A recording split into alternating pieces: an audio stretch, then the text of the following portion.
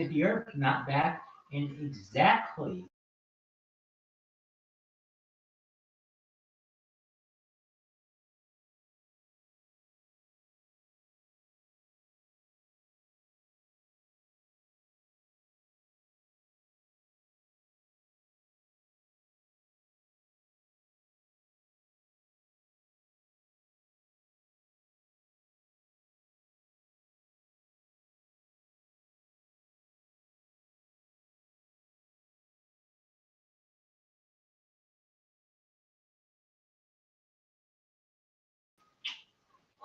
Bye-bye.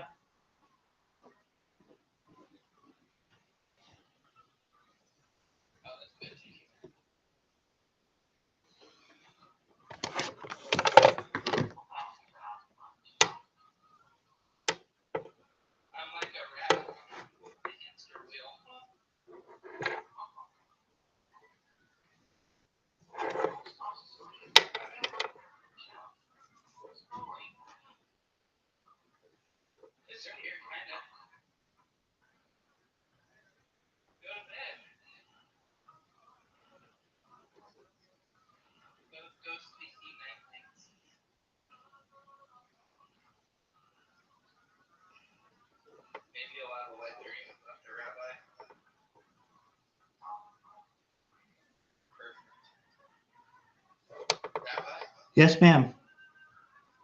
Yes, sir. No, I didn't. What'd she say? Hold on. I heard parts of it. Spring, you gonna have a wet dream about me? Good for you, girl. That's what I like to hear. Hell yeah.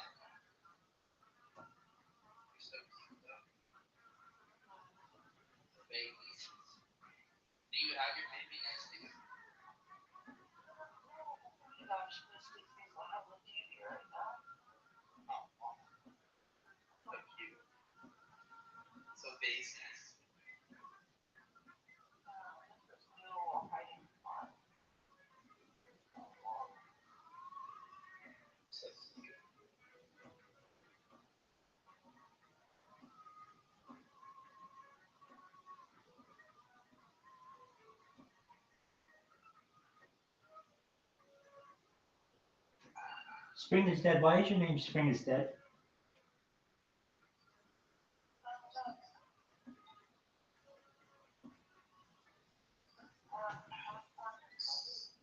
What'd you say?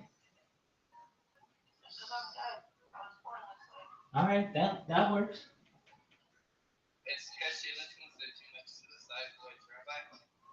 That happens. Yes, sir. No. No. I know the squad, but I don't know the boys. Perhaps.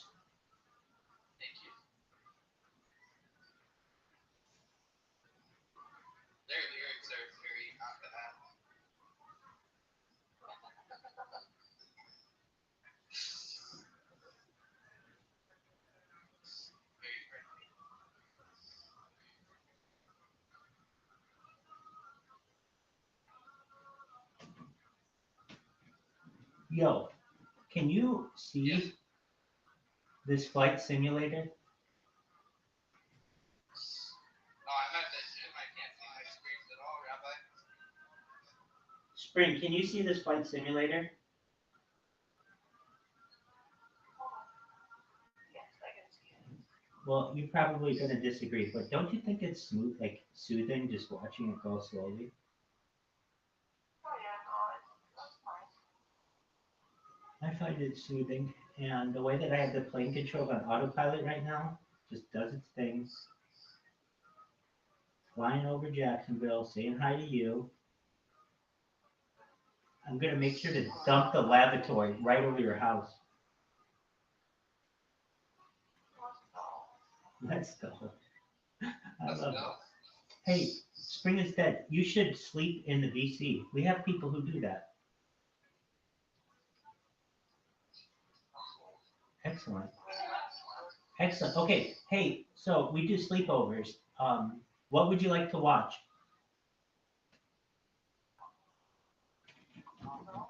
Okay, so we're gonna watch the Joe Rogan Experience, the most recent one that person about which was talking. Just one moment, I'm pulling it up. Hey, Jamie, can you pull up a clip? Absolutely. Hey Jamie, pull that shit up. All right, here's what I want to know.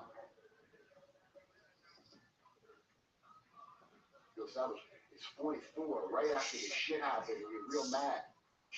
They live in like, but we live in Wookiee times. So the clash between the cultures, every time I hear an Israeli official or military person fucking BB speak, it sounds like someone's embarrassing immigrant parent that doesn't know not to say gay slurs. What's it sound like? Every time. So, again, I do not support Hamas or any Arab-born Muslim. I hope I made it clear I'm one of the good people. And like the good people, I yearn for us to go back and fight them. You remember back when that was our enemy, when we were was what? Before we went to all this cuckoo caca? I hope we go back to those days. And I'm not liberal. I don't hope that. The Obama times, they were still great. Times I'm not conservative either. less Yeah. Yeah, this is more clearly established what's going on. This whole Dave Smith knows shit, by the way. You probably have a reason, right? Dave's the best at it. Dave knows it. I'm very proud of Dave. He really knows his shit. Like, He doesn't talk about things unless he knows some things, and he goes very, very deep into subjects. He doesn't talk out his ass at all. no, not at all, dude. Not at all. Very, very deep into subjects. Really gets an understanding of them and fucking debates people. And really knows what he's talking about. Yes, He he actually does. contributes to these conversations in a very, very meaningful way. I know him a long time, but I'm very impressed with him. He's very impressive. And he's hilarious too. So he's both things. Hilarious. You see him in Pierce Morgan? Yeah, this is that. You might play Gary from Erotic on Pierce Morgan. And then these two chicks from Old English. It was on Pierce Morgan. Pierce Morgan is getting like the YouTube talent pool or whatever to come on and debate these stuff. Like he discovered all this. Right. It's like, are the Oscars over? Or are the Oscars irrelevant? And I cannot wait to ask Gary about it, right? Because the question, how come Barbie didn't win an Oscar was actually like a topic. And it's like, national news show. You're like Barbie. Imagine being upset. How come Oppenheimer got it? Yeah. Listen, even if it was like really good, it's a Barbie movie. Right. Batman Dark Knight, he's the reason that one, just his performance. Right. Maybe you can say that for Barbie. That's a pretty fucking good movie. That's a different kind of movie, though. That's a dystopian movie about crime-ridden city. Barbie? Barbie's fun. Oh, I thought you were talking about Barbie was crime-ridden city. Oh, it's a good show. How did you compare? Oppenheimer's a movie that people watch decades from now. Check the algorithms and see what topics are trending, and you put them together like you're a fucking AI. Just one moment. Program out of that horse shit and discuss it as if it's a thing. Can you imagine What's going on, baby? What? Yeah, if you're just like, if you're just passionate about the Oscars, I think you're right. But if Barbie got it,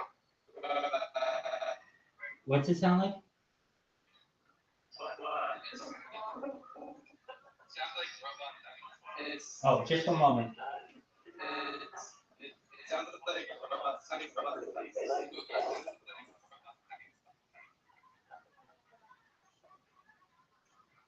Okay.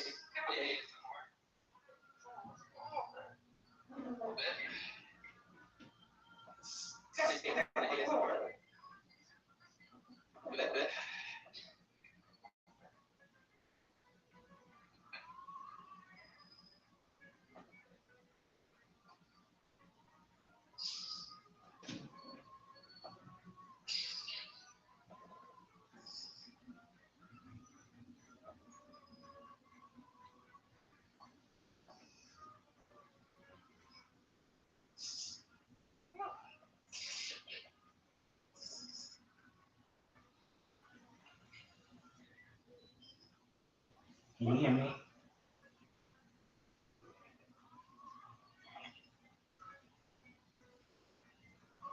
Yes. Just one moment. I'm gonna hook you up. I'm gonna hook you up like a motherfucker. Just one moment. Okay.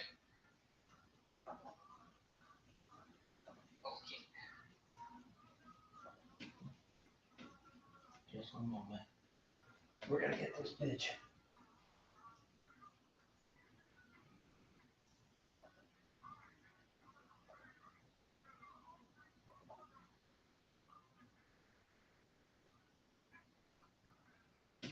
Yo, do you see who we have in this bitch? Marcus Wentz, how you doing, slut?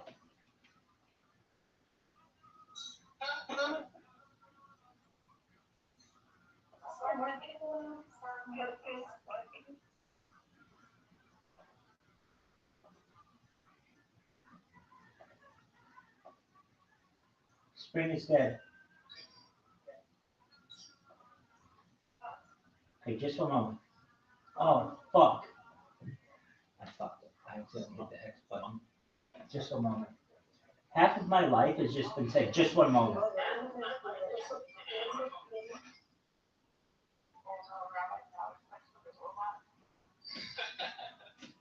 got sucked in, huh? Fucker. I identify as a robot.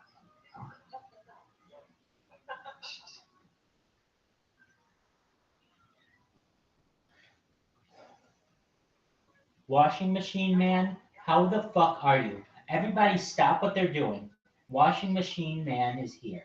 Become who you're afraid to be. Washing machine man, how the fuck are you? Come on up, let's speak. We're kicking ass, taking names. Washing machine man, have you ever seen so many goddamn angles within a Telegram BC in your entire life? No, this is the most amount of angles I've ever seen. Excellent. Telegram chat. Excellent. Champions, guys. Champions. Thank you.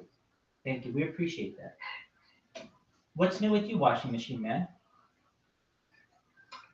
Working hard and stacking sets, like everyone here.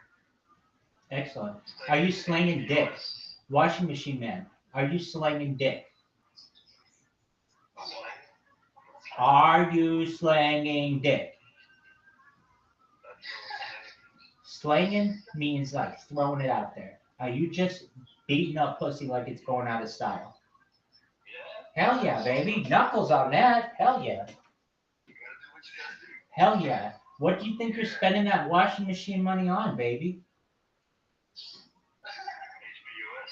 HBOS. HPOS to the moon. Excellent. Washing machine man, do you know what I do with my life? I stream my life 24/7, 365. Yeah, I sling it definitely on YouTube. I have more data on YouTube, Washing Machine Man, than any person in global history. I've been live in this VC for 10 months straight. Oh, wow. This is the biggest event in global history. Absolutely. 24/7, baby. All day, every day. It's very cool. I am the eternal flame of this coin. I need it so that you can see me on so many different angles. You can't do them all from one single account, so you have to do them from multiple accounts. You got that right. We are flying over Lake Michigan right now. Yeah, check this out. You're gonna shit yourself. I want everybody to know. Everybody, get your goddamn Huggies, get your Pampers, get your Depend. I want you to know that you're gonna shit yourself. Go get yourself whatever it is, your Cottonelle, your Brawny, your Bounty paper towels, whatever you use to wipe your fucking ass, because you're gonna shit yourself. Just one moment, this fucking computer's gonna turn on, and I'm gonna blow your fucking minds. Absolutely. Kids, I'm telling you this right now. If this computer loaded, I would be showing you the world. Holy fucking shit, I don't believe it. It's Green. Green, you goddamn cuck motherfucker. How are you, Green? Come on up and speak. Green, come on up. We've been waiting for you. Ask anyone in here. You can ask Spring is. What up, slut? Green, you little bitch. We've been waiting for you all goddamn day. I've been saying to Spring is Dead and Ash Munch and Washing Machine Man and Marcus Wentz and Passport. When the fuck is Green gonna be here? And all of a sudden you show up. Welcome. Green, you're my favorite color. Excellent. Green, here's my question. I'm going to pose to you the same question that I posed to Washing Machine Man. Have you ever seen so many goddamn angles within a telegram in your entire fucking life? Yes or no? Go. Excellent. That's what I wanted to hear. Green, do you know what I do with my life? Yeah, nice assumption. But I have more data online than any human in global history. You can go back 3 years in my life. I've been streaming since the pandemic. So we've seen the death of a queen, the birth of AI, the coronation of a king, and everything in between. We've seen the death that she's not the Queen of England isn't dead.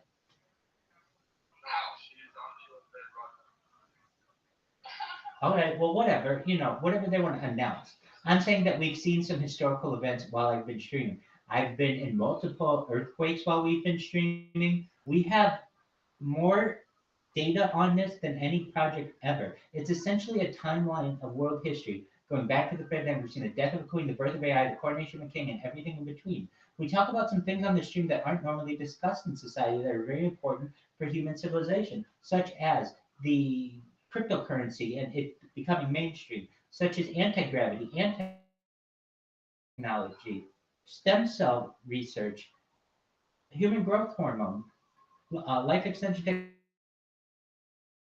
technology, alien civilizations, you name it, we discussed it. Dog, we had 3 hours of that shit tonight.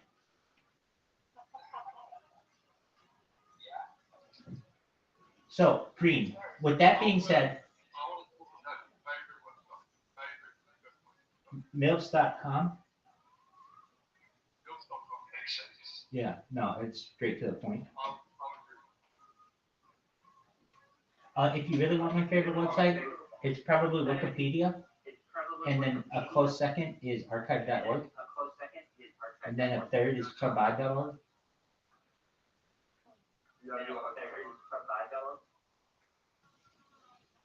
What's your?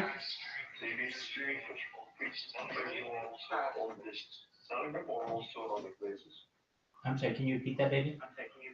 So you're streaming 3 years in this chat? No, I've been 10 months in this chat, 3 years on YouTube, from 6 different angles. So you can watch me not just from one stream, but 6 on YouTube. Nobody else has that.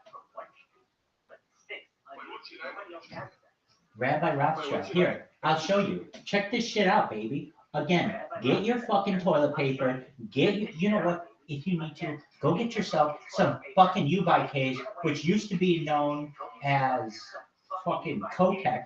Go get yourself some Always. Go get yourself your favorite scent of tampon, shove it up your ass because that's how big a deal this is. I'm going to share my goddamn screen with you, and if you aren't ready for this, get ready for it. In 3, 2, 1. We are showing our screen. We're pulling up YouTube. You can see everything that's fucking going on in life, not just in death, but in fucking life. Here we go, pulling it up. We're doing 2 computers at once. This is the biggest fucking deal in the whole history of the world. Rabbi Rothschild. All you have to do is type this fucker's name in, which is my name. Click it. It's the first one that shows up. You go to live, and you see how many fucking things I have going. That one's live, that one's live, that one's live, that one's live, that one's live, that one's live, that one's live, that one's live, that one's live. Look at all these live fucking streams we have going right now. World peace, baby. World peace, baby.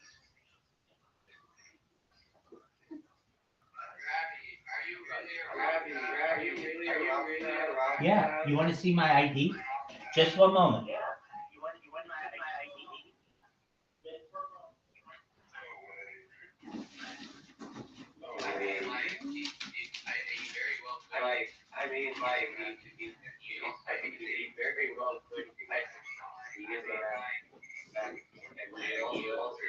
Yo, pimps, here's my passport.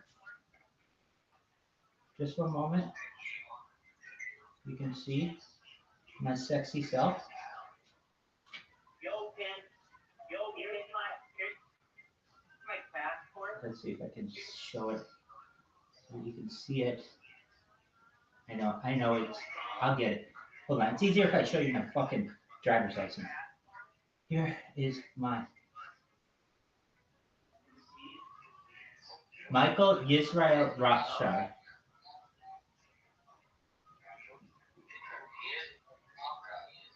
Hell yeah. Now here's my fucking passport. If you're not pleased with that, and I understand somebody could be like, yo, dog, you have a fake ID. Well, I have a fake passport too. My whole life is fake, man.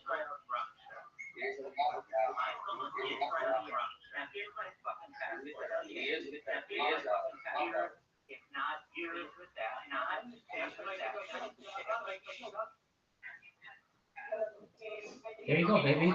What up, Christian? How you doing, you little slutbag? We've been waiting all goddamn day for you. Christian, how are you? Come on up, let's talk. We've been waiting for you. Yo, Christian, come on up, let's talk. I want to hear from you. What's up, baby?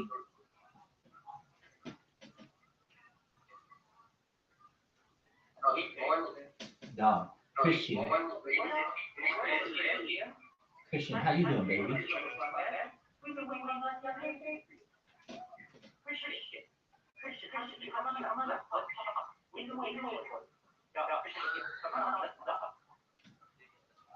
Hey, how you doing, sex machine? Hey, Christian, how you doing? Christian, there's this thing called talking, and people do it sometimes. You're welcome to do it now. How you doing, baby? We've been waiting for you. Christian, how you doing? That's okay. Washing Machine Man's here, and we got Green here. Green just fucking fizzled. Jacob Scott's back. How you doing? Jacob, how you doing, baby? Excellent. We're doing Flight Simulator. We're flying from New York right over Chicago right now. Actually, went just over Lake Michigan. We're heading to Omaha, Nebraska. Actually, Lincoln, Nebraska.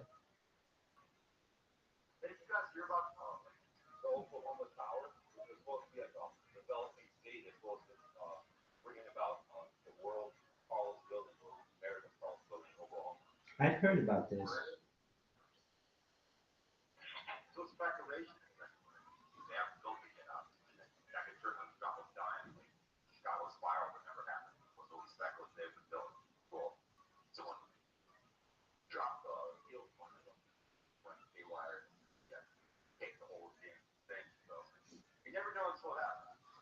Dog, it looks like it's gonna happen. Now, if you were really looking into the future, into tall buildings, there's one called the Illinois, Illinois, like the state, and it was originally proposed by Frank Lloyd Wright over 100 years ago, and there's been a push to build it someday. It's a skyscraper that's over a mile tall. That'd be fucking awesome. I want something like that. Same here. That would be like the world's tallest building in America. Agreed. It used to always be. It used to always be. It was like it was the Empire State Building, then it was the World Trade Center, then it was the Sears Tower, and then what? Then it became then it became Taipei 101 or Petronas Towers, then Taipei 101, then the Burj Khalifa, I believe, something like that. What's America that's effective with that? We accept that. What's up, that fuck? Good morning, guys.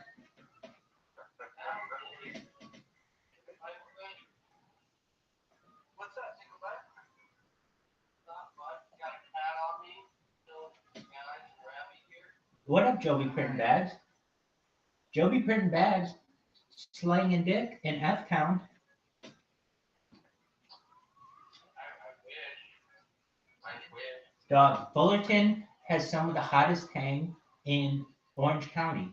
It has the largest state school in the entire state, basically, the Cal State Fullerton. We have 6 colleges. Exactly. Let me see if I can name them. I don't think I can. I can only name a few of them. Cal State Fullerton, Fullerton College. Shit. Is that including like graduate schools? I'm not too sure. Because there's like the Southern California School of Optometry that's there. That's like on Yorba Linda Boulevard. Yeah, that's What else is there? there's Cal State Fullerton. I named that. Open University. Oh yeah, Hope International. You're right. Chapman. Of course, there's Wait, hold on. Chapman's in Orange, dog. Wait, you're fucking right. Hell yeah, man. Get your shit together. You think you know Orange County better than I do? Go fuck yourself. I've been here for like 7 years or something. All right. Well, that's okay. You're good. But yeah, you're right. Fullerton is a nest of education, and it has one of the best downtown nightlifes in all of Orange County, and it has one of the best college scenes in all of Orange County. In fact, in my opinion, and I really think I could do this, I could make that fucking town the biggest college town in the United States. It has the opportunity. It has a great downtown. It has a huge enrollment at the school. It's just no one wants to embrace Cal State Fullerton, and they should. They should. It's a huge music scene too. A lot of bands. Dude, You know. no doubt, Fender guitar is based there. It's huge. Oh, I didn't know Fender completely, man. You didn't know Fender's based in Fullerton. They got the signs all over the street. I believe if you go down Chapman/Malvern, there are like little guitar picks that show like Fullerton, California, home of Fender guitar. Oh God, you know that. Rabbi, hit me up if you're in Fullerton. What We will explore the nightlife. we'll do? All right, I'm not saying it's kind of a bunch of statement what I'm about to say, but you know when you have a very big nightlife is when a bar gets shut down after a huge protest after people kept getting day drinks at that bar. A friend of mine, he worked at the smoke shop and he got drunk at that bar. And apparently this guy was just doing it for fun. I'm not just but when I heard the numbers were around like 50 or 60, so everyone like was like, yeah, the guy has to work there for like that many people to get through these. It was pretty fucked up. They had a protest outside of it. They sold off the place, but no one goes to the new one because they don't trust it. That's crazy. So let me do some clarification. Fender was founded in Fullerton 78 years ago. Big music thing here, bro. I know, dog. Dude, do you know Slide Bar? Slide Bar is owned by the one of the members of the band Lit. They had a big song called My Own Worst Enemy during like the 2000s. It's a great song. Dude, I'm gonna sing the song for you. It goes na na na na na na na na na na na na na na na. What can we forget about the things I said when I was drunk? I didn't mean to call you that. Have you heard this song? Dog, I'm playing it for you. Say no more. So, do you know Slide Bar? It's in the Soho district of Fullerton. Dog, have you ever been to Fullerton, California? Dude, you live on Euclid. You live in La Habra, basically. You gotta get to downtown Fullerton.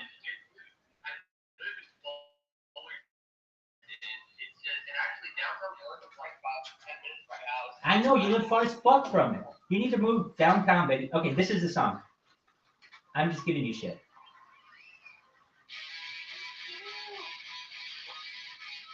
Boom, boom.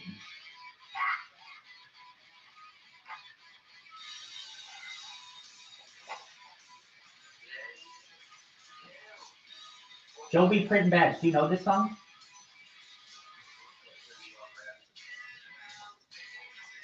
Joey Print Bags. Do you know this song?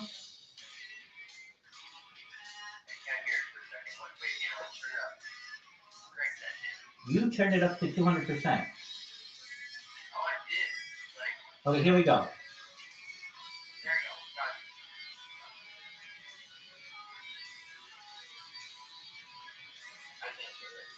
Dog. Jacob Scott, can you hear it? Rabbi, you have to turn off noise suppression. Too much work. Send me the link and I will blast music right on my. Jacob Scott, could you hear it? No, I couldn't find the song. Okay, he knows the song. I'm gonna try it again. Here we go. Just one moment. Son of a fucking bitch. My phone has frozen. Oh, here we go. Can you hear it now?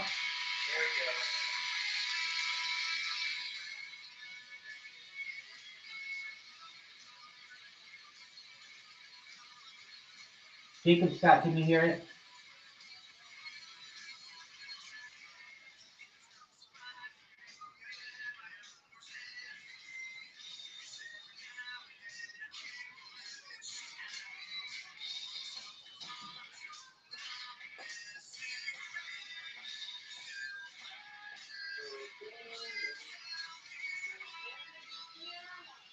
Dog. Joby Print Bags.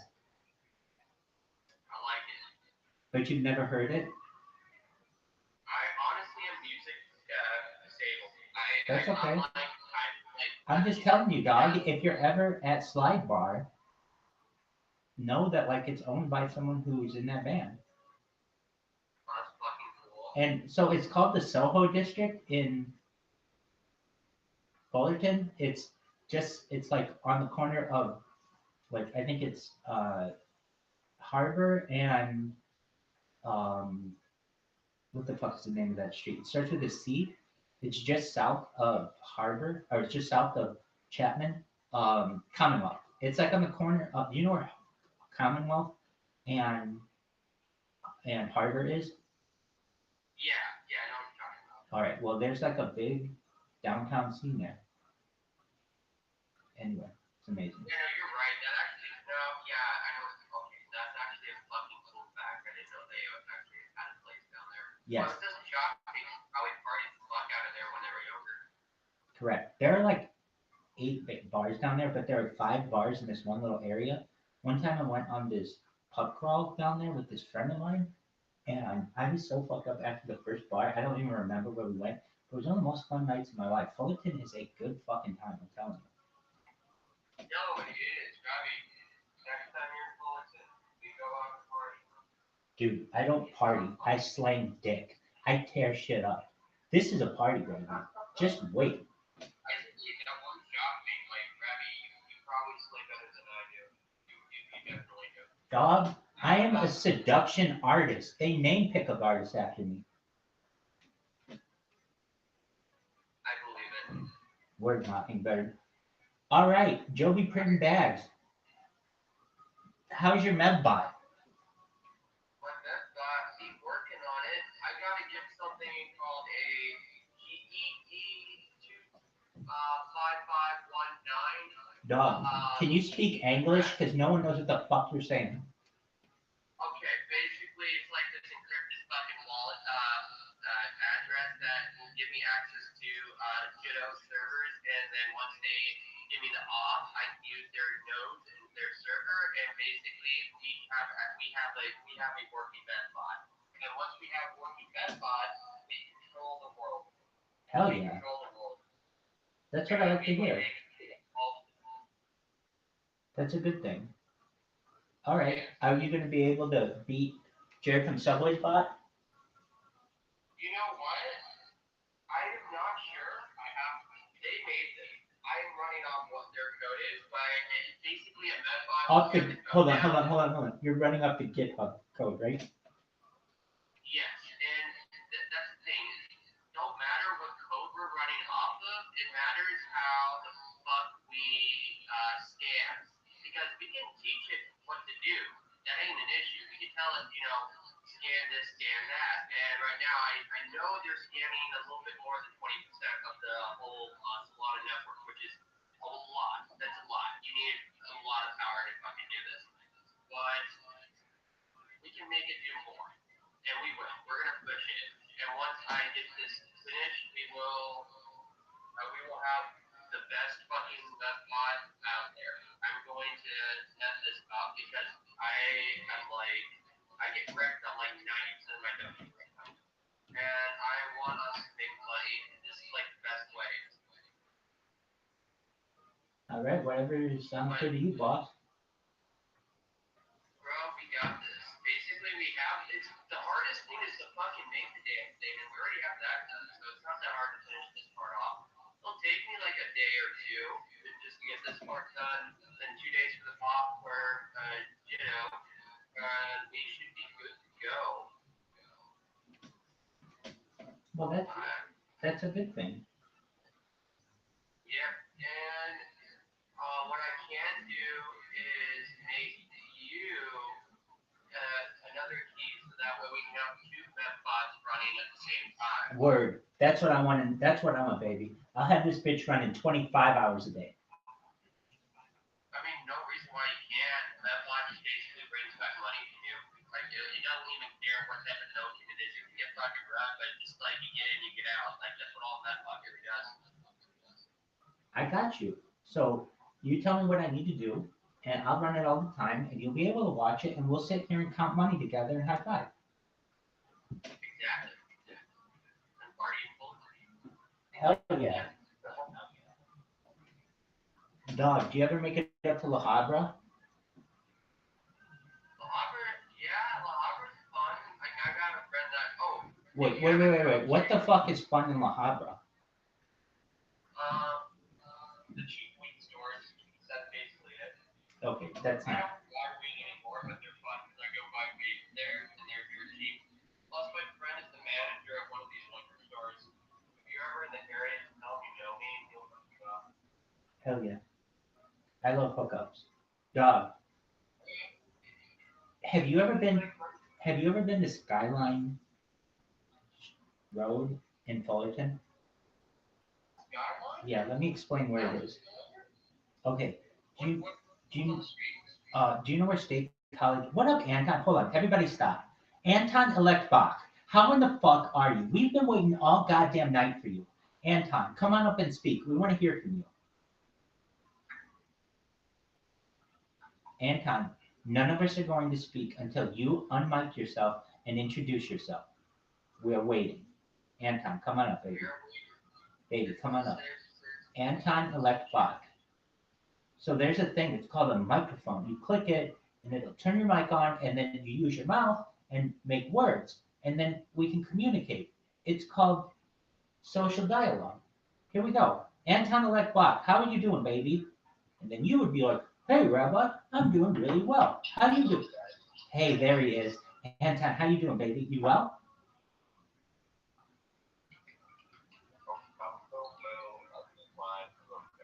Excellent. We're so glad you're here, Anton. Welcome. I'm Rabbi Rothschild. I stream my life 24 hours a day, 7 days a week, 365 days a year, live on YouTube. I have more data on YouTube than any person in global history. And currently, what we're doing is watching me fly a flight simulator from New York to, we're going to go to LA. And then we're also just chilling. How about you?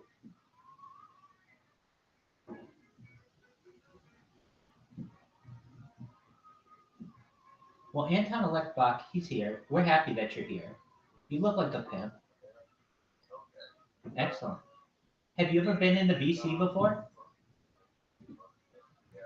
Have you ever seen, dude, have you ever seen so many different angles in a VC?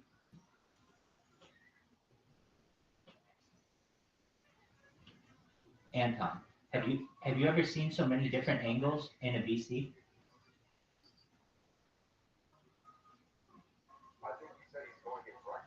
That's what I heard too. Anton, can you hear us, baby? What up, Ass Munch? How you living? All right, well, Anton, I'm glad that he's here. Okay, we were talking about something. Joby Printing Bags. Oh, yeah. La Habra. La Habra means the cove. Anyway, if you want to know the highlights of La Habra, there's basically Idaho Street, there's Lambert Street, there's Imperial Highway, but if you take Imperial Highway too far east, it becomes Brea. Brea is tight.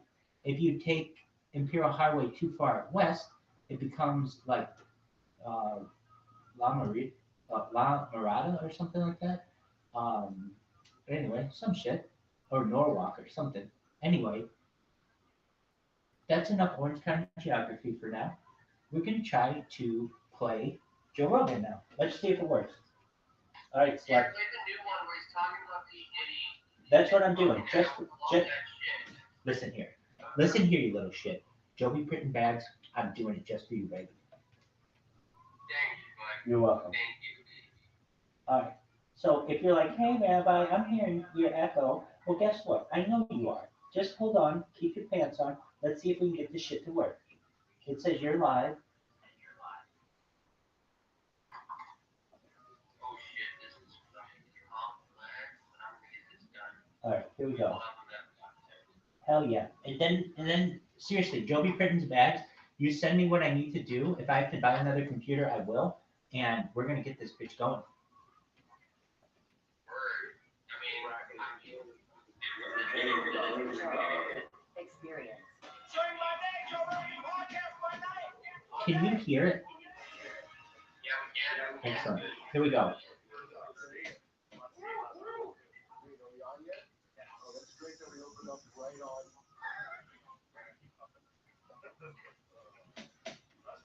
I'm here, kids. I'll be right back. I'm going across to you. I was remembering today that you said that the drinks was his quality. He's had so many asides on that. So many, like, 20 cents on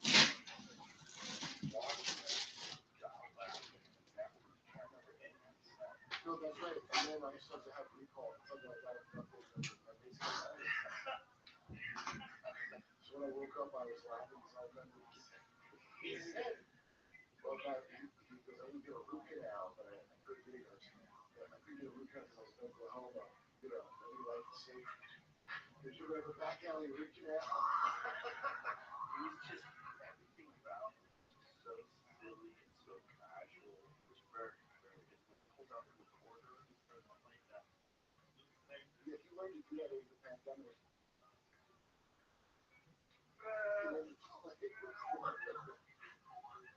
The fact that he used the flip phone for real. I guess he has. Yeah, I guess he has a iPhone for social media. I was want to send him shit, and I can't because I guess he's taking calls on his flip phone. Yeah. Yeah, he prefers to be out with the flip phone. I think he prefers to be with the flip phone. But I think he's right. I think if you have a cell phone that's like connected to the internet, a smartphone, you don't use it that often, every now and then you check it, that's probably the way to go. Really right. Korea that they're talking about that. Yeah, you really do. Our government, their government, everybody's You government. better hope it's multiple governments so there's at least some competition for the data. It's not just one monopoly has all the data. Right. How much have you paid attention to TikTok? They're trying to do this ban on TikTok. Too much because we covered it and well, here's what it's besides controlling you being able to take shit down whenever they want, they're doing. Which is a real problem. Yeah, we are China, by the way. I don't know if people think we're not China, but we are China. And so now the real push was coming because of Israel, not because of all the Hamas videos or whatever, but Israelis post shit. TikTok censors people. TikTok's not like a free speech sector platform. Right. So the shit Israeli soldiers are posting themselves is getting out. And what happens is the kids are on TikTok, and it hasn't been 1944 forever. It's been pretty woke here. So now that's clashing. See this shit that remember Osama bin Laden made a huge comeback like about I don't know how many months ago. Oh, right. And people just discovered his letters. I think he's an industry plant. Yeah. So what are these Israeli soldiers putting up on TikTok? All the war crimes that they commit. No. Look, I want to make this clear to everyone. I would never listen to it. Okay, so I want you to understand that. I would never listen to it. That's nothing. You don't have to look at not America what they tell you. Israeli news, Israeli politicians, their ambassadors when they come here and talk. Listen to what they say, because that's what I unfortunately did, and it's quite disturbing. And it's even more disturbing when I tell my friends here in America, they go, yeah, no, they get cool. Hiroshima, right? Nagasaki, Hiroshima. Yeah. And I'm like, Kid Rock combo. yeah, they don't give a Dresden. Okay, listen, like how naive I am. Jimmy was put up trying to see the stories ready. Maybe not for the segment. I see the Israeli ambassador in the UK, Dresden. So I think, how dare you? Dresden, defending ourselves. Okay, that's what I think. What a normal human would do is go, I would never want to say Dresden is okay. Did you went to Morehouse we went to school. See that Dresden was. It was a deliberate terror attack that we did. This is just a sound history. It was a crime, but it was like the Nazis, etc. So okay, that's how I thought we looked at it. Like, it was a terrible crime, but she goes, yeah, you go to Dresden? We gotta do Dresden. Explain Dresden, what took place in Dresden. I don't think what city it was. Firebomb the Dutch. Indiscriminately. No, not indiscriminately. On purpose, targeted civilians to break their spirit. But keep in mind, Dresden, that's a crime. But that was like the wars going on, so they started doing shit like Dresden. Didn't do Hiroshima complete jail of the war.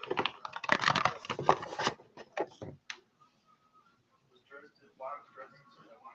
This is all Why should you 3-day college bomb force of Germans leveled the city, left tens of thousands. I'm probably more than that, but it's correct. I thought everybody knew it was a war crime, and actually everybody did know up until people thought natural immunity was a thing until a couple years ago. Yeah. This is one of them. So I'm disturbed by that. So she was essentially saying we have to commit a war crime. Right. Or we're doing a war Because in her brain it's 1944 all day. The old from the seller pointed out this mindset, and very insightful. It's not 1948 when we got U.S. Savage. It's 44, right after the shit happened, and you're real mad. You live in 1940, but we live in wonky times. So the clash between the cultures, every time I hear an Israeli official or military person speak, it sounds like someone's embarrassing immigrant parent that doesn't know not to say gay slurs here. Every time. So, again, I do not support Hamas or any Arab or Muslim. I hope I make clear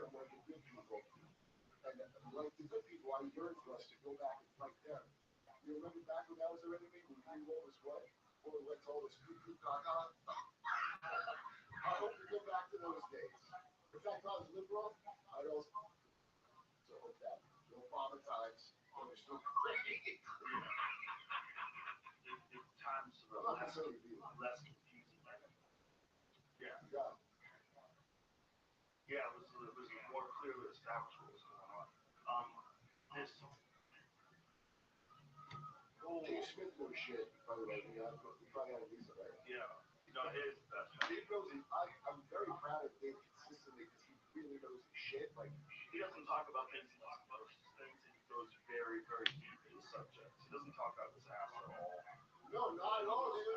Not at all. Very, very deep into subjects. Really gets an understanding of them and fucking relates to people and really knows what he's talking about.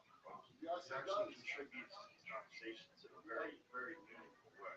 I know him a long time, but I'm very impressed with him. He's very impressive. He's very impressive.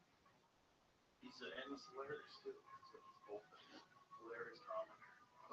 Very impressive. You see on Piers Morgan? Yeah, I did see that. My buddy Gary, you know, live on Piers Morgan with these two chicks from Old English. And it was on Piers Morgan. Piers Morgan is getting through like the YouTube talent pool or whatever to come on and debate these stuff. Like, he discovered all this. And it's like, are the Oscars over? Or are the Oscars irrelevant? And I cannot wait to ask Gary about that. Because the question, he went, oh, how come Barbie didn't win an Oscar was actually like a topic? And it was like, just imagine that, like that, like big national news show. You feel like Barbie? That's incredible. Imagine being upset. How come Oppenheimer got it? Yeah. Listen, even if it was like really good, it's a Barbie movie. Right. Batman Dark Knight. Heath Ledger. He's the reason that one, just his performance. Right. Maybe you could say that for Barbie. That's pretty fucking good movie. That's a different kind of dystopian movie about crime in the city. Barbie? Barbie's Barbie. Oh, I thought you were talking about Barbie was fine. How did you compare the two movies? Well, Oppenheimer's a movie that people who watch in decades ago. I'll tell you how. Check the algorithms and see what topic is trending, and you just put them together with your fucking AI and make a TV program out of that horse shit and discuss it as if it's a thing. Do you imagine? You must be doing so well in this speech about 20 years. The issues about like who got some of the Oscars at all. I looked at How did Barbie get it? yeah, you're just like you're just passionate about the Oscars. I think you're like fucking Barbie guy. Are you gonna be this guy?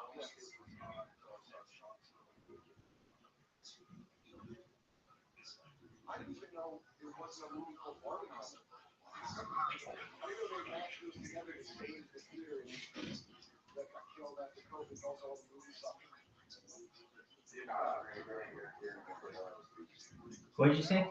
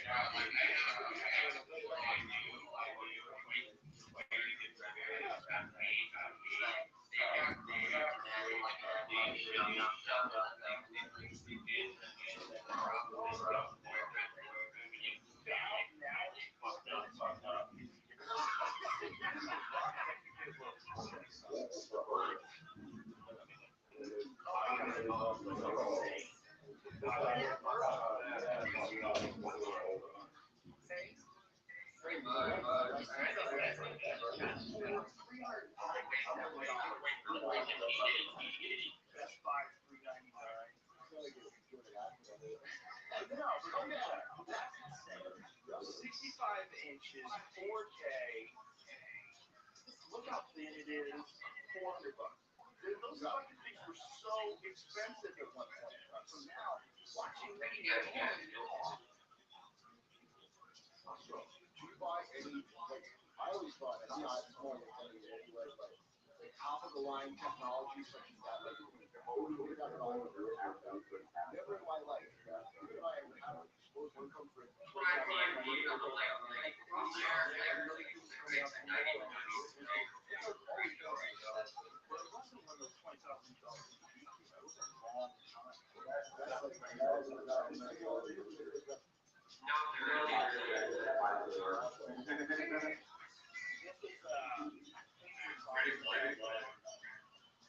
So, like, you can find an ad for a 28-inch glass, glass.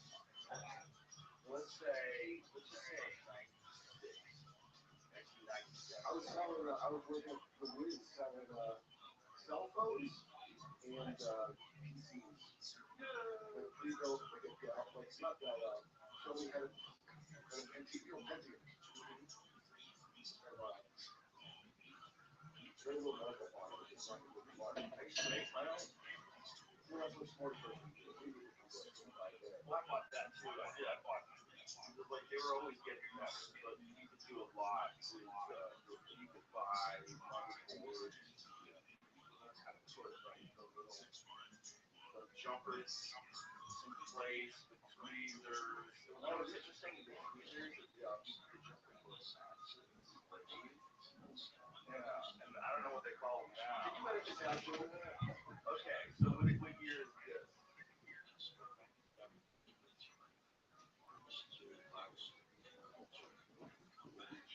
Oh, I think is that the first one? I feel like it was more like it was still $9,000 as opposed to $400. Like that $400 one is infinitely better than this fucking funky shit with low resolution. No, that's what I'm talking about. That's why I find it at the very beginning. I mean, it's like dumber than buying a fucking boat. In 2003, plasma TV was $10,000. Oh, that was 70 extra. Really? Black Friday. Yeah. Right. That when people try to get and they get aggressive. Well, Black Friday sales or something. See those people fighting over boxes of shit. Like, what the fuck? I think I'm looking at the greatest country on earth. Thank you, Joe. That's what I'm looking at. I haven't been there since Friday. What did you say, guys did Trump on TikTok? Like, I'm not on TikTok. So, like, What's not? You're not fun? Yeah. So, what specifically what they putting up on TikTok? You know, showing off, like, blowing shit up. I don't look at it. I don't want to, Sitting on it. When we had the clips. You know, like the clip of Wolf Blitzer. There's a clip of Wolf Blitzer. We had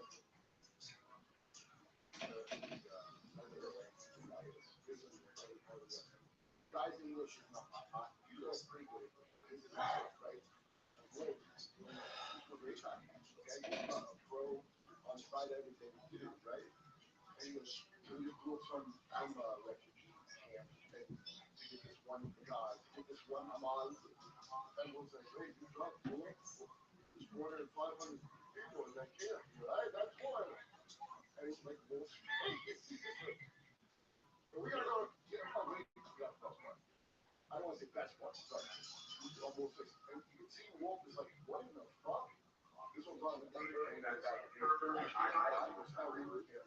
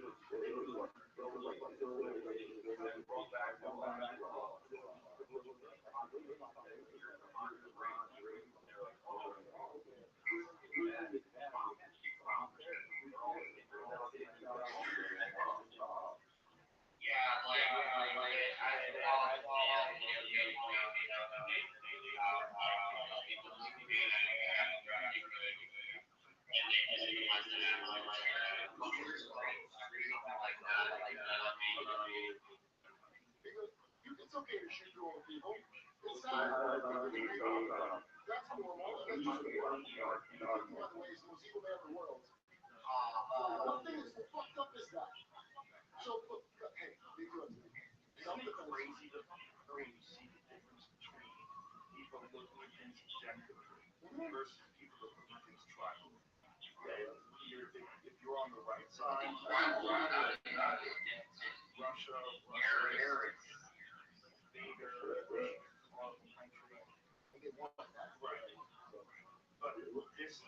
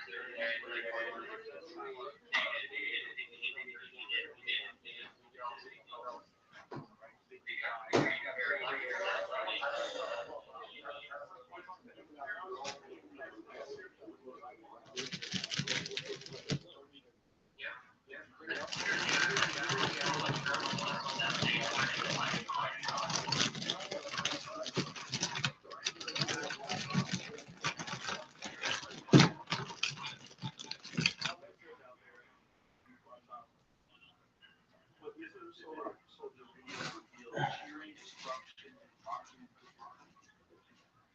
God. Social media videos found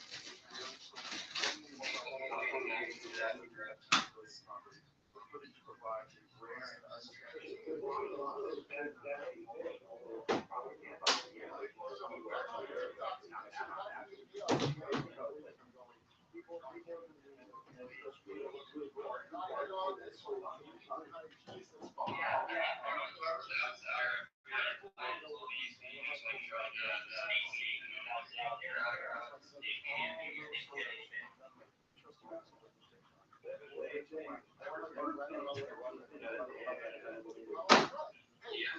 Shit like that.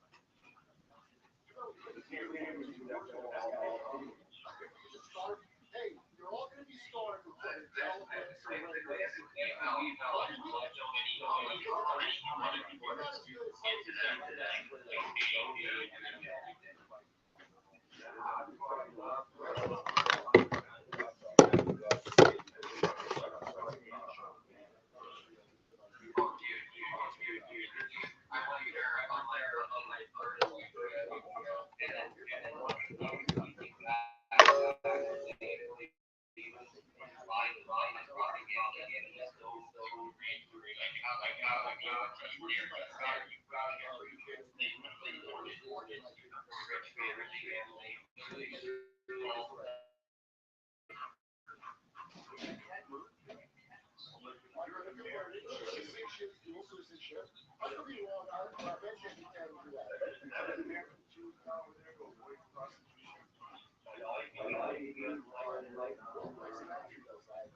But isn't that a thing like American Jews? If someone's coming after America, I thought my old ass in trouble. Oh, look at the guy.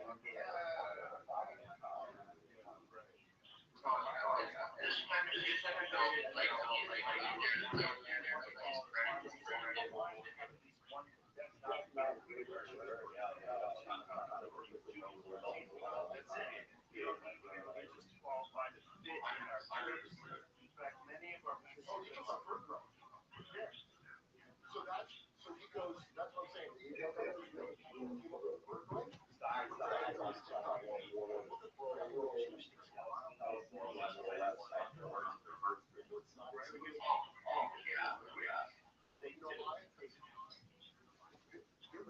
That way, sure. Also,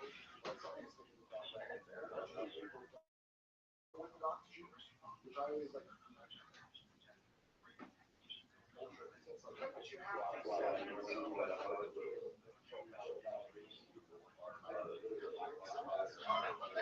it's like people that feel like there's a bunch of different races.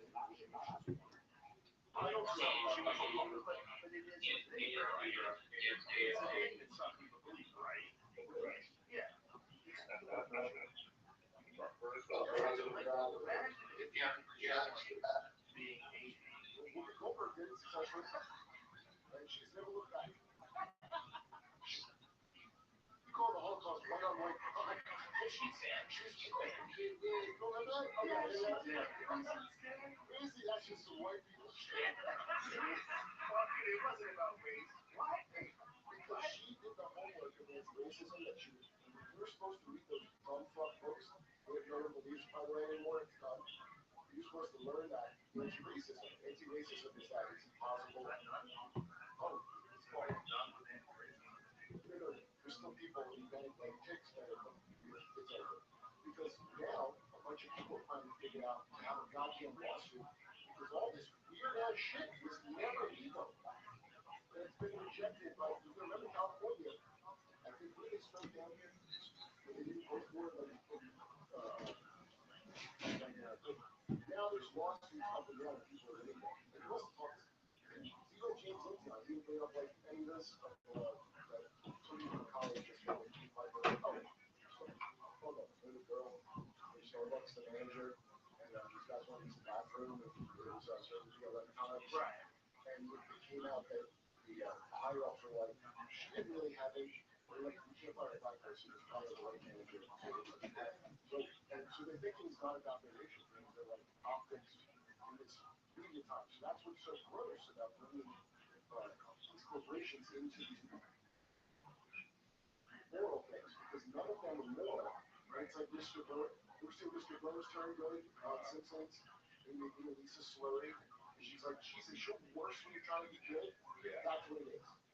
Yeah, well, they're only about money. And if you attach money to the tax score and say, well, this is how you get tax rates, this is how you get. Yeah. It's very inverse. And it's all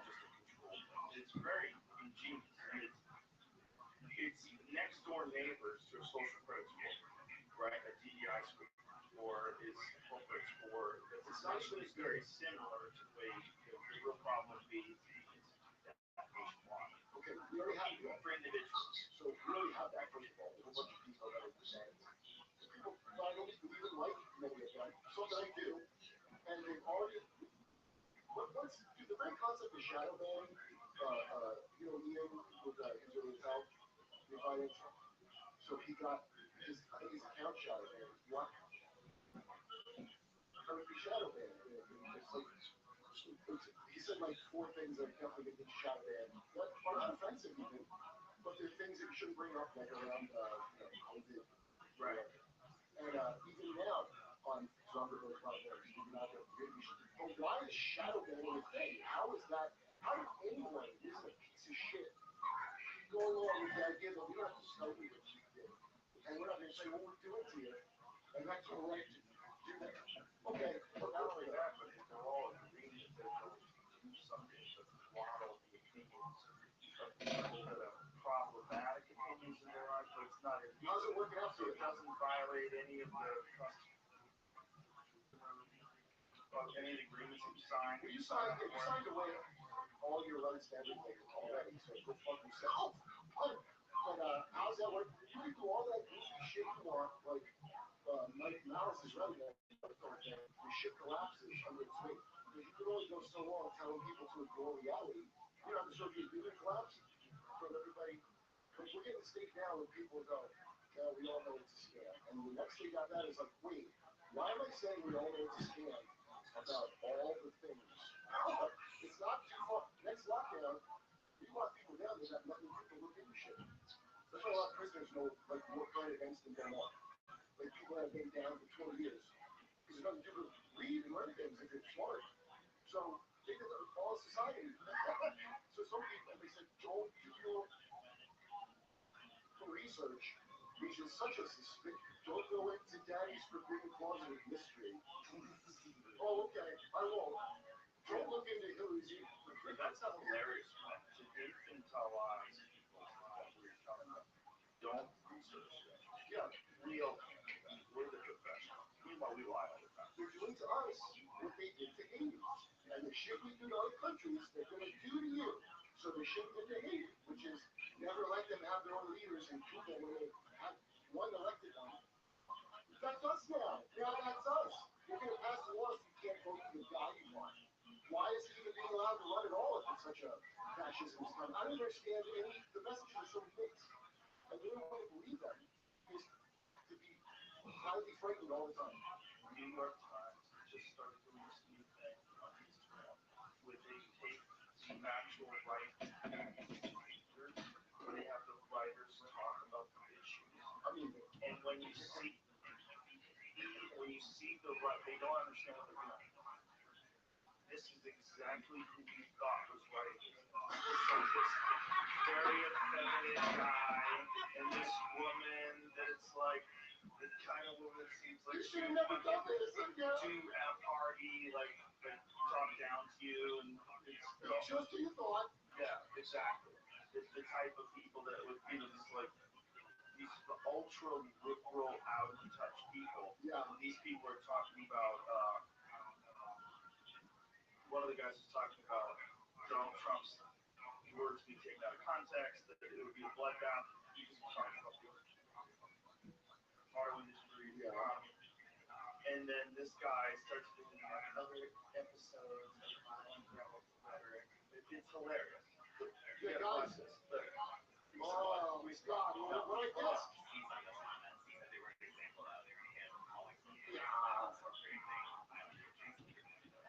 His supporters said those conversations.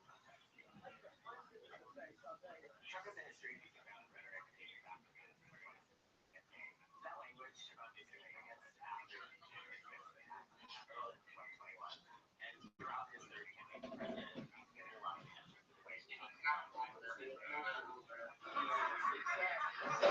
So this is the New York Times. It's all falling This apart. is these hard-nosed reporters that they're like fucking chasing down these people.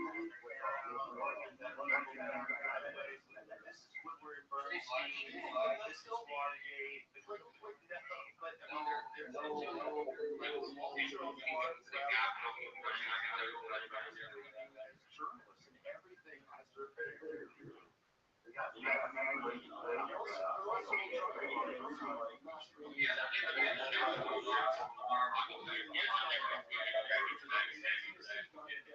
and I work in the paper, they do the same amount of work as Google.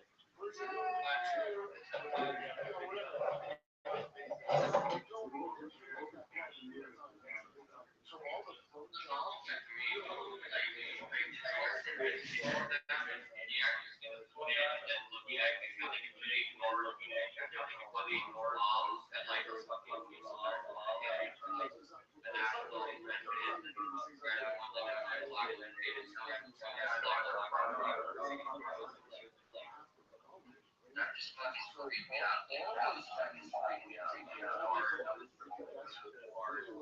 all of them have moved up from the world.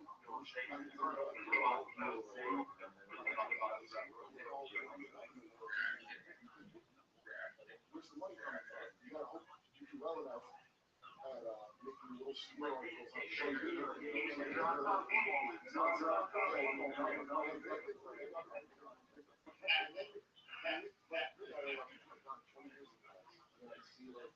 that's like school work. Like if the one that got shield fired actually went somewhere in life. It's not that the people like him that work with the DHS. So about the terrorism of saying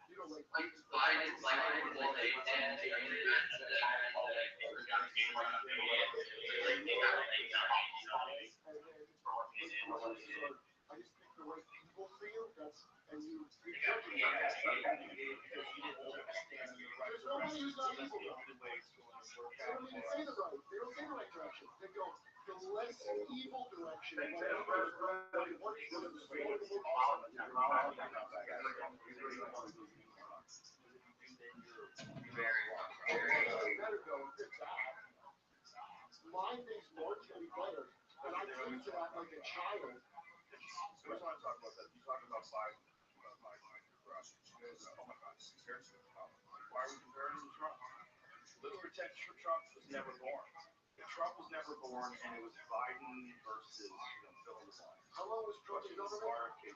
How long was Trump in government? If you have just Trump, Biden versus any politician, if they were just runners, and they get to pull up all this shit that he did while he was vice president, all this shit his son was involved in, all the stuff that they absolutely know, like unaccounted for millions. Where did all that money go? How many people get all this money? You don't do that. How much were you getting paid? Why were you getting paid so much for this university where you had a job where you never showed up? Yeah, right. Anybody else that was a Democrat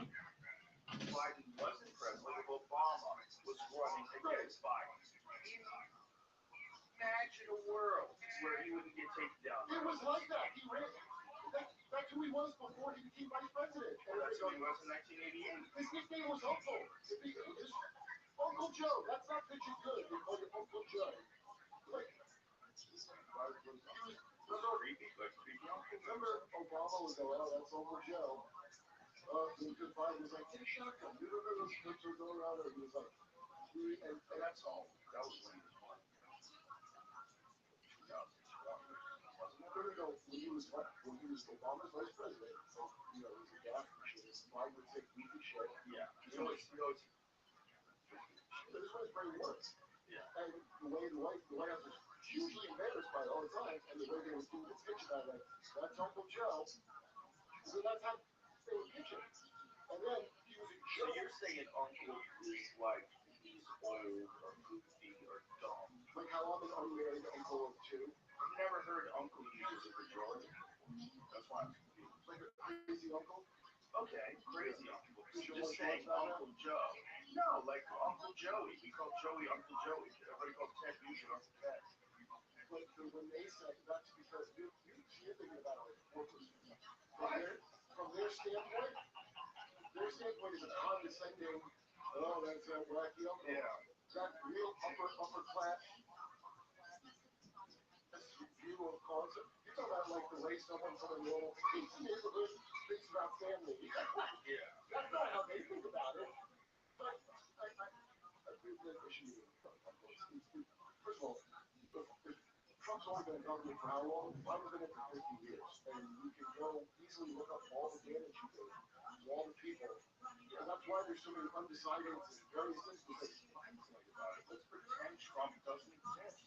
Pretend Trump doesn't exist. I would like to. And then tell me, how come RFK Jr. can get out of government? Just tell me. If this is a real democracy, you tell me why this guy, who's a Kennedy, who's an environmental attorney, who's, you know, even though he's got this voice issue, he's extremely articulate. Yeah. Very good speaker. Yeah. Very good recall. Controversial ideas, but who the fuck doesn't have controversial ideas in the world of 2024? Who doesn't have controversial ideas? The guy knows what the fuck he's talking about when he talks. When he talks, your guy knows what the fuck he's talking about. That guy from the New York Times, in my world, has controversial ideas. I think what he's saying is controversial about, you know, taking things out of context, talking about violent rhetoric. By the way, Biden and Obama in 2020 were both talking about. What'd you say, Pim? each other up. What'd you say, Pim? Is it still running? Oh, Kennedy, yeah. So, but let me say it, I like to punch him in his mouth. That's what he's talking about. He just announced his running mate today, dog. Should be executed for treason.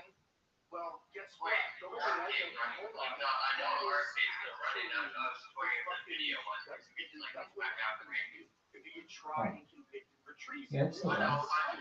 you're having a good follow-up time. She's here, like, RFK's not bad, but like, So saying that that's violent rhetoric, motherfucker that guy is says definitely, like, even trying saying stuff to, like, he says bad about any any other actor. country. Instead of distorting what he says, which now makes me not trust you, just say what is actually going on. Yes, and also talk about the evidence that shows that Biden is insanely corrupt.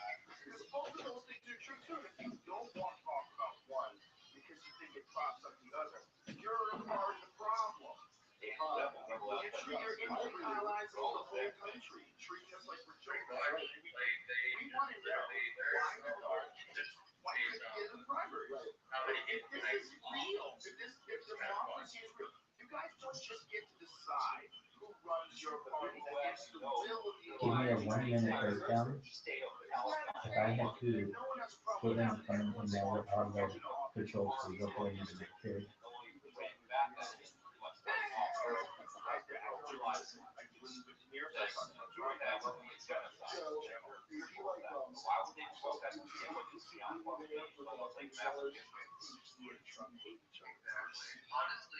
I mean, what the flaps do, what does SPLRRET mean? What does gear up mean? What do brakes do? What is IAS? What is HDS? NAV? What is altitude? What is vertical speed? These are like, well, they want the same things everyone else does, like, I don't think so, I think they just kind of want to, like, grab on a series like that, and love people, teach their kids how to love people, teach them that it's and, you know, they're like, you're all just like, they're just, you're not, they're just kind of people, and they're fucker, it's not like that, they're, they have like the guy that was like, the mayor, and, and he put up, the guys right on the and,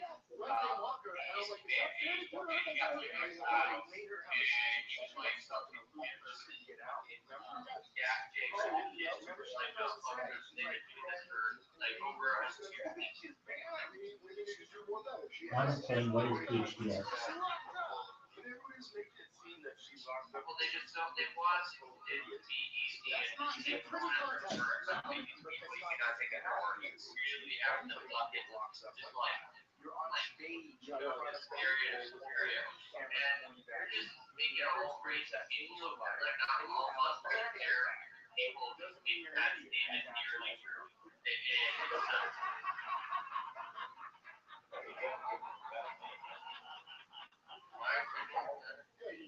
It's the same thing. It's like, why is he talking about this? Why is he talking about this publicly? If you're going to come out and say that you have a really deep judgment by one of the two people running the race, You can't just like, what do you do there? Like, even if they shit on them, kind of help them, like, think the younger generation, like, reiterate, like, and, you know, that wasn't your enemy this entire time. That, you know, these people say stuff that, like, hey, we were fighting or about to hear real video, let me tell you what he did. and This and that. If you're supporting what New York is doing right now, like, guess what? You're going to shut down construction. You're going to shut down all these real estate developers who all own the Kevin Music talked earlier.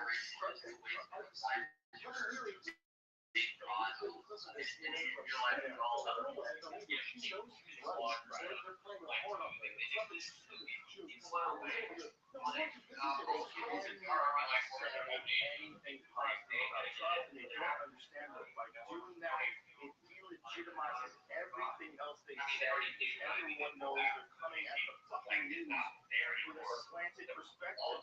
And there's no objective news. It doesn't exist. You have right-wing Fox, you have left-wing everything else, and you will be fucking confused as shit if you watch both of them back to back. I would just not watch any news for a long while because of that. Because I have a job where now I have to learn things. It's been a while watching you. Like, there's all the years that I've known you. All the years that I've known you to watch you, like, completely flip into full-on conspiracy mode. When you first met, like, like 16 years or so, maybe more. And I was frankly smug.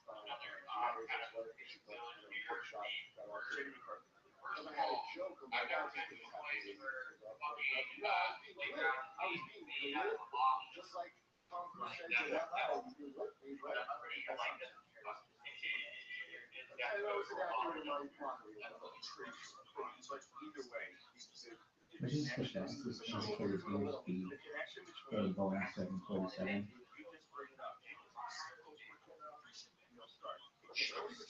You get very upset at you, and everybody feels and everybody feels like they don't want to get attacked by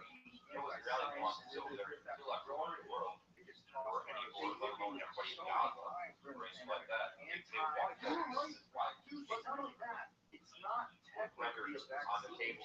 It was an experimental medication that had never been widespread distributed to the that they've been offered in, like, right now, And in game GeoFS,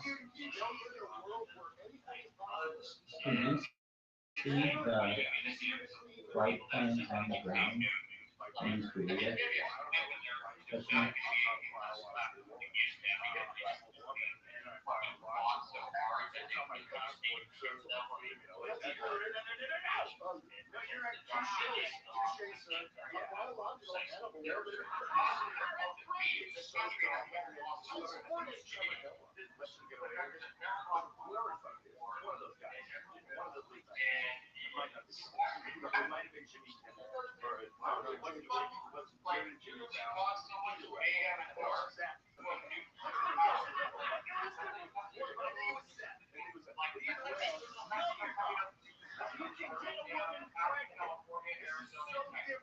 Don't say you are not a biological male, because now we're talking in terms of sex. If you're getting me to say that you identify as a woman, so you're a woman, you want to fuck children, I'll do it. But if you want to say you are now a biological woman, that's not true. And if it says on your passport now female, someone's lying. And they're like, well, okay, you're lying. You know, why not like go out and bang and people in Iran are penis martyrs. I was like, that's now you're someone fire that was like one of those scientific understanding of the human body that forever to achieve. Is that what it says? They figure out chromosomes. They figure out lives. They figure out there's so much more. Pretending that makes sense. Look at this fucking guns on this savage. First of all,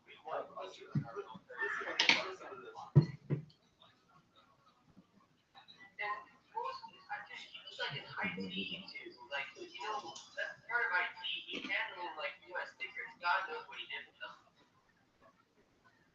Oh shit, that's definitely a lot. You got Western people that are promoting people like that. They're all goofy up there. It's more of a time behind stuff. They lost it. They lost it. That hurts. Ever allow people like that? Like this is the first time this fucking back in 2023, and then we have like this well, I am biological, and they're not even using their branding or computers or anything. Like just sit there and let someone say that. This is the problem with television. Someone is weird ass. We're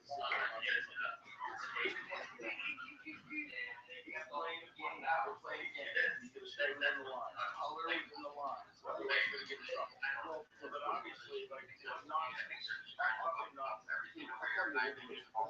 I have a problem. I have no idea. If that's what you'd like me to do, I will do it. That's not the problem. The problem is when you try to get me to deny science, you start saying shit like I'm a biological. So I show a lot of audience kind of for so years.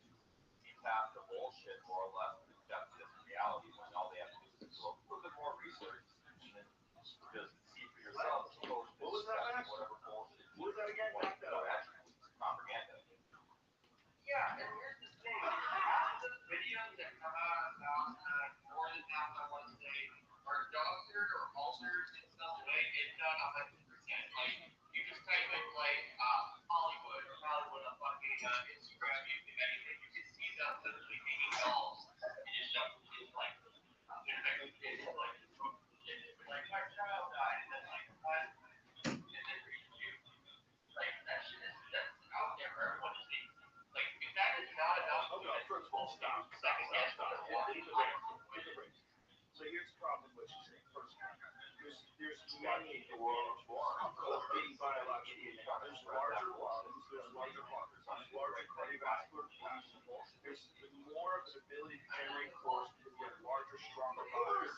This idea that because guys who are cycling, who by the way, when they take their blood, let's try to understand when they're taking their blood. When they're taking their blood, they're measuring it during the fucking radio, they're destroyed. Their bodies are destroyed. like, I It's can't actually comment, wrong. Instagram, Twitter, anything on the drugs that are it's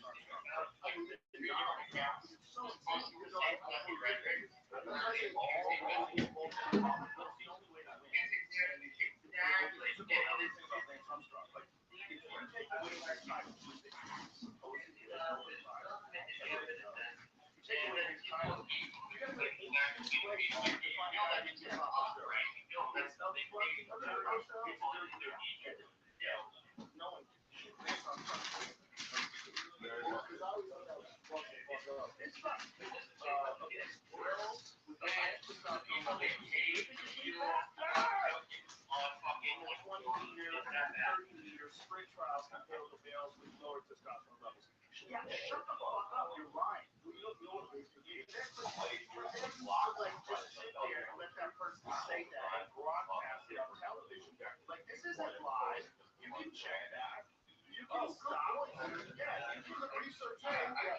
you're making a point, a very important point, saying there's no competitive advantage for testosterone, all know to not be true, which is why athletes get caught in testosterone. Because you got to be UFC, got to be UFC, walking out of the UFC heavyweights, just got problems. Can't suspend it for 4 years. Because they found that non-endogenous, exogenous endogenous is they actually the only one. I wonder what's going to happen. Yeah, it's like they make exogenous testosterone wild yam. That's like wild. I think it's like Mexican. That's what Mexicans do. Shit. People give. Start so it's first of all, let's say that conceivably the levy to get around this by developing testosterone or extracting testosterone from so right now that's theoretical. But we know that we can find out whether the testosterone in your system is exogenous or not or endogenous based entirely on the carbon isotope profile. So they use that carbon isotope test and then they can find out because there's just so fun trying to get on TV. Look at me, look at you. I'm really trying to talk about my life, but I'm pretty sure. Yeah, but that's that chick is a guy. Okay, who's trying to justify what they're doing, dominating a woman's sport with their goofy fucking rainbow glasses on. They're not just cheating. Because what they're doing is cheating. And what he's doing is being a little fucking cheating supporter by letting this person say these lies. It's just he as a fucking man and realize this isn't true. Well, this is what I find. So just say some bullshit about let's go study which is this man. So they know all this shit about testosterone. All the footage of how it works out in the thing. You don't have to talk about none of that. I'm watching you like Captain America running around the black guy with the second one. You're like, whoa, how that guy get that black guy with that guy? Is everybody fucking crazy? We don't need to get into none of it. You just happen to be a woman and be the best ever. I go full force to get both the best movie. Looking into it, and I say, with the best movie, it's about time, you go see the I find it hilarious. This is what was the most like big ass movie slap. You know, It's a street card. And everyone that was all not this race specific thing. back in 2021, like they got donated $2 million, and they haven't done one thing. Like, oh, here we go. That one black person wasn't good. Why would it say that? They could have got their Inside with that. they still have to And I went back my black kids in comedy in New York. All the time talking about it. I apologize then personally for dismissing the conspiracy. they won like what? Like 500 tons of gold and silver and like I apologize. $1 billion, basically like what? Oh, fuck. $1 billion to each black family. I I know the audacity. The audacity. What about the victims? Half black, half white. I understand. Of course they do. Well, that's awesome. That's a women. That's like that. Well, here we go. I don't give a fuck because they want everyone. Why would it happen to the slave owner? Why would it happen to the victim? Oversteer she most. That part is, that's probably the case for a lot of them. And they just straight up don't care. Because you're scared of how Most people that are here now, like, or like half are immigrants and from some point in time. I the ones who are fucking down the line. If these people ask for every fucking penny, bankrupt to the day, and so much of that is that you love this. Here's my advice. Here's my basic advice. When anyone's talking about anything, I'm trying like this. Hold this. That's not sure what they're saying. Unless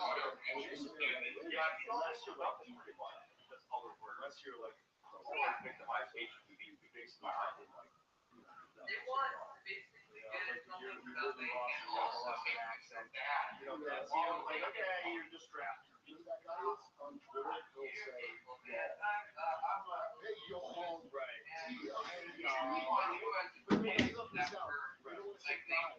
guys can say y'all. Stuff like that, without getting Straight too, guy, like, who's you know, off. if they're He feeling lives in New emotional York. about They it, say y'all. they've gone off the rails, they've gone full, like, But you don't say y'all if you you're a go through straight this, guy. or you're racist, or He's like this, from or you're Long Island. fucking, Who wants to go get pizza? I want to get pizza. What? Y'all. Who the fuck are you? You don't say that. Appropriation. Yeah, guys are allowed to appropriate Southern culture. oh yeah, I mean, Well, I don't have to say y'all. yeah, and if you don't do that, you're kind of bad, and you still change yourself, give them more money. All the ladies in my family. Next thing you know, there's gonna be a hurt feeling. You hurt someone's feelings, This boom. is exactly what I heard about. Oh wait, they have to hold this better. You just start to That's definitely not a thing. If you feel like, look, I mean, it's like what? Like, yeah,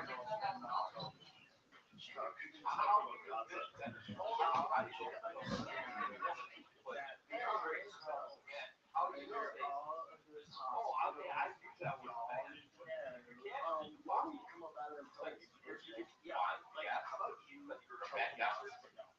Because if you don't, that was the thing that drives me the most like crazy. over here, People talk about, well, Hamas is doing this, Hamas is doing that. They go to Hamas like, these people are the poorest of poor, deprived of sanitation, education, proper hospital care, food. What the fuck are you talking about? How are they going to rise up, just run out and get shot en masse until the Hamas runs out of bullets, and then you bludgeon them to death with rocks? What I'm saying, the voting from Michigan has they this, forced the vote there, like you have to have that a democratic process, and basically they voted for get it. imprisonment up to 5 years or a fine So of they voted, $1,000 you voted wrong, we're putting you in concentration camp. And so, okay, why did you have them at a vote if there was a, it's like voting for Trump, Trump is lost here for the people in the country. Trump is voting for Trump is voting for us, it wasn't necessary, that's why they've been punishing us for shit movies. Yeah, Because they're like, lost. Now, I want to, yeah, everybody from 2016, they're like, but God forbid you walk out and see your wife. they all look media. Because oh yeah, lost, man. they need that shit. They did. Doesn't go against their guidelines. There was nothing, you couldn't be. That's what we want to do, is that they just don't say things, or if they, That's part of it. how do you say, if you don't want to blend with their identity, that's what's gonna get you. And I don't understand why that's the case, but apparently the case is fucked. It is fucked, my friend. Oh my god. Dominate girl sports. It just takes rainbow glasses, all you gotta do. I was hoping that maybe one day people would kind of look back at some of the shit they do now and try to start to see that they're gonna do that for all anytime Does that soon. kid still have a dick? That's what I want to know. Which is You the know, most crazy.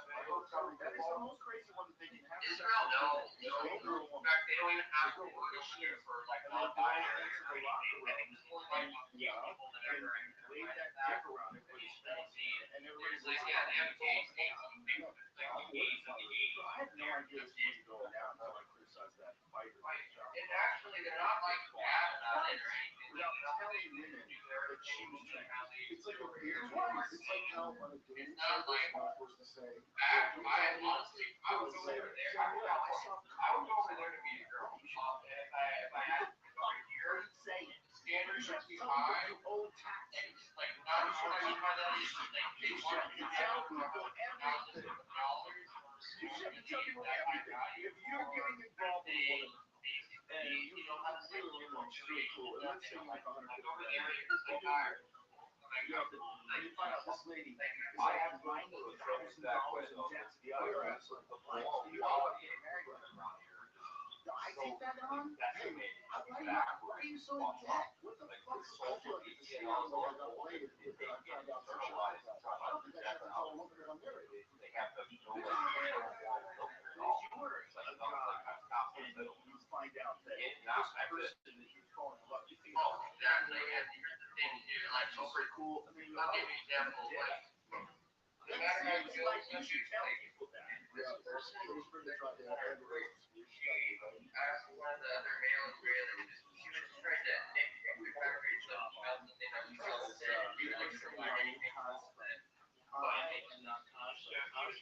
have like this thing, an area that like did all these weird shop and stuff. She's one of those type of people in India. And she was asking us like, oh, how many acres do I have here? It's like just fine. I know I'm counting it. Jesus Christ. Oh,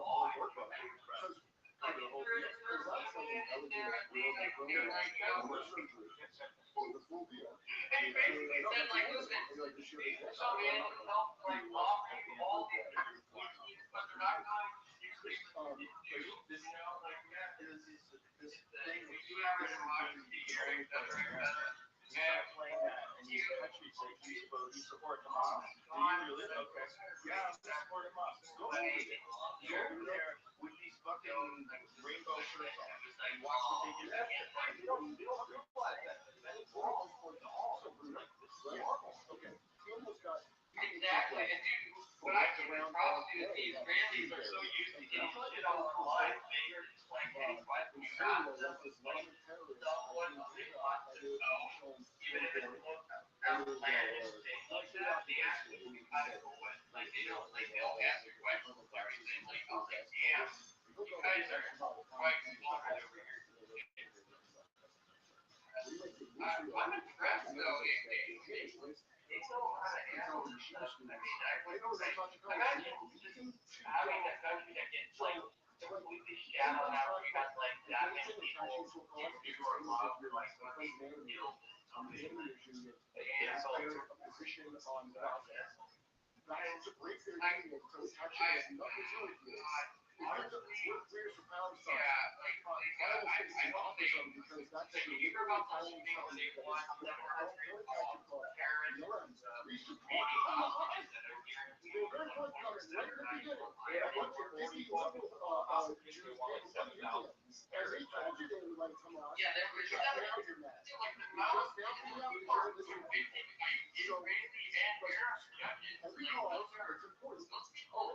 Why not just start stabbing people and giving them money anyway? To the point it's nothing local with you. And I'm sure some are like sentenced, like for just pure plain murder. You try to write down how you do your laws, you know, I hope they don't get through the deal. I think I heard they were agreeing, but I really hope they don't get through it. What's the pro in that contract? That's the pro thing. No, yeah, it's not top secret.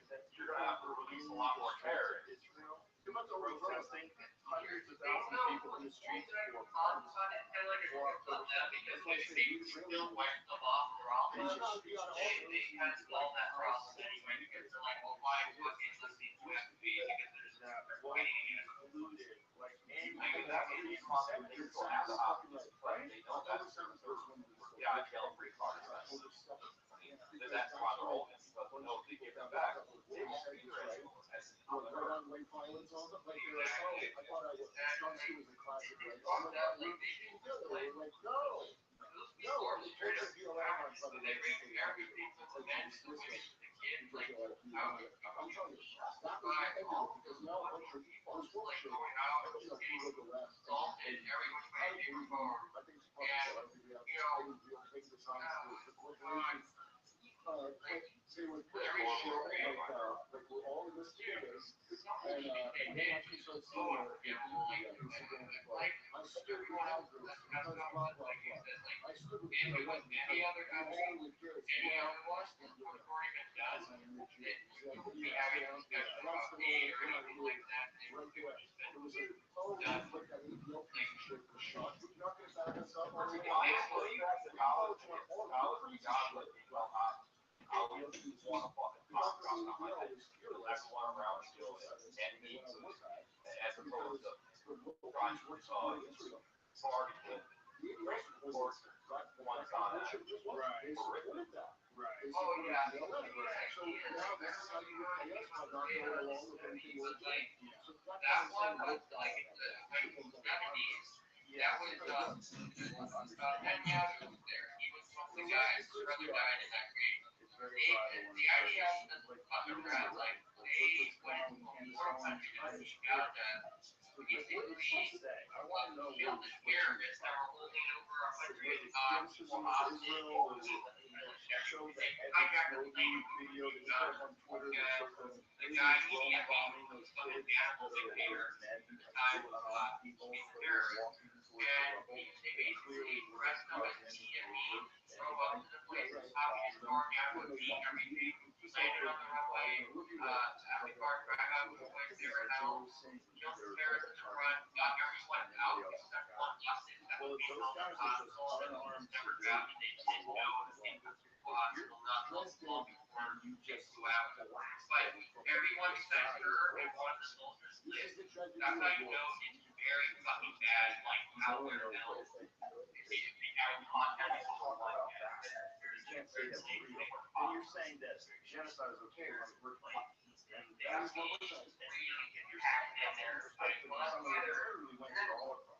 Or This is why there's local bombing the whole tunnel system. It's actually that deep.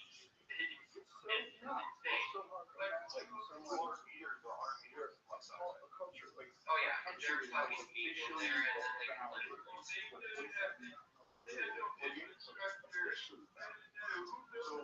no, they did. There's just one thing they're knocking out, which is under a hospital. There was a raid or another attack in 2001. Things went state over the land, and they did attack them. That's what they mean by like, oh, you know, they don't tell us how you do. And I know they're calling for ceasefire. Like they didn't do any of the stuff. What you're thinking of is the fucking monster up there. That was it.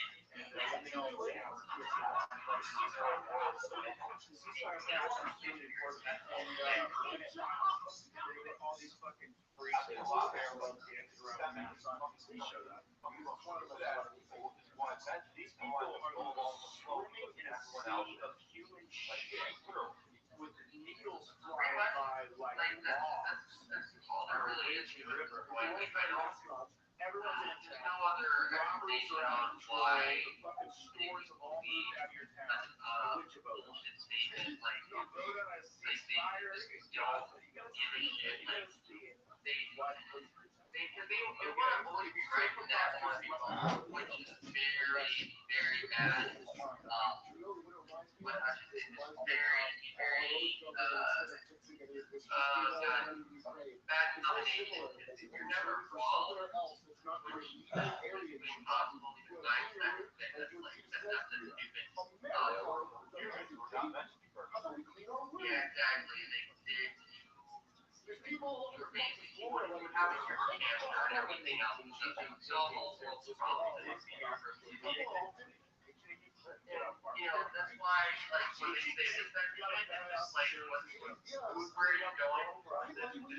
If it was not, you guys are just, they didn't even care. Like, 10 years ago, 4 years ago, Doc had some big ass terrorists when it was 2021. They did not make a big deal out of it then. And the only one that was very strict now he's like a top safety idiot down there. Look at the mom dancing around. All have masks on. Look at these fucking masks on. The reason being why is because the bot is really he can make plans now. They really were going to do this thing. All eventually slowly after and now everyone knows about the whole big thing on phone for a bigger news coverage. News media, they're dying like fucking maybe all there is.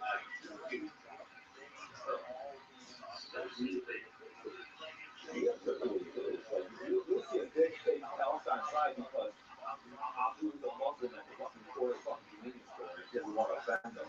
It's like some stupid shit like that. Oh, I didn't know that. That's really like and listening, like Muslims in like they act like, you know, oh, it's only fun or documented on the run. There's not even like everything better imaginable. There's you know, like there's literally anything you think of it exists. It's a multi-ethnic religious, because people south are their own race, and then you got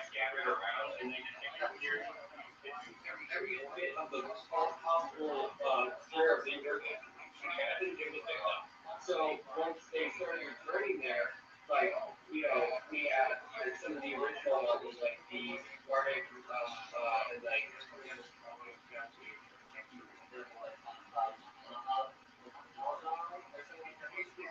people from Iran, the ones that Mizrahi. Hamza, Joby couldn't bet. It's Mizrahi. Yes, Mizrahi. Persian Jews. I actually watched someone on YouTube. His name is Flash.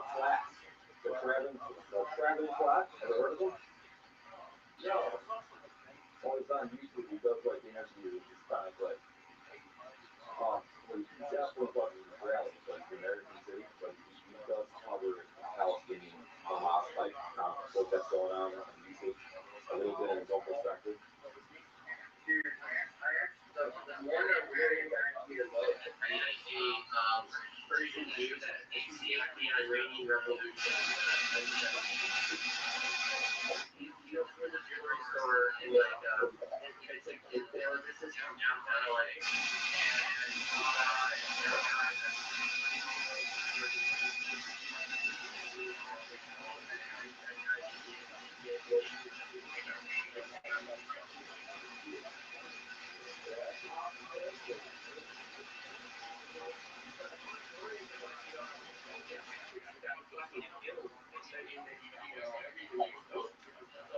Those ones specifically, they speak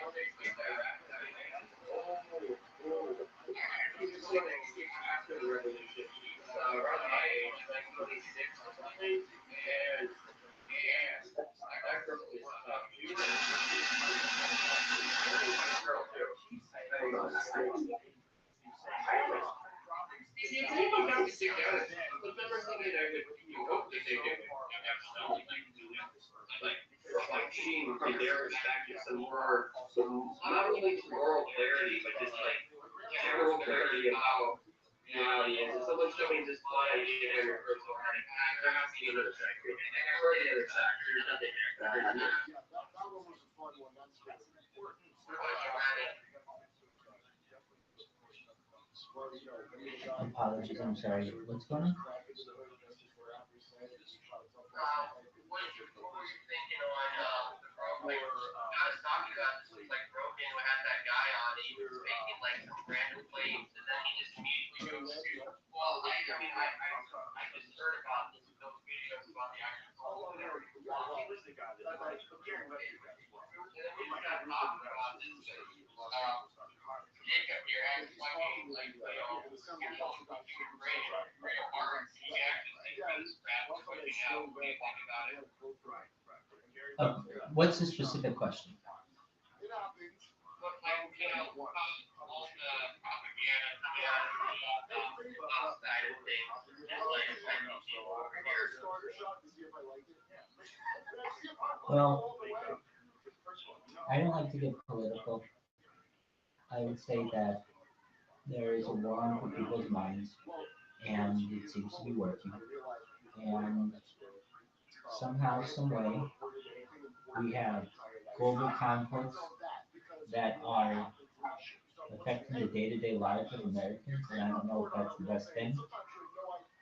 You can call me a traditionalist, you can call me an isolationist, but I've always been an advocate that you take care of your own country before you take care of other countries. It only makes sense.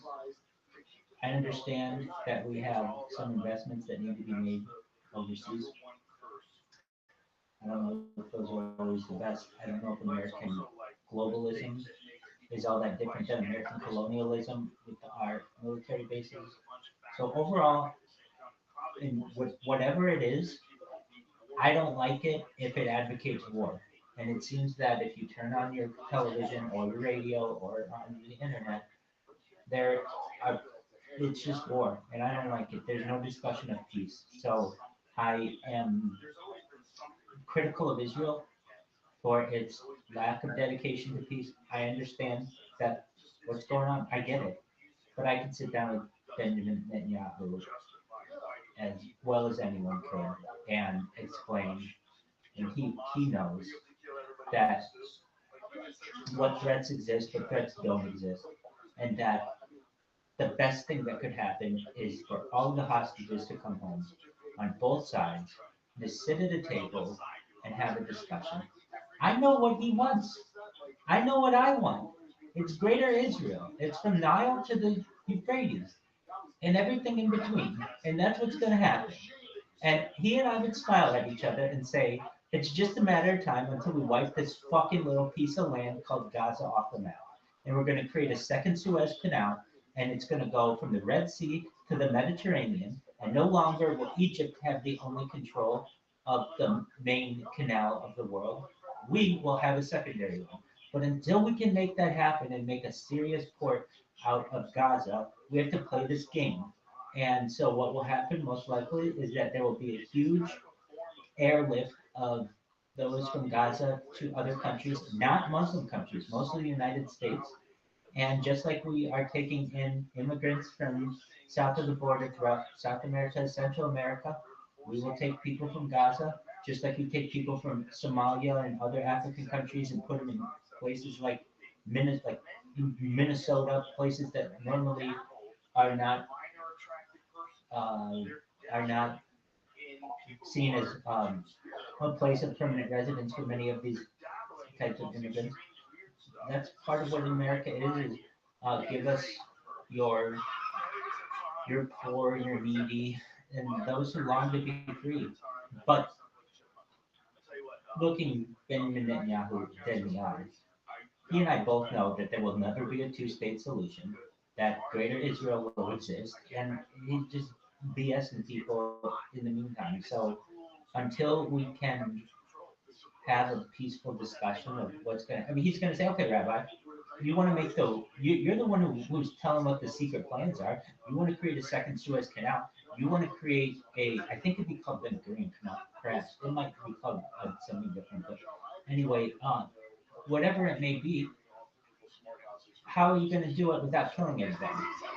And I basically say this to the people in Cairo, Egypt, and the people in Beirut, Lebanon, specifically, you will one day be Israel.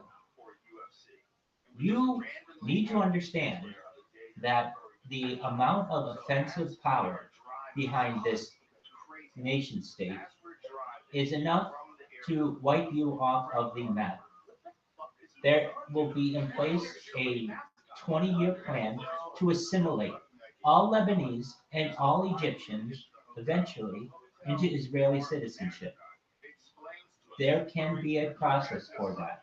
If you do not want to take part in that process, that's absolutely fine. But I'm going to be honest with you, and Benjamin Netanyahu knows exactly what I'm saying. You will become an enemy of the state if you go against this plan. You don't want that. We'll make it a place where you and your family can have permanent housing. It's somewhat of a socialist state now, and essentially you can hopefully live in the world of milk and honey along with all of Judaism, even though you may not have grown up as a Jew, you may die as one, or at least as an Israeli citizen, and that may be seen as something that's attractive to a lot of people. Right now, there's no real way for an Egyptian to become Israeli. There's no real way for a Lebanese person to become Israeli. But that doesn't mean that there isn't the opportunity in the future. And I know I could talk to Benjamin Netanyahu about this for the potential, because he and I both know the plan is the whole world's going to become Israel someday. That's no secret. And it started with 1948, and it will continue until it's the entire world. But that may take hundreds, if not thousands, of years. It's part of a huge plan. And the next step of the process, aside from Gaza and Judea Samaria, is an expansion into Lebanon and the Sinai. We owned the Sinai at one point in 1967.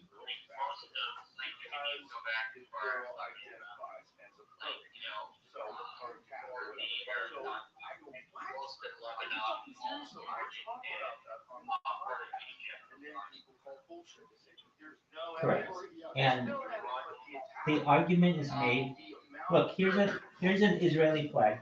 Now, this isn't something that's officially acknowledged, but the two stripes on it were chosen not because they're nice, but because they represent the Euphrates and the Nile. From the Nile to the Euphrates, that's what Greater Israel is.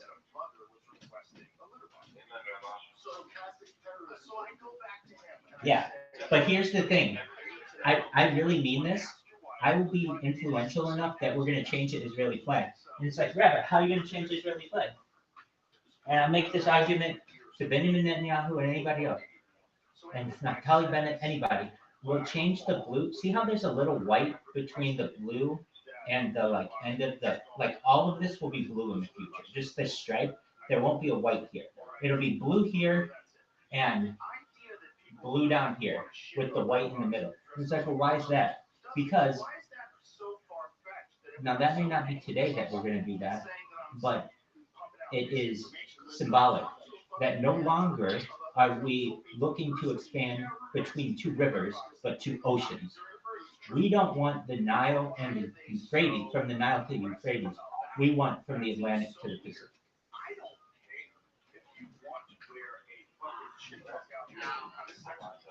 And people, honestly, people may see me as, because it's a really interesting take that I have. I can debate Zionists, I can debate anti-Zionists, and there's the position that I take.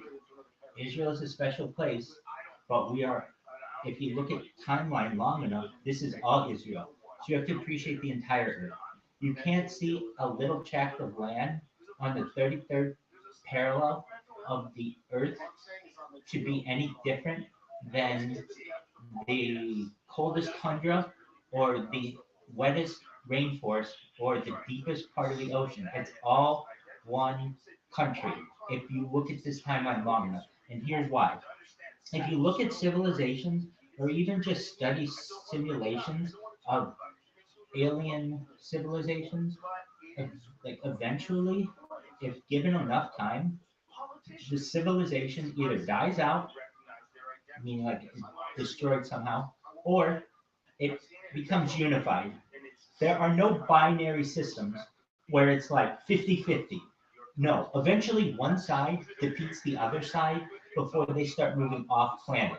Why? Because if you start moving off planet and you have an enemy on your planet, they'll eventually undercut you to take over, and then they'll be the winning star system. So if you look at civilizations, you look at systems long enough, they all eventually assimilate into one group, and the world is starting to do that as well.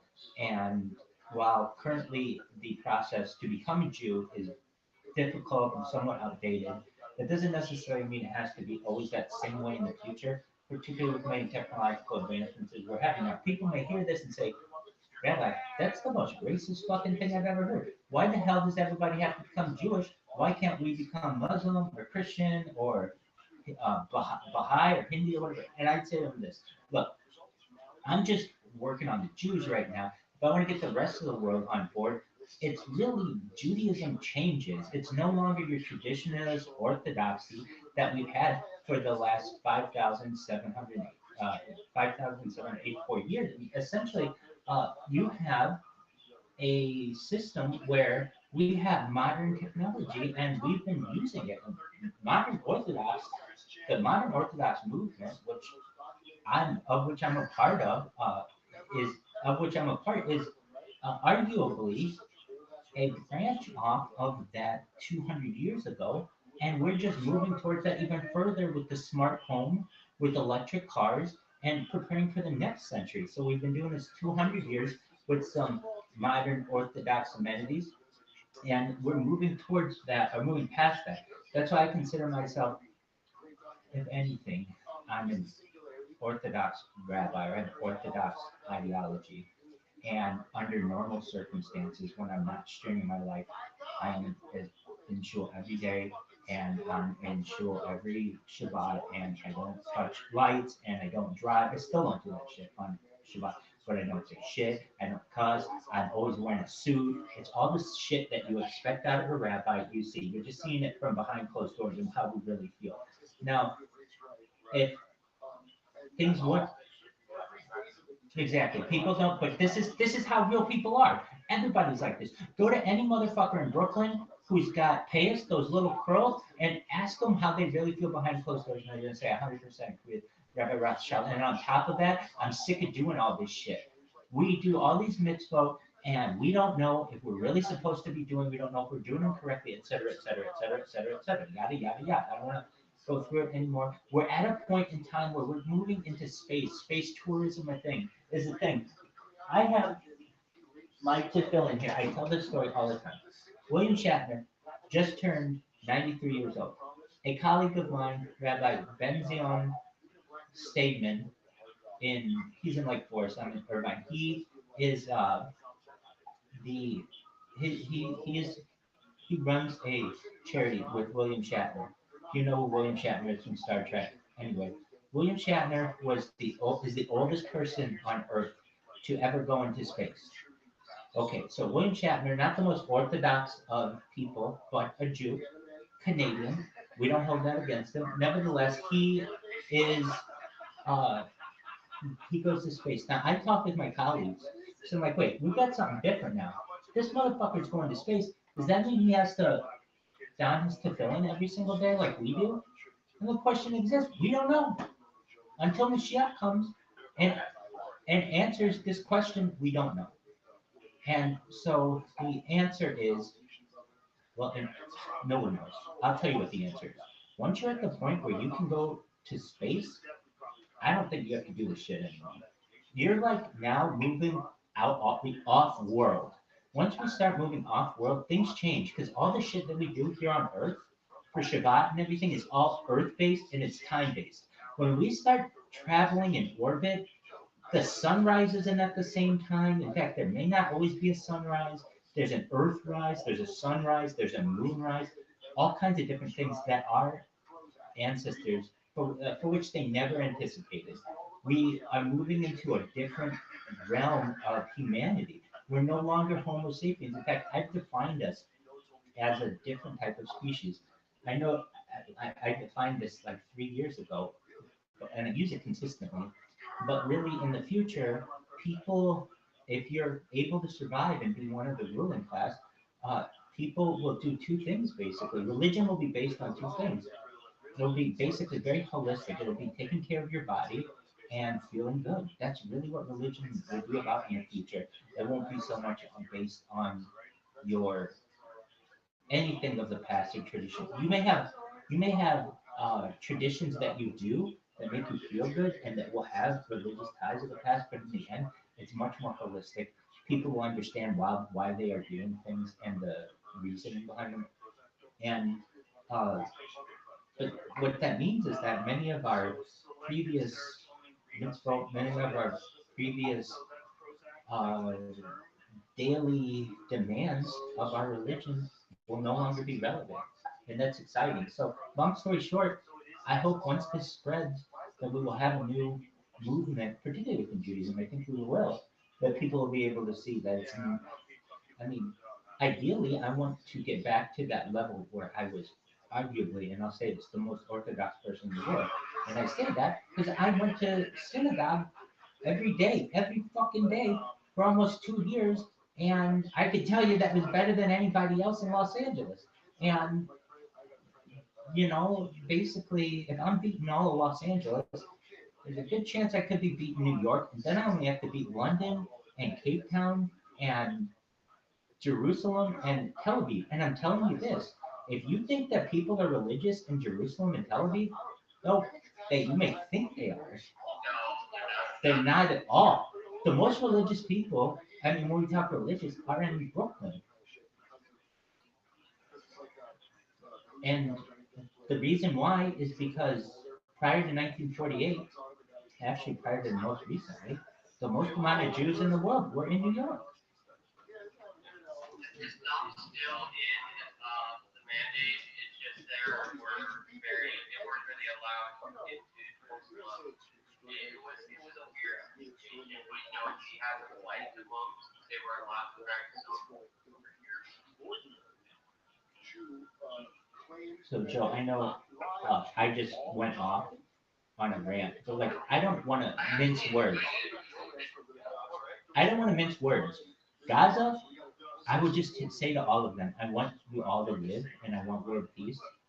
And I know that you think that that is your land, and I get that. I'm going to tell you this: that land doesn't belong to anyone. It doesn't belong to Jews. It doesn't belong to non-Jews. It is like the earth. It might belong to aliens or something. But here's the thing: might makes right. And honestly, I hate that phrase, and I empathize with you as much as possible, and I will fight for you. But if you stay on this land, you will be killed. I highly advise that you get out.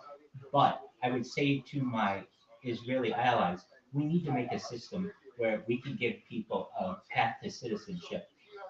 Currently, they are just sitting there like sitting ducks, and that's unfair. And we are,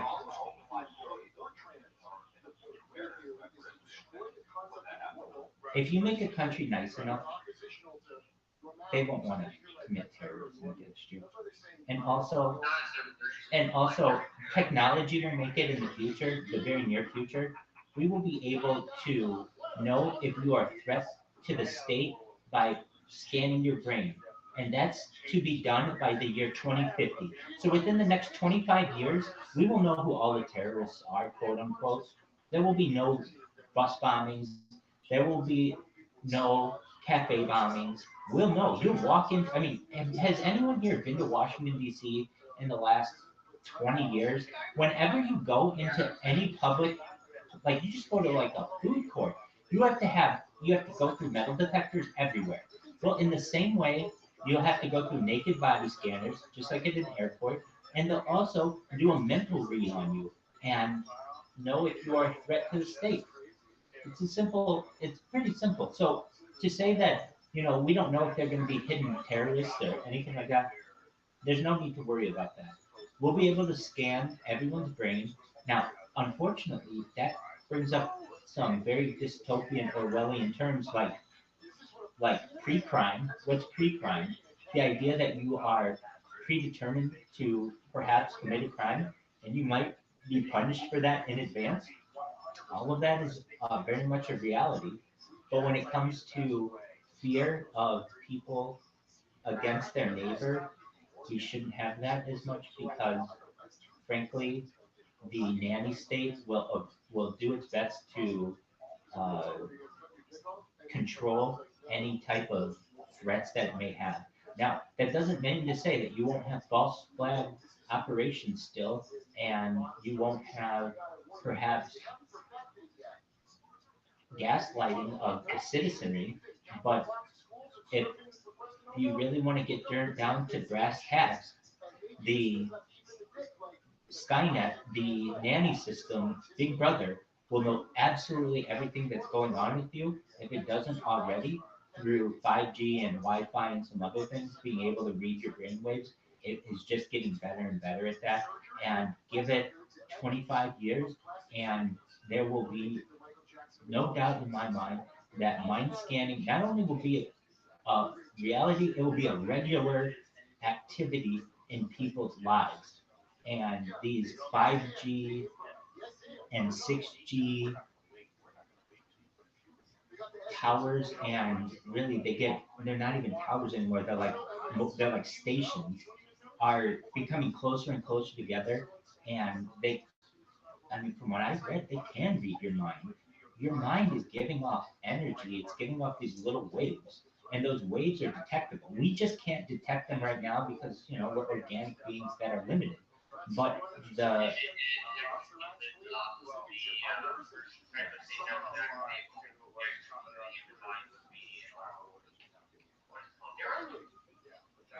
right, did you see that? I mean, they had the first. It was this week. Uh, the first.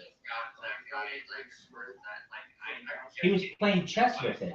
Did you see this guy's playing chess with it? So, I mean, if you're playing chess with it already, I mean, imagine what it's going to be in 10 years. You'll be playing. He got like 10,000 more clicks than the average person within a day's span. Like he's doing amazing stuff. Exactly. I'm also proud to see that. I was too. In fact, I posted it. I don't ever post like heartwarming shit. I always just ban my own shit, but I posted that. I thought that was cool as fuck. But like, 'cause he finally got to use his like body back. I mean, I haven't been able to eat my left hip, like 100%, like maybe around like N20, maybe like days, 5% max. For like over 2 years, finally doing like on me and it's finally there's conditions going on. I see that and I'm like, oh god, I must be like fucking I'll know there's shit like that that's gonna advance so far where, you know, I'll be set. Like that's so fucking Well, you have to have the terrorist potential threats, have that locally for themselves, to have that capability to address people that have. Dog. Why talk about AI television? Well, the best one. well, if they hack into it, can you imagine what they can do? That's I know that's great. Dog, why didn't you tell me? Why didn't you tell me that it wasn't streaming Joe Rogan anymore? oh yeah, but You're good. You got to talk to the computer. No, I know. I understand. we were just like so annoyed at this business. Because basically, life is like, I agree with you about like 85 to 90% what you're saying, Rabbi. I totally get it. And I think that there's going to be more that we think over the get now. It's going to get better and better.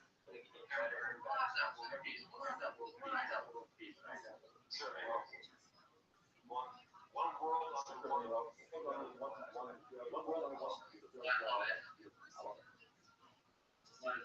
Love it. Like, one rabbi trying to gang rape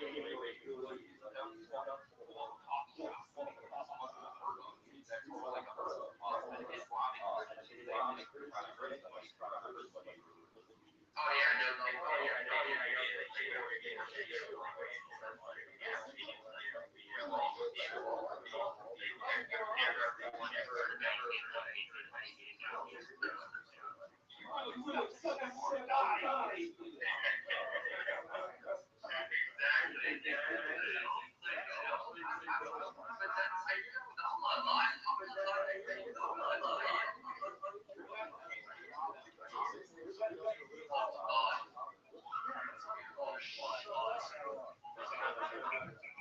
There's no way they would do that over and over and over and over and over. Excellent. Thank you.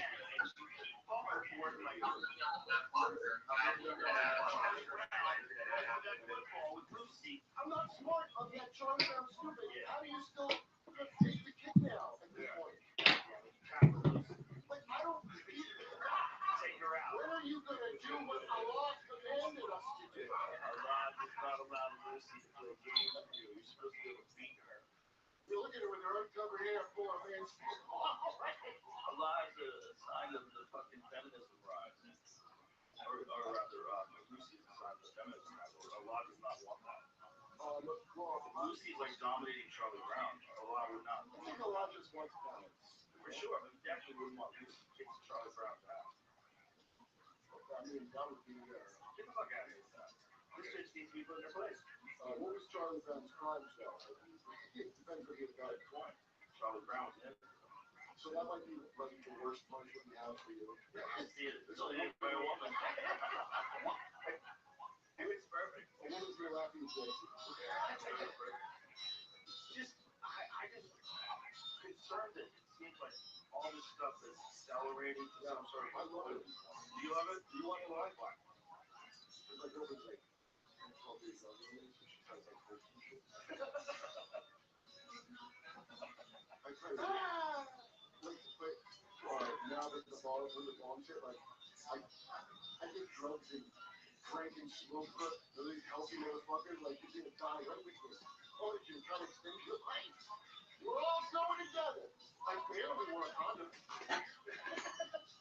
That's what you're asking about? You fucked your life up this much. It's if it doesn't end, I'll be like, oh shit, I should have handled my life better. Well, there's a lot of people that way. Just the apocalypse never comes. Shit, holy crap. Bring it down. I spent all my time. No, that's still gonna be nice of that because pretty soon, Yeah, they're gonna be the people that have like HD footage and big power and such.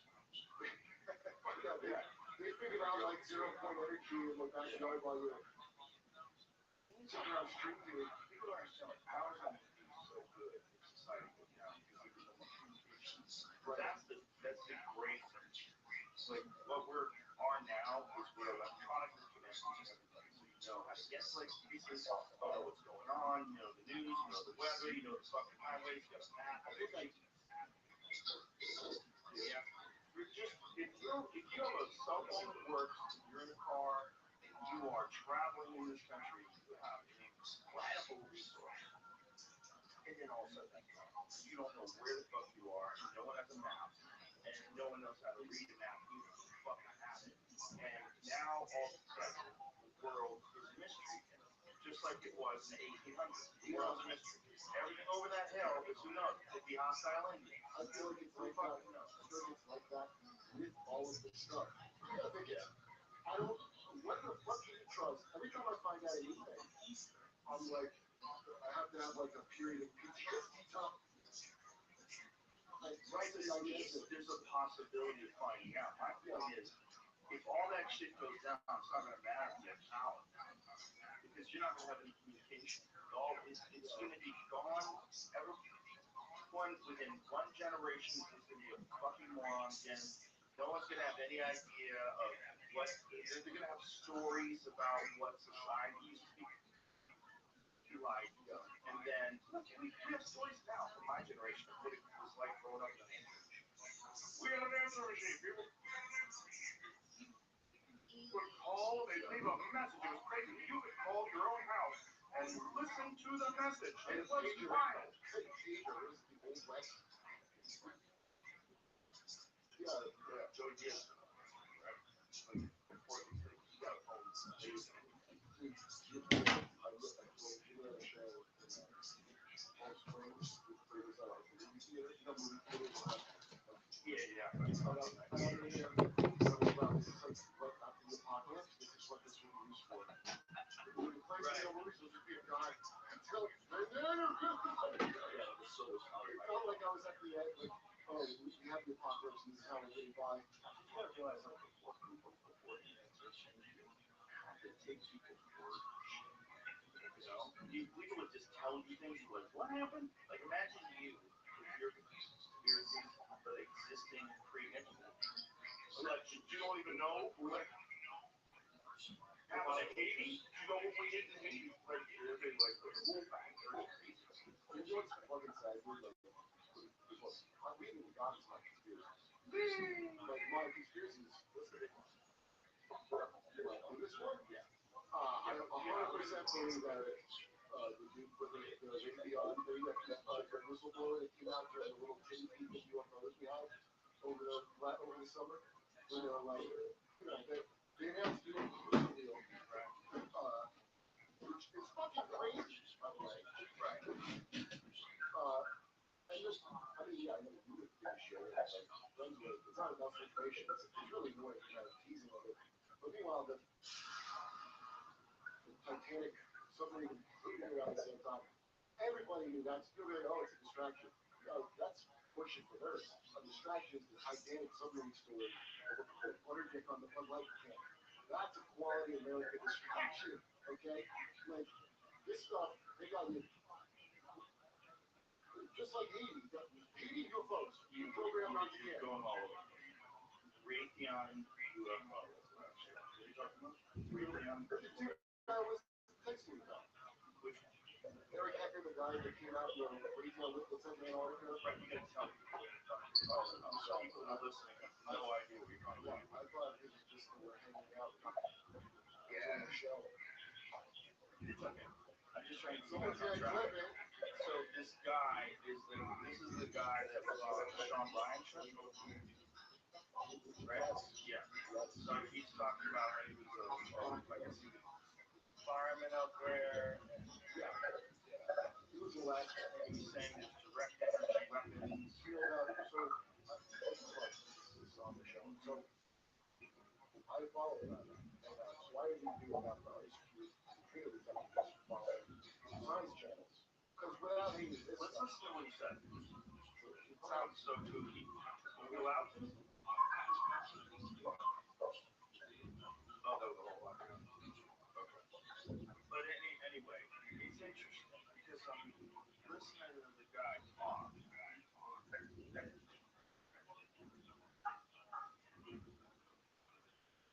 Okay, just give us a little something.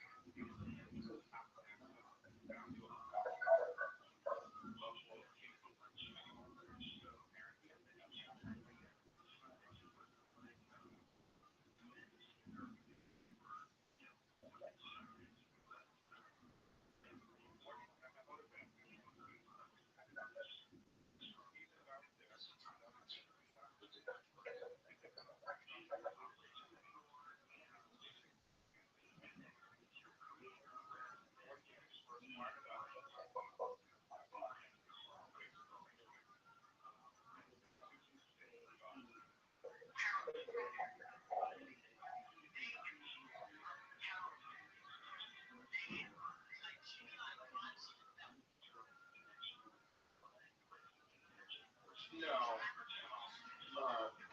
Remember, Guinness syndrome? Don't you so if it's a neutrino detector and a neutrino projector, don't neutrinos just get, Just 1 second. Can you all hear me? Can you see that there's a flight simulator? So it detects neutrinos and then it projects something else. Yeah, top up. Excellent. Okay, I just wanted to switch that. That bitch is just flying around the world at 15,000 feet. Right now, it's flying from New York to LA.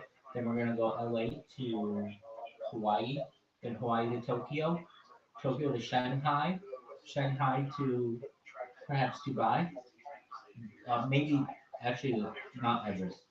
So Shanghai to Mount Everest to perhaps Dubai, maybe Mumbai slash Bombay. But then Dubai, then Tel Aviv, then maybe like Paris, London, back to New York. We're doing a, you know, geo circumference of the world.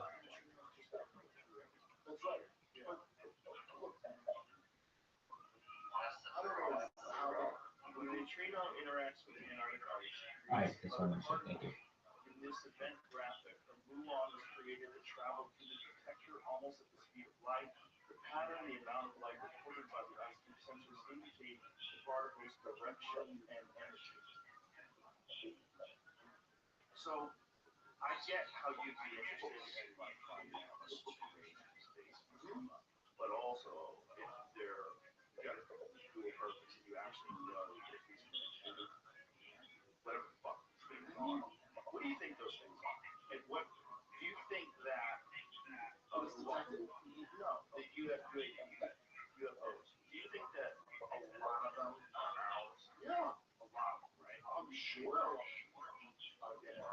maybe some of them are. Where will we get that technology from? Right. Where will we get that? Right. Because the TikTok thing is so boring, but it's a fascinating topic. Or UFO Those things appearing back in the 50s, that we didn't invent that. That's actually a good question. If they put a song, Yeah. No. The thing is, like, I'll tell you that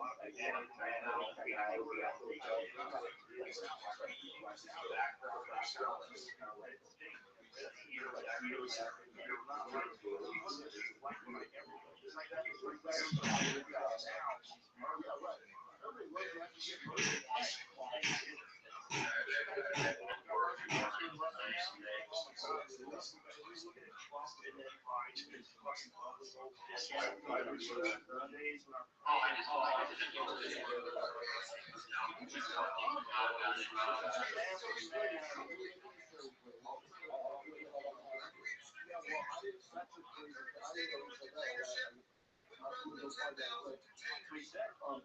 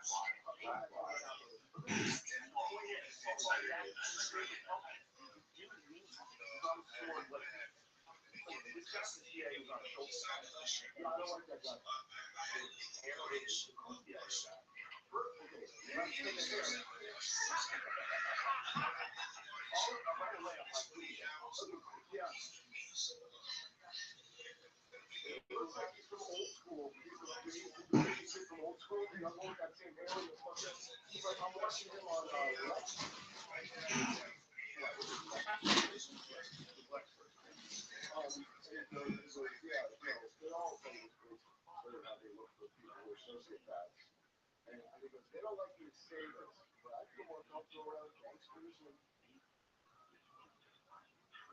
something. And like, so here's, I'm naive, as I said. I don't want to say that because it sounds like you are a criminal, like a gangster. But that's not why. It's so he looks cool for the kids. It's because they're recruiting. It's recruiting season all the time. It's the, ooh, I'm a cool Grand Theft Auto. Look at my dumb fucking hair. That's what the fuck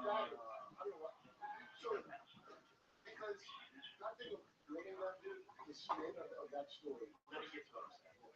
So what he was saying was your sleeper cell is like Chinese food. And one of the guys, which guy on Schultz's show brought that up, and he asked him, and then he was like, "Yes, it's true." And they're like, "What? He's right. This is real." And that Chinese nationals will embed themselves in these like expat cultures. They're not expat. They're China. What is it called when you have a? They explained it on the podcast. What's it called when you have a culture that is essentially they only speak Chinese, they hang out with only Chinese people, they're in a Chinese village that's in South City. Oh, thank you. It's a term for it. There's a term for that, and he was saying that in that, like we would do that. There was something like that that existed in the farm. Our country, of course, we do that. We embed our intelligence agents into that country. It's a responsibility. That's the only way you find out what the fuck is going on. So of course, China. Oh, you don't think they're coming at us with a balloons? They're doing that too. Yeah, I don't believe you 2 seconds. I think they're doing that too. I think they're doing that right now. I don't believe it all.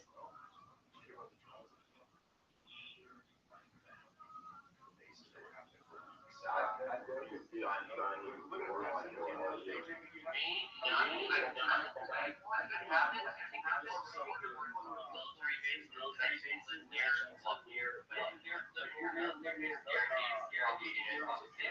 they fly over all the time. I don't know why.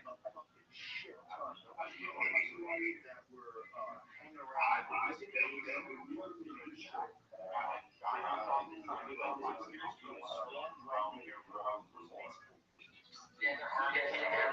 Dumb. China already has this beat. And let me say why. Whereas I'm not sure of American as I am. I would put myself out there to say I'm the most American motherfucker in the history of mankind. I mean that. America through and through. But I'm telling you this. 10% of this country, or close to it, 5 to 10%, already is of Chinese descent. And all China has to do is say, all right, guys, we are getting the band back together, and all of your property in foreign countries is the property of the People's Republic of China.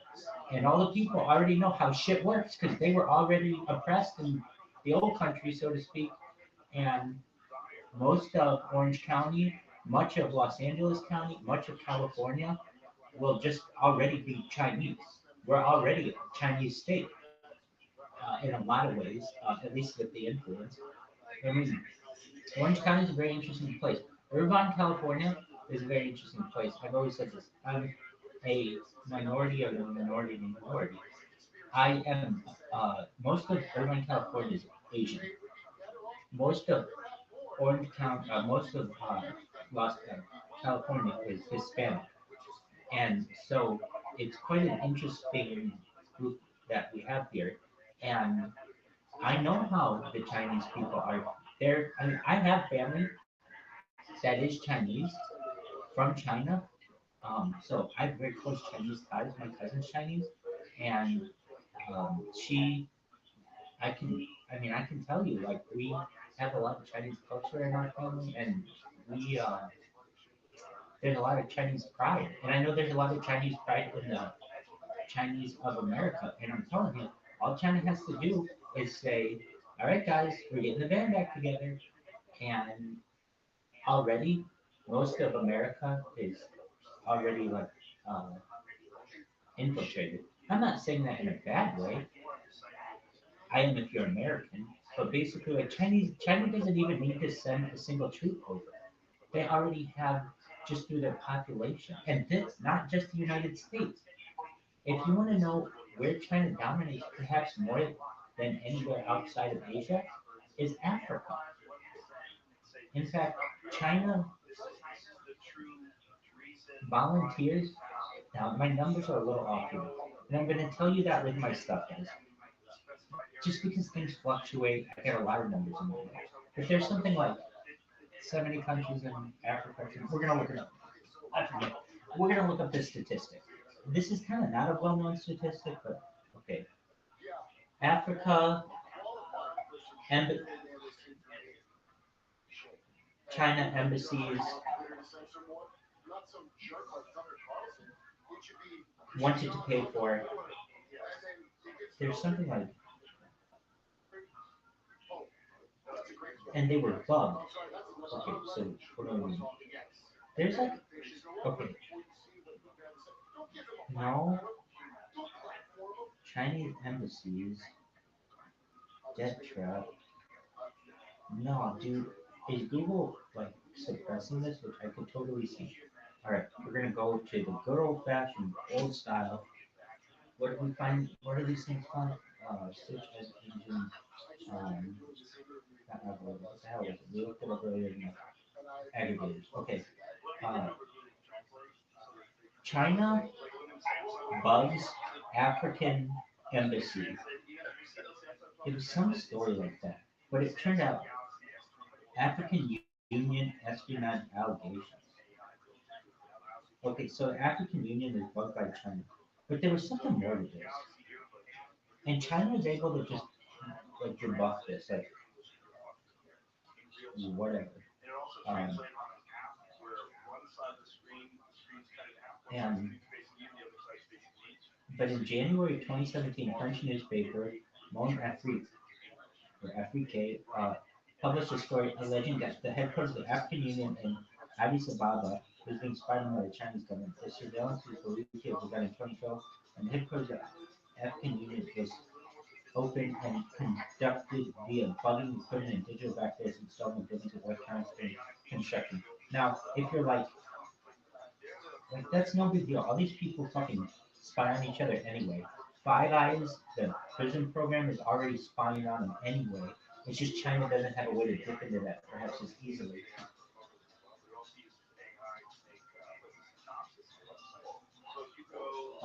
Just a moment.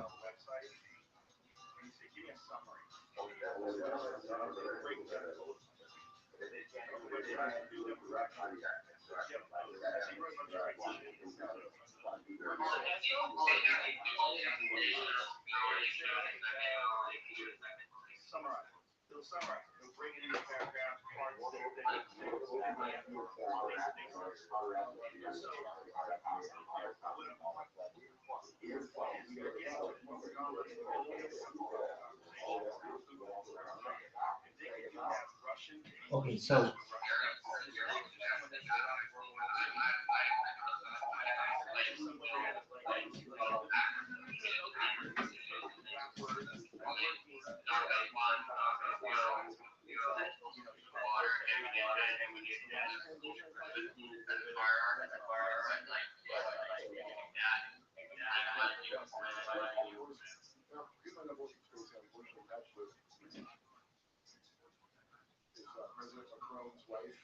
well, so when it comes to China, it's like uh, do whatever they say because they're gonna they're the big boys now. It was nice, America. America, United States specifically, was the top economy in the world from approximately 1890 until the year 2020, and it's no longer.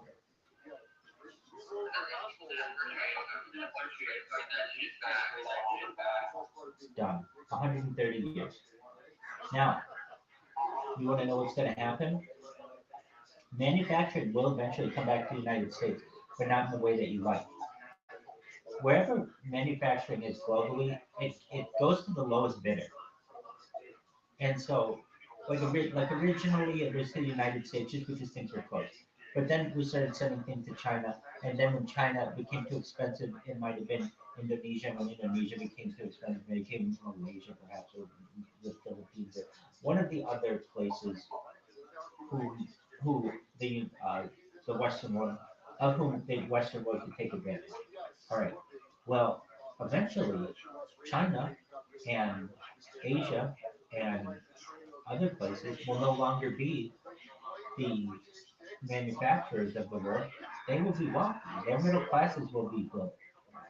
even though they perhaps may still be under some socialist system. I mean, of course, it'll be socialist. Uh, and then eventually they will want people to, or robots or whatever, to manufacture for them. And in a strange sense of irony, manufacturing will come back to the United States because it will be essentially the Asia of the 22nd century.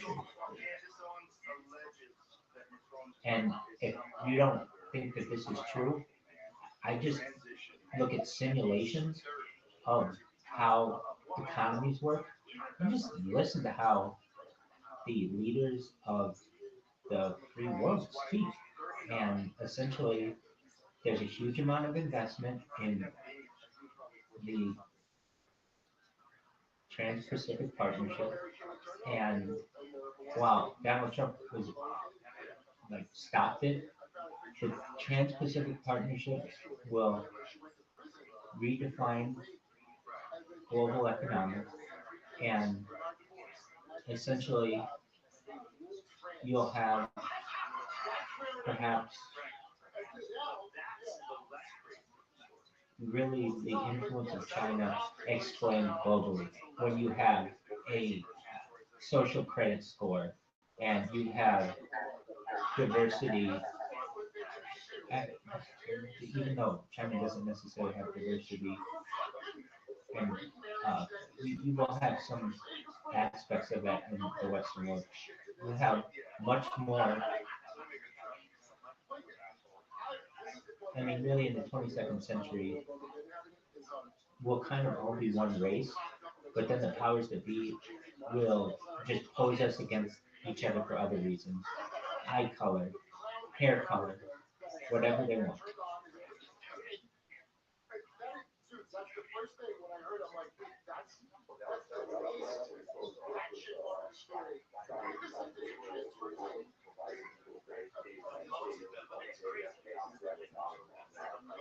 Here's the weird thing though. Something takes over China. And you know what that is? I think it's no. Judaism wins out. But Judaism is kind of lost what you should in a lot of this. I mean, like, as the world fears China, Israel controls China. And so everybody gets pissed at China. So no one gets pissed at Israel. Oh, they do, but, you know, they're just. So, um, you have China that will eventually, I believe, if this is not, I could be totally incorrect, but if this prediction, if I had to predict, the thing that will take over China is the Republic of China, which is Taiwan. Somehow, some way, those motherfuckers are gonna get off that island eventually and infiltrate their homeland. And if you know how microprocessors are built and like semiconductors, Taiwan is the top place in the world. Even China gets its semiconductors in Taiwan for some reason. They have these labs, these absolute complete. Yeah, exactly. So they have these labs, these semiconductor labs that are like complete clean rooms, and they're run by robots. And the thing is, I don't understand what China's supposed to do with themselves, but that's not my fight. They import a lot of this from Taiwan. Anyways, that's not why Taiwan takes over. I think eventually Taiwan is able to convince the Chinese people, hey, we're your real fucking government, you cunts. Those guys only took over in like the late 1940s. The real people who are your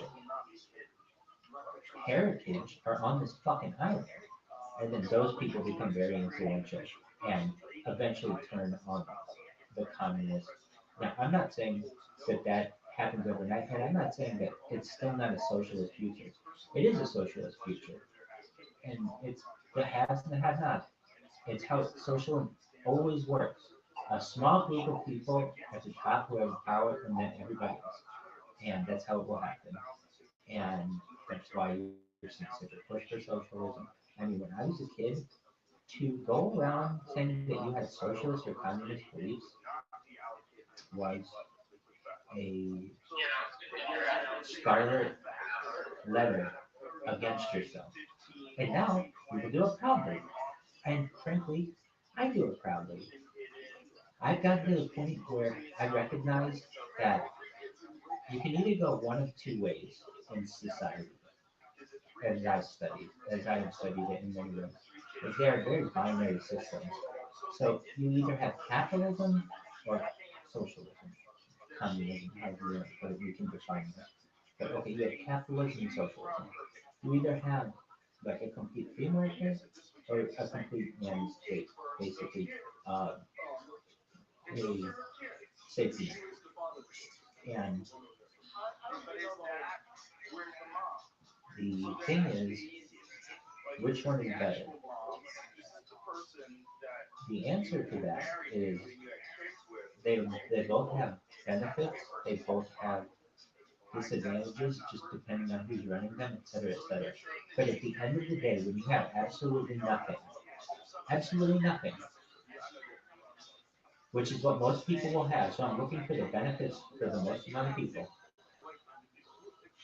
You want a socialist system because at least there's a safety net of some sort. You won't starve to death. In a total capitalist system, you die. You will starve to death. And not only that, a small at the end of a capitalist system, one person takes over everything. Okay, if played out long enough. So everyone on Earth starves except for one small group of people, essentially. And if that's what you want, that's cool. Go play your capitalist game. If you want communism in pure form, it doesn't exist. What will happen is you will have a small group of people who will make the decisions for the greater people and convince them using media and other communications that it is in their best interest to continue to allow the system. And the people will be like almost android-like droids like NPCs uh, that don't know their ass from the hole in the head and just do whatever their ruling class is told. And that eventually gets to the point where you have the haves and the have-nots. The transhumanists of the world who can afford to who can afford mind uploading technology and life extension technology and digital immortality, and then human beings. I was saying I had a name for this. I said this like an hour ago and I was just yapping. So we have Homo sapiens, which is what we currently are. I think we're moving towards a new type of like no one else talks like this. I just want to say this. No one else fucking is like, hey guys, I'm gonna tell you about a new species of human. Well, who the fuck says that? And I'm gonna say this.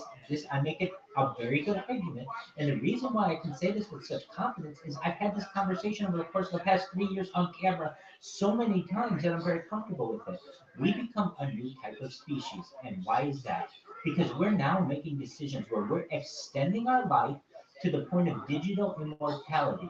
And when you start to do that, that's a different kind of being. If we were looking at an evolutionary chart, at Darwin's chart, and we're looking, you all know what I'm referencing, where you have the evolution of man, where you go from, the common ancestor of a primate long ago to Homo erectus to Homo sapien, all of that, like basically, what's the difference between Homo erectus and Homo sapien? Homo sapien literally means wise man. It's the larger cranial cavity and the complete, like, even though Homo erectus walked upright, um, the idea of Homo sapien to then be able to walk upright and use its brain, that brain is the next big step. Well, there's a new species that emerges. I'm declaring it that once you don't die, that's a new species. That's something different. Homo sapien, you are no longer. Homo sapiens are mortal. They die. That's going to be that thing that can't afford life extension technology and mind uploading technology. And perhaps it's everyone here, but I think because of cryptocurrency, we all may be able to escape that future, hopefully.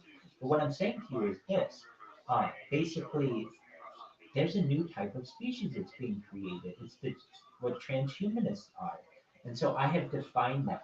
And when I said in the future, people will just want to take care of their bodies and feel good, essentially.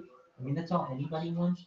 But I have defined this as, and here's the thing, humor is used a lot in a lot of things that I do, but I think people really will like this name. So what is it? Instead of, so we go from Homo erectus to Homo sapiens, and then I believe we move towards what's called erectus hetero. What is that? The reason why I think that name catches on is it's kind of a misnomer. But the fact is, it's what we do in the future. We live forever and fuck a lot. Basically, the erectus is the fuck a lot, and the hetero is that we um, I don't know if that really has to do with living forever, but I'm telling you, there's something about that name. I don't like the name. I think we should be really more scientific about it. But there's something about that name that people like in the future. They think it's really hilarious. Anyway, uh, I'm telling you right now that there's a new kind of species that's being created, and in 100 years, you're going to see it much more. I mean, I experience it. It's the people around with whom I'm around. Like they're in in in really wealthy areas of the world, people don't have the same kind of issues that normal people have. They they don't have children anymore. They have in vitro fertilization and they have surrogates. So that means that they're able to have their embryos frozen and their sperm frozen and they can have children at 80, 90, 100 years old. It's a new world when you start doing that. We are a new kind of species when you start doing that. Now, there's the argument to be made, Rabbi, how are we different fundamentally from an evolutionary perspective when I'm looking at that Darwinian advancement? We're no different than the Homo sapien. We're just using technology to our advantage. And I'm saying this at a certain point, well, I'm saying this if you don't die, then that evolutionary being becomes anything you want it to be. It becomes like a shapeshifter. Basically, if you're able to upload your mind into a computer, then you can be an animal, you can be an alien, you can be a cyborg, you can be whatever you want. So I'm saying that that evolutionary scale ends. It, and on top of that, it's incorrect to say then we evolve into something else. Yes, people will. People will eventually have more alien-like features, probably much smoother features, larger cranial cavities, perhaps more efficient bodies that aren't as large. Who knows? I mean, but I don't think so. Actually, I think we get larger to the point of like we're like what are called the tall whites, something like that. They're like an alien species that apparently is us from the future. I know that sounds crazy, but like if there are some weird things about time travel. Like what? They're just like weird things if you think about them that I've heard, but and I'm not an expert in time travel, but I like. I think it's a real possibility. And here's one interesting phrase about it: if time travel exists, it has always existed, which is like a weird thing about. No, it absolutely has. Absolutely. Why? No, no. Think about it. Just wait. Think about the phrase. You're not thinking about the phrase. You're not thinking about the phrase. Let's break it down.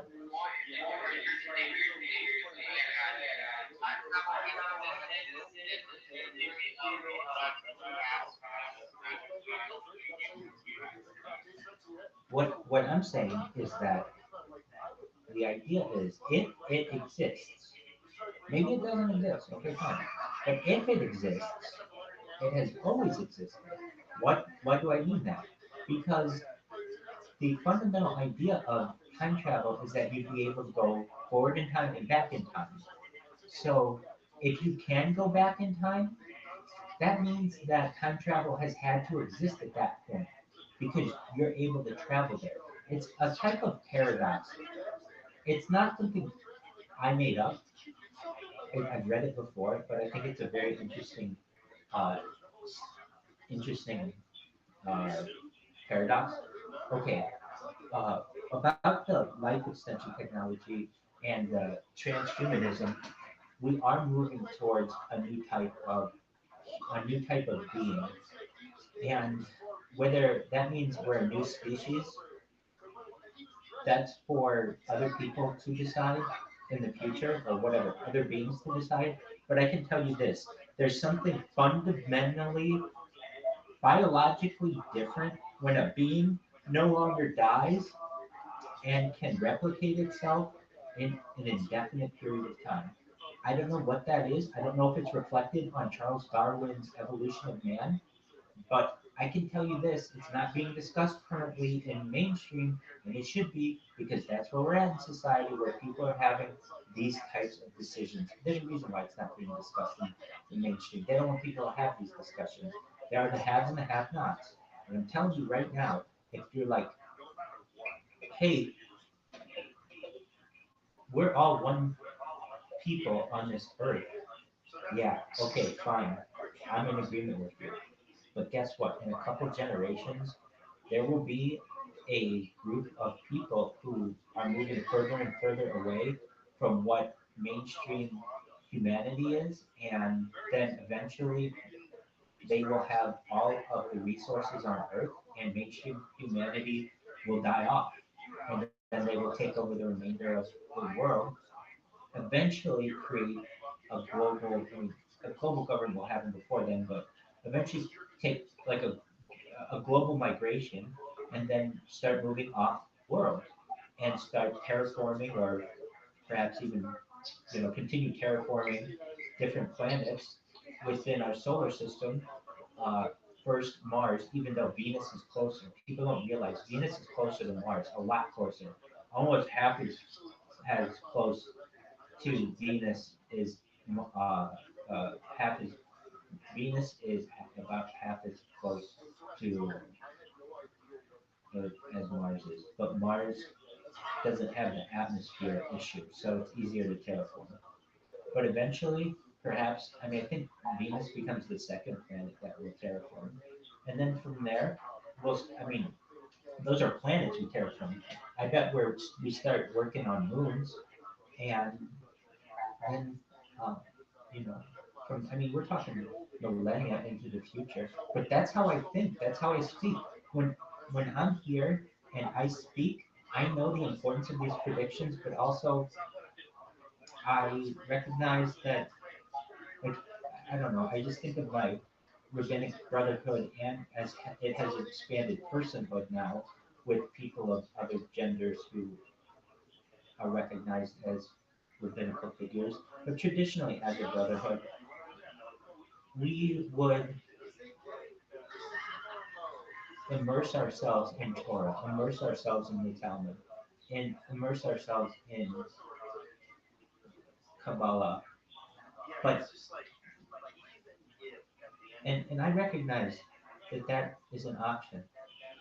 But to me, it's not as interesting to teach on those subjects. To me, it's much more interesting to look towards the future and what possibilities are. And so that's what my focus is.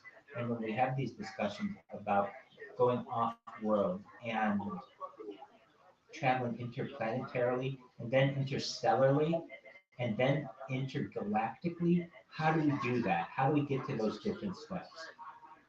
Those are really interesting discussions to me.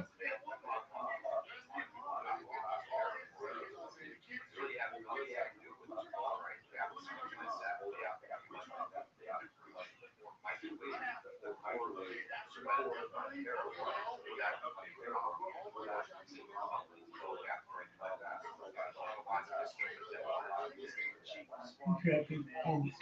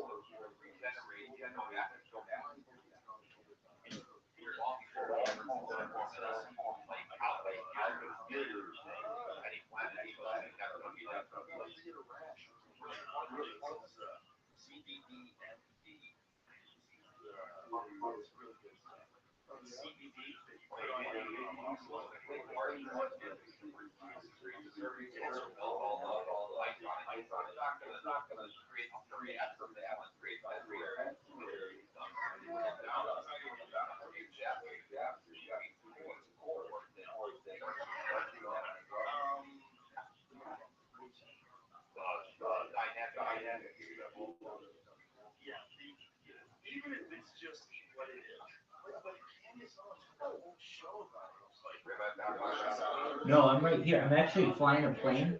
Watch me fly this plane if you can. Can you hear me? Okay, watch me fly this plane if you can. I'm gonna fly it over Las Vegas. Actually, you want to? We'll see the Hoover Dam. You want to see the Hoover Dam? Fuck yeah, you want to see the Hoover Dam. Have you ever seen the Hoover Dam? All right, well you're gonna do so virtually now. Okay, so that's how I reacted. I was like, come on. I looked up, and sure enough, I don't remember. I think it was a movie called My Father the Hero, which was a Disney movie back then. Can you?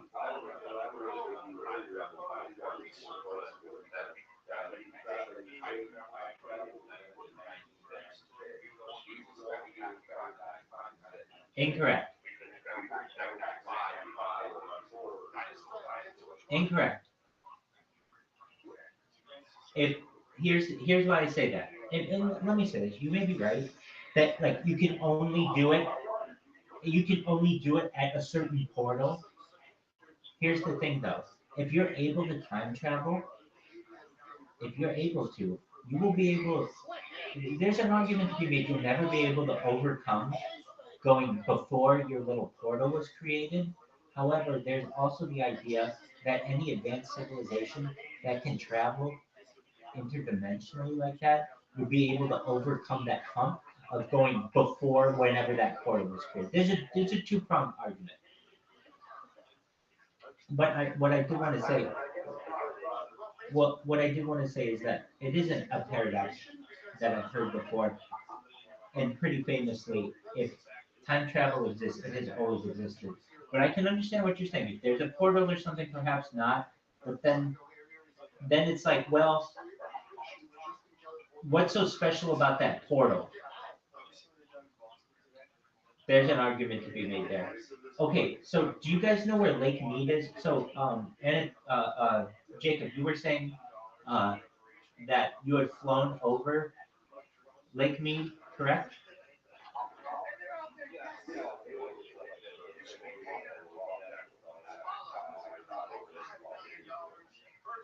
Height.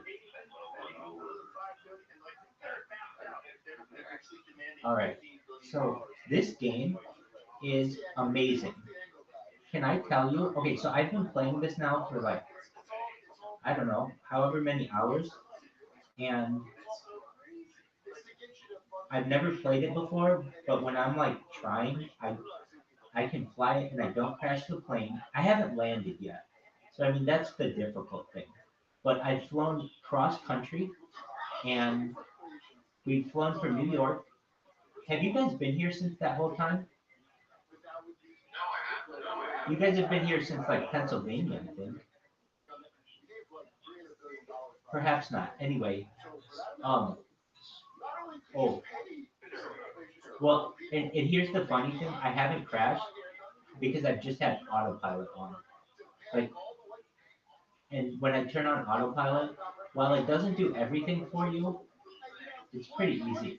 Anyway, we're gonna fly over Las Vegas right now in the next couple minutes. If you want to see what that looks like, I think that'll be cool.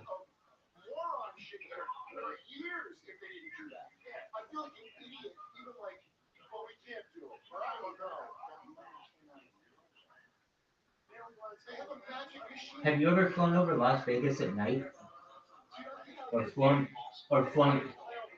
into Las Vegas at night? It's one of my it's one of my like favorite things to do in the world. Exactly.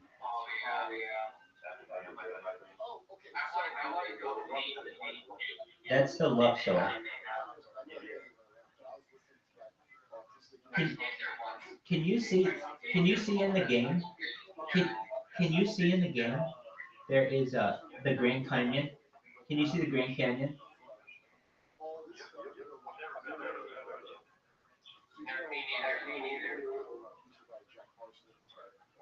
I just think it's amazing. I mean, I know that this mapping technology exists, but it's okay. This is what's amazing. I didn't download this game. This is all running in a browser for free. Isn't that amazing?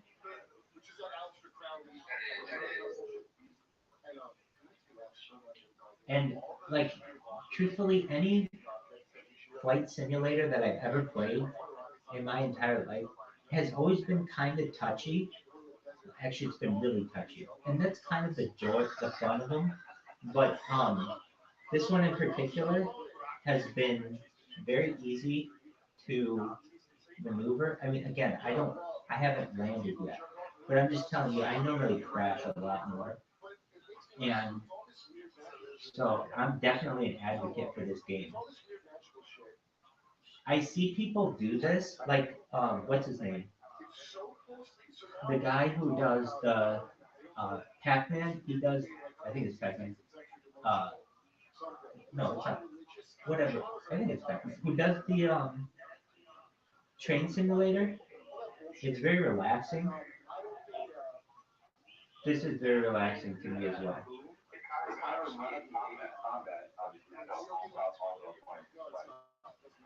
Yeah. All right. So we are. Obviously, if you're going like, there's a video that breaks down how match like not only does it match up the edges, like match up precisely at certain points. It looks like an altered version of that image. It's like a stock footage of some kind of explosion. And you're doing it through filters, and you're adjusting the way When I was telling you, hey, get ready for Las Vegas. We're not there yet. We're still a ways away. Well, you should know that a visual effects guy expert also went over if CNN discolors your face. He said they did. I can tell you, I think. See, here's the thing. They do knots. Um, so I don't really know knots that well. I can tell you like something like 500 miles per hour.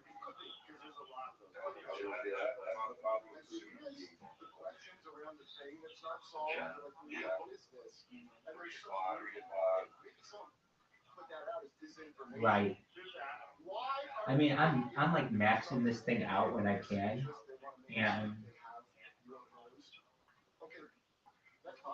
I. So here's the cool thing.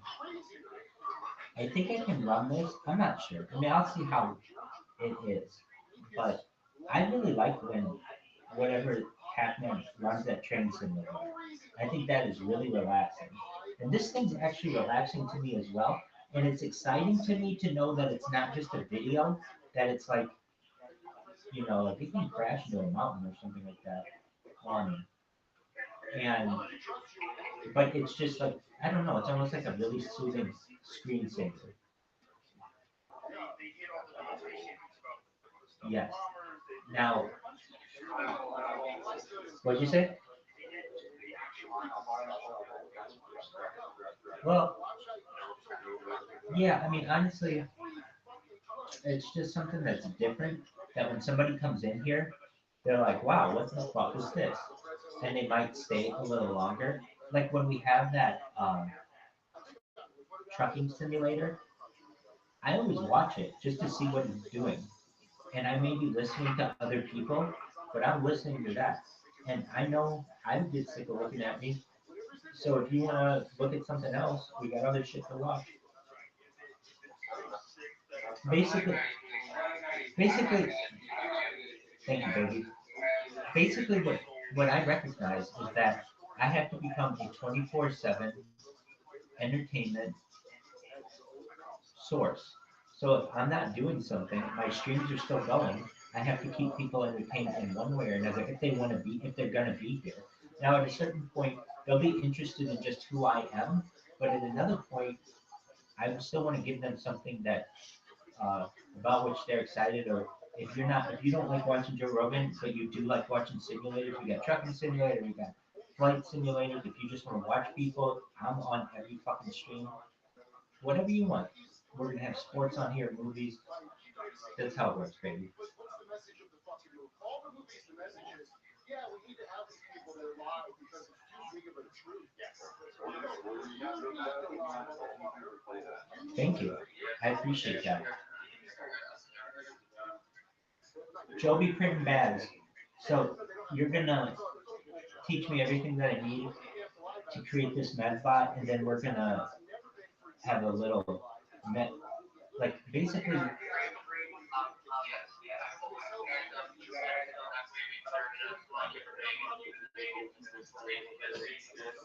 Hell yeah.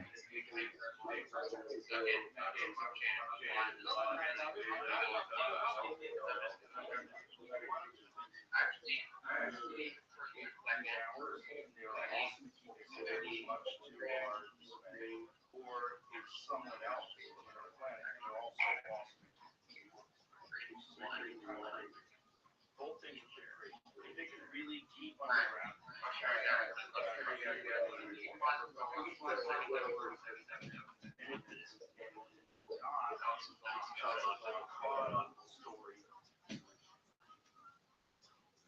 So right now,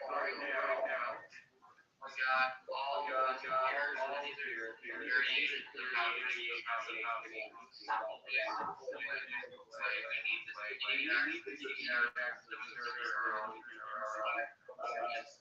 using AI to help in order to get those servers, we need here's their we just need our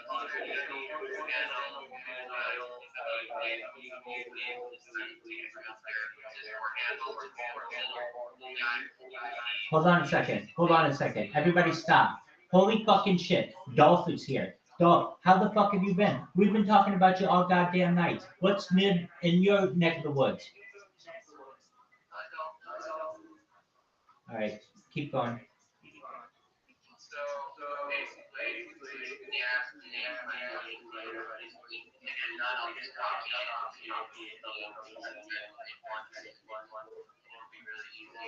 but in order for us to get everyone first,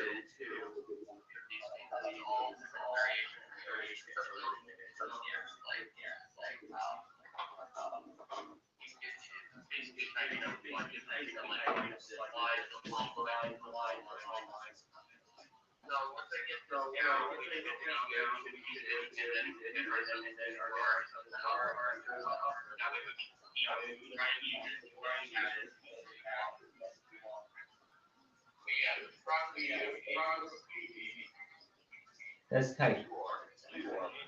Dog,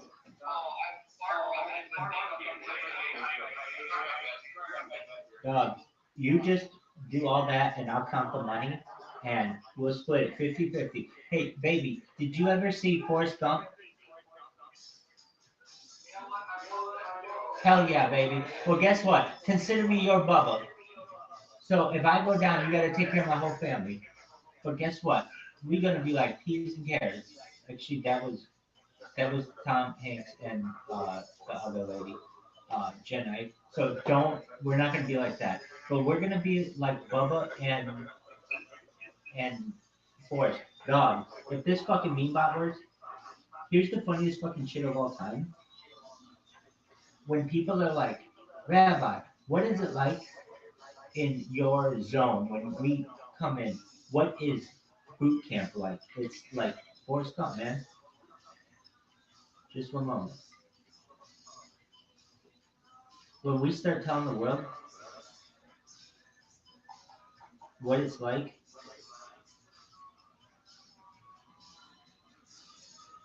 and how to best prepare themselves, all we have to say is Listen here, motherfucker. Watch Forrest Gump when these motherfuckers are getting off this goddamn helicopter. Dog. These motherfuckers are on these whirlybirds and like, well, guess what? Say goodbye to your mama by the fucking pond.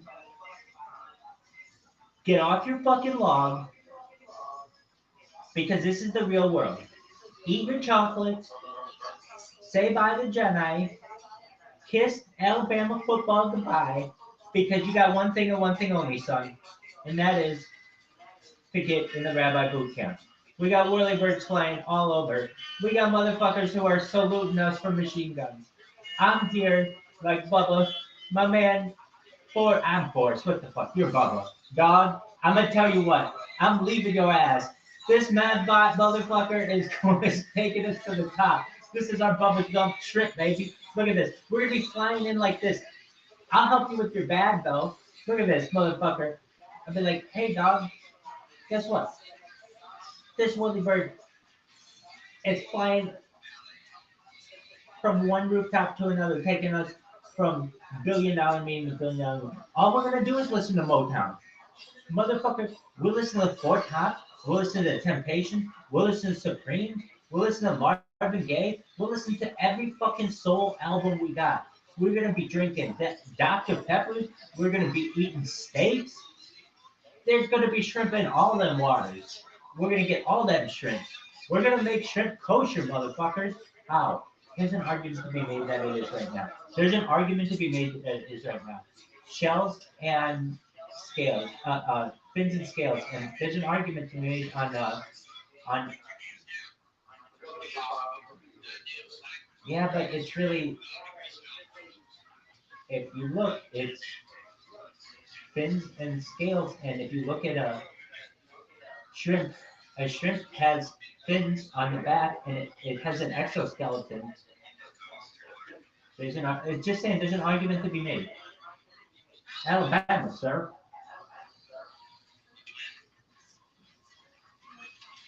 Anyway, like this. We're gonna be like this. Yo, dog. Joe be printing bags. This is the two of us, right here.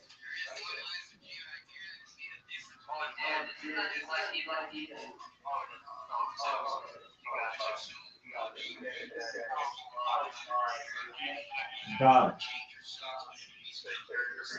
Snipers love to grease an officer, dog.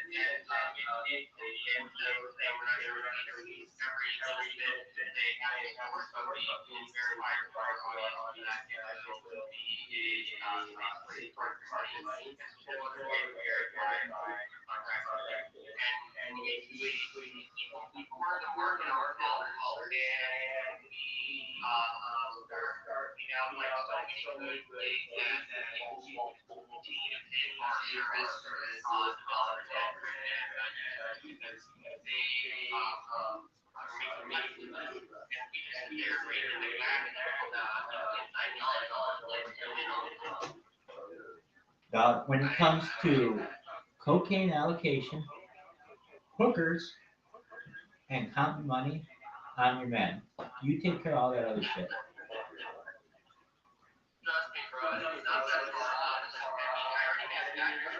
Dog, I know it's not that far off. When you were like, hey, do you know anything about medbots? I was like, yeah, motherfucker. I know a guy who went from working at Subway to being worth $150 million.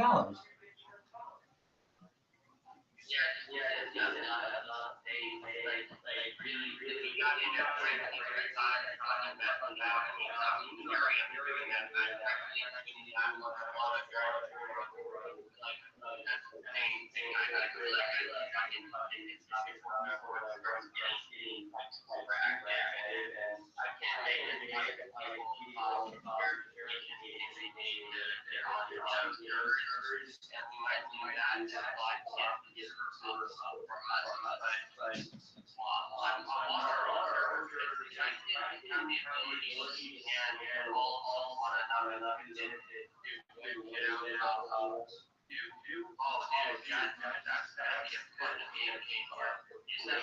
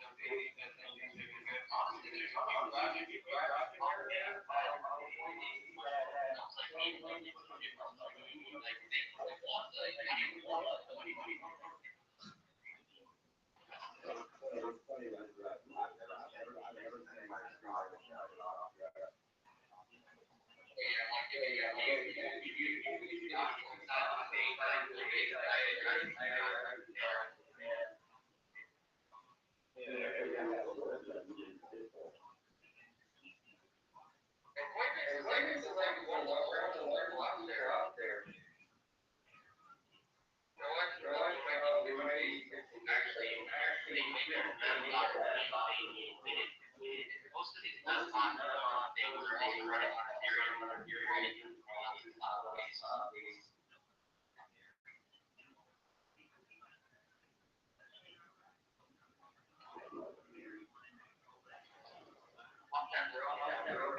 You got it, baby. Don't have to tell me twice. Slut.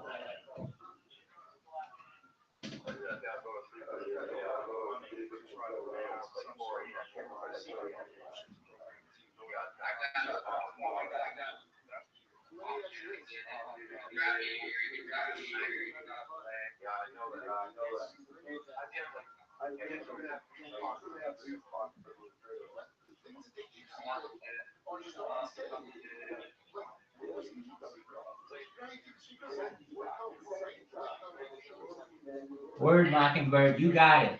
Everybody listen to Jacob. He knows what's up.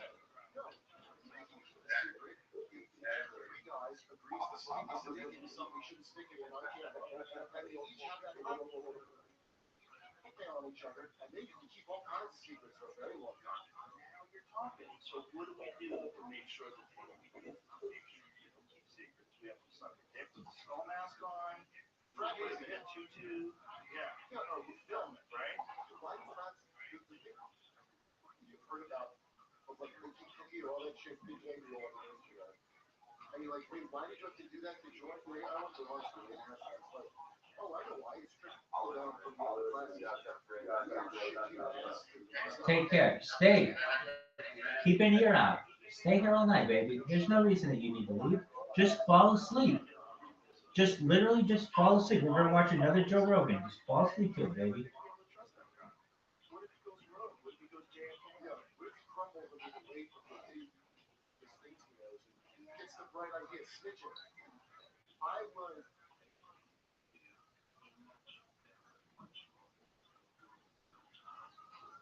What's great about right now, this is the reason I'm not like unhappy.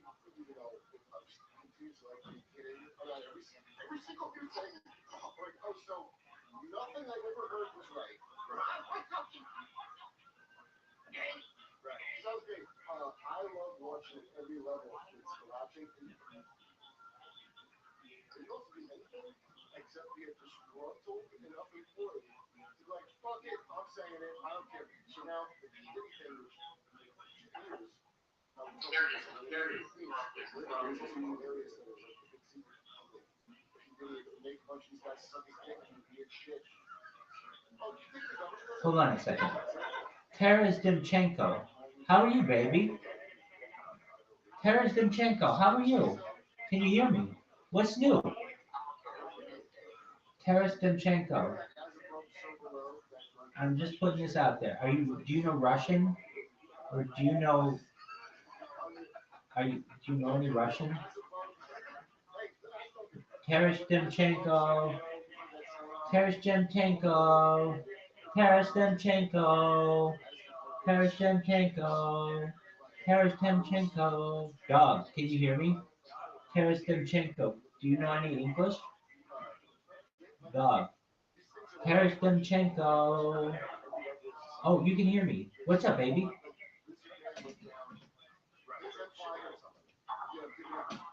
Dog. Taras Dimchenko, how are you? Taras Dimchenko, I just saw your little microphone light up. That means I know you're alive and I know you know I'm saying something to you. How you doing, baby?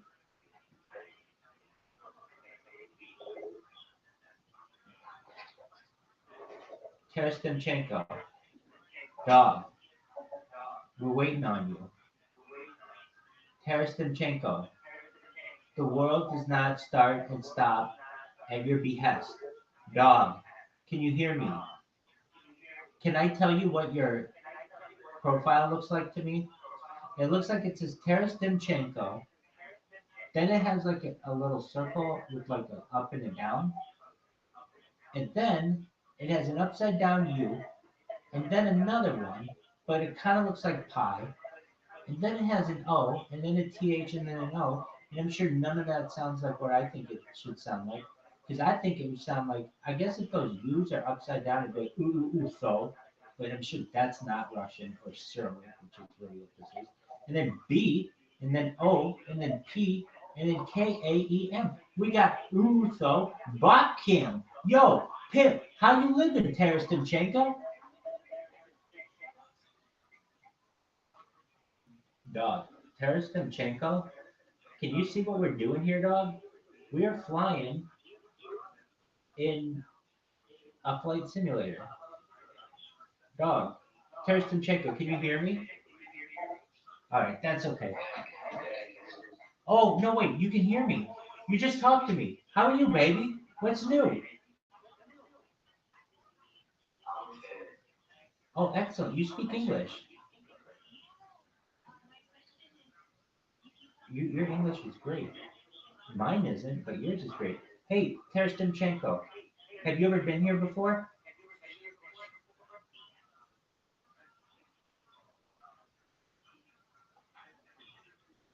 Terestinchenko, have you ever been here before?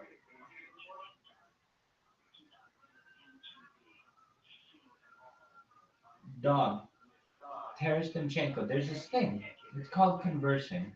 I say something, you hear it, and then you say something. Let's try it. Terestinchenko, have you been here before?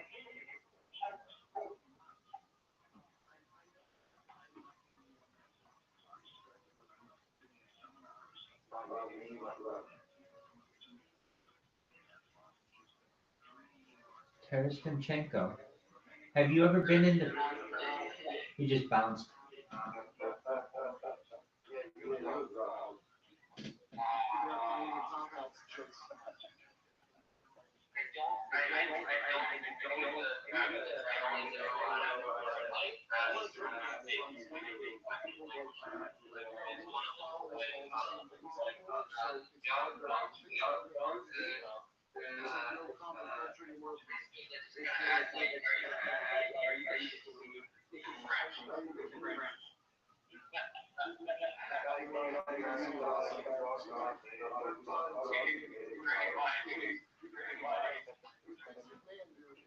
I'll ask, does anybody know, like people that get know? Yeah. Oh, you did? Right.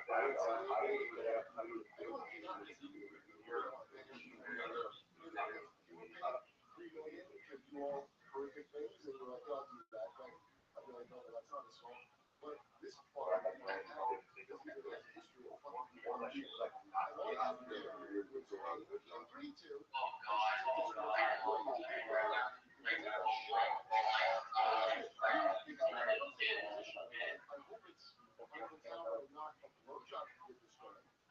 Two on one, I'm guessing Johnny United. Another exactly. So they're both having sex with this girl. This man gets up, shits on her head, and then he goes, I'm gonna get finish up, I'm gonna get a shower. This is what's written in the email. He definitely they say that. Okay? Yeah, finish up. I think we're done here, Vince. Should we steel man his position? Should we say he's an elderly gentleman involved in rigorous activities, and oftentimes they lose control of their bowels. There's a reason why.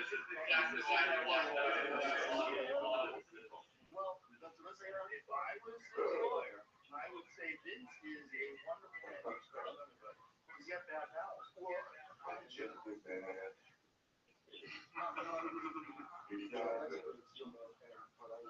Say respectfully, the moment where he goes, I'm in the shower, you guys finish up. Right there is where I break with. He just lost control. Well, you want the party to be over just because he can't control his powers. He seems very considerate about it. Shower. I'm sorry. I ruined the party. You can do a 30-minute shower. I'll sit here with this chick. Someone else's shit on here. While you're having sex. No, yeah. It's a close foul, for sure. This guy's shit. Like literally where your face is. But I'll finish up. Well, hey, Vince, you want to finish up here with the...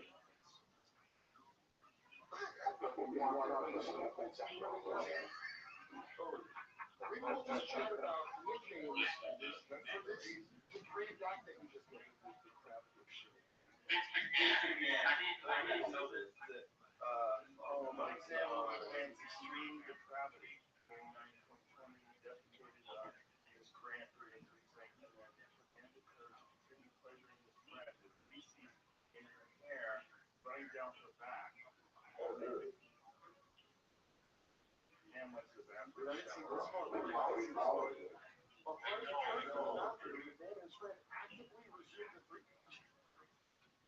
She didn't get in, that was all. You showered and went back and started the girl who's heading back to shower. Why did you shower? He got showered and she stayed. Outside of the clothes and all that. I like how they just describe it as it's filth. I mean, is this like a legal document? Is that a legal term? Like it's filth? Give her a Polish car wash and goes and cleans himself. Yeah, well, that's so the TV thing. Yeah. The disruptive plays have been coming out years ago. The whole mafia has a podcast now, by the way. Everybody's and they're investigating. It's so much better than the process. And they have rivalries. And there's like people that are like, oh, why are he's a snitch? Like they're now, when the drug stop, well, they're no good to a snitch. That's why we have this great show. So fucking, I hope everyone snitches. What the fuck are you talking about? So I get criminals. He has a right to say that's a fucking criminal, don't snitch. You, the citizen of this good country. Edward Snowden's not supposed to be hiding out in Russia with the bad man. Right. He's the guy that did the right thing, right? Yeah, some of us, we kill citizens.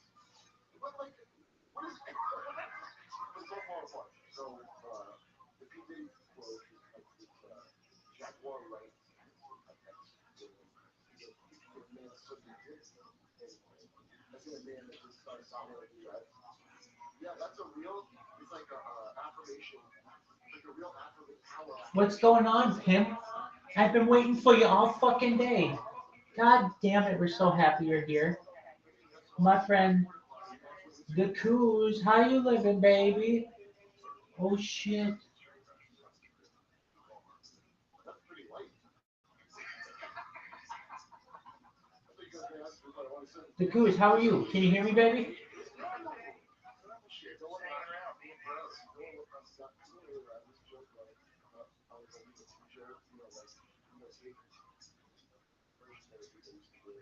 Yeah, great getaway.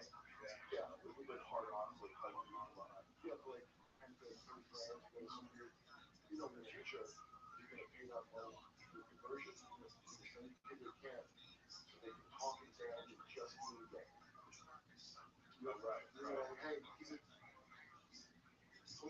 diaper giver persona, he's probably gay, and he wants a litter box. They want a litter, oh, so they're covering up the litter box for this? You see that principle at play of like, don't even talk about it. Yeah. Because it's the same principle as if you talk about John Stewart putting metal on a Nazi or Canada applauding a real Nazi, it helps Putin, the bad man. So cover up the fact that the Canadian House of Commons gave a standing ovation to a real World War II Nazi.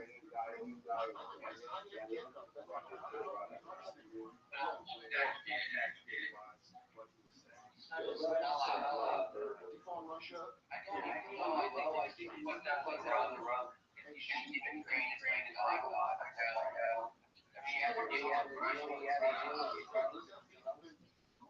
With the Nazis. We all learned that just like if you're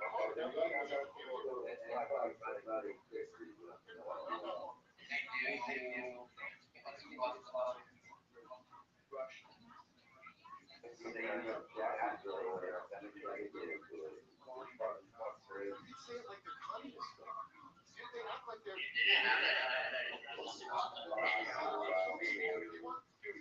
say anyone, if you see a lot of people that go, Putin wants to lead just some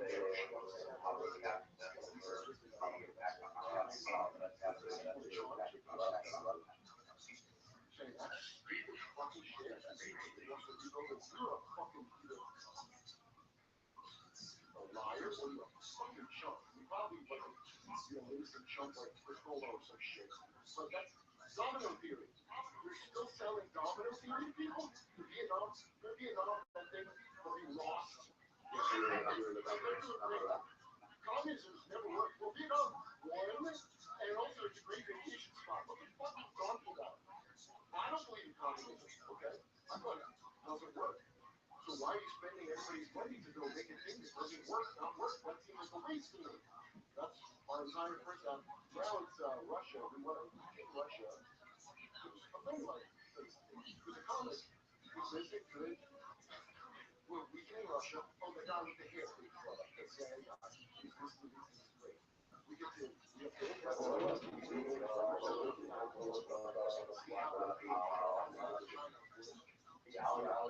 they want to fight. This is great. This is great. Like they want to fight. Oh wow. That's a great impression.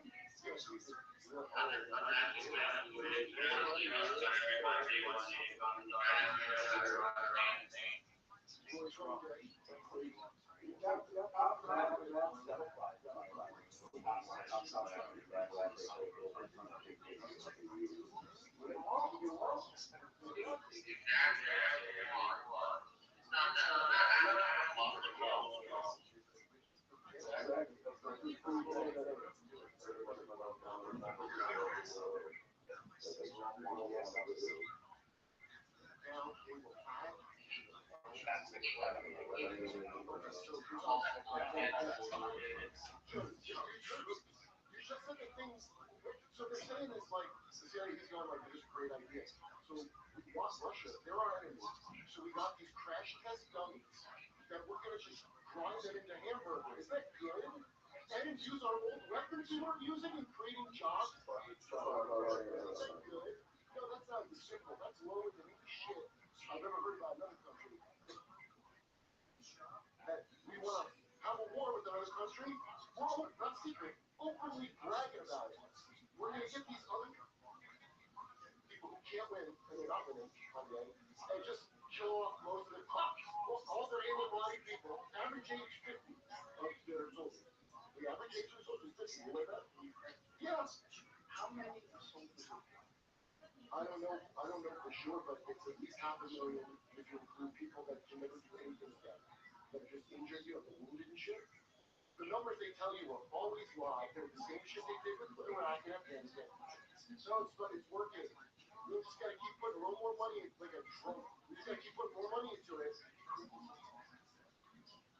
They were like, yeah, well, the deaths are probably by how, you know, keep throwing you this way, method, the numbers they give you. Right. So it tells you 50,000 is probably 100,000. Right. So you gotta look at it like that because everything's a fucking lie that for people that you're supposed to believe that. So now, you know, our first white, our main white Israel needs us. So our side piece, Ukraine, hey, Zelensky, they want to last the game. You know, it's getting weird now. Yeah. Like, he's gonna say he's pregnant. That's his last move. But America, I'm pregnant, it's yours. That's all he got left.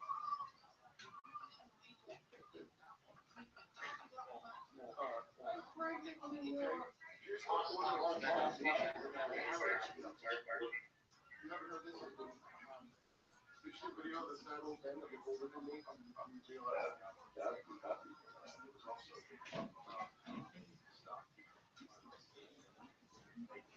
There's a $300 rubber mask that looks like this little drive. You get the balls made up wrapping it with the fucking man.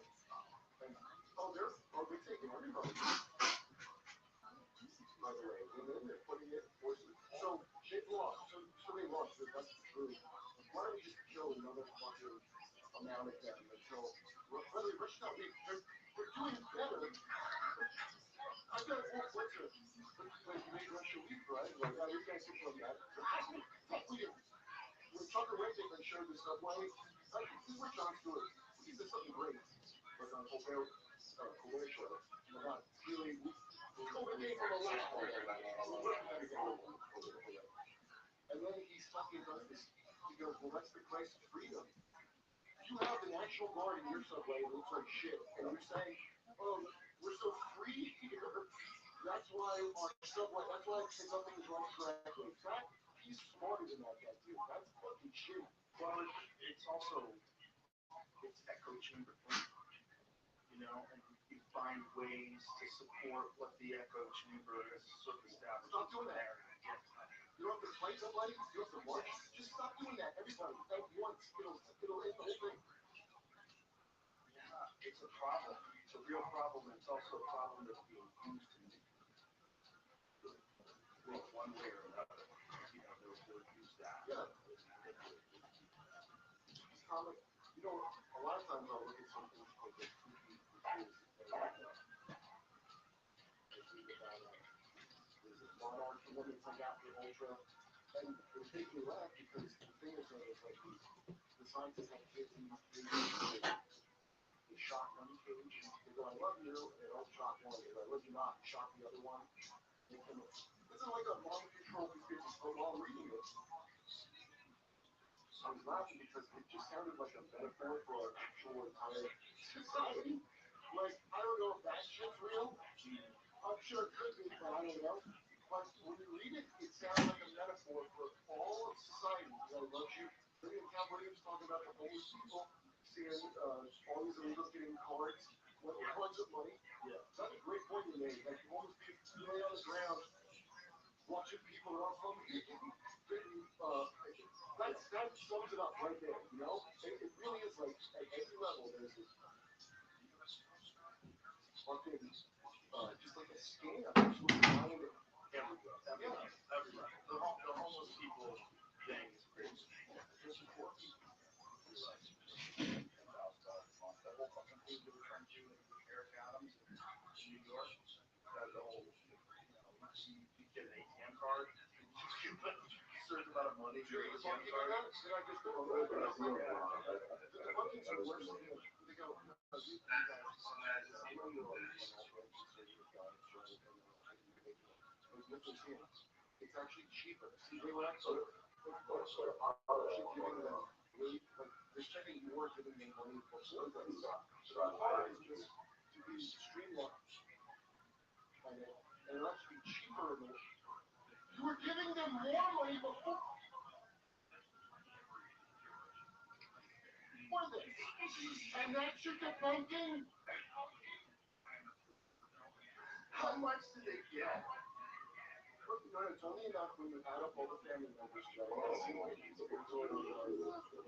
enough to buy food and diapers and things that. You're not going to get out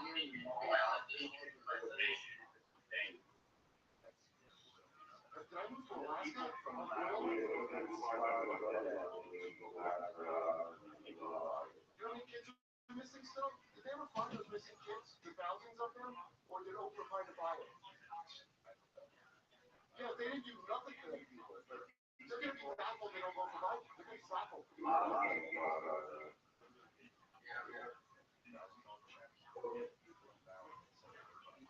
Good for that. That's what happened.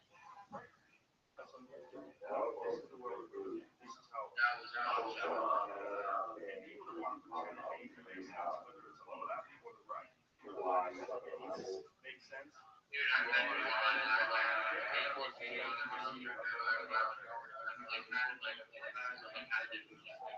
program would begin.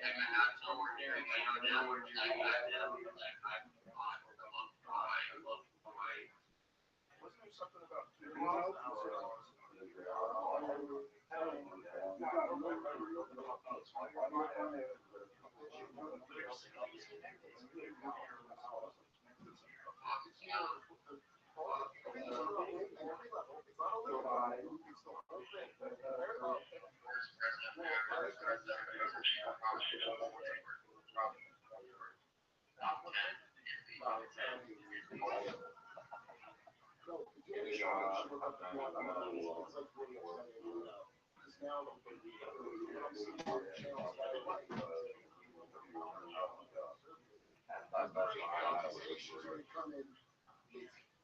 The reason all these people are rushing in, and it's intentional. It's unintentional, all these NGOs and shit.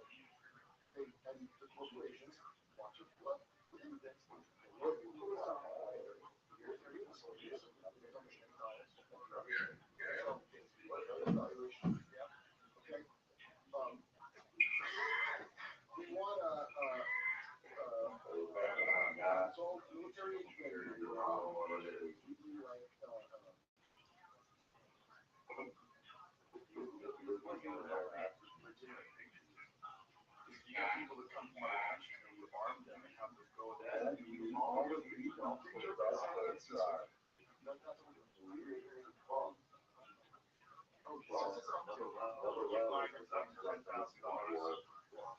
in taxpayer money, no ID check, no restrictions, and no fraud control. So that means they get $10,000. So maybe that is like the limit for the $350. Like when it gets to so maybe it's like at the end of $10,000 that you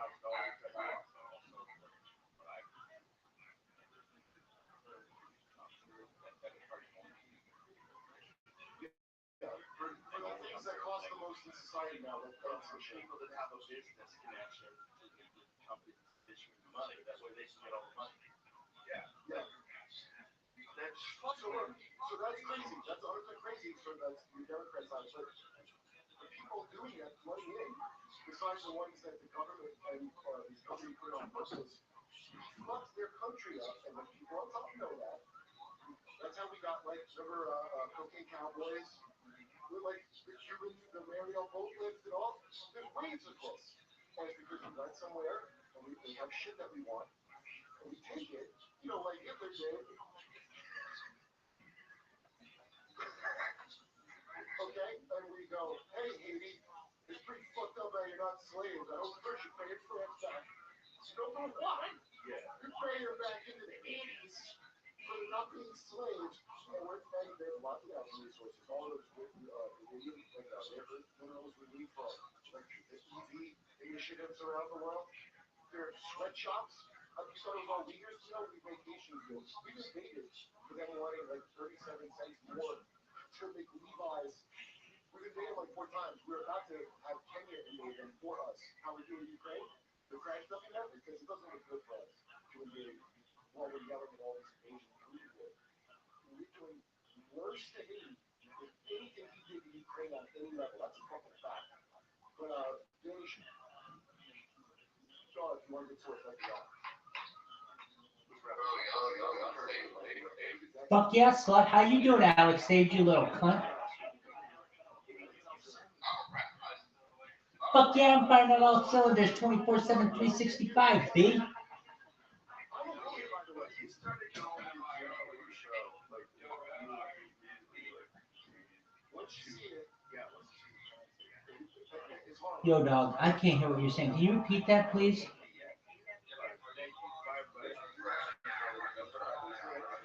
Oh, no, I wish. No, in fact, I'm about to fall asleep. But we're going to continue to get the next Joe Rogan experience, perhaps. We'll see what the YouTube algorithm has on next for me. Will it be something on the study of notes? Will it be something on the study of the future? This is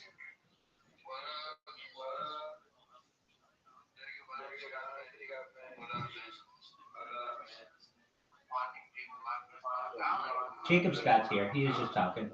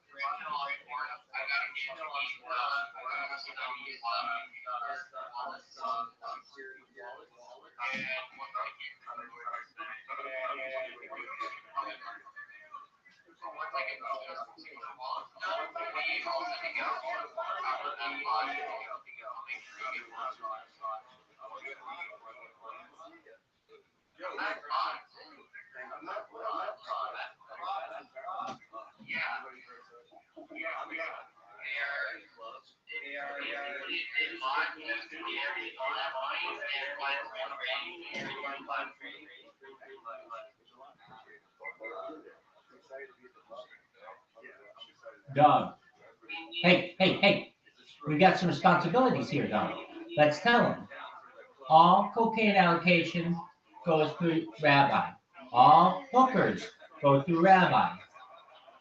All money counting done by Rabbi. Aside from that, Joe B. Printing Bags does the rest. But Alex, those 3 responsibilities are very important, and I got it.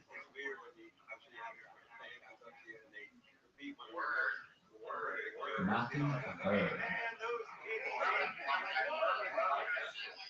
Joby Printing Bags. We're gonna fucking rename Euclid Joby Printing Bags Street one day. You watch. Let's go.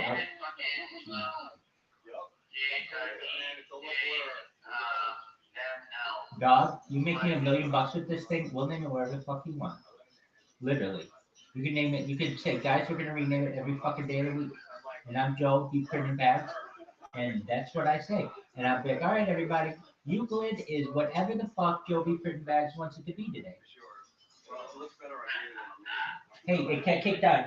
So when that happens, dog, when that happens, you have to say, hey, Rabbi, I need to tell you something. And then be like, hey, what's going on, dog? And be like, hey, Rabbi, I wanted you to be aware that Harry Potter Obama sign 10 Inu, $ Bitcoin, zero tax. It does not have the social media streaming in the Telegram. And I'll say, social media? What do you mean by social media? You mean YouTube? And you'd be like, yeah, but you use the term social media because you're just stalling as this thing comes up. We just had a new friend join us in the Telegram. Now we're going to share our screen as we continue to stall. I think I'm one of the world's best stallers.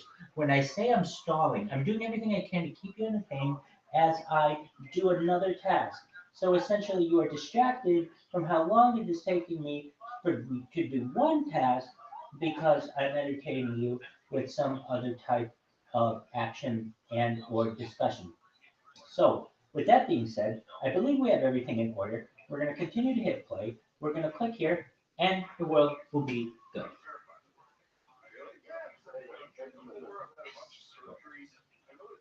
All right, kids. Dog. Joby Printing Bags. We're going to make so much fucking money.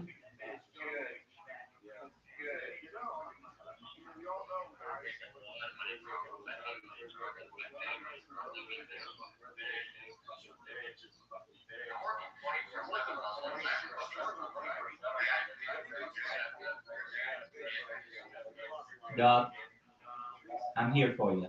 I am your 24/7 support system. If you ever need to talk, you need to cry, you need to scream happiness, I'm here for you. Whatever it takes, we are gonna make so much goddamn money. My eyes are gonna hurt. I'm gonna say, guys, I don't have, honestly, I'm tired of counting money today. I can't fucking wait to say that. Guys, I'm tired of counting money today.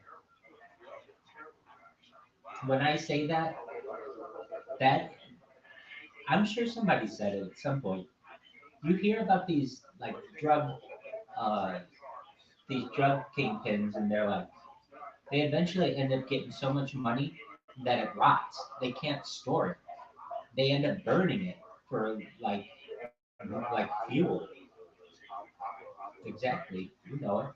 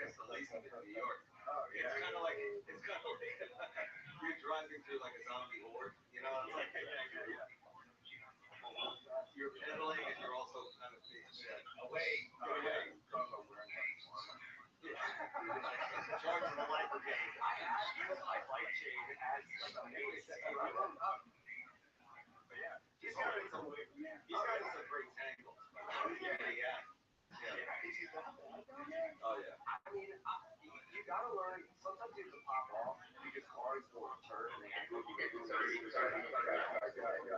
lot of these guys. Especially during the pandemic.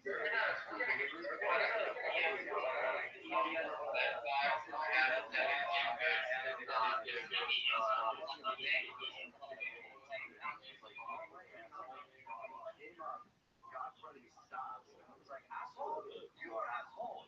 And he smacked my coffee out of my hand. Like, yeah, that's right. That's why I said something. Yeah, that's something wrong. Yeah,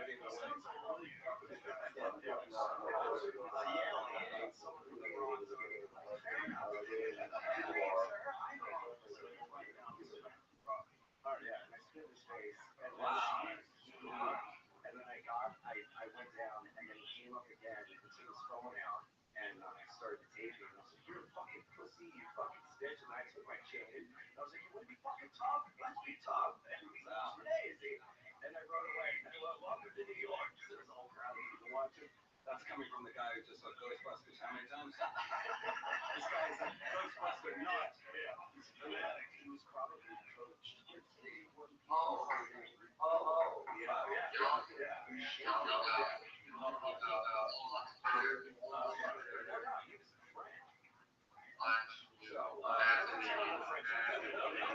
I didn't get that at all. I didn't get that at all on that one. Go. They would say it was Becky. Becky was great. Yeah, but you gotta be careful about your big brother. You're with a guy you're dangling, all of a sudden he pulls out a snake. I got a poisonous viper on me. You know who told me that? This guy I knew from Malaysia. He said, in Malaysia, you go to a bar, and these guys have these rings that are dipped in poison. So, you'd be with a guy, and all of a sudden they're, on the back, that, and they're like, ow, what was that? In the ring. And then you're dead, a day later. Yeah. It's a Malaysian hello. Like those spears and shit in Vietnam. Something like that. You could probably survive this. Yeah, that's like Malaysia. Tough scene over there. Well, Ian is, what was I going to say? We've been working together for a long time. Yeah. And he's sober too, so I'm sorry this is kind of like a bore, but, the sober life on the road is not very cool. The chain smoking and coffee. So we go on adventures. We do. Daytime sober adventures. Sober. Oh, I can tell you right now. Because my plane was delayed and I hadn't had coffee in 12 hours. I got that weird headache. I'm talking about like from the front all the way to the back, and I was like, that's coffee withdrawal. We also looked at water. Yeah, water's for, yeah. No, it's your coffee. Pretty much. Yeah, dehydration is my thing. Yeah, like he's a water David. Yeah. Oh my gosh, I've been wanting. Oh my God, it's really, that's like the least you can do for your body. And I'm like, nah, I don't think so. Well, those connected flights are hell when you can't smoke cigarettes. Yeah. It's like an 8-hour connected flight. And you're smoking it too. There's only one airport where you can smoke, and that's Vegas, I think.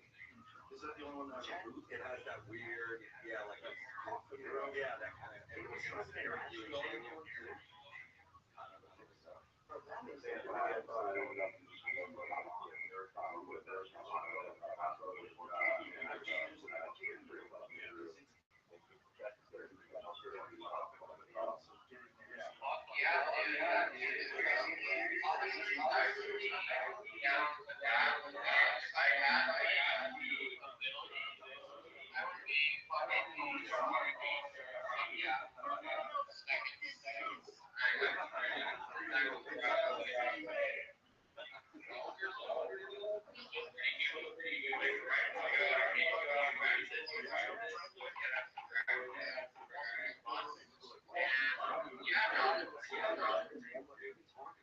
Not that smoking was back. I thought all that was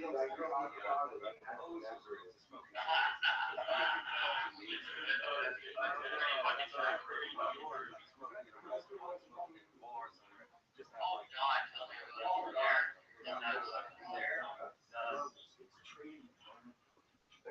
Trade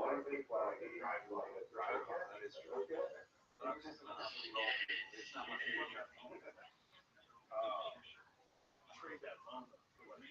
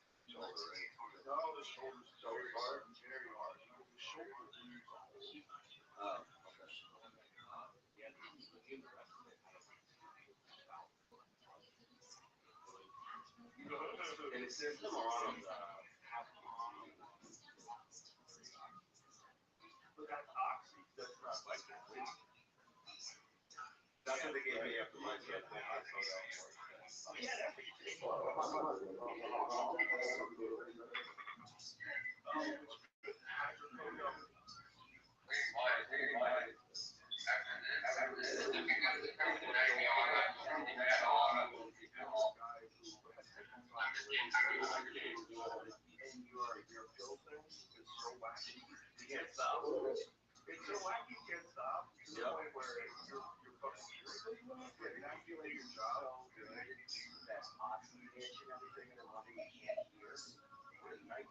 But you probably got like 5 doctors writing those scripts like that. Because I mean, honestly, is it illegal? This was Hillman.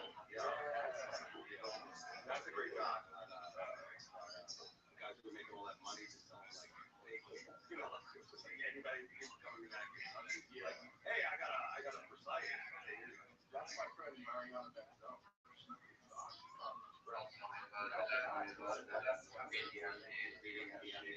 Expose the whole thing with it. Yeah. Go from one place, they're basically pain management centers. You remember those? Yeah, it's all done now.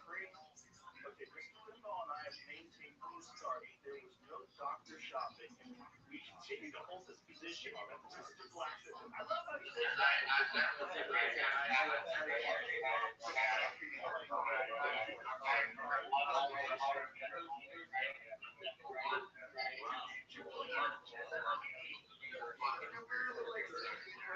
there's no doctor shopping. I don't know what you're talking about.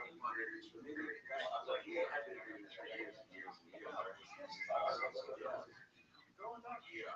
Or you're buying it from a drug dealer. One of those two.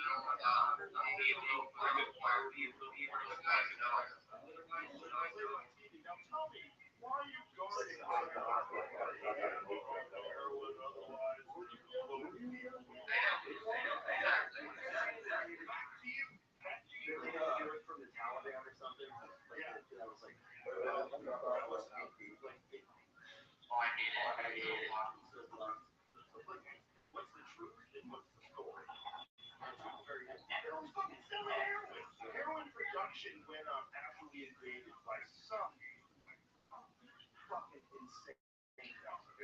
That's not like a and then this guy's like, we should be guards. Guards?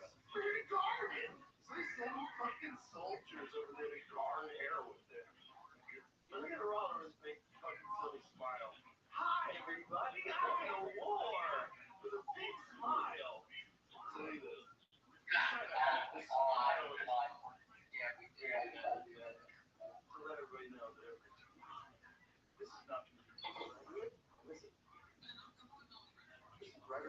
time when opium and oxycontin is flowing. Look at even the way he's like performing his shit. He's excited in front of the camera like he wasn't like this guy before. The whole thing is such a fucking charade. Fighting the opium trade by guarding the heroin. Hey. It's the fucking gaslighting. Fighting the opium trade by guarding the heroin field so that they can make heroin. Yep. The poppy fields only make heroin. They're not, there's no tomatoes in there. Right. How are you fighting the opium trade by guarding the heroin? You're ensuring the production.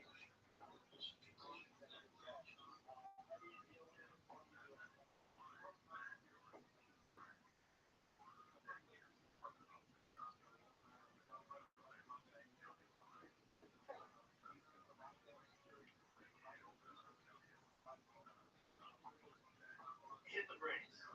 The government became a drug dealer. Like, 100%.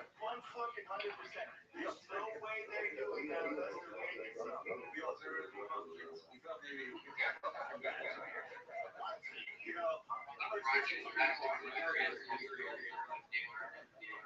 we just tied pumpkin season right. Now the Vietnam thing is interesting because I know my cousin was in Vietnam way back in Vietnam, they don't make heroin. It's Laos, right? It's a tree growth. So there you go. It's in that zone. That control of that.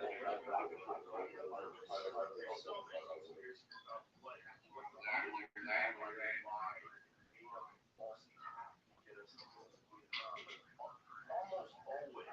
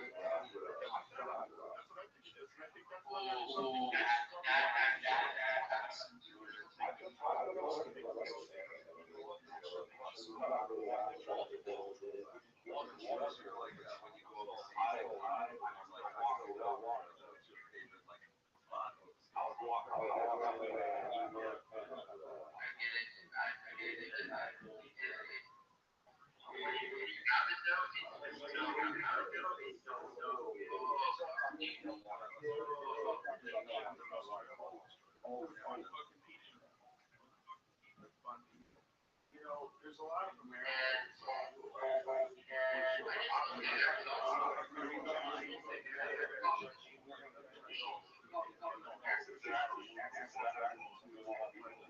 Well, trust me, I did it. Trust me, I did it. Yeah, I'm just like, I was happy, like, you know, able to, not paralyze me in that paralyze or that was I was that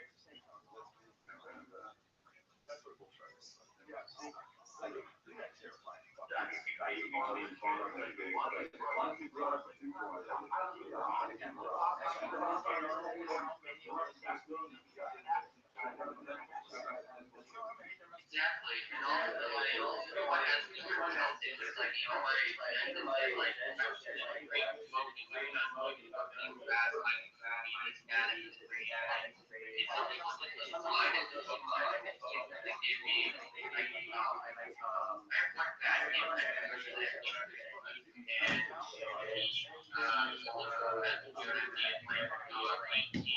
and I got lost and I didn't realize that I was everything else I got was from and I hated it so bad. I hated it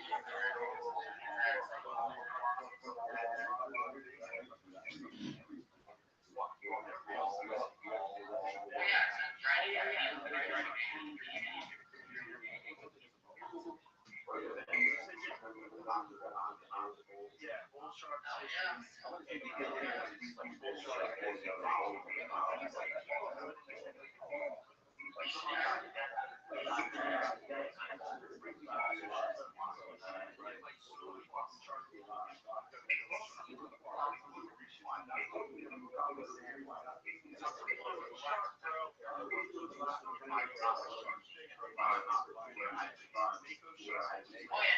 oh yeah, no, it's not guys don't matter. It's people that are from like that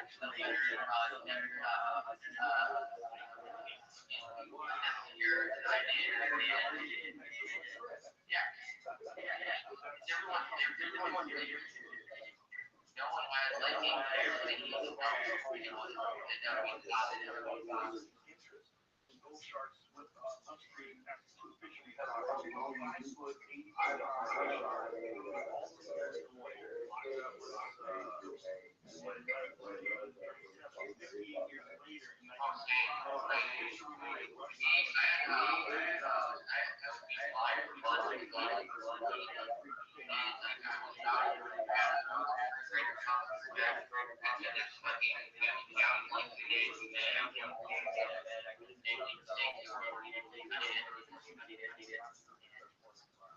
Do they ever have arguments and they go after each other?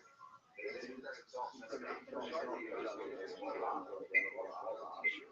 God, no. I don't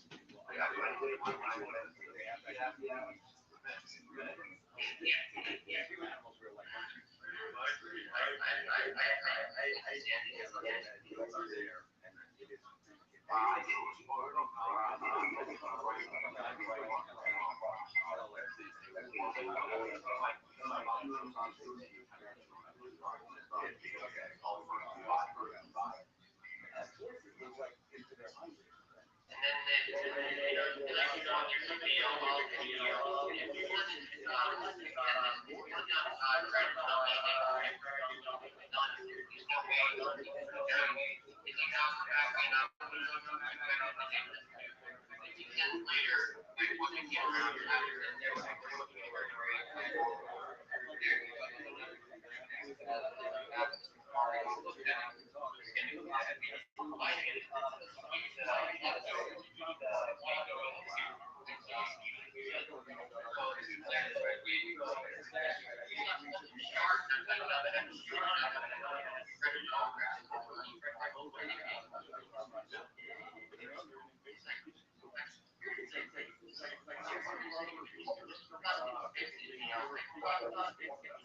Yo, dog, you know when like those kids have to randomly fly planes?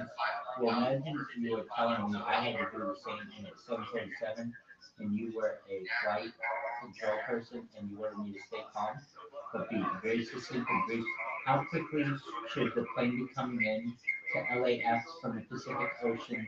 From what direction and what runway? I'm gonna be flying over the ocean and then onto LAX. The airport's like right off the ocean, right? What do I need my flaps to be? What do I need my RPM to be? What do I need my altitude to be? All that shit.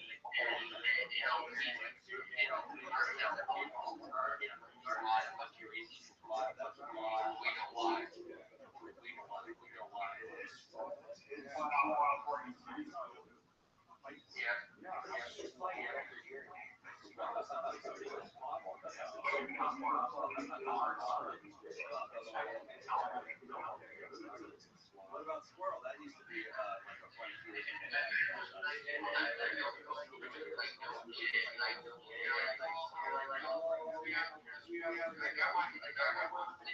Well, don't you mean I should be coming in from the west? Question mark.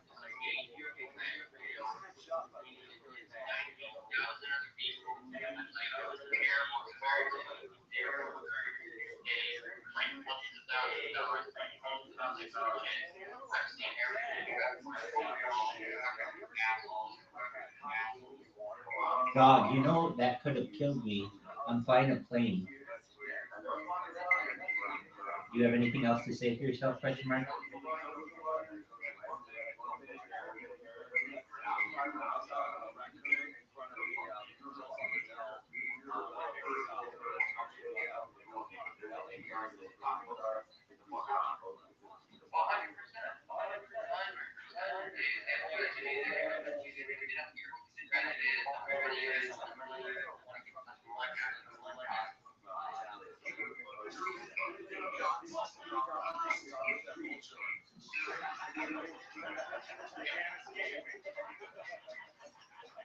Dog, on the approach, should I have my flaps on?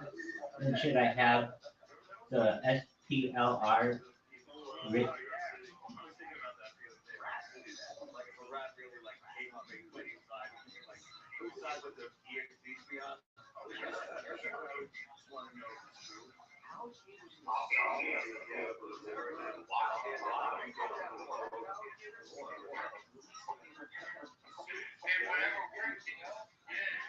What do the spoilers do?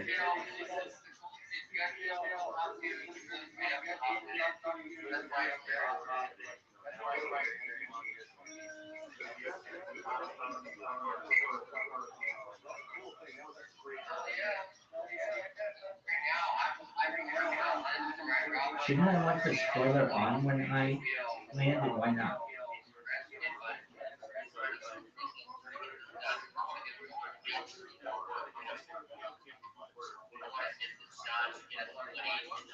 Did you know you're not a very good pilot? Question mark.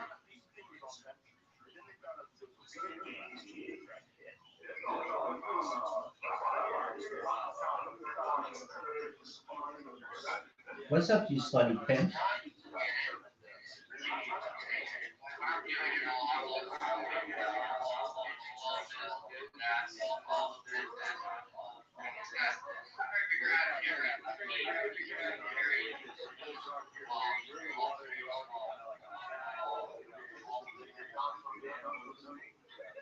Dog, we got three responsibilities here. They're not simple, okay? The first responsibility is cocaine allocation. Second is hookers. Tertiary is counting money, okay? There are three responsibilities. And don't you ever underestimate them, Jacob, or anyone else out there. That's a full-time role, okay? Don't you denigrate what I do on a day-to-day basis. Thank you.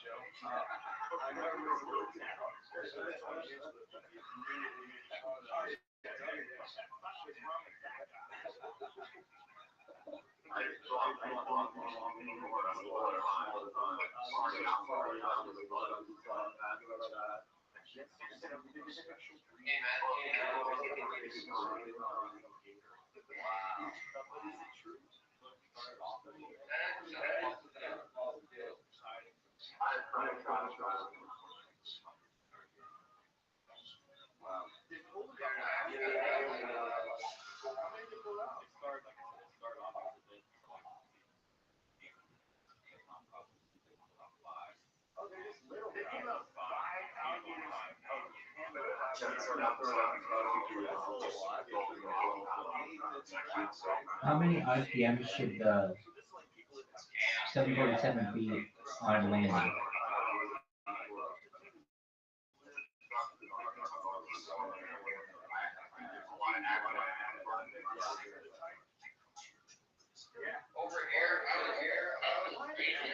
How much is the idle setting on a Boeing 747? That's amazing. That's crazy.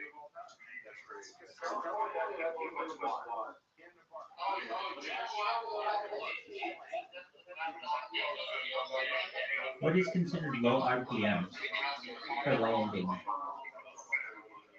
in a 747?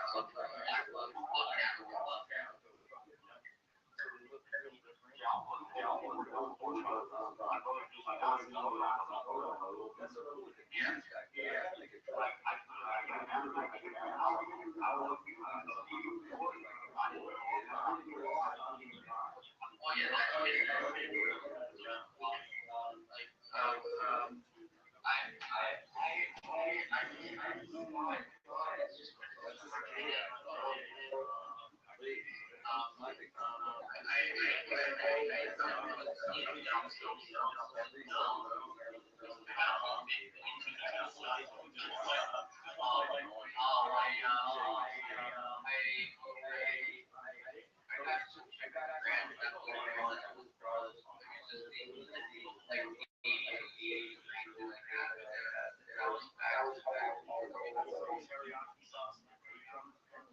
It's protein, right? Trillions. These kids will emerge from Maryland to Oklahoma, Illinois to Alabama. Clearly, trillions of adults and kids will be present, but not all in the same place at the same time. This trillions of those fat bugs. That's crazy. I'll check just one moment. So they're out every year, right? Small numbers, baby dealers.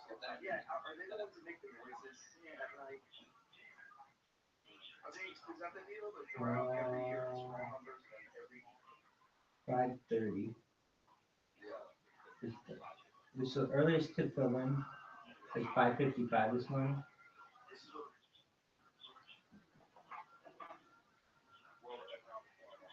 It depends where you are. Sorry, I thought you could hear me. It's like at 5:55 this morning, but it depends where you are in the world.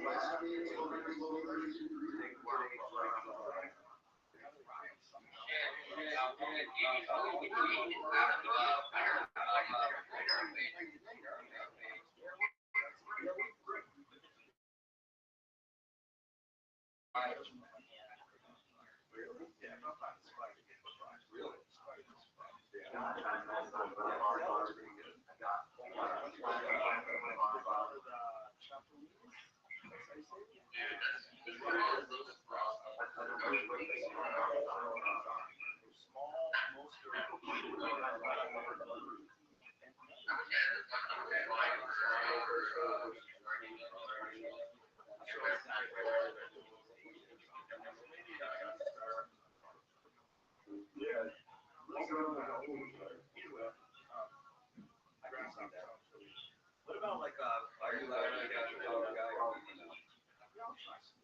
You know anything in the Philippines where it's like an egg, but like it's like the fetus is like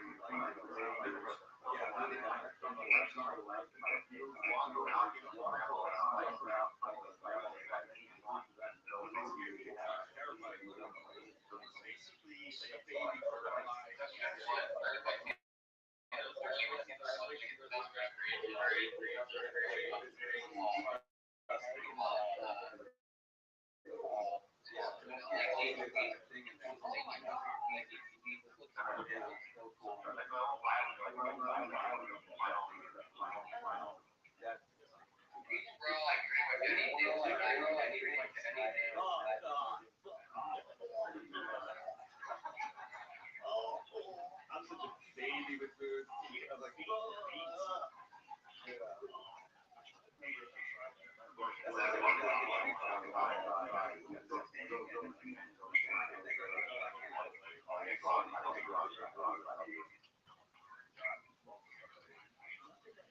snake, of course.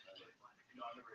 Did you eat everything that they ate? Yeah, I ate it. I would just do it if I saw someone really, really needed to know. I'll do it for no reason. I'm doing it for no reason. I'm doing it just to show you.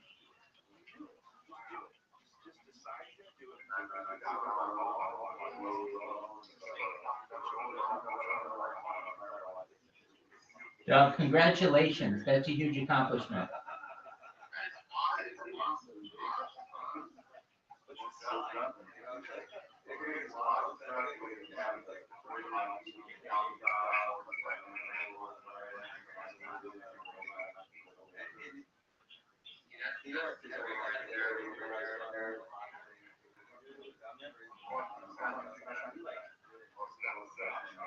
Are you married, Jacob?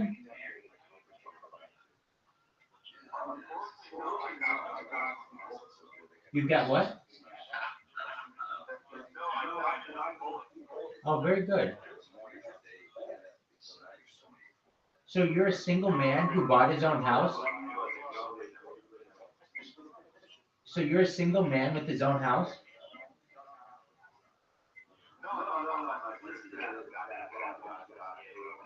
Oh, okay, your sister got it. So you guys went in on it together? Oh, very nice. So you live with your sister?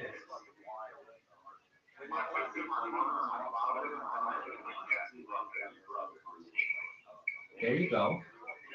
Well, you guys are making it happen. All right. Does he knows how to use Telegram? Yeah.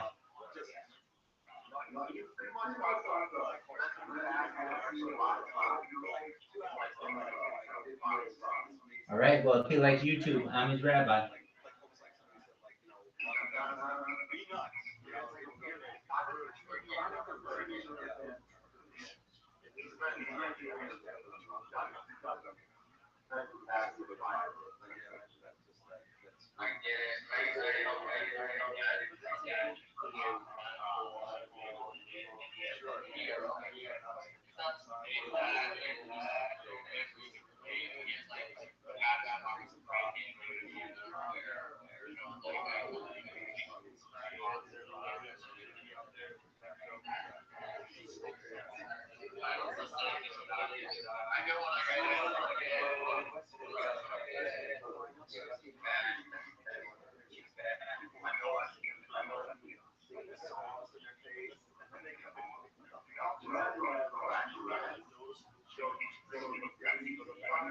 Oh, wow. That's tough. That's a tough one.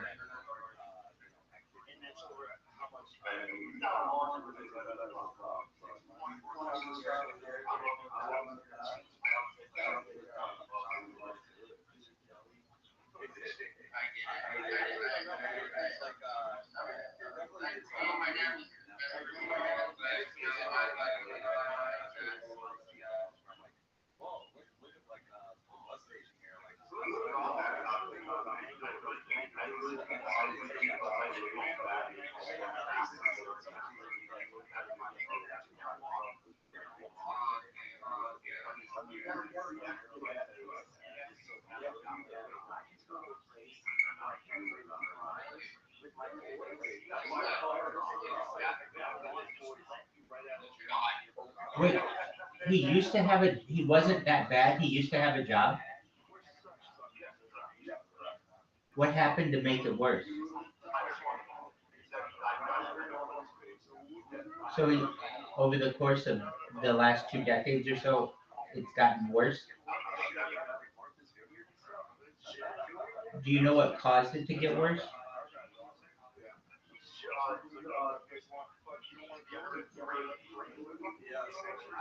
Okay.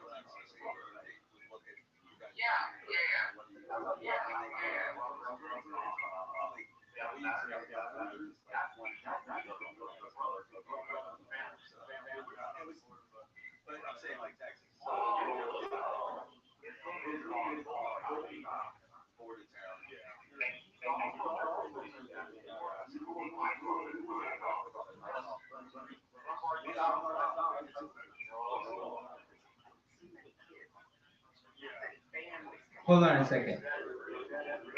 So with whom did your brother go to school?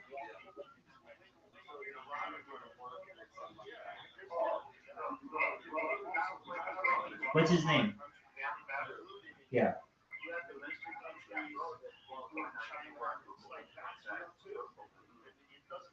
No, I'm not trying to find it on Google. I want to know what brother on Family Matters. Like, uh, the brother. You mean this guy, Darius McCrae? Okay, so his brother and your brother went to school together. Okay, I gotcha. Dude, I have to say something. This girl is so fine. She died of a brain aneurysm, I think. Oh my god, she was the hottest fucking thing like ever. Hold on, I'm gonna show you this girl. She's dead, R.I.P. This girl died far too early. Okay, she played Justine on the Cosby Show and Myra on Family Members. This girl was so hot, dude. Hold on, let's see this girl. Let's get a good picture of it. This bitch was so fine, and she died of a brain aneurysm. Of anybody we need to revitalize to bring back, because she's so hot, was this bitch. She died at 30. And she died,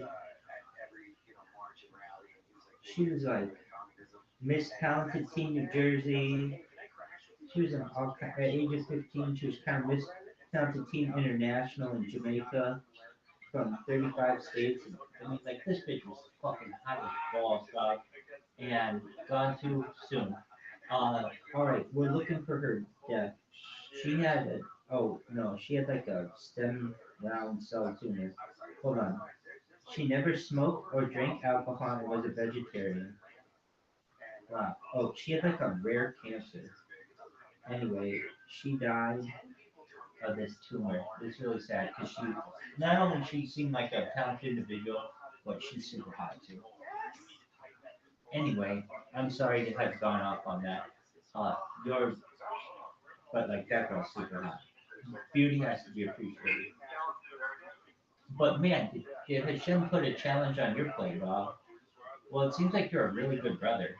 Better than I'd be.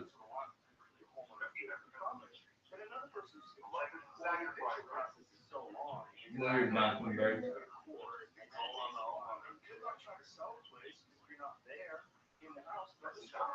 They always hold up that guy's dirty piece of paper. I have a lease, and it's like a happy face and a house behind it. Yeah, this guy was explaining how he did it. This guy was explaining how he did it in his YouTube video, saying that so you drop that big this that leads to the power. You know what, Rabbi? Like, you know, you the next person to invent AI or live or And it hurts. It hurts. It's so crazy that in the name of protecting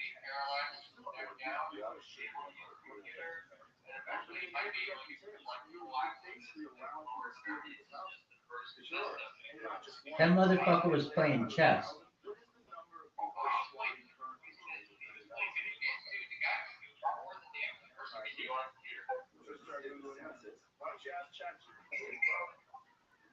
Yeah, not only that they're squatting, let's do that bitch stuff. You see how they abuse the house too? Like they'll like spear shit on the wall, they'll do all kinds of things. It's not like you really own this mansion. Well, the other day, Dykstra did it in his issue. Yeah, and they were like evicting him. He's like, all right, I'm gonna take a shit on the floor. Yeah. Didn't Gretzky buy the house? He bought it from Gretzky. And now he shit all over it. Fuck you. Not cool. That's a different story though. He wasn't a squatter. Yeah, he was just fucking broke. Yeah. It's like when you go to a friend's house, you have a party, and like that last guy who has nowhere to go. He's like, hey man, you know, this is a different level, Your Honor. So that you can't get out of your party. Yeah. That's the main reason why people don't want to have parties. You gotta get up early, man. Yeah. That's all right. I got it. Yeah. Hoping that Rabbi or might come up with an idea. Poor guy. I need to build a legal Doug, matter. I haven't made progress on it. But Doug, stories stuff. Doug, that legal matter is nothing. You get this medbot going, we'll be able to take care of all your legal matters. That's what happened with that guy. He had that cake. Well, dude, it's just money on the table. Also, I'm doing it instead of like, We can hang a little it's bit just longer, a maybe a little visual, warm like, up. He's like, yeah, you gotta go. my dad is like, breaks the floor and got like, and they, like, they got so long that he was, yeah, and like, he fell out of bed and on my wall. His birthday, and then I went to visit him, and then he put a bad day away for like a second breathe. Like, like boys, like, yeah, no, I was just, if I didn't go check on that day, he could have died that night. He was knocked something, and like, I have all the shit he did to him. I got obsessive principle. Like, they should be getting away with that. They don't get called out, so if they're just gonna kill some more people, it's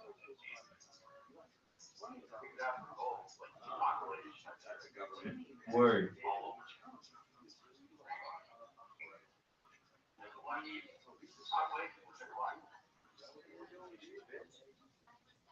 this is ChatGPT. ChatGPT 5.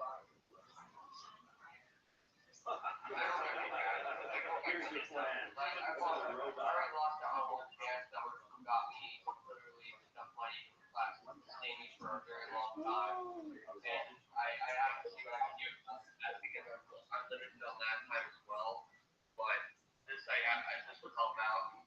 And then all I do while that does this work, I can work on the best of something else. So then like fucking Joby Prittenberg. Joby Prittenberg. I need you to tell me what kind of computer I need for this medbot. You have to keep the light. you can buy a RAM, like anything above an item, that'd be good. I5 would work. Yeah, it's supposed to continue, so I can, Doug, I don't want that. I want you to say, Rabbi, buy this computer on Amazon and it can make you X amount of money.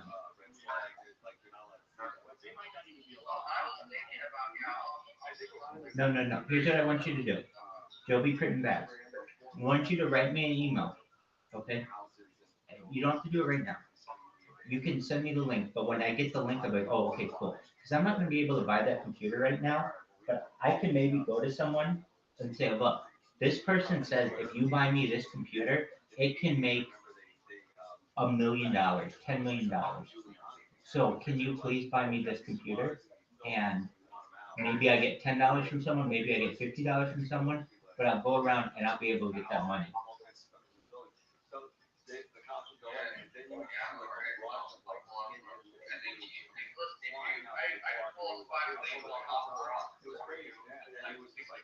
Not what I want. I want a new Amazon laptop. I don't want anybody to be able to get into this bitch.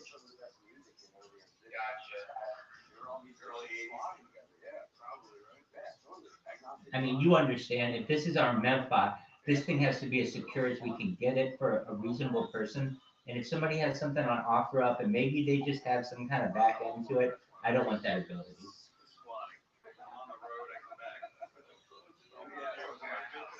there is ways to wire absolutely clean. There will be more now in the apartment.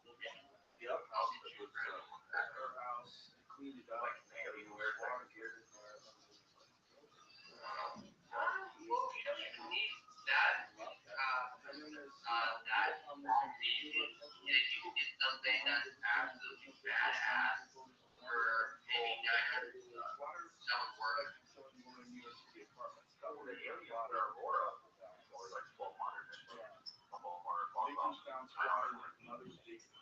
Oh no, those are good. Those are actually pretty good. Travel to New York City from Spain to get the apartment ready to be occupied by a family friend. They've been vacant for months after the death of her mother. She went to the apartment, 2 squads. She arrived. put the machine on surveillance and see how much we don't see the apartment. This is the starter. You can turn the apartment on. I am literally giving myself a full crash course of making something that. In fact, I actually emailed a guy that made the key. He made the code. I messaged him asking if he can make us like 6 keys. That way each one of us can have keys. I can have this running at once. Two suspects went to the car dealership. Crash looking by a car remain at large. What did he say? I just emailed him, so hopefully he'll get back to me in the morning. The car police says Here you go. This is Bitcoin as a please. You guys are For mine, hold on, mine is kind of difficult. Let me send you a message, and then you send it to the account that sent you the message. If not, I gotta check through 18 fucking phones all around this room, and it's a pain in the ass. So, one more. You got it. I'm gonna keep saying you got it until you got it. But I realized I would be saying that for a really long time, and I'm still trying to stall. And I could just shut the fuck up right now, and I wouldn't have to stall anymore. So I'm gonna do that.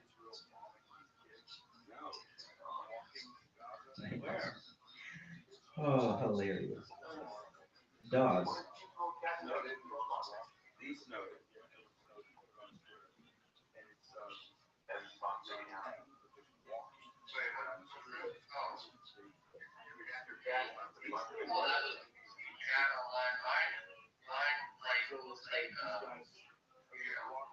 Yo, I just sent you that message, dog.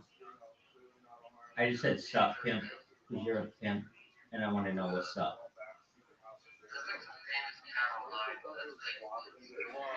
What cat? What fucking cat are we referencing? I thought it was a Benjamin's. Oh, if I go like that. I don't know that cat. I thought I knew everything about the internet. We learn something new every day, kids. Learn something new every day. Is it a missile or is it a drone? Well, the missile coming from a drone. Probably. I mean, it might be coming from somewhere else. I believe it's a drone. Isn't that what they're Wow. Yeah, so they have drones that can do this, which is so insane. They're not showing it. You know what's so crazy? Have you seen those drone videos of Ukraine and Russia? And it's really good quality, and then they drop a little bomb on the guy, and then they put like Russian techno music over it. It's so creepy. It's so creepy. You just see guys hanging out. Well, that's what they say now is that they can see everything at all times. So they want to like use like tactics to like sneak up on them, and then we'll go this way. They can't do that. It's like those kind of tactics are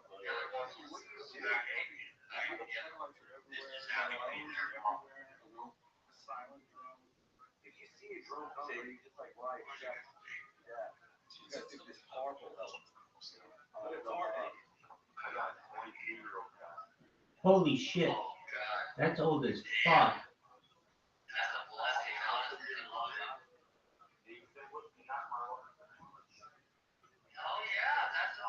What's what's his name? Dude, shout out to Tiger. Tiger is amazing. Tiger, that's the name of, isn't that the name of like Mr. Rogers' little friend? Tiger? Yeah. That's a good name for a cat.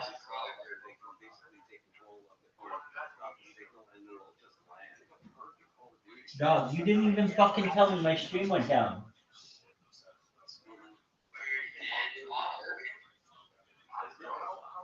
That's okay.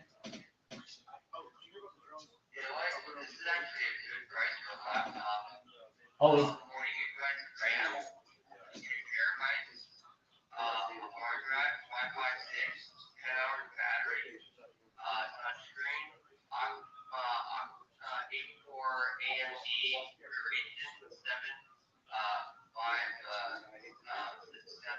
dog, I got laptops that we could use.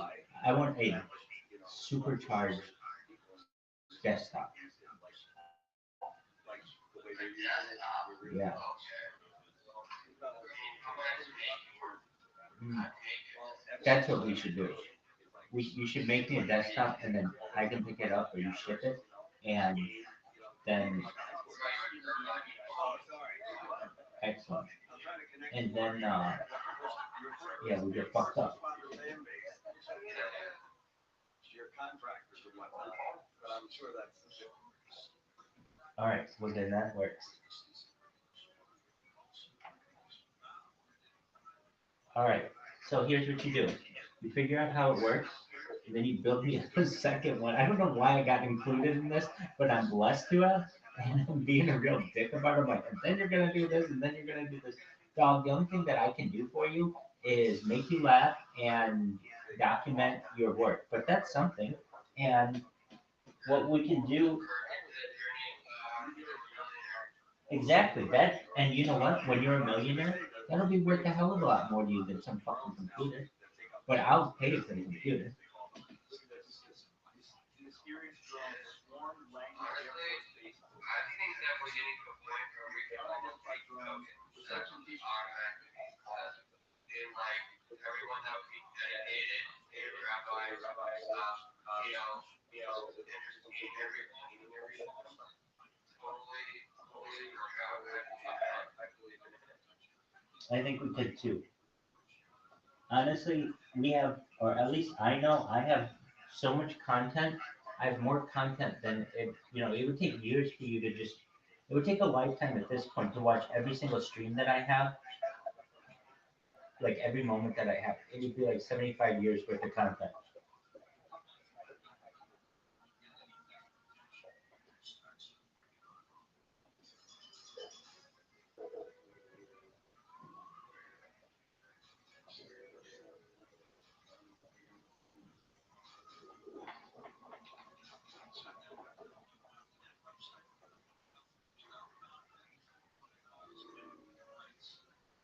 There's just there around the government. I could go back to the rabbit hole like I said. I had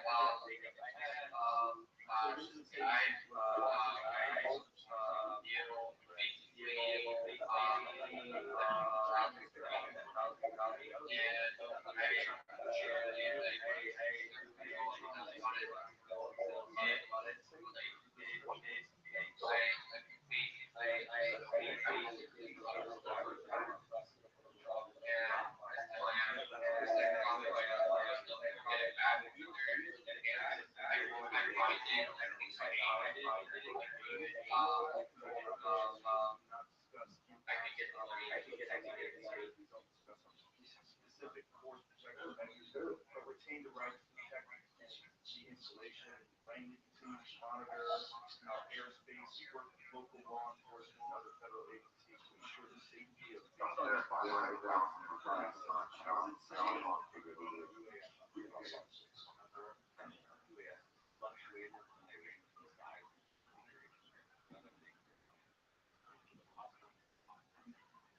but anything flying in our airspace doesn't press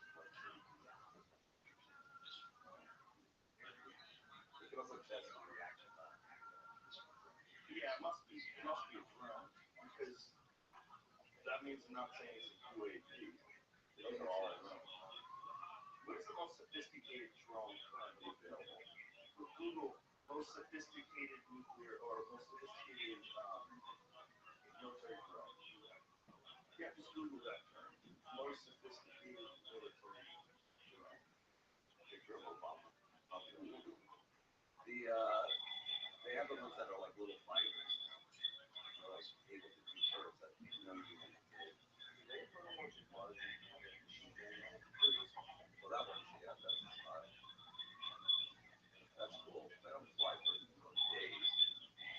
Okay, so the salt. That's cool.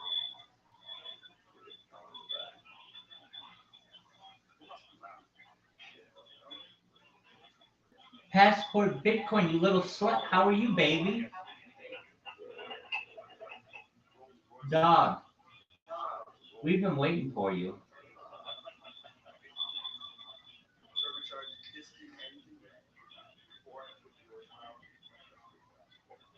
You motherfuckers didn't even tell me that my fucking stream of my plane wasn't going. Sons of bitches.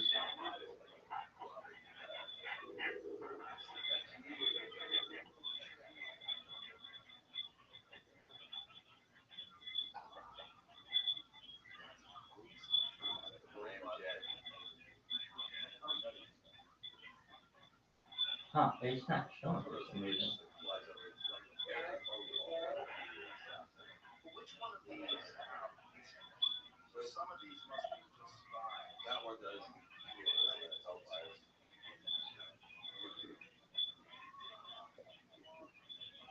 Look at the little one the guy has. Can I play too? I'm just annoyed.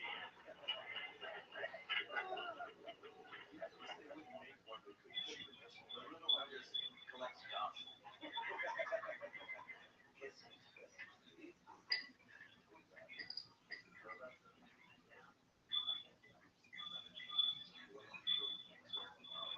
Yeah, that's a classic. So it's got two missiles. What are those two things?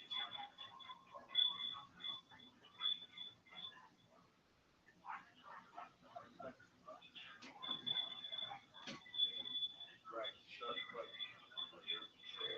They do that when someone shoots a missile out of them. They'll shoot off a flare.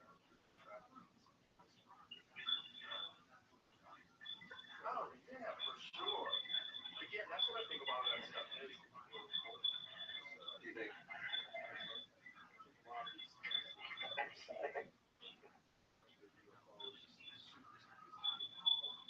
Some of them are really creepy, like the way they hover around or fly around, like the one they showed like one or two. It was just like it didn't look like it was either a UFO or a monster or something like this one that looks like a jellyfish when it's flying around. So it's like, yeah, like what is that? That one's very weird. That one goes to the ocean. That one. It goes into the ocean and comes back up. That is so cool. It goes underwater. It goes underwater, but it never actually finds it.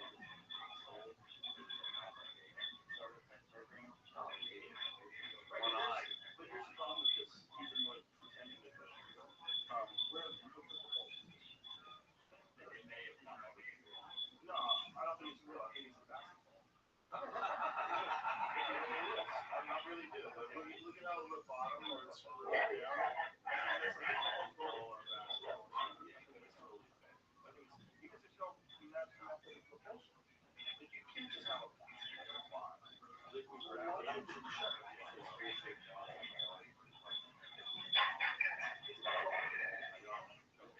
Exactly. They use a golf ball. Shut the fuck up. You have to have a outfit.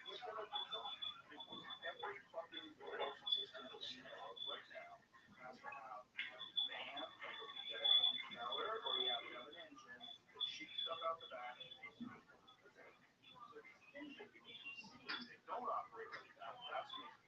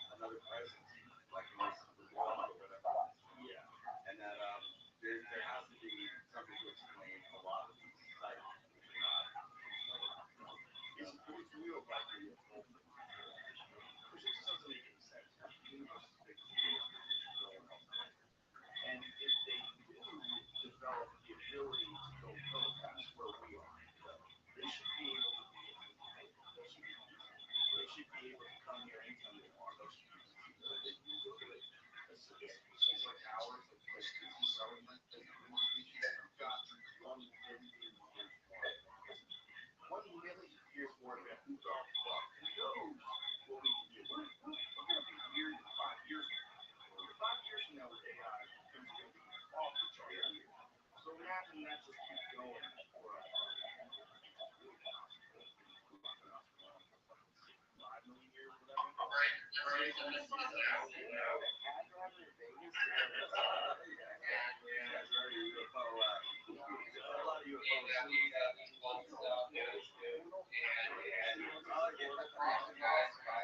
says it's a secret railway under like the MGM Grand, and that's where aliens come from Area 51. Like I've never even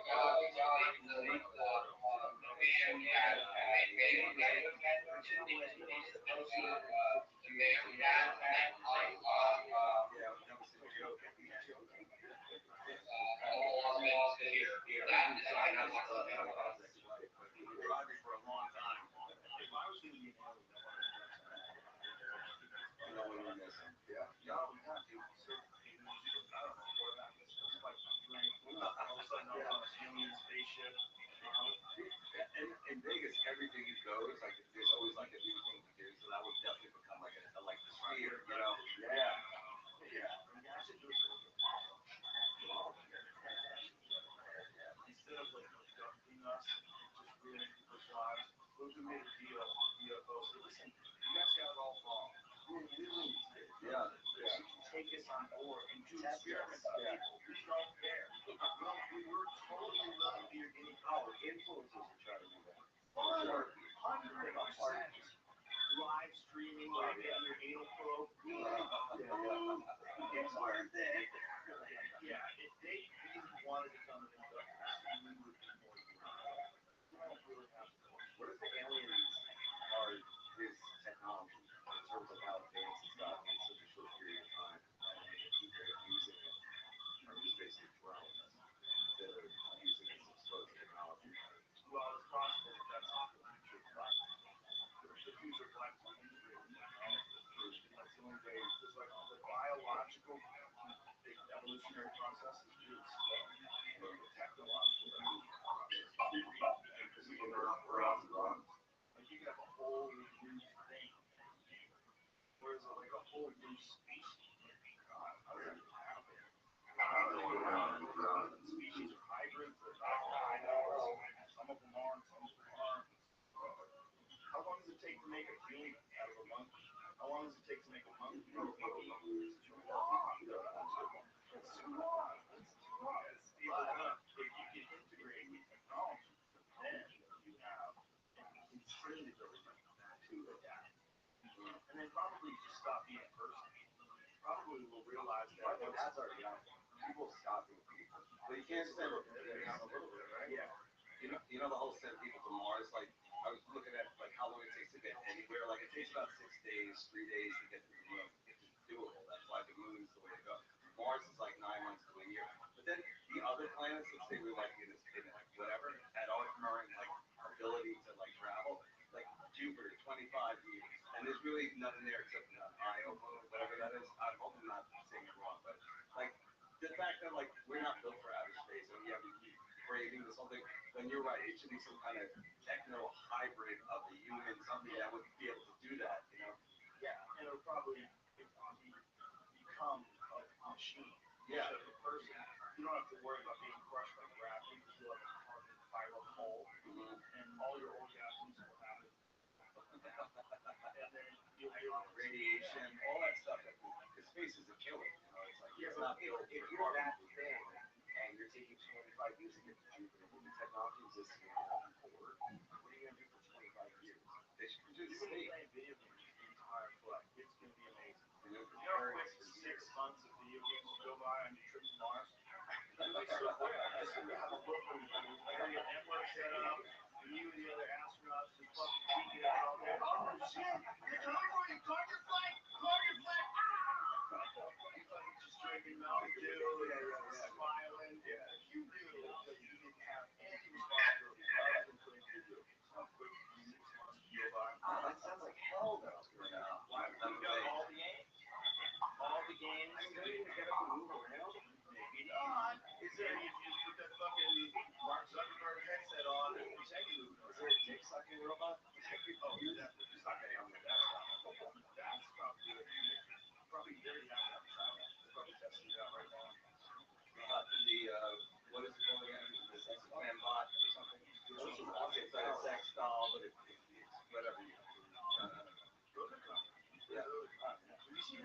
that like cooks and like sets up the kitchen for you. The robot like puts plates away and shit. They're half all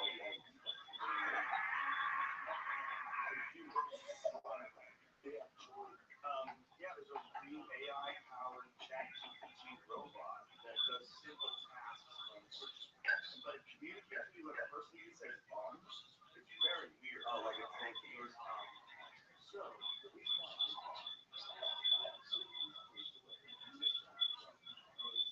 you'll dump garbage on the table. Sure. Why?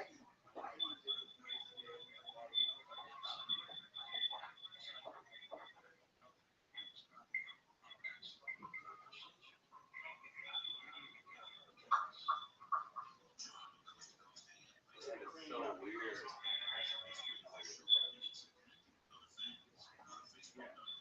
It's dance too.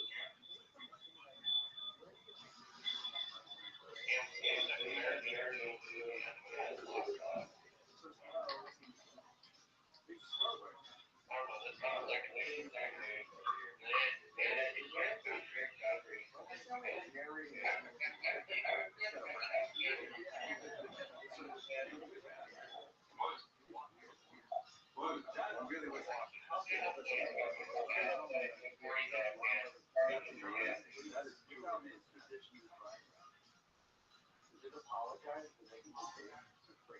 Yeah, rips it right off. Will that eventually have like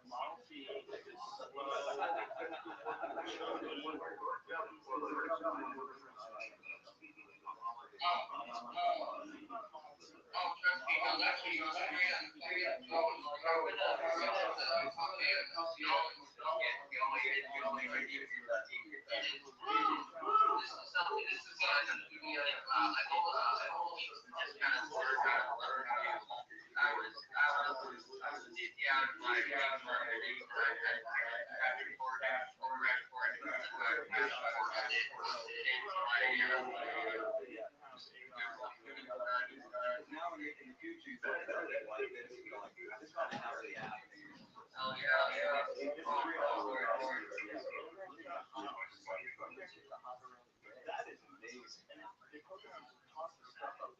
This is so much better than a lazy dock worker. You know, some guy doesn't like his job.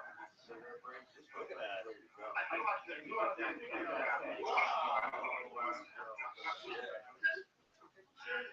And if they figure out a way to make very small nuclear-powered engines, which I think they're already doing. I think there's, isn't there, is it China? See, the thing, well, it's never too late to learn coding, honestly. You can learn on YouTube and shit. AI does a lot of the work. Yeah, half my shit's built with AI. Stuff it in that thing. It'll be able to go And everything. Oh shit, like a battery, like a, they already have that. They use technology. You're right. Then it would be endless. nuclear battery produces power for 50 years without Oh, yeah. And AI can really change a lot too. And that's what I'm doing more and more. I'm teaching myself with AI just to learn different things that I can do that I didn't do. Like in machine.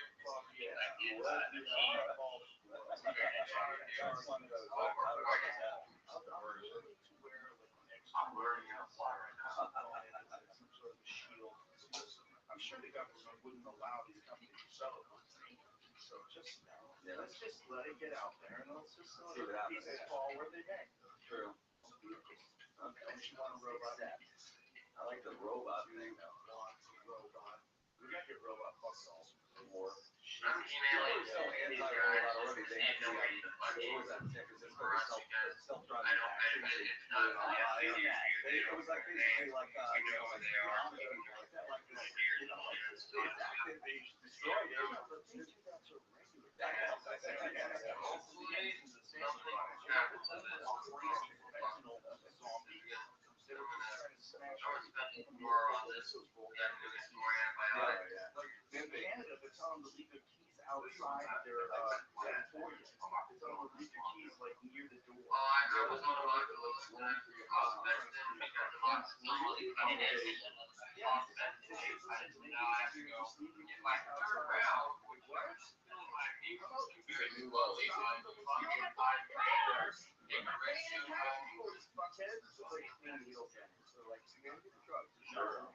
Clean needle centers are a lot more. I like that kind of drug. Plan to allow kill suspects. Yeah. Soon. This is a suggestion. Yep. I don't want to actually have a robot. Exactly. Not yet. When you get it, They were like technology for us to read thoughts. What about like learning what our cats are doing? You know, I want to learn that you don't want to know what your cats are doing. You gotta be emotionally small. So, I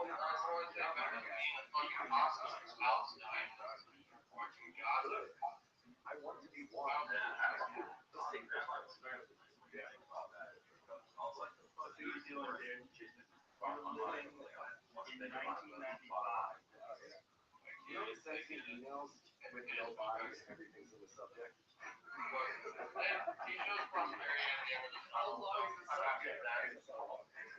I mean, that's even the return. Everyone loves that. This is a great sound when I'm doing it. Like Morse code. How long does this take for you to accomplish it?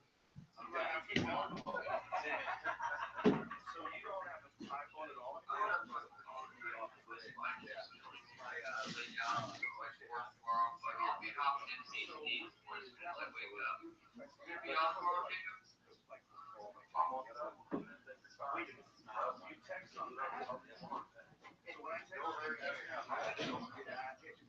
God, when am I getting my med box? Yesterday?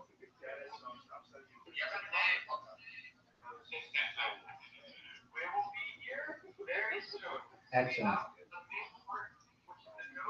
The developers have been contacted to give us the key phrase and access to the bot, and we shall be soon. Definitely. Hey, dude, Joe, when this goes big, you and I are gonna have matching, well, not matching houses, but neighboring houses on Skyline Drive in Fullerton.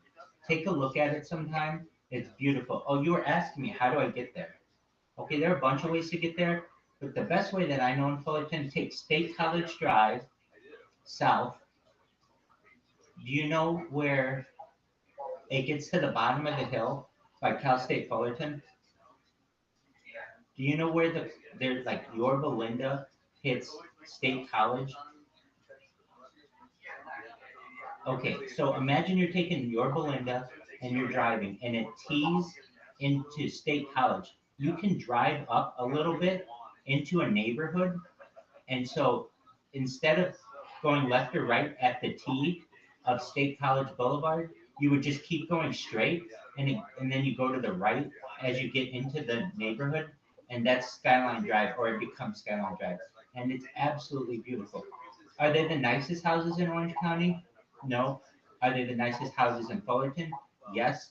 And in my opinion, there's something unique about them. They might not be on the ocean, but they have a view that you can basically see the ocean. You see all of the rest of the county too. I think it's arguable that while they're not like a Newport Beach or a Corona Del Mar, like oceanfront, vista like some, the houses in Fullerton there are beautiful on Skyline Drive.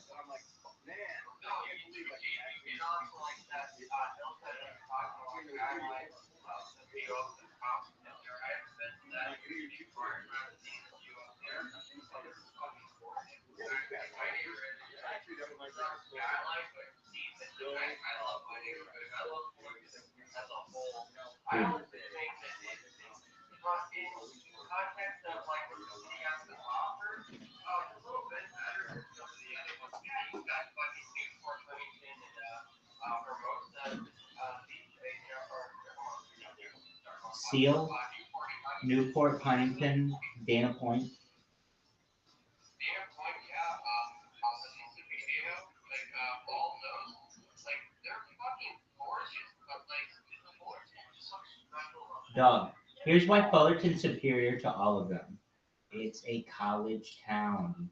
Okay? Those other ones are suburban nests. If you have multi-millions of dollars and you want to live in the OC and live in the hills, that's cool. But if you want to have a real life, Fullerton is where it's at. It's basically pretty, pretty, I would say, central to everything that's going on in LA and in Orange County, but it's close enough to Los Angeles that it's an hour away. It's like 45 minutes in traffic, even less perhaps, or without traffic. And then or an hour and a half in traffic. And then you've got Disneyland, which all you have to do is take Harbor Boulevard south, and Harbor Disneyland literally is on Harbor and Catella, and that ball. So I mean, that's like the four corners of Disneyland. So I mean, it just doesn't get much better situated for a place. On top of that, the average age is much younger than it skews much younger than most places because of the college-esque environment. What's also really cool about it, so like it's hard for a college team to be famous at something, but Cal State Fullerton baseball is in its own way its own dynasty, and people know of it in the college baseball world. No one else really knows about it, but if you follow college baseball, you know it's a very strong squad.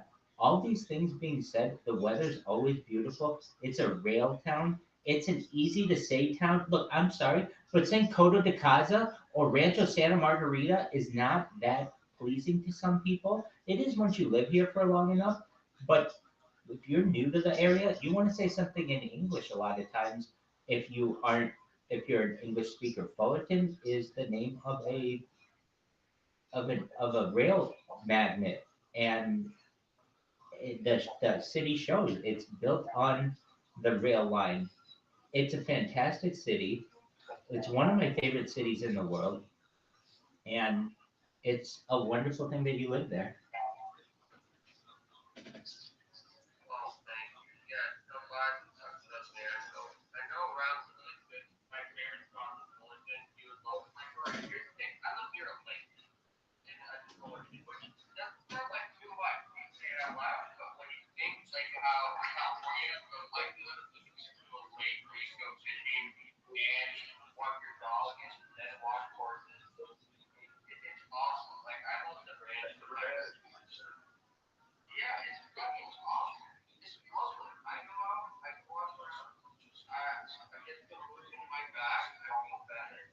I I don't have to worry, too much about getting killed. I've never been, like, all right, I've been robbed in the Jordan County. Yes, I got over in a offer up deal, got like sort of well, big anymore. But North Fullerton, have I ever been robbed here? No, not once. I love your Fullerton. Fullerton's like, all right, I had my other house taken from me in like bankruptcy, and then we moved here, and I just absolutely I commit I don't even miss that place anymore. I love it here, but I got a nice guest house to live in, and I get oh just wonderful. Now, to be perfectly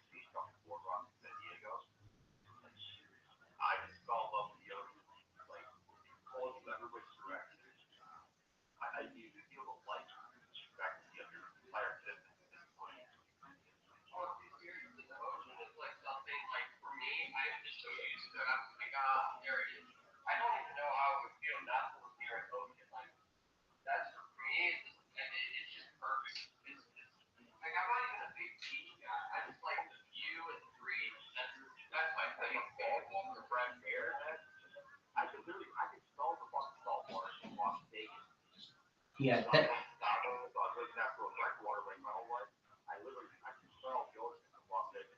that's my thing. The ocean, the air has like 6,000 miles to purify to hit your lungs. It's literally the freshest air in the entire world. It has the largest ocean to get purified, and it just smells so good.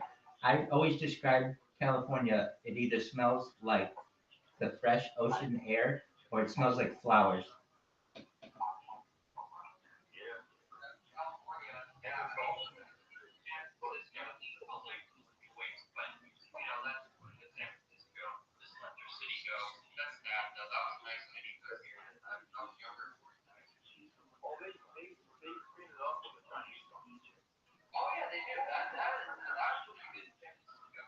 When they actually have the police patrolling and they pull you lost, you bow down to the dictator.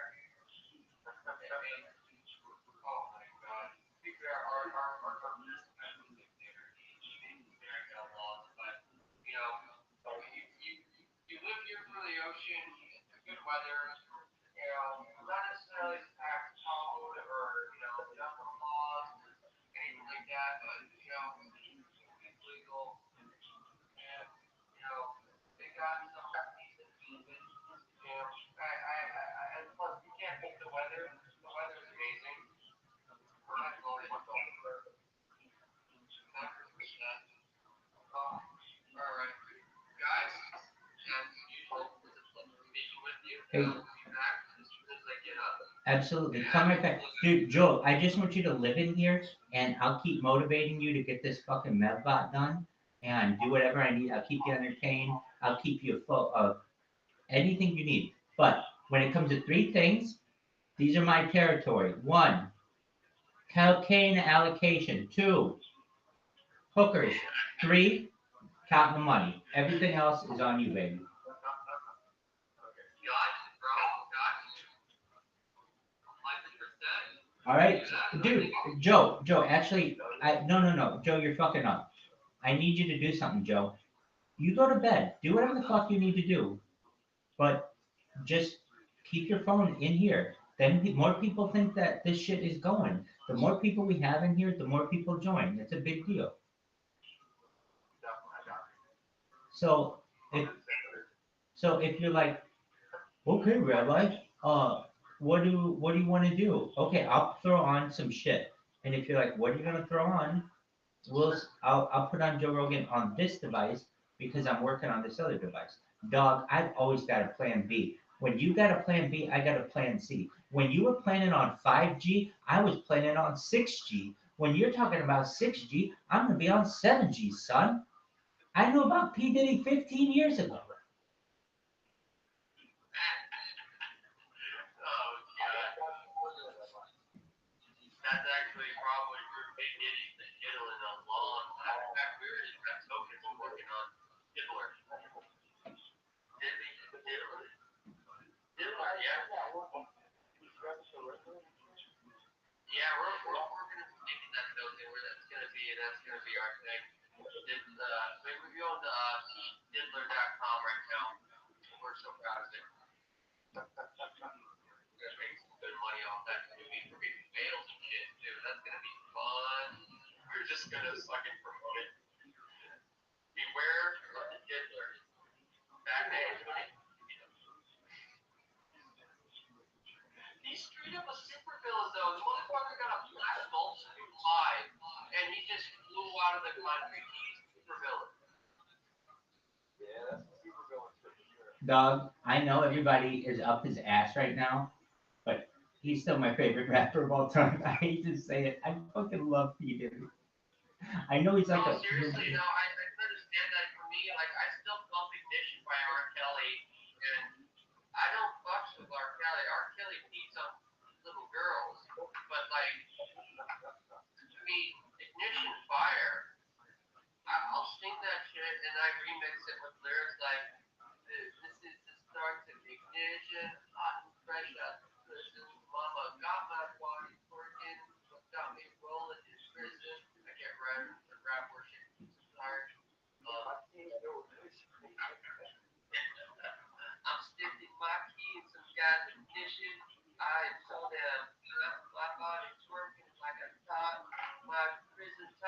guy did it because he got me sucked up and this guy named Scott. That's fire. We can volunteer on that, Rabbi. We can make this work. Yeah, I'll make anything work once we get this map bot going. That's not to be shown either.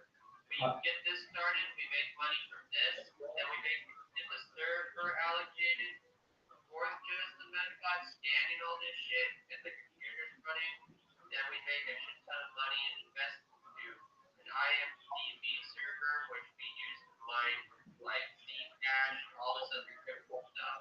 And then that's gonna make it do. yeah, dog, that's exactly my plan. How'd you know it? It's like you're reading my mind. That's exactly what I was gonna tell you. So I'm glad you already know it. Man, you gotta think of these things. They're so good. You gotta know, like the green crypto. This is the gold rush, baby. This is where anyone can lose anything one day and become rich the next. Word mockingbird. Dog. All right. Jacob Scott. You didn't really know anything about crypto when you first, like 2 weeks ago, right? Exactly. Now look at all this shit you're learning. All right, son. Here we go, bitches. We got fucking echoing like a motherfucker. I recognize this. All right, check this out, sluts. We're gonna see if this works. If it does, tight as fuck. If not, what else? I'm pulling up Spotify. It's being a huge cunt. If this thing weren't such a goddamn douche canoe, we'd be watching this right now. Instead, it's just being a slut. I want everyone to know it's being a slut, and we're just gonna let it continue to be a slut. It's got these three little things going in this little color. It's got its little green color here. Very nice. I don't know why they decided, hey, let's have our three little lines be like a little to the side, and why they're not just like centered. That's not my deal. I don't know. I don't make these decisions. I can tell you this: the motherfucker who owns this company, his name is Daniel Eck, I believe, and he's from like Sweden. Nobody knows shit about him, but his company sucks right now because his app doesn't work. Joey Printing Bags is getting his beauty rest, or he's getting ready to, as is Jacob Scott. I'm over here literally just wasting time while this fucking app pulls up. It finally goes from the green icon to black. Now it is loading. As we know, we go from green to black to load. Now I see something at the bottom of the app that says Brian Redband on the Joe Rogan Experience. I don't want this episode though. That's the unfortunate thing, folks. Here we are looking at this phone with its loading, and it had Brian Redband, which is not the episode that we want. The episode that we want at this point is anything not Brian Redband. In fact, we would listen to Joe Rogan read the telephone book at this point than to listen to Joe Rogan speak to Brian Redband in episode 2046 of the Joe Rogan Experience. We're going to listen now to the one, the only, dun dun dun dun, of the Joe Rogan Experience. I don't know if you want. I've listened to like all of these, so I'm gonna find one that I really want, that I know is gonna be amazing. I don't know if it'll be. Here's round one. We'll listen to round one. All right, I don't know if this is gonna work. Here we go. Joe Rogan podcast. Check it out. The Joe Rogan Experience. Train by day, Joe Rogan podcast by night. All day. I bet you guys can't hear this though. So just one moment. Firstly, you guys gotta stop being such sluts. I know you can't hear it. Speak up when you can't hear it. I understand. You guys are like, I didn't even know you were playing it, Rabbi. Literally, once again, I am blowing time just so this fucking thing will work. So I'm gonna turn this one on. I'm gonna mute this one. I'm gonna go over here. You have no idea how many buttons my fucking fingers hit a day. You know how Joe B. Printing Bags was saying that motherfucker with Neuralink like hit 1,000 more mouse clicks than some fucking average motherfucker? Well, guess what? I would do 10,000 more than that motherfucker with Neuralink. And all I do, my fucking fingers are calloused that I touch so many goddamn screens a day. Here we go. We got this fucking Spotify thing going again. We got the green circle and the three lines that are asymmetric. Here we go. We're gonna be pulling this shit up. 10, 9, 8, 7, 6, 5, 4, 3, 2, 1.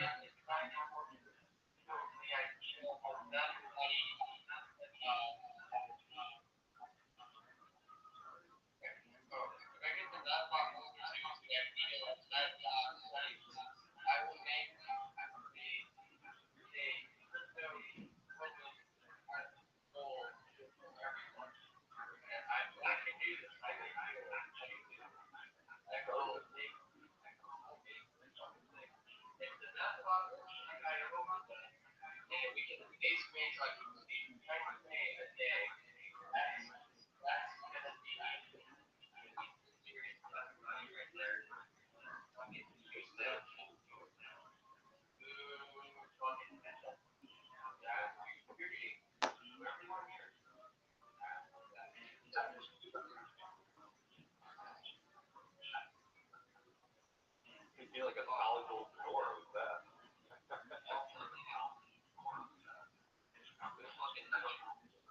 I shall get my orders back, and I will say you could go with it here.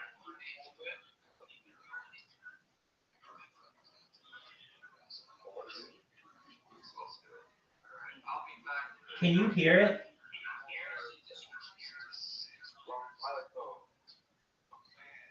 Can you hear it?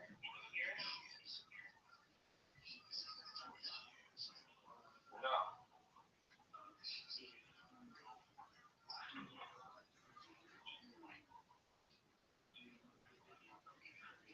Can you see it?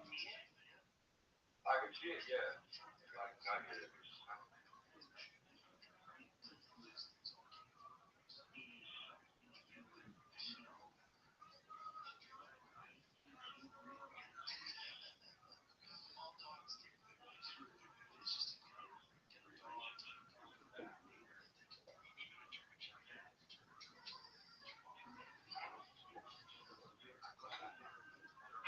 Can you hear it now? No.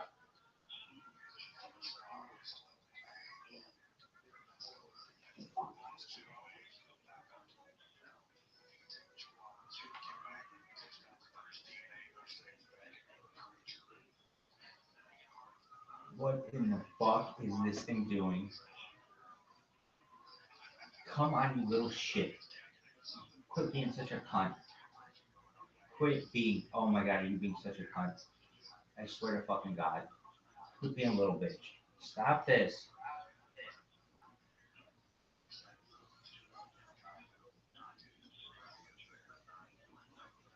You cannot hear it at all. Correct. I can't hear it at all. Son of a bitch. Alright, just one moment. I'll get this shit done. Oh, fuck. Shit.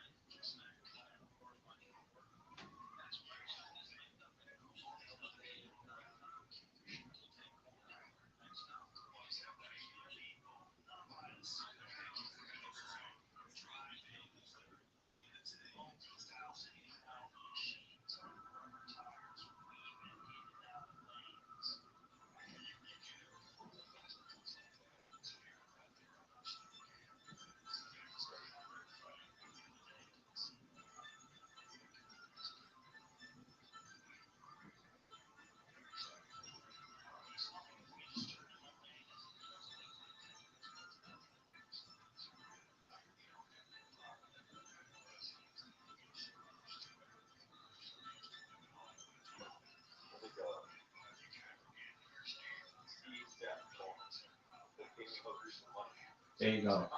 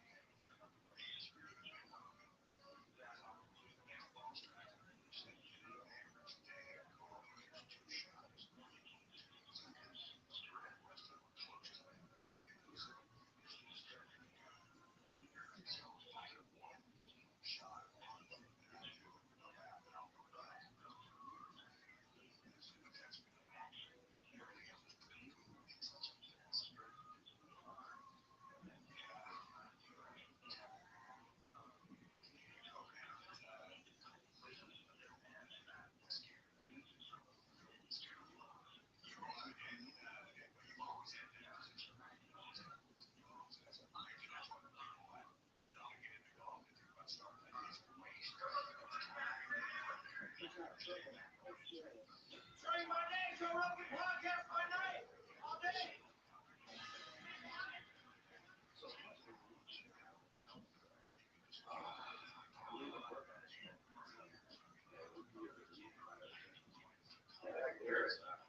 Good.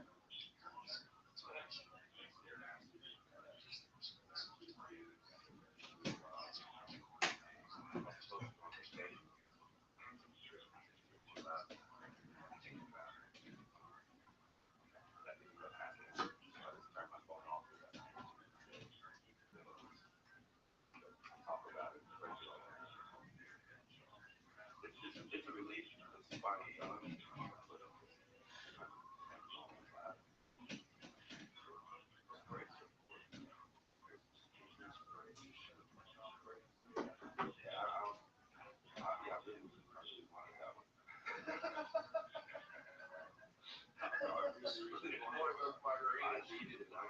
I just want to go be by myself. Style work by myself. Yeah, just be completely solo. Just chill out. I was just make 40. I was just wanted to go chill out. Like first 40 been pretty cool. It's gonna happen for next. It was like, oh, New York City, Tonight Show, Questlove looking at me. I was like, sometimes you gotta force the plan. Yeah. All those other people. Yeah. There's a lot of people. But I'm also excited to be.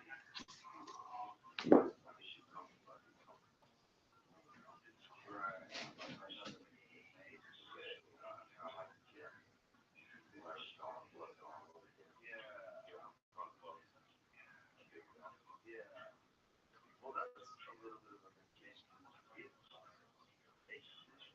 The process of making you work, you were locked up.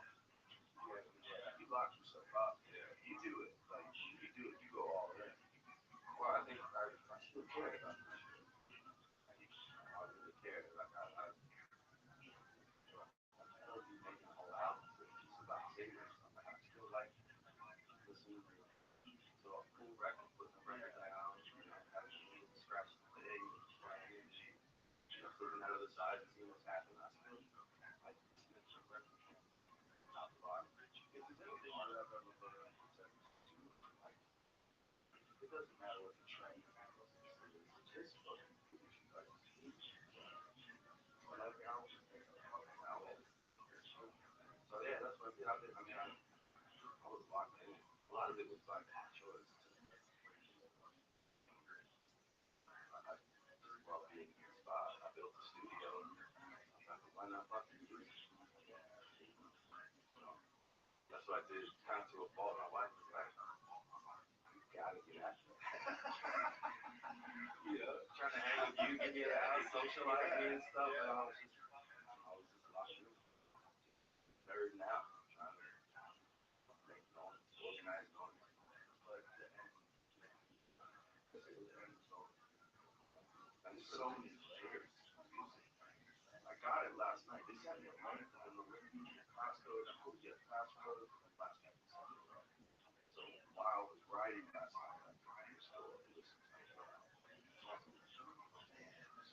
The music, the sound, right off the bat, there's so many layers. It's like, it's very interesting to talk. Smoke in the air, Pascal, a lot of Rico. Yeah, it was just, and there was nobody saying, usually, for me, people expect a certain thing. And I've talked, no strings on the album, stay away from too falsetto stuff, or core fans don't like it. And I just don't give a fuck. Like, I didn't care. It was in the middle of COVID. So everybody was locked down. Phone was down, nobody was talking to anybody. I got weird, man. That is so crazy that everybody is around you. But it's folks that are in the business, and I guess people. I've been told that I'm a hard act to put on a shelf.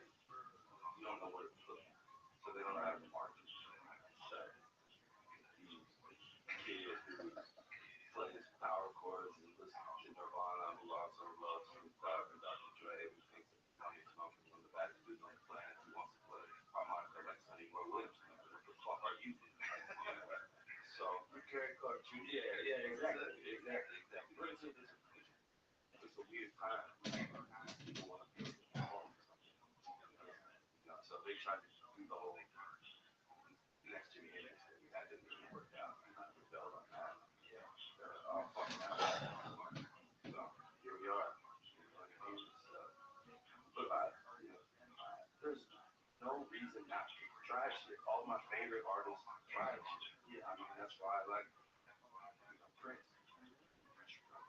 unapologetic Stevie Wonder. That's also why I like hanging out with you motherfuckers. Y'all just be trying shit. Yeah, you know where the wall is when you hit that motherfucker. Oh. Yeah. But the thing about our thing is we have to do it for people. Yeah, right. So it's me, Stone, in front of the computer, going, oh, this is so crazy. Right shit out. Put it on my phone, and then go, all right, let's see. Let's see what other people do. See how it comes to life. You can create all kinds of magic.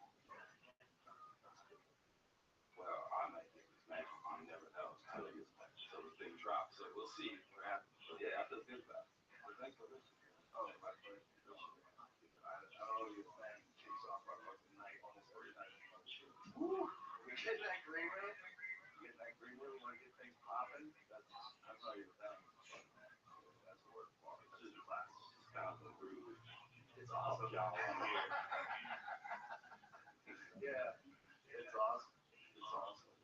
Yeah, but congrats on 1 year, man. Thank you. 1 year. Yeah, that's great. It's awesome.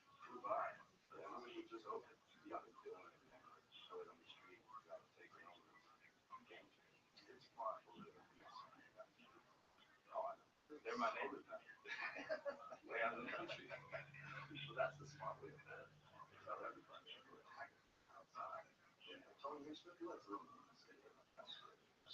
Yeah, you go outside. Get that balance. When I lived in LA, I lived in hills, coyotes, mountain lions. I had to worry about hawks. Yeah. Those little things were out there. Like just I can't do crazy. Choice. Yeah. But like, so what are you doing? You guys are.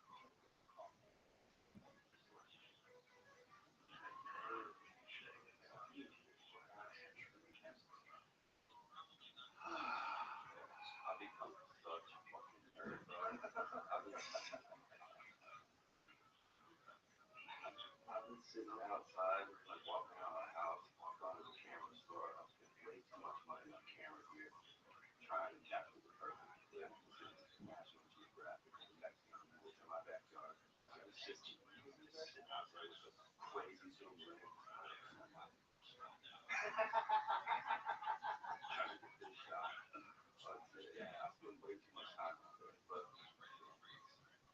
I want to be crazy. I'm that guy. I think I might quit when I'm trying to get doing that. I get off. I get, yeah. Oh, yeah. Wow. Yeah. Yeah, they go with it. Crested character. Places.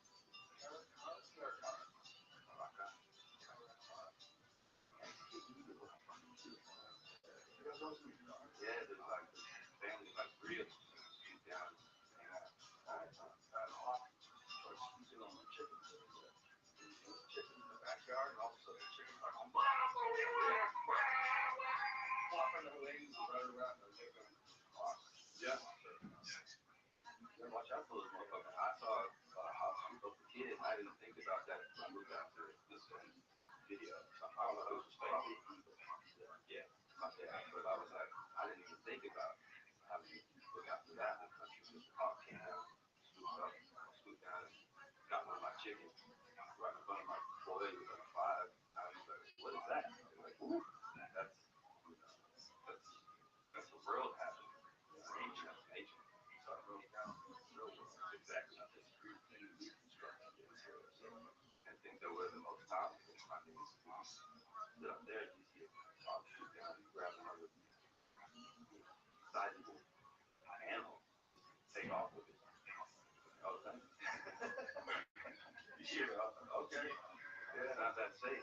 I mean, I walk around out there on my property a couple of times where I've almost stepped on a rabbit snake.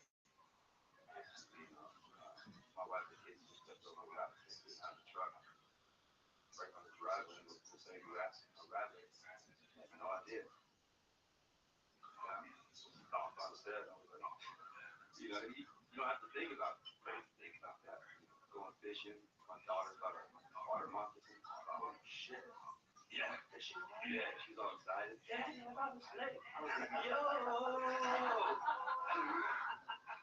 Not that one. Not that one. Yeah, but it was like like one of those little kids. Oh, it was like a Elsa or one of those little princess. Right, right. Doing it, talking about it. Yeah. You know, they fought on the walk farm like that. Still technique. I didn't know that either. Yeah. Come get some of that. Yeah. But I love it. Yeah. I love getting into that. I don't know. I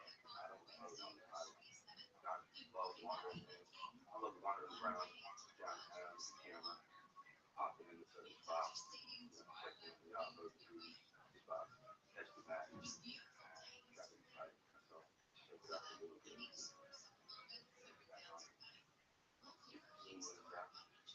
nerd away. But it's a good balance. And if you want to go see like, oh shit, so good. There's so much live performance, so much comedy, so much music. I like seeing musicians up to comedy. I love watching it. I love watching it. I have no talent. I've never played anything. So watching it,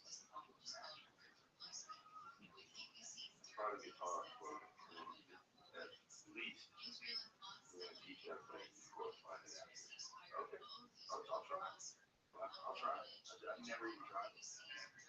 Problem? No, the problem is, here's the problem. Okay, I know my brain.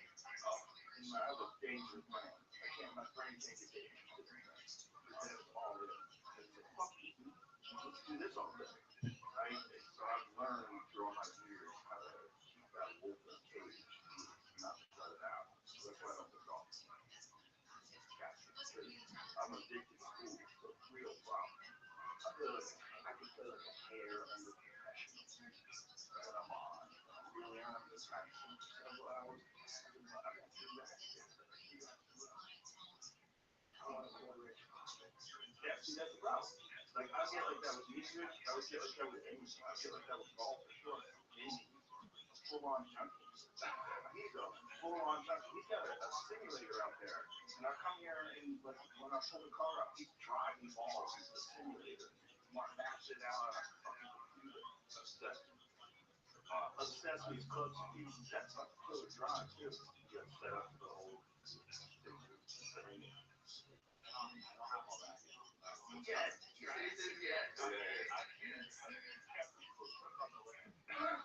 I've watched it get you, bro. That's the thing. When we first met, you were not involved. Like, how many years ago did you know? We got the box. So 4 years ago. So in 4 years, he's become a stone cold junkie. That's him. So is Henchman. Stone cold junkie. Ron White. Ron White is a junkie.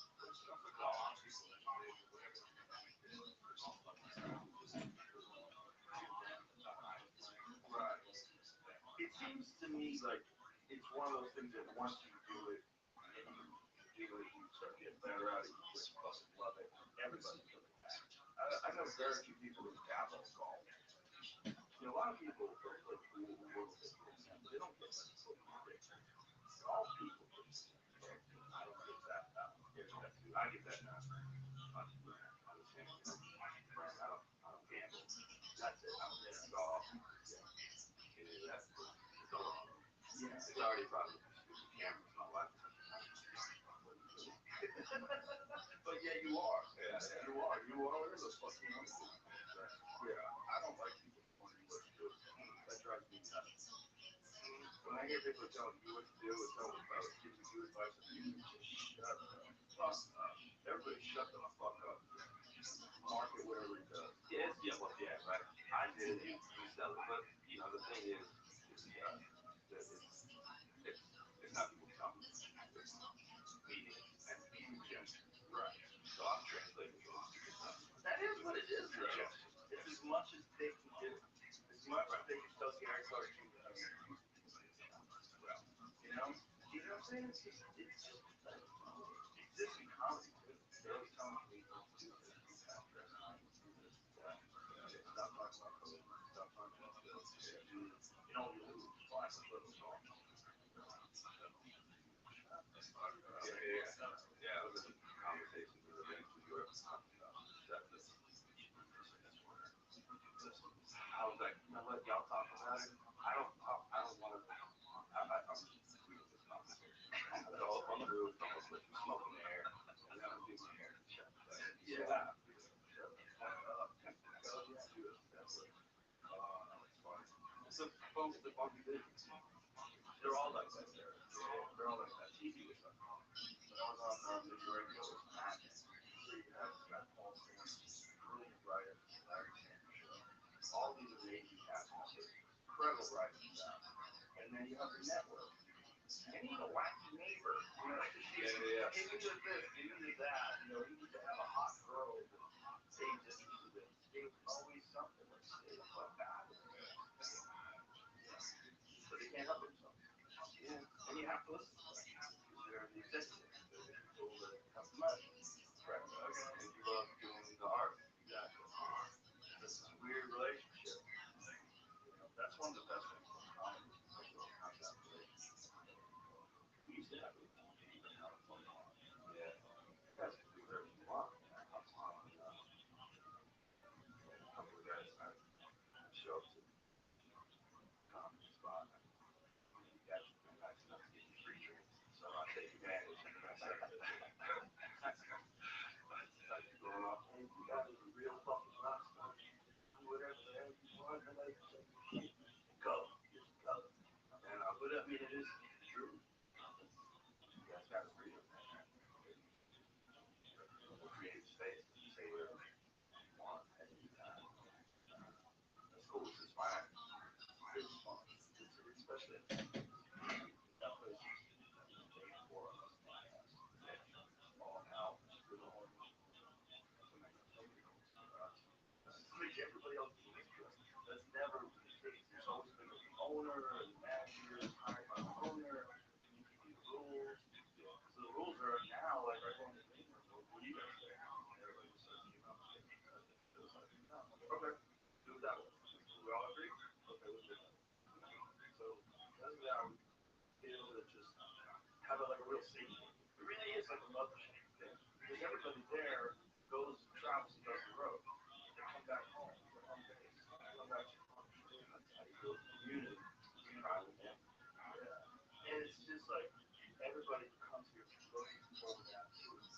So then when you get it, you're like, oh, this is good shit. Like this is it's like I love that family. All just hang out together and every night just do shows. Everybody's creatively inspiring everybody. Once you actually have it, it's like, God, it can be real. Because we had it a little bit in the store. We had a lot of the store. But we also had owners who were great. We had managers, we had Hollywood agents who come. There's always people's managers hanging around. There's a lot of other stuff there. And then there's also the Hollywood feel. Because what percentage of those people out there in the audience believe that this giant chunk? At least half those people out there that are actors, writers, or producers, or executives, or someone does something that has to do with the business. It's just folks, yeah. It's better. It really is. People who just love the shit. It's just fans. It's comedy fans. All kinds of different things. They just want to come out and have a good time. It's awesome. Yeah. It's magical. That's to me the absolute best thing you can have. Number one, moving here. Number two, say last. Yeah. Well, I'm a fan. I think that's one of the best things to come out of Canada too. So cheers to you. 1 year.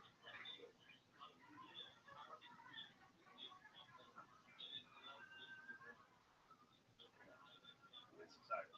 We're talking about doing one more time. So, yeah, because she wants to fucked up in her mind.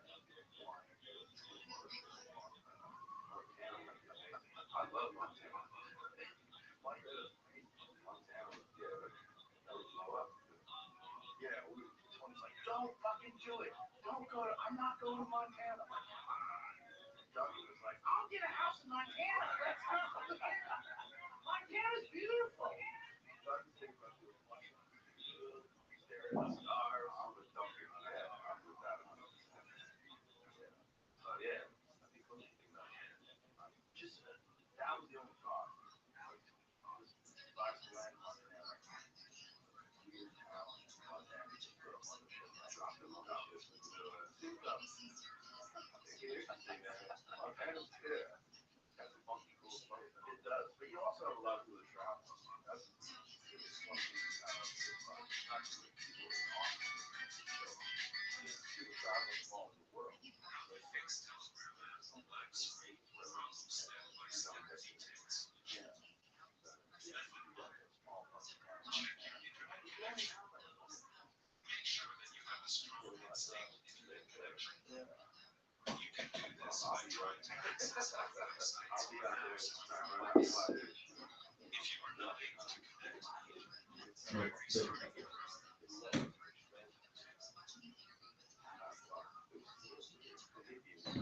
I get that too, but the hippie means that won't want fish. The hippie means like, fucking fish. You know, you're just trying to get the juice, that feeling that you get when you catch a fish. Yeah, that wild. I'm guilty. I like that fun catching things, especially that fish. Yeah, absolutely. I gotta lose probably out of my house. Just every now and then, fillet them up, catfish, yeah. For the most part, hang with my kids, learning how to be patient. Teach them how to chill out, wait for something. And the fish can bite. Good night, you shut the fuck up. Chill out. But yeah, that's my next quest that I'm probably scared of. Is a buddy of mine, Jacob Ski, but he's guy I work with in the studio producer. All we recording even now. Gone from the fly fishing expedition. Kind of hooked. Yeah. I quit playing guitar and I'm looking at fly fishing with the big zoom lens out there in Montana waiting for the mothership to open. Yeah. The things like when people say that they get bored, I'm like, how can you be bored? There's so many things to do in this life. There's so many things to get interested in. You know, how can you be bored? To me, it's like, my problem is the total opposite. I just can't have one thing that I'm interested in. I like people spending or feel like I have time to be bored because I can invest my time into things like photography, get happen, chase something down. For better or for worse, I'm doing fulfilled. I'm learning a new skill, challenging myself. I'm never satisfied. There's so much to know, so much to do, but I'm like a hands-on. I'm bored playing guitar, I'll try to figure out something on piano. Or playing again, like I have bagpipes. I don't know if I have bagpipes, but just in case I get sometimes you get bored, maybe I'll figure out how to play bagpipes. Yeah. Well, something about learning a new thing that excites a part of your mind. It doesn't excite it any other way. Because once you already know how to do something, then you just kind of practice that thing that you already do, you're very comfortable with, you know what you do. But when it's a new thing, like, how does this work? What does magic work? And you're like, oh shit. And you're like, okay, what is the average fan? What's exposure? How much work? So at nighttime, you said it's different. And then you start getting into the books and into the weeds. I got like that with archery. I nerded out hard at archery. I know so much shit about archery. But there's so many layers to that too. There's people that look at the jump rope. I'm like, what the fuck are you talking about? Right? You're talking about torquing and torque setting bows, torque tuning. I've got my brother-in-law really into bow. I think I hit you up when I was over there in Australia. Yeah, he's really into that. mom doing the archery. Really? Yeah. My mom caught up with this. My mom doesn't mind being with Smokey when she started playing drums. Wow. Playing drums and shooting bows and arrows. Yeah. Really badass. That's badass. Wow. Yeah, archery. At the moment when you're aiming at the target and you're full draw, it's impossible to do anything else. It requires so much concentration that the world goes away. You have such insane narrow focus. Insane narrow focus. Each place you want that arrow to go. All these different things have to be able to scan the arrow to be aligned. Your elbow has to be high. Your right arm has to be pulled back. Your left arm has to be locked and stabilized. If you release your hands, you're just pushing with the palm of your hand, no movement of your hand whatsoever. And then you have to relax the shoulder somehow while extending the foot. And all the while, you have to fight anxiety. You know, to make sure you just get locked in there. So when all that is going on, you have to make sure you relax. And I got things on my mind to do this, I'm stretching out.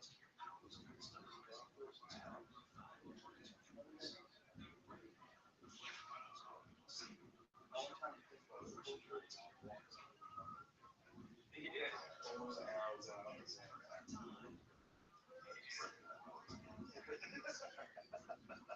yeah, if I could just keep firing as hard as we never have to look at the arrows. Yeah, it would be nice. I can kind of relate that to playing guitar. You know, like, you can't in order to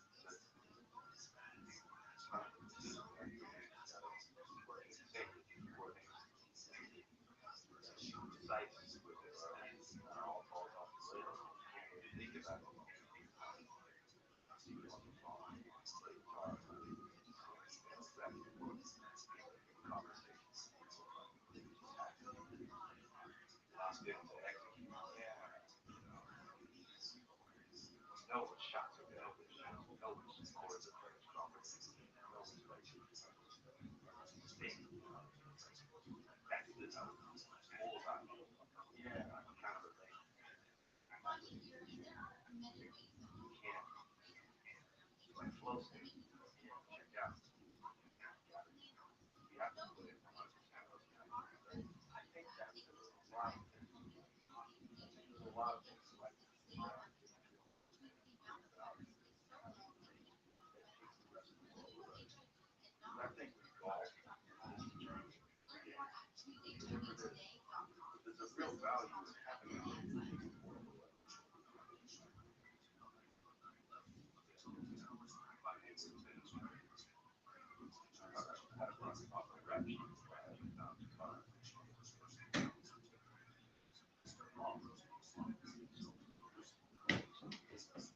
Yeah, but I had to count off. Someone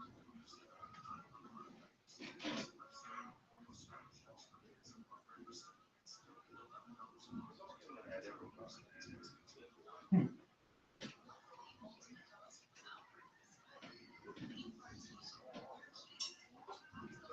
that's why I have like the car.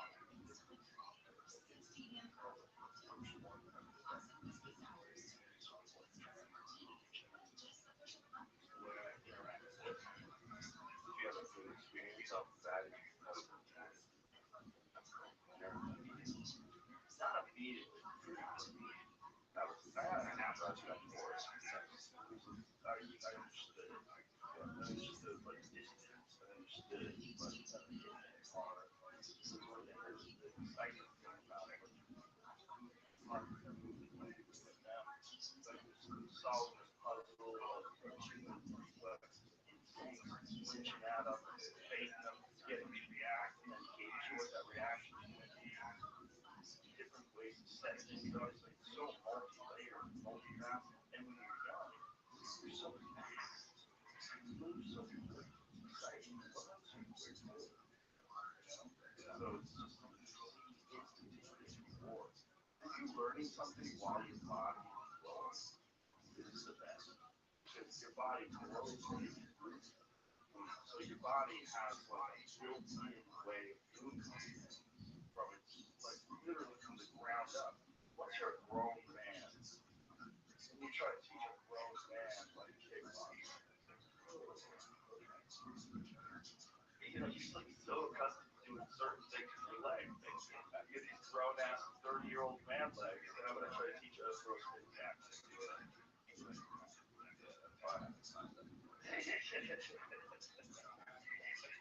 It's worth doing it just for fun though. And so that's another thing. Like when you're doing that, and if you're sparring, you're not thinking about fully boxed in. And I wish I grown into my volleyball playing basketball. Or, those things. Those skills. I have a 15-foot jumper that I'm pretty confident in, but I'm like, that's the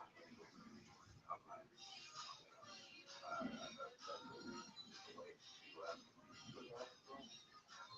Nope. And I tried, man. I tried. I had friends who got shoes, calves, jumping. I had those walking around with weights and all that shit. I was really trying to get there, man. Got so hot. No sport awareness. Wasn't my thing, bro. I got deer headlights on the back of the court. But yeah, I try to get out there with my kid now. He plays basketball. Struggle with the pocket. 40-year-old reality. Yeah, man. Damn. Yeah, that's my boy. But hey, yeah, No. Try to be able to.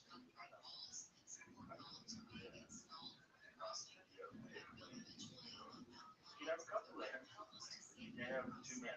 In each lane, there's like great resources that are other lane. I agree.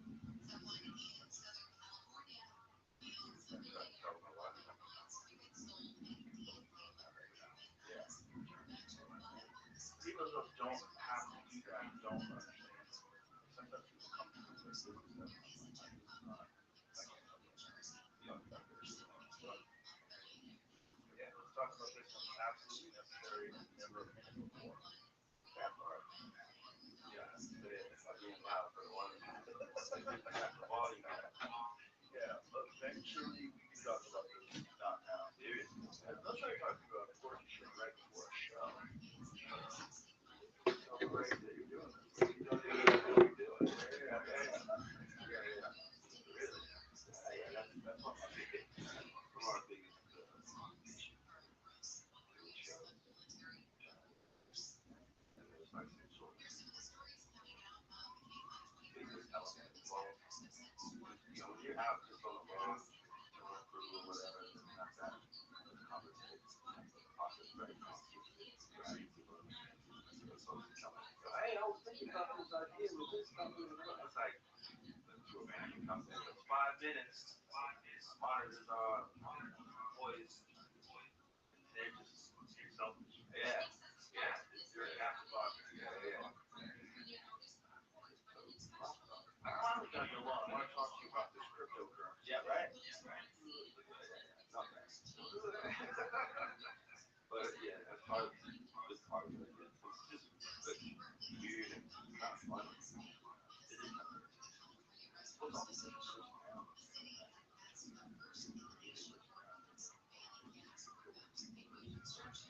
Yeah. Odd relationship. Whenever you look at art, it's two totally different lives. Yeah.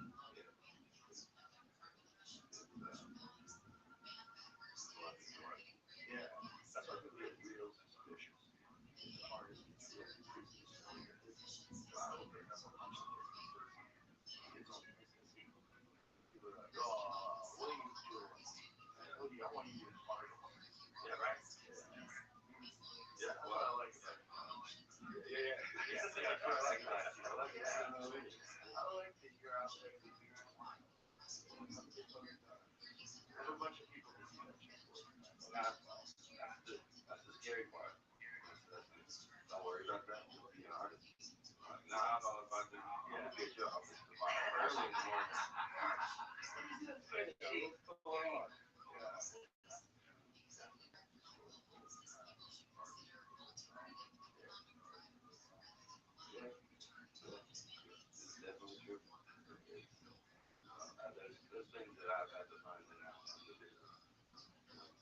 Not to get into too much, but yeah, just definitely are looking for or looking out for and people don't necessarily not able to be in those rooms where I have those conversations because they kind of slip by you. It's like you know, I'm trying to figure this out. You know, your boy is turning ULD but doesn't know anything about entertainment law. It's like your contract. It's like, oh, you know what I'm saying? It's like, ugh. Yeah. So there's this thing that you gotta figure out, but you just gotta, you know, dive in and open and ask questions. The worst one is when somebody is your manager and you're professional pro. Uh-huh. Look, I trust you. Right. Yeah. That one goes sideways 50% of the time. 5-0. You got a one out of two chance of that thing going completely sideways. Yeah, absolutely. Because so many guys go that way. They're all nice guys. Yeah, like, what are you doing? Get a professional. Yeah. Get somebody who knows the fuck they're doing. Absolutely. All that bro shit. Things start to get funny. Yeah, that's crazy. Yeah. That's all that. Man, speaking of entourage, I had to talk with, you know, my dad is going crazy. I love my pops, but I mean, he shows up to my shows. This dude all of a sudden sitting courtside at Spurs games. He shows up to my shows with like 30 folks, 30 people. He got tables to movie theater. He's living his best life. He's just squatted up around town. People talk to me all the time. My dad is out here getting it. It's really fun. But yeah, he's like a pop superstar. That's awesome. It's having a good time. Yeah, enjoying it. Enjoying it. Uh, having a kid known around town. Yeah. Oh man, it must be so fun. Yeah.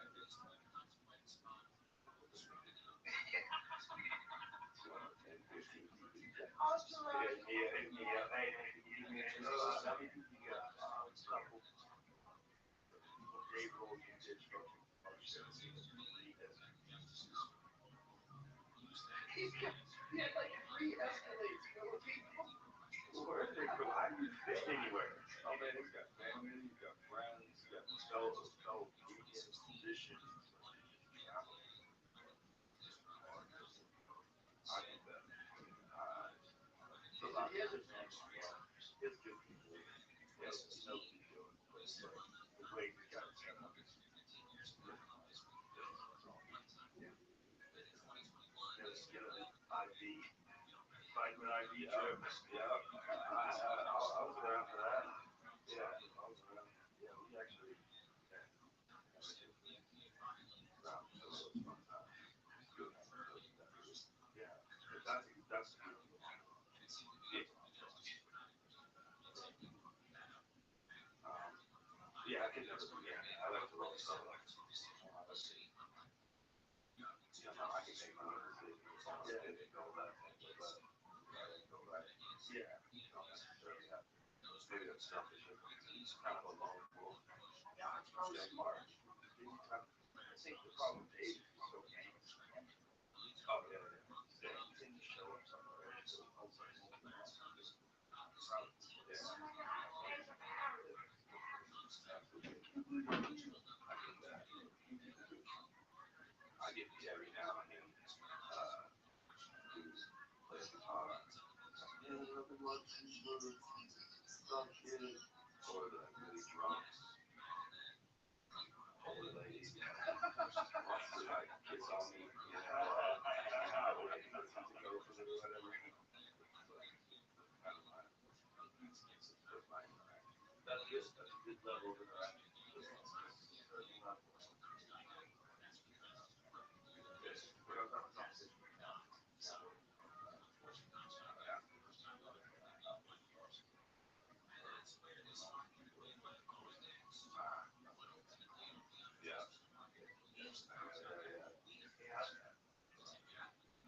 mean, I get that. That's self-respect, but I just don't fucking do that. Yeah.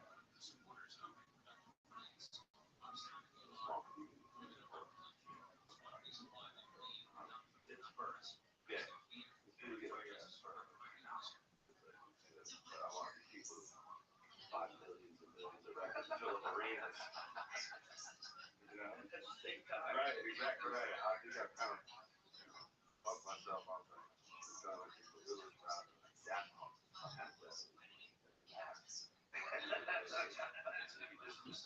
Show up anywhere. That's true, right? The real is high. Yeah. Kiss had that forever. Sure. You know? I remember when Kiss took the makeup off, there was when he was at like yeah. It was Asian. Kiss on the map. They used to go around town. So they would go out and like they would like I remember she was like a chair. And we would go out and put their hand on like you to coat. All right.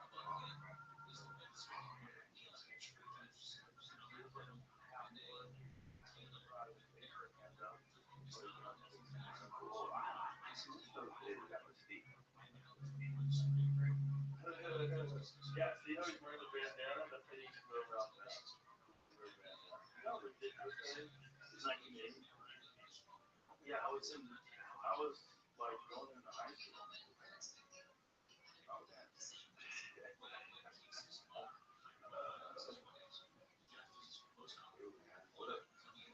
They didn't get the love they deserved because people had already thought it was corny not making it. They didn't have real hit records like they did punk and played on the radio that much. What they played on the radio was rare. Well, I kind of grew up kids being a household phenomenon. Yeah, well, they were huge. They sold millions of records. They sold out arenas, but they weren't getting love on the radio. It was just fans, and there was a thing that like people would be fans. Really? Yeah. Yeah. Well, in Paris. Well, it's funny. Why? Because like a kid, well, bro, just chill. That doesn't even seem like a thing to me now. Now it's not. But you have to realize what it is. Right. Yeah, people were talking. Then it became cool again. It just became cool again somewhere in the 90s. When they started going on tour again with makeup. Right. So they were going to do like one last final tour this time. So everybody does the last tour. Last. That's what Marky likes. Yeah. It's your final tour.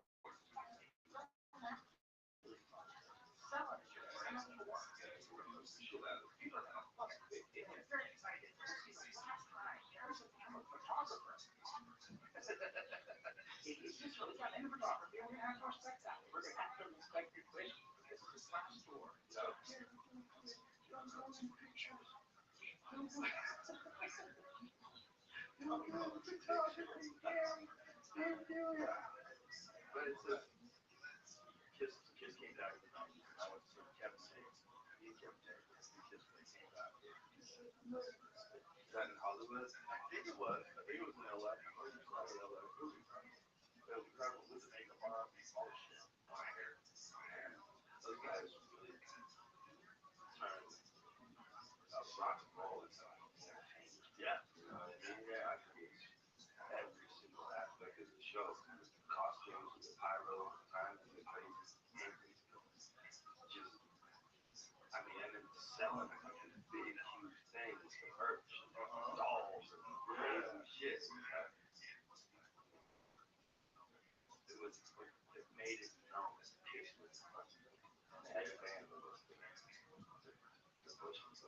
They had a 1 hour long TV show where it was like a movie, like a made for TV movie. It was Kiss and the Phantom of the Park.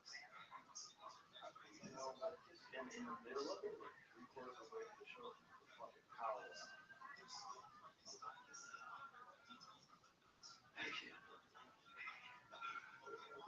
Shut off. Just the power shut off. Kiss and the Phantom of the Park was like a real corny, made for TV movie. I don't know when you wait for this. Well, when you were a kid, expand. First of all, you got to find out because it's useless. Yeah, like, how did you just know? Or you read the TV guide. What? Just got movies? It was maybe the dumbest movie that's ever been made. It's freaking dumb. It's so dumb. And he's like, look at this. It's so corny. Oh, man. I might have to go back and watch it now. It's so corny. It's literally so ridiculous. It's so bad. So the actors whooping ass. They became superheroes. They became superheroes for a while. I did not know.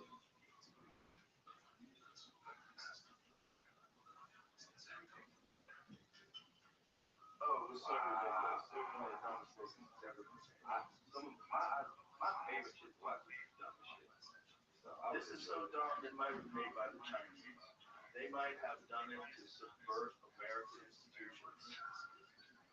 They might have done it to try to ruin young minds. I just lower the standards of what is acceptable to the point where, they can think. I mean, that's a power move for sure. That's what they're doing right now. That's a power move. That's what they're doing right now with TikTok. I firmly believe that.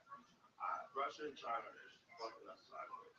I'll tell you right now, I'm gonna have a conversation.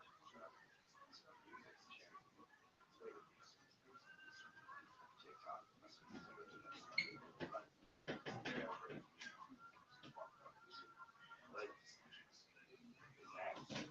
well, it's something that people are not trying to manage. You don't know how to manage. You don't know what's that experience is. You have some things you stare at that you talk there 20 hours an hour all day long. Give you little tiny little dopamine every time. Yeah. Not much. It's enough to be interested. That fucking phone all day long. Yeah, absolutely.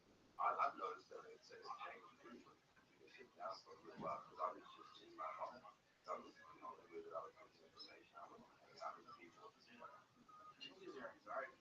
That's what I realized. It changed my anxiety levels. I was not sleeping. I was drinking a lot more than I was normally was just because I was like overthinking shit. That was cool. Isolation. And that's it. I'm not saying this is what it is, but you wanted to turn a population into a coward. You wanted to isolate. Isolate everybody, get them scared, give them one solution to that. Everybody else has a solution and stop. But you do that through social media, especially better than you can. It's a weird way to get information. I broke my phone once. My family dropped my phone. Just start taking phone calls. I would go to this. Show them what it is. Hang up, call someone else. Hang up, call someone else. Just call me. Wouldn't stop calling me. So I shut it off. I gave the phone for 3 days. The phone gave me 3 days. Every time I saw my phone, I would start calling.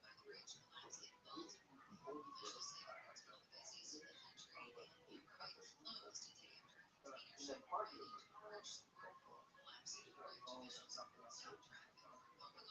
yeah. Right back to Instagram, right back to Twitter, right back to YouTube, right back to Google. No, right back. One person. Yeah, it's old. Yeah, it's old. It's back in the game again. Someone says this funny video, I'm back up there. Oh, yeah, I got the same problem. I got to just, I have to constantly. Yeah. Well, I have one phone with one phone with no apps.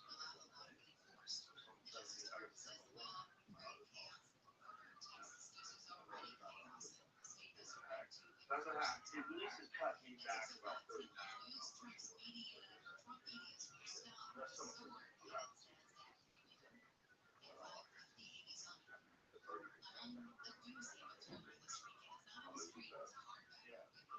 That way also you can cut down.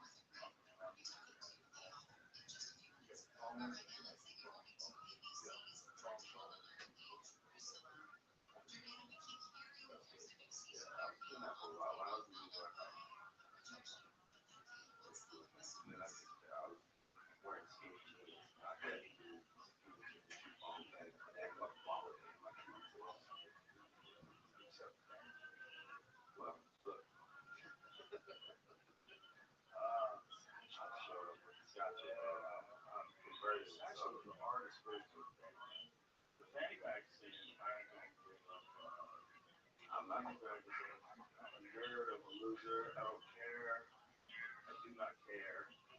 I'm not ready for that yet, so. Well, in Texas, you see people can't manufacture a lot of those things, especially those big ones. Okay. I know where I'm at. Yeah. There's a reason you see that dude with fucking Bass Pro Shop hat and fucking flannel t-shirt on there. Yeah, that guy. Yeah. That manufacturer? Mm-hmm. Yeah. Don't try it. Origin boots on. Yeah, that dude. That's do something like that. That's a heavy manufacturer. I can see the cat and that stuff. Yeah. Out of here. Good day. That's why I see people out here getting brushed. That's what we getting road rage the other night at South by Southwest. Bro, this guy jumped out of his car, ran to the car in front of him, started yelling at the driver. I was like, do not do that, sir. I do not want to watch you get shot. Yeah, they got to get him out of town. You can't South by Southwest? Yeah. Yeah, you can't do road rage. Yeah. It goes south too quick. People don't fuck around. They don't fuck around. They also don't know. They don't know what they watch too much YouTube too. They're watching too much Instagram too. We're seeing all the fucking riots and craziness and people get pulled out of their cars. Everyone's seen those videos of someone getting fucked up in some sort of road rage situation. Any sense of threat people are around. Road rage in particular, because everybody's people don't understand. I've said this ad nauseum, and I'll say it again. When you're in a car, you're hyper alert because you're going fast. There's all these things around you, and you always have to be ready. So your brain's at a 7 already. Yeah. So when someone cuts you off, it's like, motherfucker. It's sort of like on the street. If someone gets in front of you on the street, it means nothing. Because you don't have to worry about crashing. There's no fear of this person stepping in front of you. It means nothing. Like I have no worry that I'm going to crash into this man in front of me and both my God. But when you're in a car and some guy changes lanes in front of you, you're like, motherfucker, dude, what are you doing, man? You blow down the window, you fucking idiot. And then you see him at the stop sign, you jump out of your car. Oh. Yeah, I'm guilty of. Yeah, I'm young. As long as you stay in the car, I'll motherfuck somebody. Yeah, that's fine. But normal. And then I get to the light and I just give them a look like, no, I saw what you did. I'm just acknowledging that I'm not down with the bullshit. Yeah, I just want you to know that I saw it. I want no problem. Right. Just check. Get your come on. And it's a reasonable person, that person's like, there's a reasonable person. My favorite though is yeah.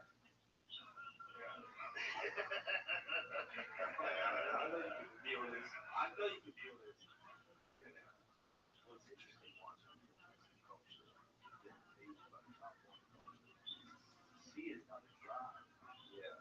People that cut people off, rushing to nowhere. You see it how they drive. I avoid service. Yeah, based on that. So I'm like, where the fuck did y'all come from, man? Well, that was South by Southwest. South by Southwest based on LA.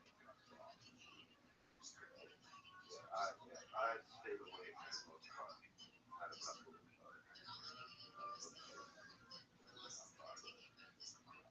I love my city, but that shit is just kind of crazy. Those festivals, it's wild. Yeah.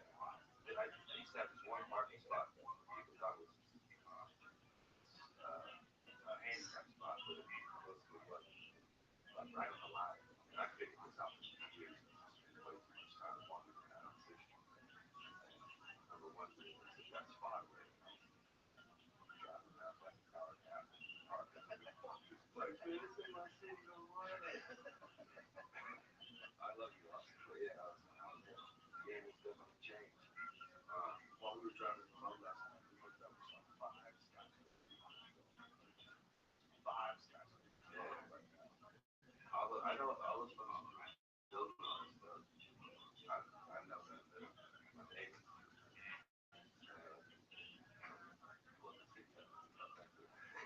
Go back to the country. Yeah. But there's so many cars happening. It's wild. I've never seen a city grow like this. I haven't. But I think it was in every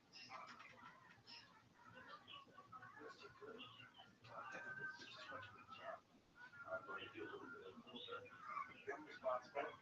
I know I'm responsible for at least 20 or 30. Yeah, no, absolutely. Which is amazing. That's my favorite shit.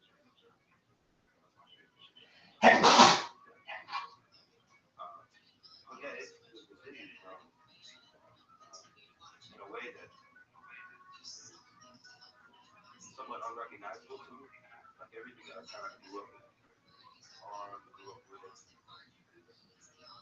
all my spots used to hang out, and they're gone now. And so I was saying something to my old man, and he said, "Man, shut the fuck up." He's like, "I've been here my whole life. You think that I've changed enough for me to pick to start this?" It's not right, you know. So what happened back then was a crazy time to be a part of it, to be watching my little town, seeing familiar faces all of a sudden start being Jesus, folks around, business, it's sincere, it's cool and funny and funky. Just change happening in the middle of life. Yeah. I was hanging out with people in the very beginning, and they were scared to leave town. I was telling them, yeah, those people are just like awesome individuals. Yeah, yeah, you're right. All of it. But still animals. Still like travel. And I like it. I like the shit here. You know, in the city that I grew up in, you're looking for some excitement, and I can come to you, or I can go look for it. You know, my car comes with some new shit. It's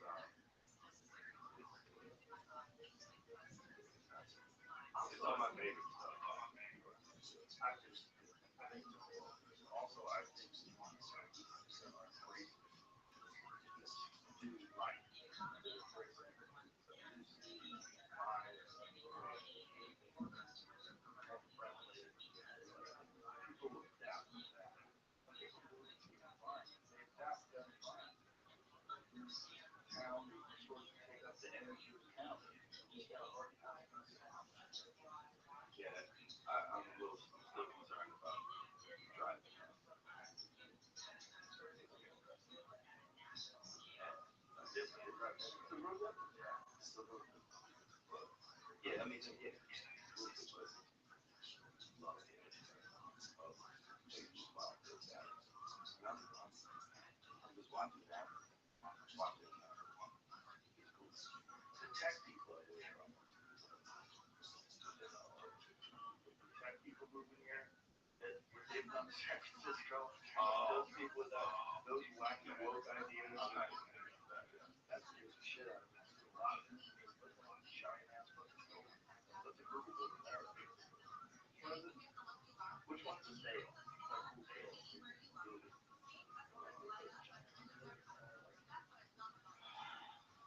don't even know how to notice that. Giant ass buildings. But then they just fire that shit pretty fast. Do they just overshoot? I think they overshoot. Oh yeah, oh yeah, oh yeah, yeah. That's good. That's good. So I think they overshot, and I also think in reality there's so many people that are working in tech that are doing nothing but good job moving people around. So I feel like asking a person that thinks through backyard and why would we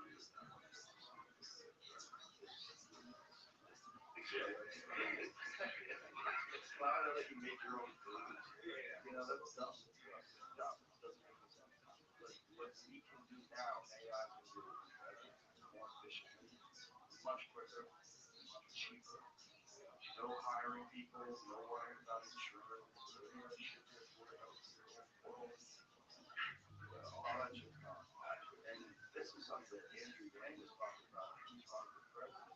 I guess it was 2020. He was talking about that.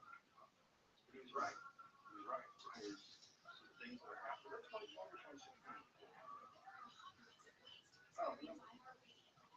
16. And he was very concerned concern even back then, because it's 8 years ago. Like AI coming, and like that's why he was pushing for universal basic. So that's why he was pushing for universal basic. There's going to be so many people that there are no jobs. If you're a truck driver, you have 10 years. Everything will be automated. They're all going to be giant electric trucks. They'll all be run by computer. They'll never get in accidents. And they never get tired. We're looking at doing that. They're going crazy. Falling asleep at the wheel. Oh, come on. Driving so fair. That's what makes the best cops ever. That's a little wild, folks. But, you know, we tour on the buses. We got a beloved they do. Funky world. That's the funky world. A lot of people are editing. 12, 13-hour runs. Oh my God. Huge pupils. Scriptless on the fucking conspiracy theories on the radio. We had one of them drive us. Me too. Yeah. Yeah. Crash the bus. Oh no, really? Yeah. Well, not crash the bus. Bus. We ruined the bus. Oh, no. So really, you get big one night. Bus crashing 58. So he was fucked up after shooting. Yeah, so he got fucked up while he shot. Yeah, I guess he did high school. Going on to selfish. He had a couple days off. He was going on like this. Oh, God. It's fucking. It's fucking bad. Yeah, that's a danger, right? Because you just trust it. It's not good to trust it. No, it's driving. You trust it. It's professional. Yeah. I didn't recommend it. Good job. Good job. You're Frank. You sit down the bus. Yeah. I'm all Frank.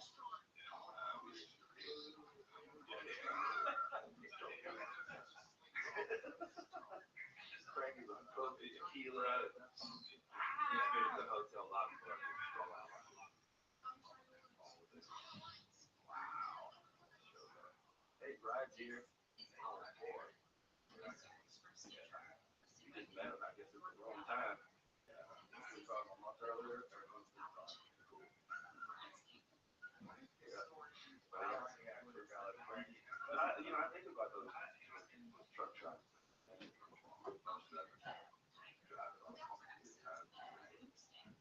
So totally right. Totally right. Yeah, damn. 12 hours drive home. Over there for a little while, then go back to town. Yeah. Yeah, that's what kind of has been my problem with touring the way we tour. Being gone for long periods of time. I only did that once. I only did it still. The bus thing once. Me, Charlie Murphy, John Efron. But it's like real that comedy. We just had a date.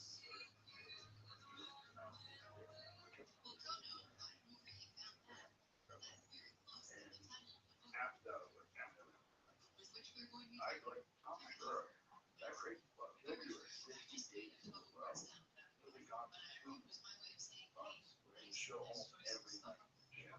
He's going all over. The name of the tour is I'm coming everywhere. Brilliant. Brilliant. But, you know, that's what he's doing. Yeah. Everywhere. Yeah. Everywhere. I mean, I get that. I would love to. Friday.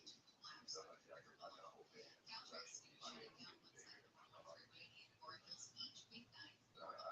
got to do it, but I decided to come and get a much time. How to grow up out of the road. You did that for a while, right? You took your son when you were in Europe? Yeah. That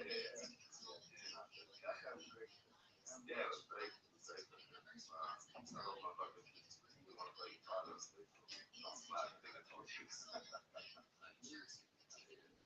Yeah, so I think I'd rather have them come out and hang with me this time. Yeah, that's safer. It's like more fun. You don't feel so sad.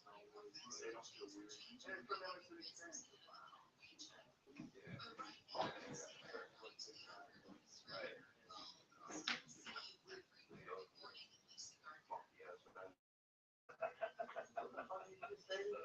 Yeah, it's called me Brett. Nah, you come with me. Yeah, like it's a cap. Cap or no cap. I don't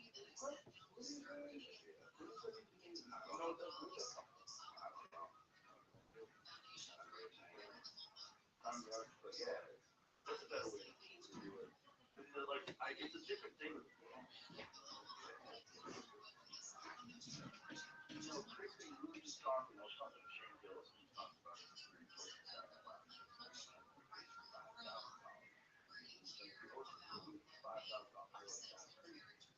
And then I talked to Pat from Black Keys.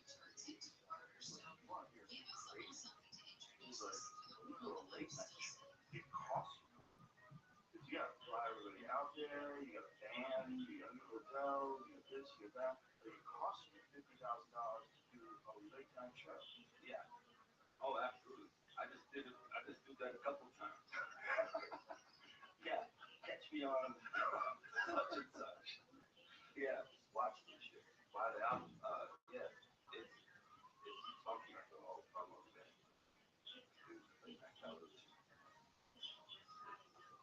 How effective is it now? Debatable. I don't know. I don't know how effective. It's not what it used to be. I don't think so. I mean, from my experience with TV promos, certain ways that were, I guess, the only way to move, not as it's not moving the needle as much. Maybe it's just for me as my personal experience. I think it's for everyone, but it's not really moving like it used to. But it is still important in some capacity. I don't understand it, you know, but I'm a fan, so I like to go play the late show with Letterman, go play the night show. It's like as a dream, right? Yeah, right. You know, like I love to be able to do that because it doesn't have to play Saturday night. Yeah, do whatever it is. Yeah, it's like thing, but investing in something, I'm sure. Right, but still, you're doing this just one milestone. Yeah, yeah, and also in the record business, people are you gotta be everywhere, right? You know, yeah, and you gotta do that and also do your own promotion on social media, which is a wild thing. Yeah, and people are leaning on TikTok. I mean, I have meetings with folks about we're playing with strategy, what we're doing well. You gotta get traction on TikTok. You gotta do this. So I caught myself a couple times doing some busy ass shit on TikTok. I'm like, I don't like this, man. Like, I don't. This doesn't feel good to me. Right. It feels forced. It feels, yeah, it feels forced. It feels. Yeah. It's not in my character. It's not it feels fishy. It feels leechy. Yeah. It feels gross. And it's like, well, this is kind of what's happening in the business. And I'm like, well, I don't know if this is, you know, is it debate? Well, this is what it's on. I'm like, that's why I'm gonna go with the fucking talk. You know, it's like it doesn't feel like it should feel right. Not at all. Yeah. And everything is you can't feel sideways anymore because then it's gonna be vertical, right? Or the algorithm. Yeah. What the fuck are we talking about? Right. Let's talk about the music. Right. Isn't it weird that the shape of the phone dictated the way you hold it? It's wild. And that's what we're talking about in the music business. It's funny. Because remember, before TikTok became huge, Andrew Schultz had that thing he came Everybody turn your phone sideways. So he was telling everybody, hey, turn your phone sideways. They turned their phone sideways, and then he had it that way. Simple. Simple, right? Simple. Yeah. But now it became all about the reels, and you got to be able to flip up from one reel to the next, and now it has to be vertical. Keep going. Keep going. Yeah. Keep going. Keep going. What's going to happen if those foldable things get adopted by everybody? So that was really, I went into a rabbit hole last time. I have one. I have a fold flip four. The Samsung foldable phone, like this is great. I'm watching YouTube videos much larger, but then it hangs right around your pocket, so that and it folds weird. The whole thing is weird, but eventually, like I know a lot of people that adopt those, they want to take a laptop with them, so they have to answer email to open up the fold, so they can have a laptop setup. Basically, it's this 10-inch or 8-inch thing. Yeah, got this little thing, and then folds it, and it's the size of the ring. Oh, so what are we gonna do then? If that becomes like the Apple releases a fold phone, that's when it's gonna rip off. Because right now it's like only an Android phone at that time. And you know, it's only like search sites for people, especially like people that you know, most of the social media platforms are they're made better on iPhones. The apps are better. They're optimized for iPhones. They start doing an Apple foldable phone. One of them can be a different thing. Yeah, now you have to look sideways. Everybody's doing sideways. But that thing is, if a thing organically becomes viral, like if you have songs you put out organically become viral, there's no better technology. Oh, nothing. Yeah, because everybody can share it. Yeah, they'll share it with friends, they'll share it with their friends, they'll put it on Instagram, they'll put it here, they'll put it there, put it on Twitter, and the next thing you know, yeah, but you never know what that is. You never know what it is. You never know what it is. Yeah, Vegas. Yeah, it's a lottery. It's crazy. Some things hit like how? The other things don't hit like how? There's a song that we play all the time. You can't play it anymore. Johnny Thunder. He wrote this song, I'm Alive, 1969. You ever heard this song? Bro, we'll cut it out. We'll cut it out. Hey, play this song. We'll cut this out so that people on YouTube just go look up Johnny Thunder, I'm Alive. This is a 1969 song. What the fuck did they do to Johnny Thunder? How did that happen? What did they do to Johnny Thunder? I've never heard that. How did he not become a superstar? That's everything, right? It's everything. That's rock and roll. It's amazing.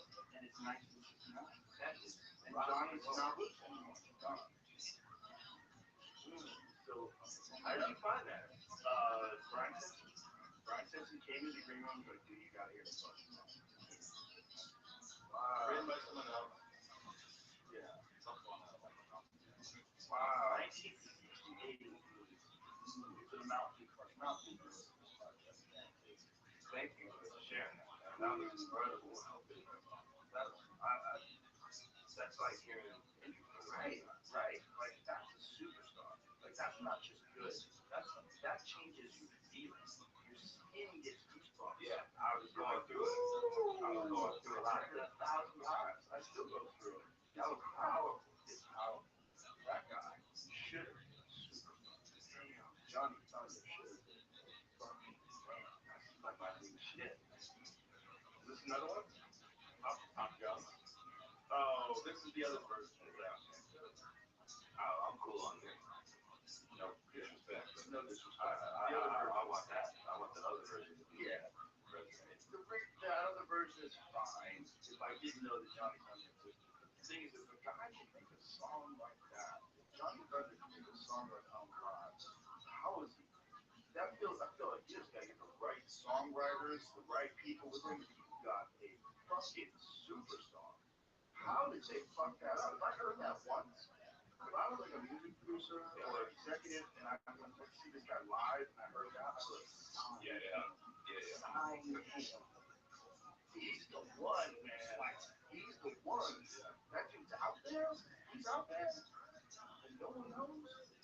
That's 28. This is Bob Dylan, who wrote Thunder's I'm Alive on radio, was asking Rolling Stones, John, when was that year?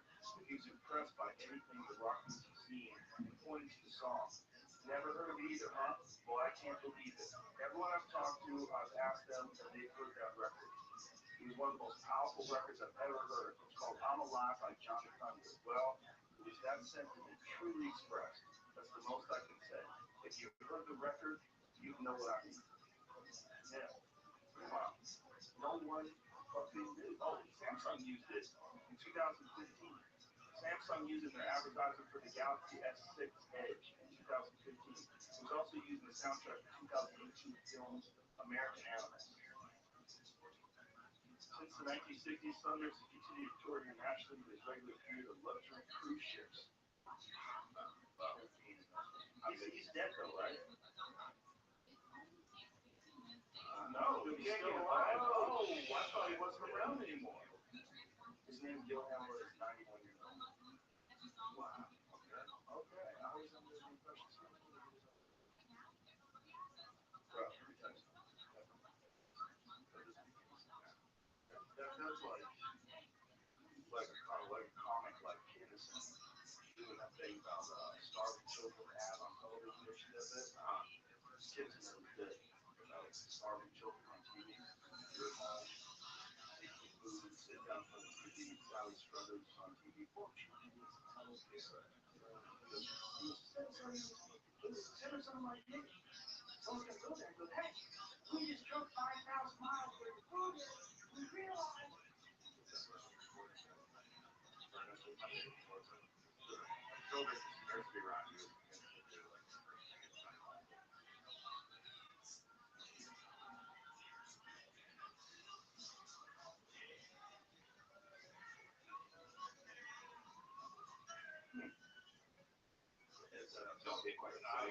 No, that isn't. No, I'm alive with the song. You need the right song.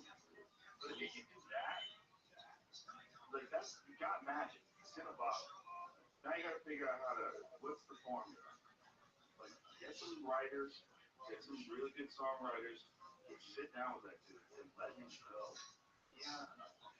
Sometimes you just catch one.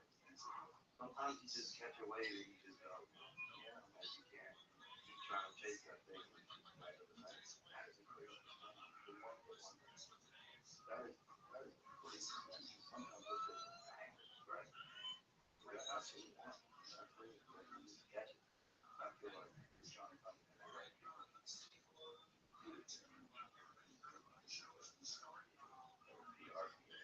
But even Bob Dylan in Rolling Stones talks about him. That wasn't enough. What year was that? 90s. It was that year. Oh, it was that year? Wow. I don't know. Hendrix. Oh, yeah. You know, there's James Brown pop, but it just doesn't make sense. That guy's that good. That feels like that transcended. That transcends everything. That transcends culture. Like, that's something that everyone has. Maybe it was a little ahead of its time. How? How did that? Because it just but doesn't it sound like it hit? It sounds like it hit now. God, it had to sound like it hit right now. But it probably sounded like, what the fuck is that coming through? I don't know, man. There's some deep spots at the same time. Doors. You know, there's like a lot of wild funky music that comes from that band. You know, that hits radio at the time. Yeah. I don't know. One of my favorite artists who I think because the life that they deserve is a guy called Arthur Alexander. And this guy was like Americana, songwriting, blues, country, all of it. Never heard of it. Great song, great songwriting, cool vocal voice. What's the song? It's a song called Anna. Go with Harry. Try Go with Harry. Yeah, but it started out. That song's a flex. Think about what he's saying. Go ahead, little flex. Go ahead. Go. If you love you more, hey, if you love you, I'll flex you more. Go with flex. Bye. I know girl like that. That's a very needy girl, and she's never been married. And you had to say, hey, go ahead. Yeah, nasty guy. some that you just can't hold on to. Yeah, just to recognize that. It's true. That's blue. Yeah. There's another one too. Shiggy Otis. I don't know if you know Shiggy Otis. Shiggy Otis. One of the guys. Like the guy with rock, funk, soul.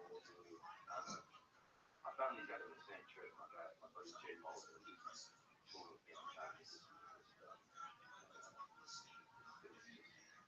It's like the guy with had it in time. I think it's 60s, 69, 70, 71. Put out a record called Inspiration Information. Like the chocolate, something mold.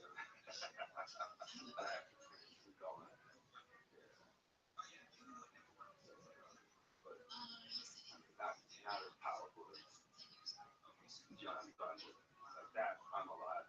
That's a classic. Yeah. You get this mostly just from other artists? Tell you about stuff? Yeah, a lot. Yeah, that's kind of why I like to move around. Old school, hang out at the bar. Yeah. What are you into? I've been checking these out. I still go to record stores and just go ask, what y'all like, what y'all listening to? Just turn me on to something. I don't care. So they'll be like, hey, try this. Try it. Either I love it or I don't. Just curious. Well, those bar conversations are underrated. Absolutely. Yeah. They're the best. They can be the best or the weirdest. Yeah. Not at all. You're like, oh, wow, that's what you had going on in there? I'm sorry I asked. My problem is like, yeah. Ooh, you shake out of it. Sometimes you just get in. Yeah. Jump in. Oh, yeah. Go. What have they been doing? How come Trump didn't release the Kennedy assassination files? Yeah, I got a couple people around me getting deep with that, and my brain hurts. I have to get out, smoke break for me. They killed the person. They got away with it. And one of the guys that probably killed him was on one.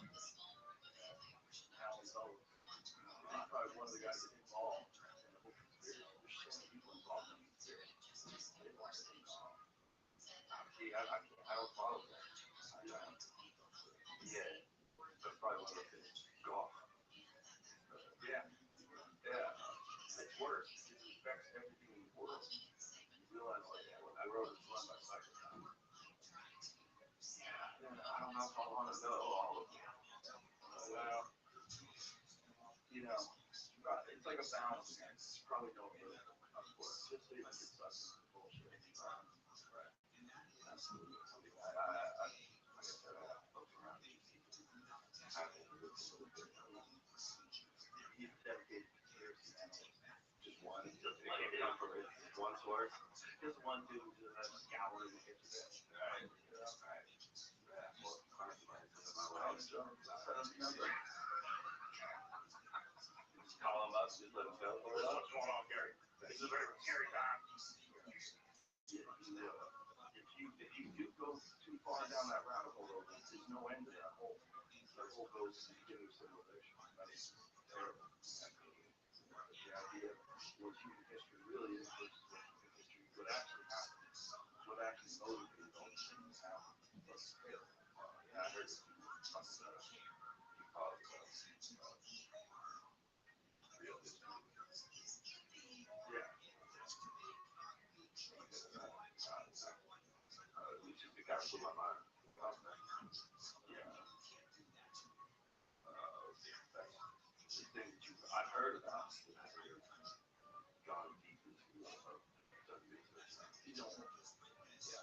Look on bar talk spots. That's someone sitting at you at a bar, you go home a little freaked out. Yeah. You get too deep into it, it'll ruin your life. Yeah. I remember being a kid at bars. Guys in particular. I don't know why they're talking to me about this stuff. I guess they're trying to get a message to the youth, but I don't know. So bars going up back, guys telling me about all kinds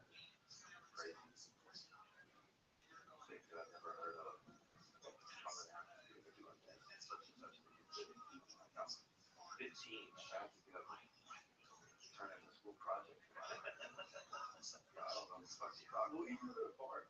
I'll find shows. Yeah. When did you first start playing? 98, I was 14. Wow. Yeah. How did that happen? Where I was in a boy band with my buddy Robbie, the R&B superstar who he was playing on keys, playing guitar. Did a talent show in 8th grade, won $25. You're kind of hooked. Went to a blues bar for 15, 30 minutes. Played at a blues jam like an open mic, you know. Somebody was back, we just kept going. Started working again. Pretty soon after. Teenagers, everybody. Duo, like the Gary Vee show. Girl, playing blues. Yeah, so,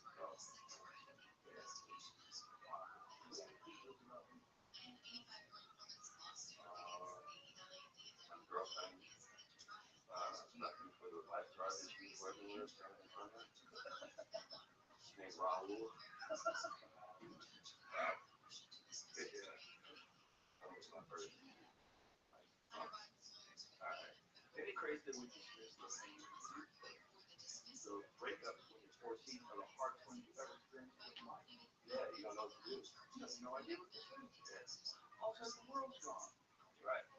It all ended. And everybody in your world knows that your world is gone. Yeah. Walk in the hallway. That's sad. Yeah. Yeah. And your boys are telling you, man, we're just not going to judge you. Tell them kids, you know, everybody's the enemy. Right? That's it. I put that map up. That's hurt. Nothing at all. Bye. Yeah, I don't want to be with you anymore. Bye. Now, somebody told me when I was a kid, what do you know about sleep? Blues, and you really don't. Or at least I did. It's not complex than people are. I think the world is sort of struggling with that little bullshit that the media is saying, but that's crap. But yeah, that still hurts, man. Yeah, still hurts. Good luck. That's true.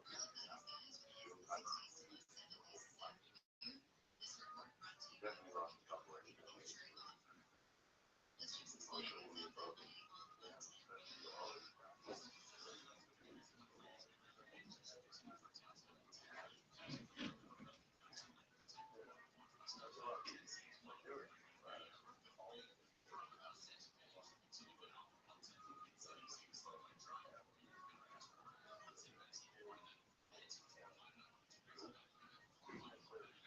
Behind the barn. Someone was just singing.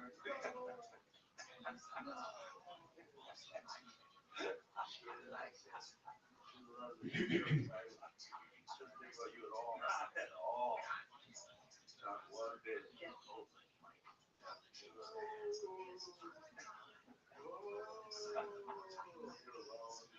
Listen to sad songs. His fetal position was curled up, sad. But you come out the other end of that. You understand.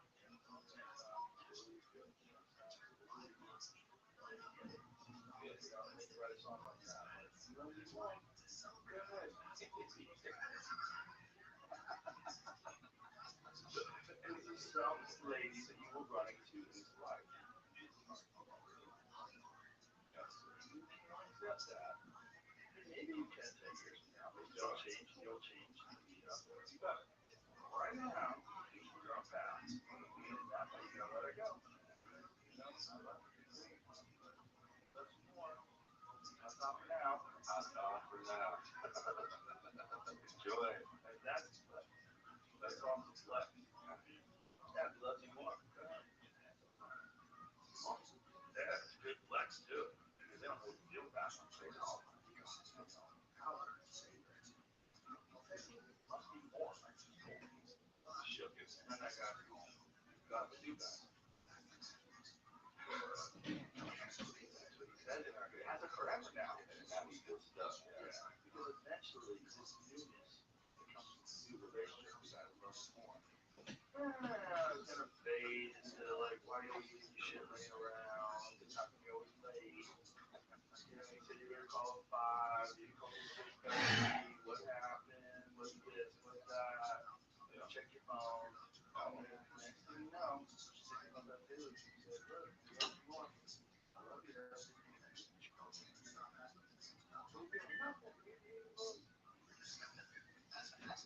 Well, nice. You know what it is? He does still love you. Yeah. But, you know, some of these people advice, give that advice a lot. Strong moves in certain circumstances. Preserve your sanity. You know? Because just because some people are fun doesn't mean you're supposed to be with them forever. That part is very important. Very important. If you have a good time with someone, doesn't mean they should be your one and only. That might ruin actually I don't get one mom. It's just the wrong caboose. And they lost everything. They're like fell apart. A big part of it is the complex interaction between two people. Some people just the combination of you and them is not good. Not good. It'll ruin everything. I agree. Fun. A lot of fun. That's it. Dangerous. Yeah. Yeah. It's a dangerous one. Unfortunately. For a short amount of time. You don't want to raise your kid. Not at all. No. Yeah. More.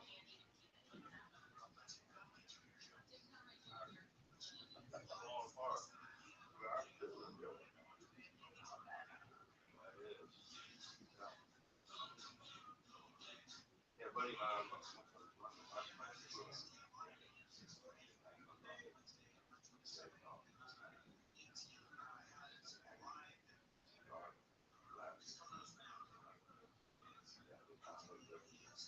It's one of those few places like a barbershop or like a bar where guys can get together and talk. Sit around, smoke a cigarette, talk some shit, have some laughs. It's fun.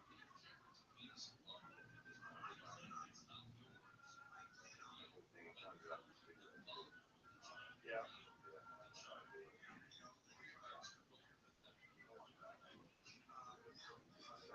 that's why I said I was in this wrong.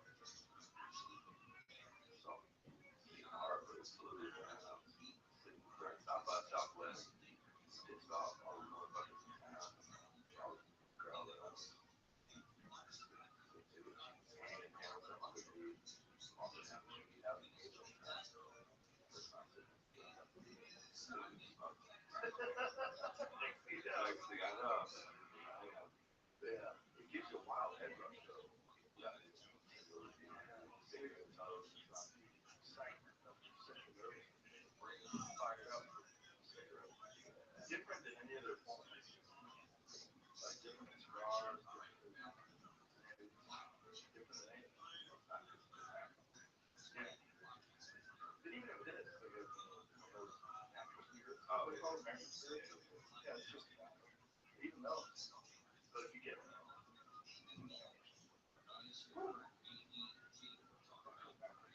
yeah, I got some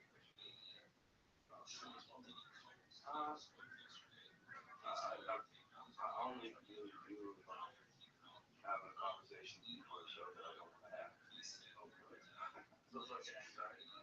Yeah, like before, like, That's not too bad. no, it used to be. Nothing crazy, but I used to back on this. Or, yeah. So I get back there. There was a while where I was back in the contact one. Stress. I think getting into entertainment business, eyes on you, pressure, and all that type of shit. Just like nervous, sticky. I find myself breathe.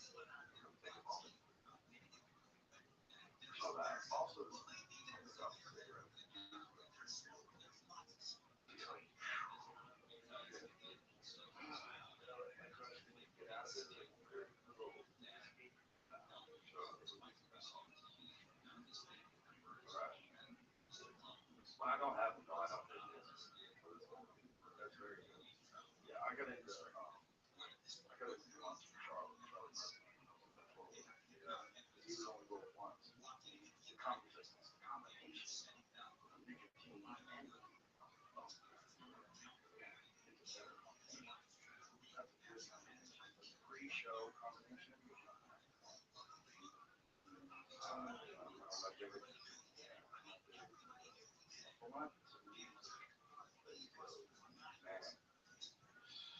been getting hyped up. Stro Elliott does it for us every time. Remember?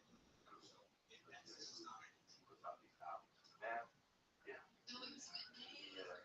Puts out these albums where he mashes up like the old school. That's good.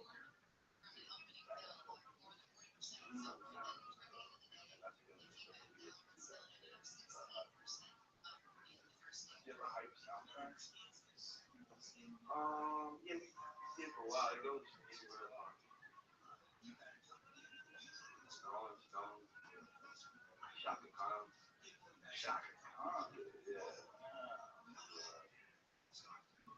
Stro Elliott. Not all of them, but kind of everybody got their certain type of reason to keep the crowd hyped. Yeah. But John Dee's backstage, he has John Dee's no keys.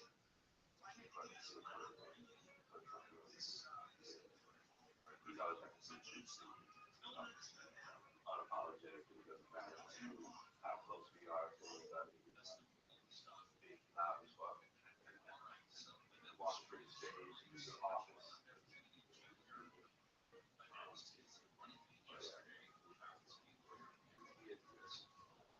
But there's something about that, like walking with the music, walking into a place, bringing the music with you. Yes. I think that's the Buffalo, New York.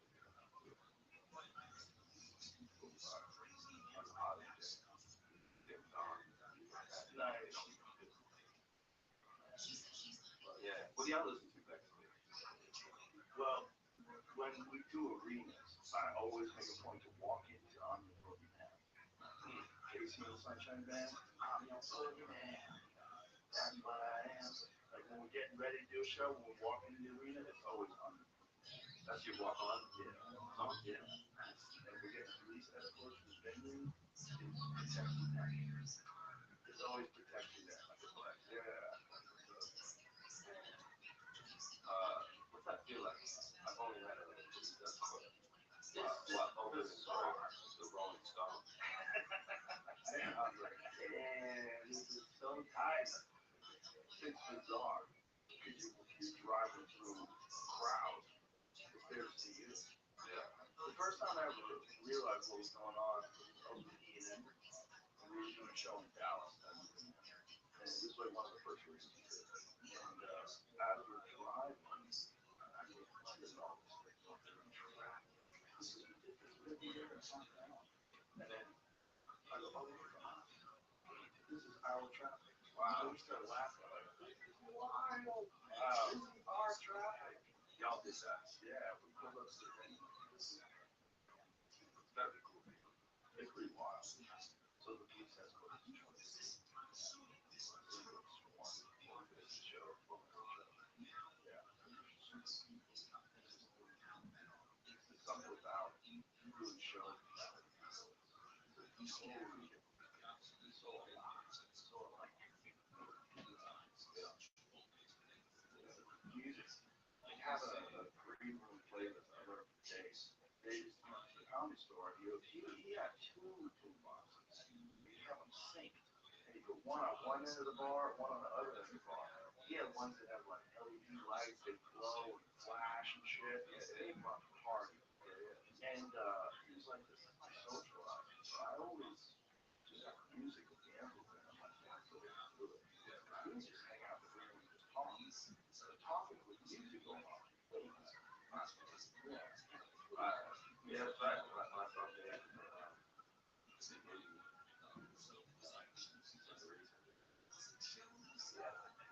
electro on the thing. The Bluetooth speaker. Yeah. The whole vibe. Yeah, he puts red light bulbs in premium. You're doing it real time with bright white light, flooding light, soft, smooth. I respect that, man. That's the vibe. Yeah, it makes the club energy feel like Yeah. He gets it. Yeah. He set it up right. That's the way to do it. And if you're touring a lot, I saw that with Tommy. I went backstage. I get my friend John Rollo, who's Tommy Lucas. And he goes, I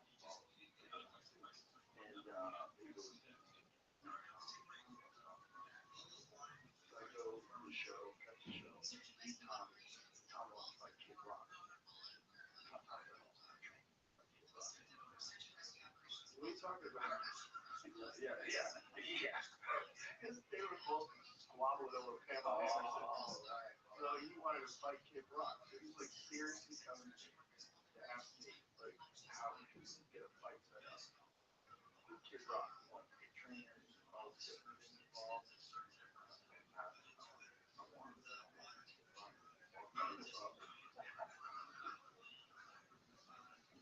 Kid Rock is one of those wild Detroit white boys.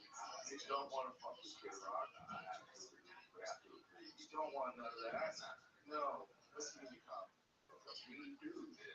That's the dude that shot up Bud Light and cost him $26 billion. He shot the shit out of that beer, didn't he? He was crazy. He cost them so much money. They would have never lost that amount of money if Kid Rock didn't shoot that beer.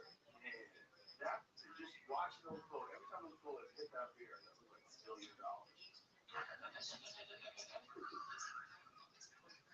I don't know how many times I watched it on repeat though.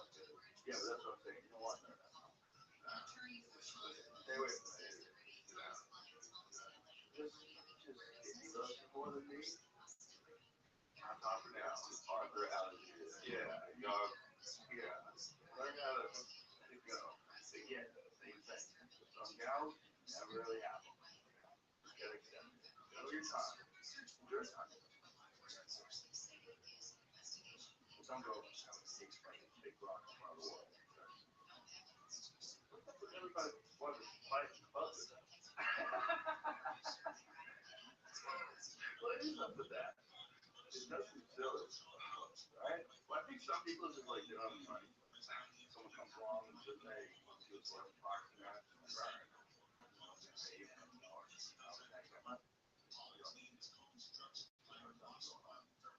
Those people are bad. Remember, didn't Aaron Carter fight Lamar Odom? Oh. Lamar Odom was like 10 feet tall. Yeah. Aaron Carter looks like he had never worked out a day in his life, and he's living on steady diet pills. He's not with us.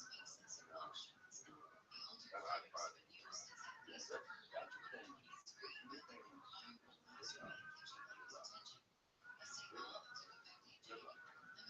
Nobody. There's like 3 people that are in the concrete here changing. Yeah, I don't understand.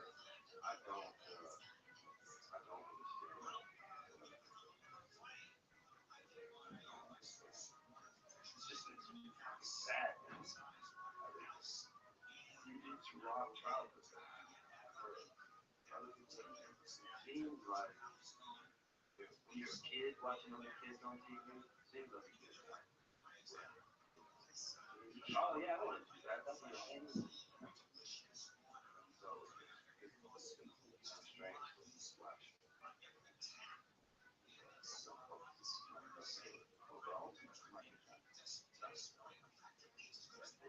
That is the greatest worst story ever told. That you see young Michael Jackson, he was good for Jackson 5 when he did like ABC and doing stuff on TV, and he's dancing and singing, and he's the lead, the little kid. Oh my God! Oh my God! This clip in particular is the one that got me into one of the television show. How old is he? 11.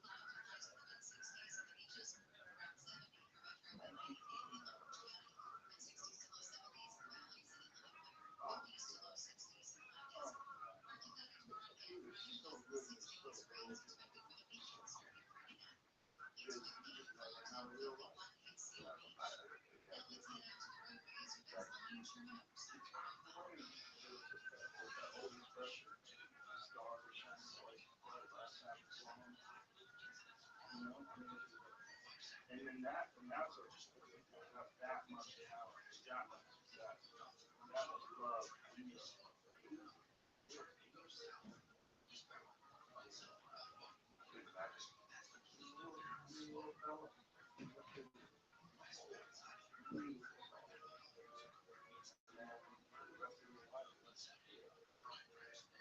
didn't realize that. I think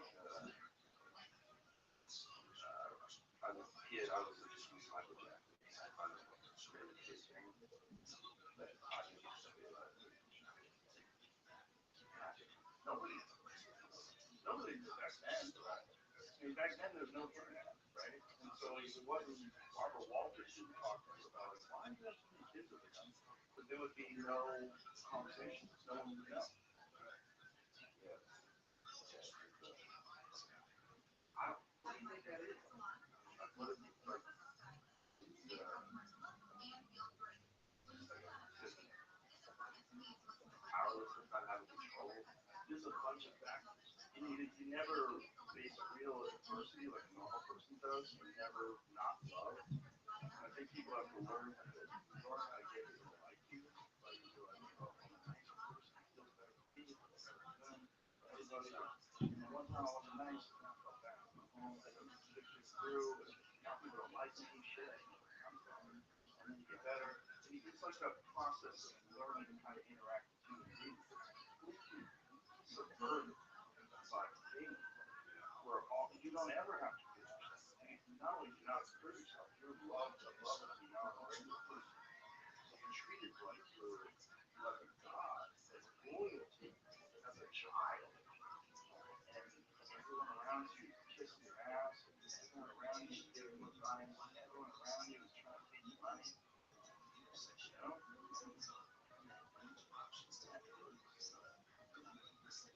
Like at the colonel was without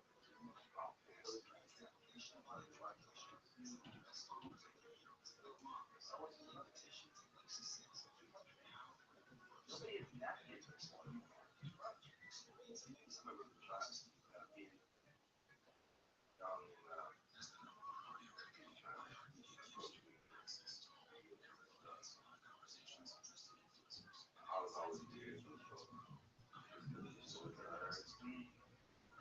My mom, my manager, for the longest time. Just wrote underground where fans I was listening to Fox TV. Oh wow. Old t-shirts. So that was real famous and folks started coming around and saying, hey, we can help you with this, we can help you with this. No, I heard so many stories of that, so I was really scared. Pursue it, your fame, any of that. I don't want to deal with that. Whatever comes with that, I don't think it's for me. So I'm kind of fortunate that I didn't move around. Yeah, and How old were you in like, how old was that? I was 15, 25. that would be when Yeah. right, like, Yeah. All that. But I was a grown person, so I had experience. yeah. But it was sad. So, yeah, I think if that happened to me earlier, it would have been different. It was strange. This is how life is kind of living. People's perception is different. The whole world people have, kind of maybe different. Whoa, that's weird. That's weird. Years, now you get nervous around you. Yeah, right. Like, hey, I'm chill. Like, what's up? Yeah, same dude. Yeah. You crashed in my house 3 months ago. Well, I think that's how like a lot of things people hang around with other famous people. Even though like older people that they understand it's like Yeah. I was talking to Sony the other day. He's like, hey, you get out more. No. He's like, you focus on Guinness. Yeah, I know. I heard it in the studio.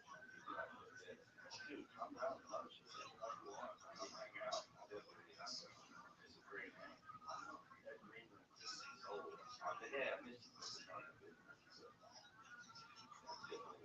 But yeah, it's true. You gotta be able to hang around like-minded folks. You don't have the weirdos. Yeah, there's a different perspective. Yeah, you gotta be around. And it's also it's like you feel like you're okay. This is a different kind of person. Like they get it. All my friends, they get it. We're all just different kinds of weirdos. Well, it's a special kind of weirdo. Weirdos are creative things. Watch them.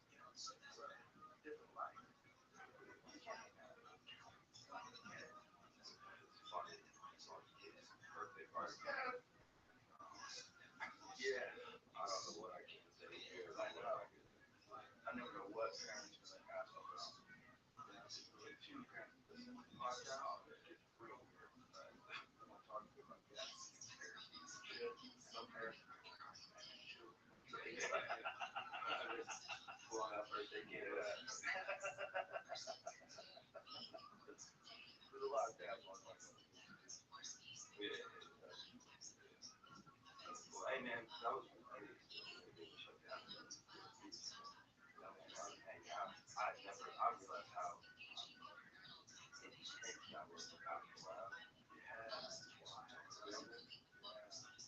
I can't like kick your face in a quiet room. Shit is different. It's my favorite way to see it today. I like to see fights at the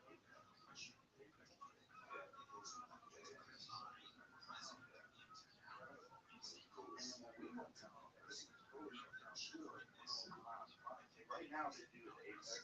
Still at world class fights, but a lot of times it's like guys who are making their way to the rankings, contender fights, good fights, world championship.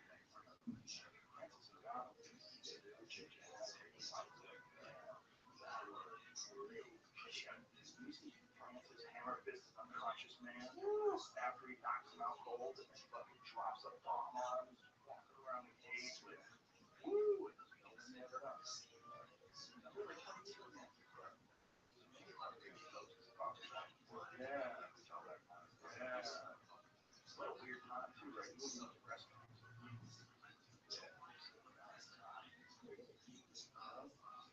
You can feel it walking his mask on and then take it off and sat down. It was so stupid. Why don't you sit down? Oh, when you go to the bathroom, you put your mask on. Oh, okay. Whatever. I'm just happy to be out. Yeah, that the COVID bubble. But yeah, I'm so happy the UFC did that. They kept the sport alive. Yeah. That's when Spear up in? Yeah. They're doing the medical spear for Mexicans. I have not. I've seen it. I drove by it. It's incredible. I mean, they have it look like the Earth. It looks like space. They put designs on it. The whole outside is a giant screen. It's incredible. And they're going to make a show that uses the spear. Dana said he's only do it once. There's one show there. It's too crazy, but he wants to do another show there.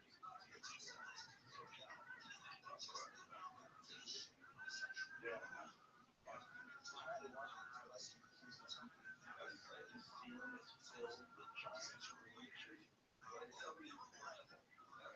I can't even imagine it. I can just blow my mind when I see video of YouTube. Yeah, man. Yeah. It's crazy. Bert Kreischer went on YouTube.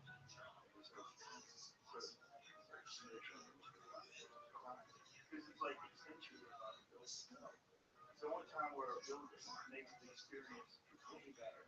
Way crazy. What was this? Who came up with that idea? Good, right? Super rich dudes. It costs them an insane amount of money. How much does a spear cost to run? It's something for a hand. Like just for one night? Yeah, just for one night. Like every year, it's fucking hundreds of millions of dollars for fun. What else is it? Music, I guess? I guess you get up whenever you want in there. Rodeo. That's wild. Highlights on the street. But be able to watch fights like that, like the highlights of the viewing, it's probably the best way to do it. If they keep doing it that way, I mean, if it works, and then they decide, you know what, fuck it, we're gonna keep doing surgery. I want to do it. Yeah, the one that's on Netflix, what is that one? Yeah, that's what it's about. I think that's a ton of right now, correct? Okay. Hey, September 16th. You do that? Tour? End up in Vegas that night. Yeah. Night off. Yeah. How long are you touring now? Are you from here when the album's out? Are you gonna just go? So we're doing USA,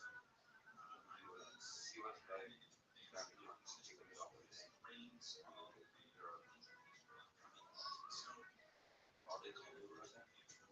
I try not to, but I'm sure they do. Started going.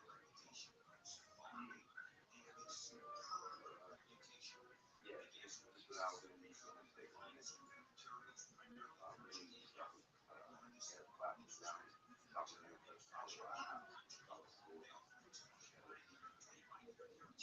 a lot of people coming out.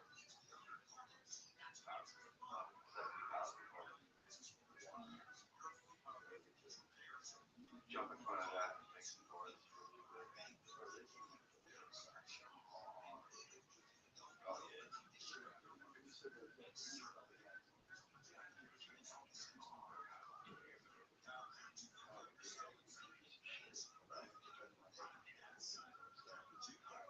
Oh yeah.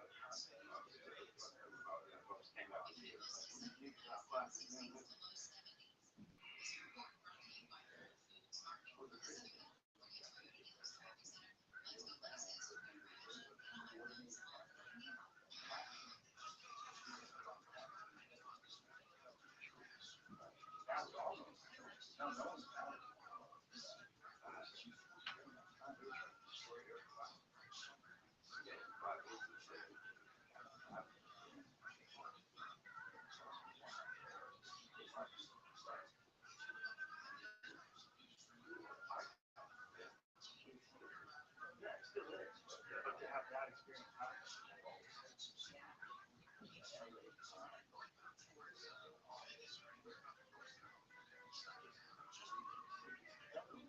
we got Indian experiments in meditation as the whole world is being forced to take.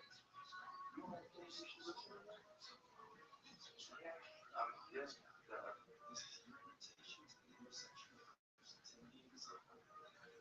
Looking back, it seems absolutely absurd. That's somebody telling you that's the truth about things like in our world. Nope. Nope. Nope. Nope. Shit. Yeah. Look at this, and you did this, and you did this. Pull this up. Wow. Wild times.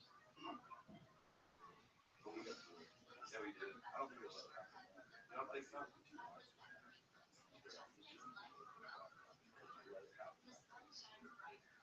up to you. Drop the spread that you did. Charles is really good. They did the World Cup organization. They believe in all that shit. Now, we know it's I'm going to go to Australia twice. That's what I was wondering if it was no.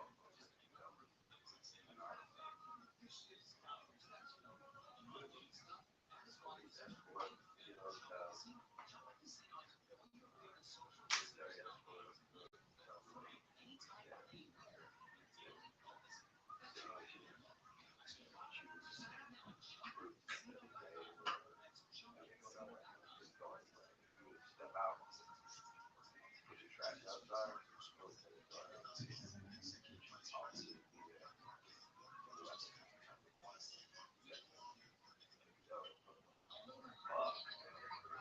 too easy as it is. How crazy. Weather sick. And just 40 floors up, play video, can't go anywhere. Yeah. That's enough. And I would have to live in the army. alien alarm, should be having guns, start pushing people around, arrested people for not wearing a mask outside, throwing old ladies around. That happened. No, Gary didn't see that. He said, what motherfucker? So even California.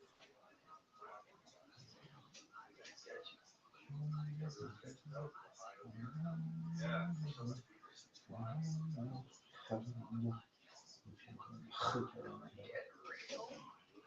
This is getting real. I heard about that. Yeah, it was weird. Seeing in LA. I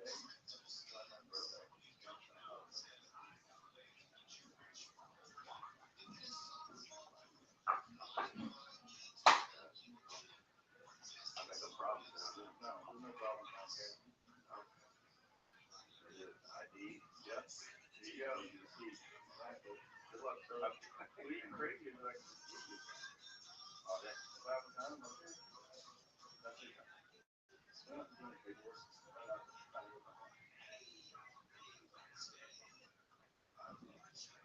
Once you feel that freedom, it's not just you feel that freedom. Once you feel that freedom, it's like, wow, this is what it's supposed to be.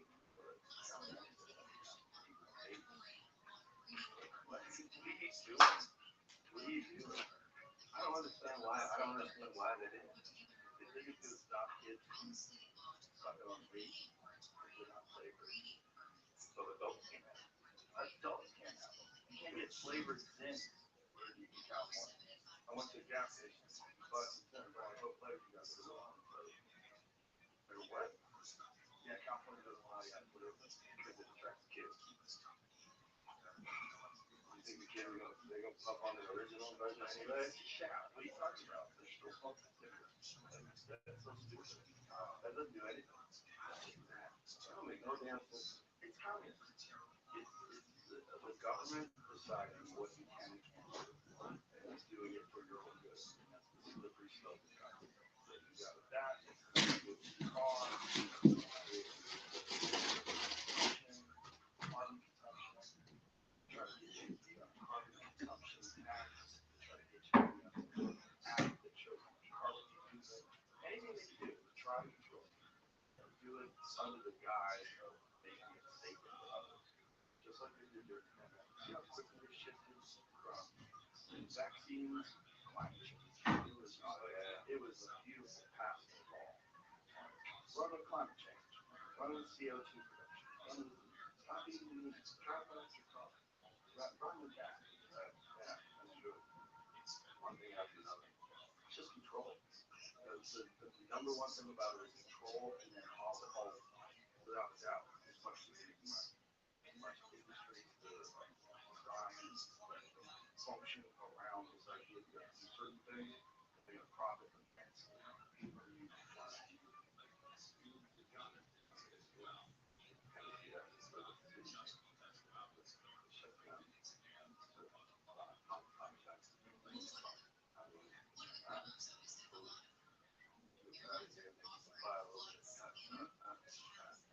hang on, I'm not gonna make fun of it. Yeah, here we go. They crushed it like other not. It was shadow. I was in LA, it was like early stage, it was really cute. And then you go see her now, and she's on massive tours for cartel. Damn. That's LA. Yeah, I don't think too much time out there. Sad. I was just in New York. New York was kind of Euro. You got all the Guinness. Yeah, so maybe every kind of conference. It is. It was so illegal in New York for so long. Yeah, man. You would get busted. There was undercover cops now. Yeah, New York was weird. Weird for a long time. No. I'm kind of surprised that that's it. I'm surprised we haven't left the it's so stupid to stop people from doing something real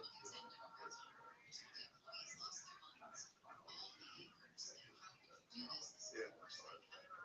Well, it's decriminalized air quotes here, so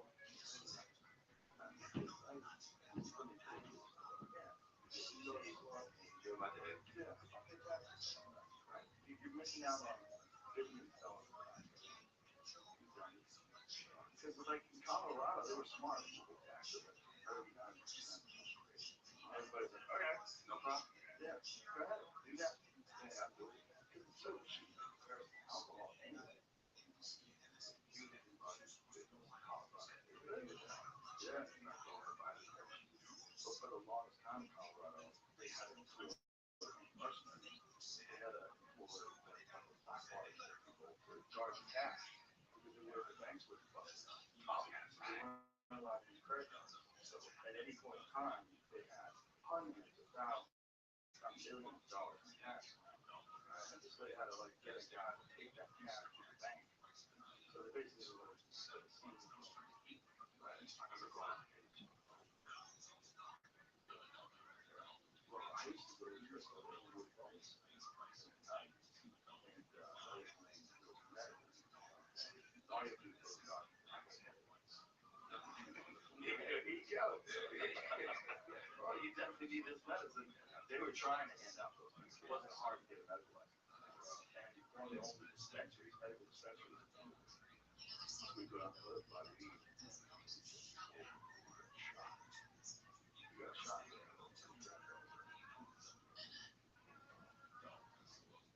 Rock and chop. Are they paying cash?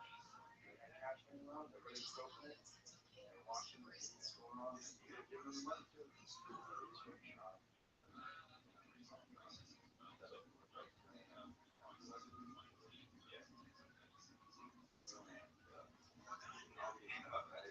Yeah.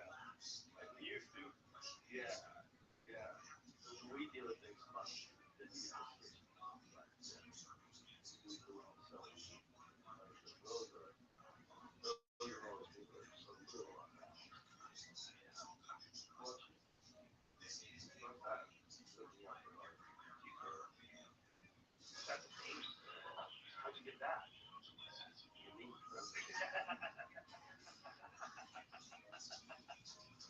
Well, that's a way better situation. I used to do chicken steak. There you go. Chicken steak.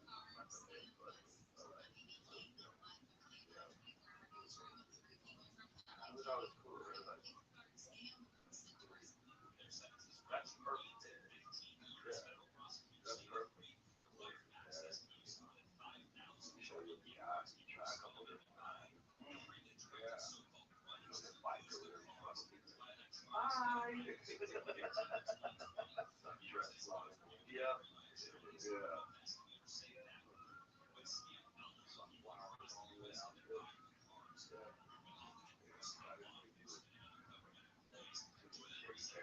Shady characters that I knew were motherfuckers that I actually really did like. You love them. I was worried about you, brother. Yeah, when you have something to do with shady, like a little shady, then like I know it's like you just small shady. But you still hang. After a couple of magazine around here, I don't know if still here. Love shop. Season I got arrested that day or that week. I've seen a couple of folks that grew up with them covered on the show. Oh, that covered. That's hands up. But hopefully Texas will come around. Yeah. I feel like if Republicans do that, break that, I'd feel a lot better. The people who don't want it, they just don't. Not being stopped. Yeah, something stop. Also, she probably funds the study to find out why some people go crazy. Let's find out what's going on. Because everybody knows one dude who's smoking a tree. Yeah, absolutely.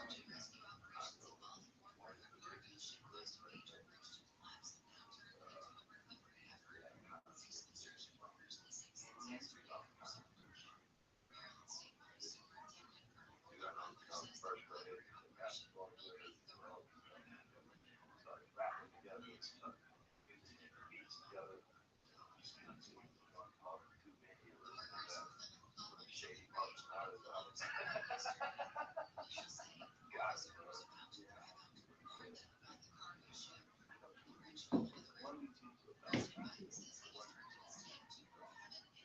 Last I know, I know one is the one that do I know about that is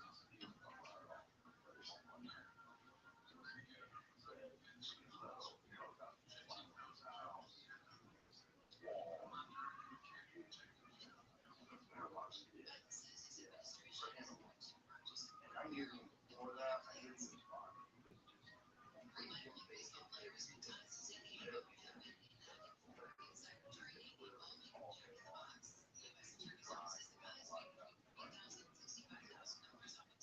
Okay. That was fun. So we come back to this.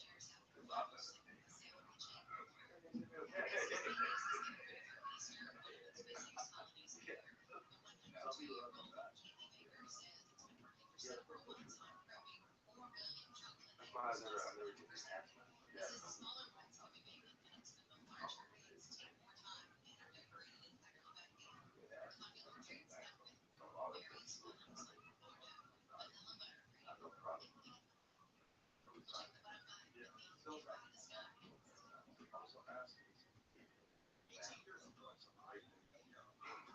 I'm like, who's making that? Where are you? How did this get to me? He looks just like Jerry Garcia.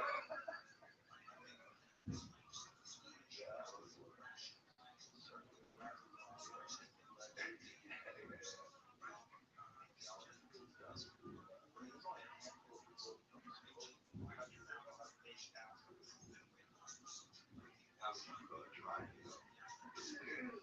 Yeah, right? That's the scary part. Oh, my buddy Billy just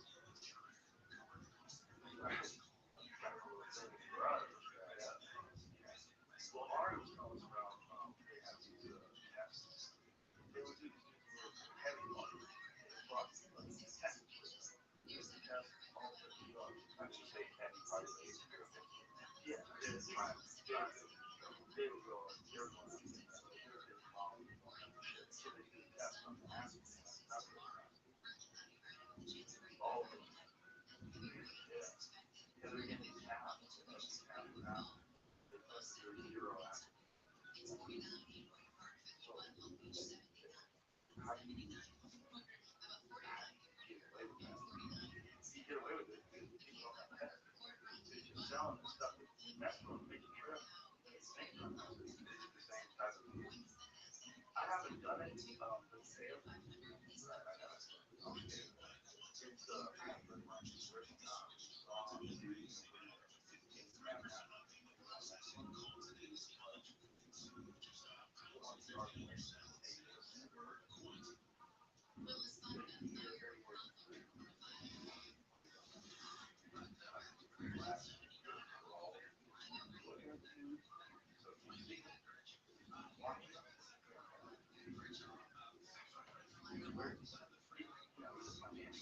okay. He's not a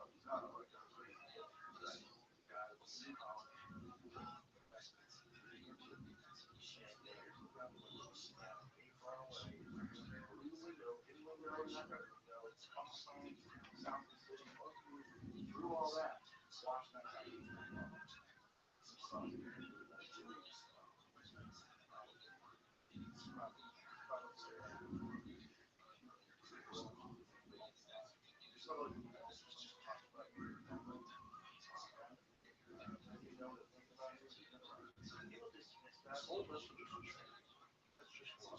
Maybe, or maybe when people think about someone for no reason, maybe this is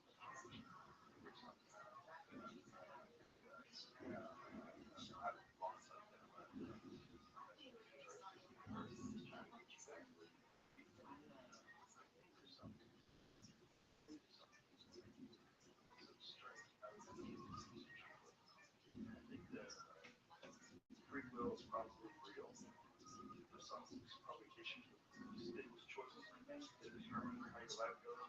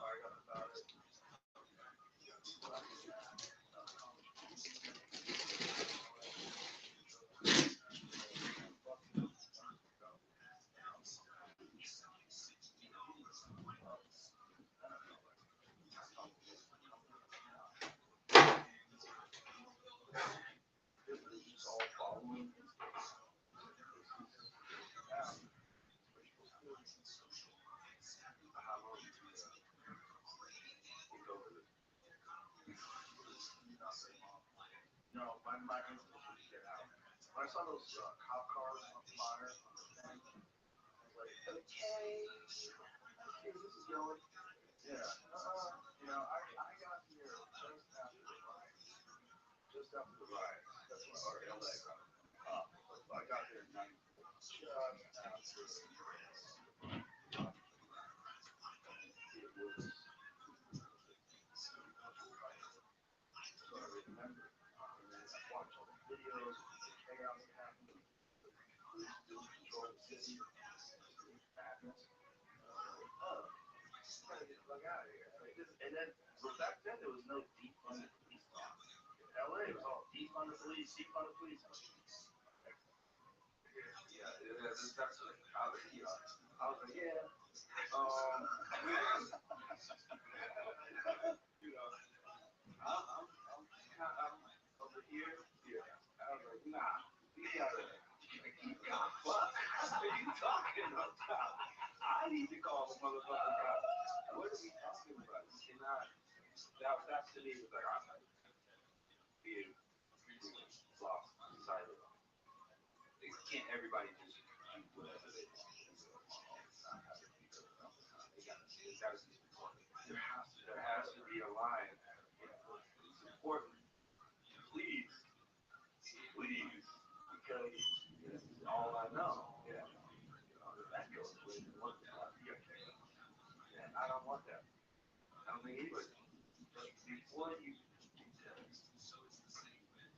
that's a crazy thing. Yeah. Well, the wildest thing is having those people now later call me one. Like this one politician, and she was like, "My goal is to dismantle, defund police." I'm like, recently she got carjacked and pissed away, so she's got blood pouring out of her head, and she's like saying, "With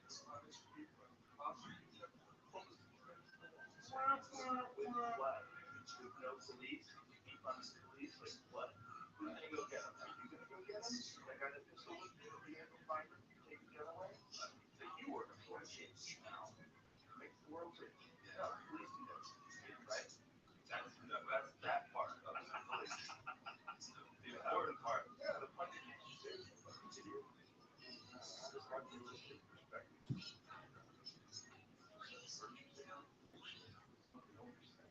Yeah, I mean, I had to give up. I had to get that shit, man. What's that? I really hated LA. I didn't hate LA. I just couldn't. I didn't know how to do LA. And people that I resonated with in LA was me. I was on hanging floor. Yeah, that was my social life. That spot, another spot where my buddy was getting ice cream. I smoked cigars down the line. That was it. I didn't know how to really move around. I didn't I knew how to hang like yeah, I was like a off and didn't take myself too seriously.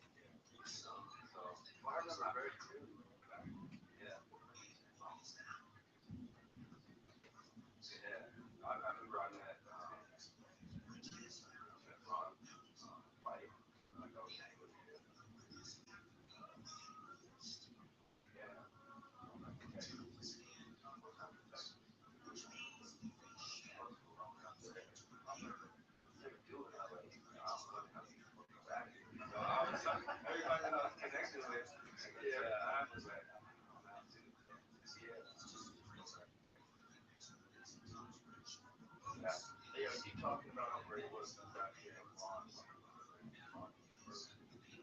Ron was the guy because when he was out here before.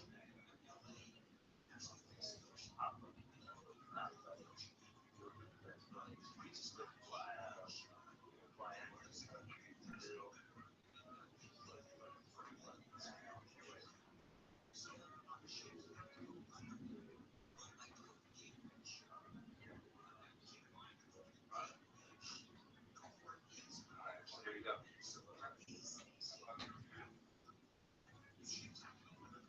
Oh, hey, this is a guitar pick that's made from Mammoth Ice. That's from a Mammoth Ice. Yeah, it's got a last name Boneyard. That thing that you have in your hand is like 10,000. Fuck, that's yours. Yeah. That's what it's for. No.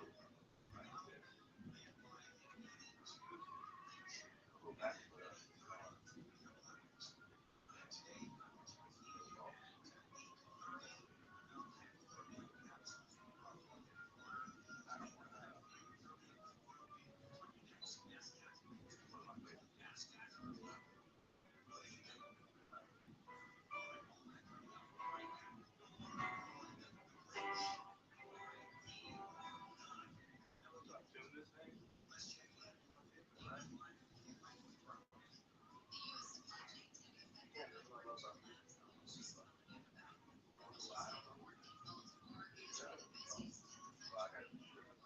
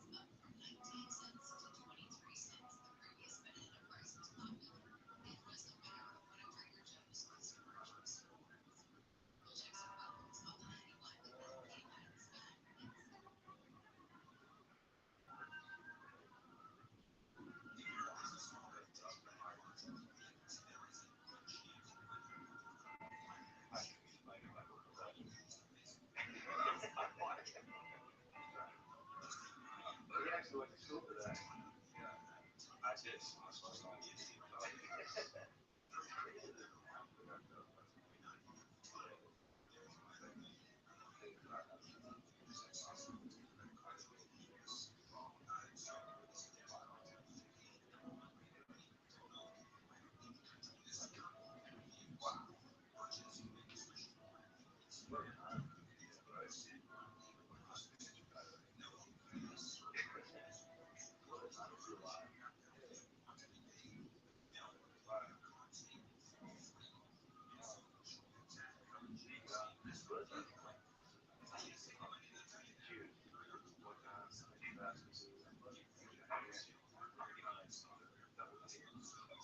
Let's do it.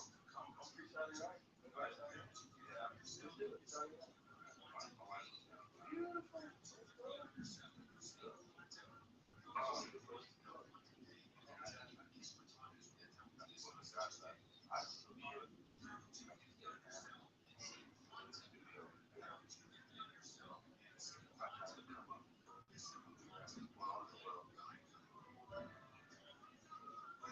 That shit can fail.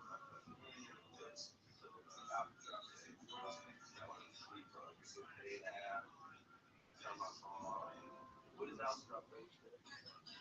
March 22nd. That's today. Actually,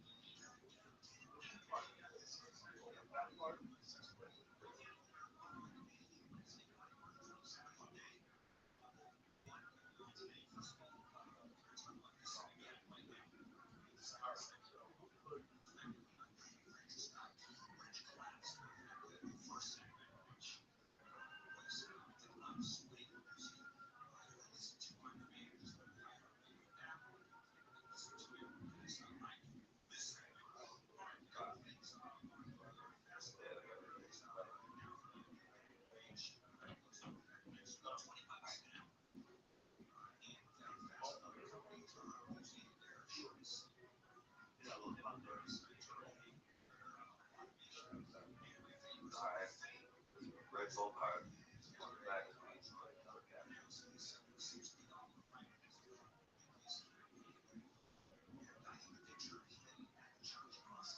Alright, and where was it?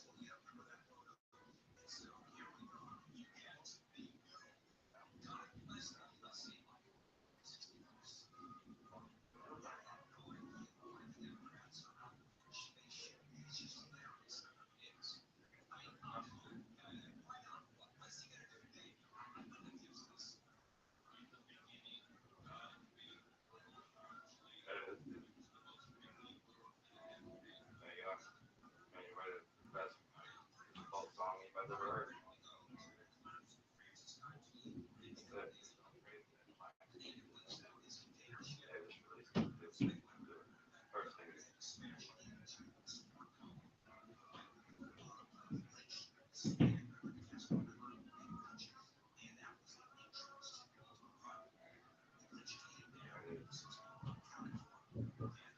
Album coming soon. Album coming soon.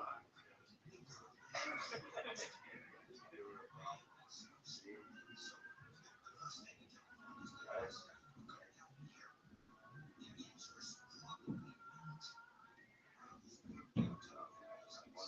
Once I first played the D chord on a Guinness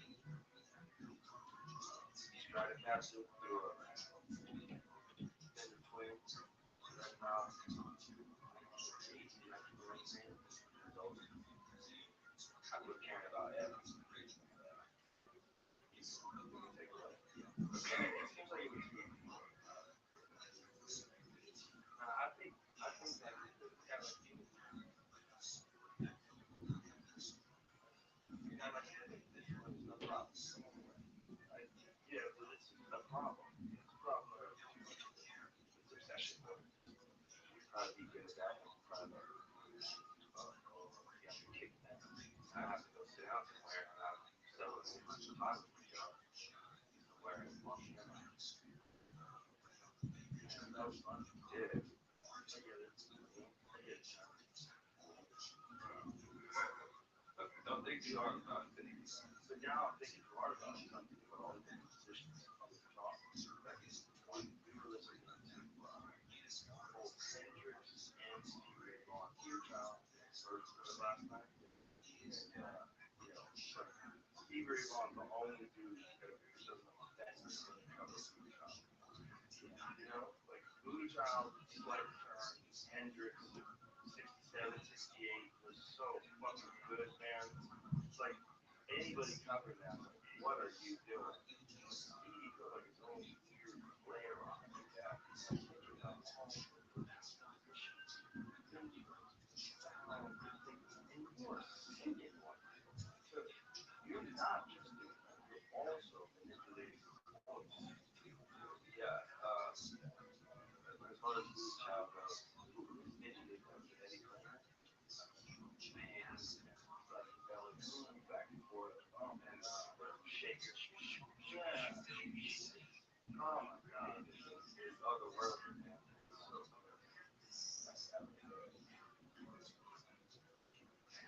Stand next to a mountain and chop it down with the edge of my hand.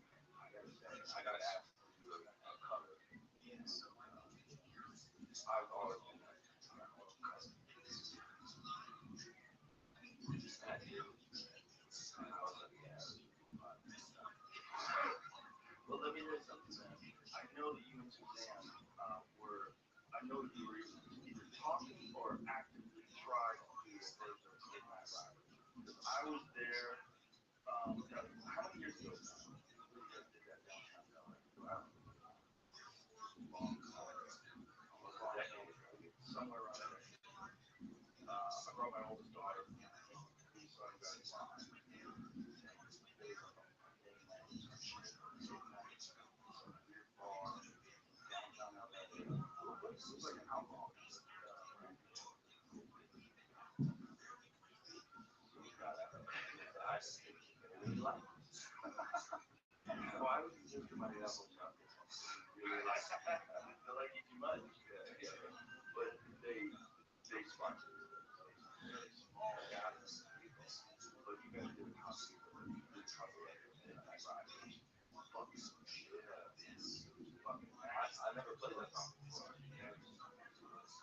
she didn't play sport either. She had a read those lyrics off her phone. Right. That's right. So yeah, we tried to try to put something together.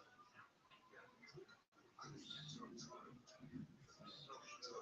Because it was Midnight Rider, but with Joel Flair. That's from my Instagram. Can you play this? Oh, and I got a spot for it? So good. That was such a fun night. Oh my god, what a night. That was back in 2009. And then that motherfucker. What year? 2006. Close to 8 years later. Yeah. I mean, did we try to do it? I haven't heard it. Oh, it is. Nobody said so. No, I haven't seen it. I think you guys are in talks. I remember Sam was saying you guys couldn't do it. I said you did it. I didn't know that. I think you did it, but I think I did it like in the middle of one of my sessions. Like, so when I'm in my, I remember, I think you did it. I feel like she said you guys were gonna do it. No, I think somewhere. I think she. That's crazy. I don't.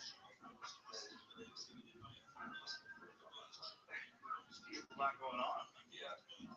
That's something that was good.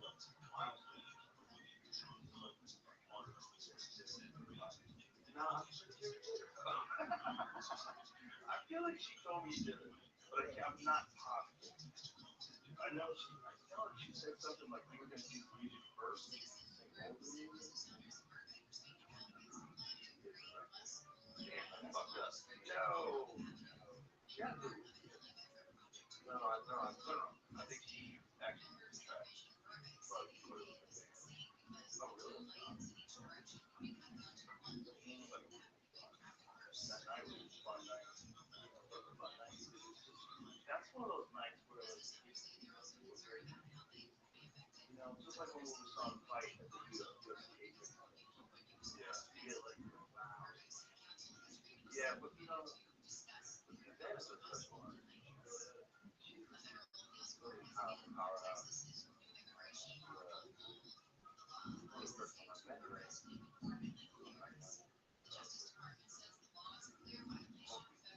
sessions, and just the voice, the songwriting. She can play anything. She plays violin, guitar. We got cuts on this album. She plays amazing violin. So she's amazing. And I didn't realize, like when you work in the studio with you, like, okay, she's not playing around. She's not doing this. I have a friend like we did an end of the world show. December 21st, 2012. I remember I was watching. I was freaked out. I was ready to go with y'all, man. So we did an end of the world show, and I said, let's put together a real fun show. Dan Hope, Joe Diaz, Honey Nine, and John the World Show. And so we did the show in LA. And my friend is a musician. So he saw her.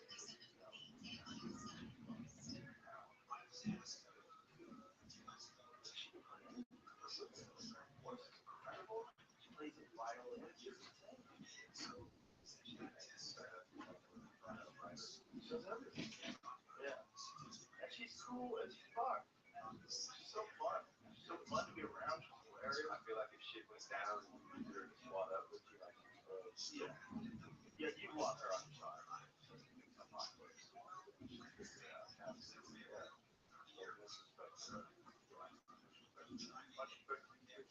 Congratulations on the album. Thanks, dude.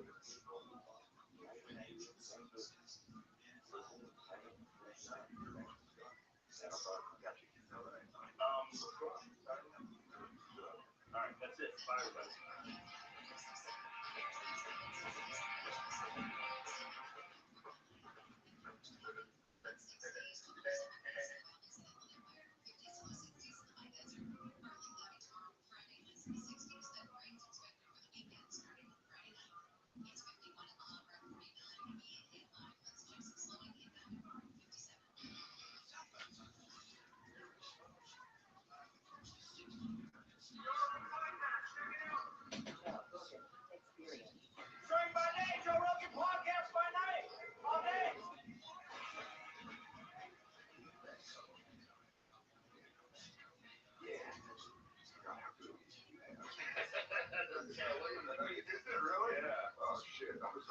shit on everyone in the business.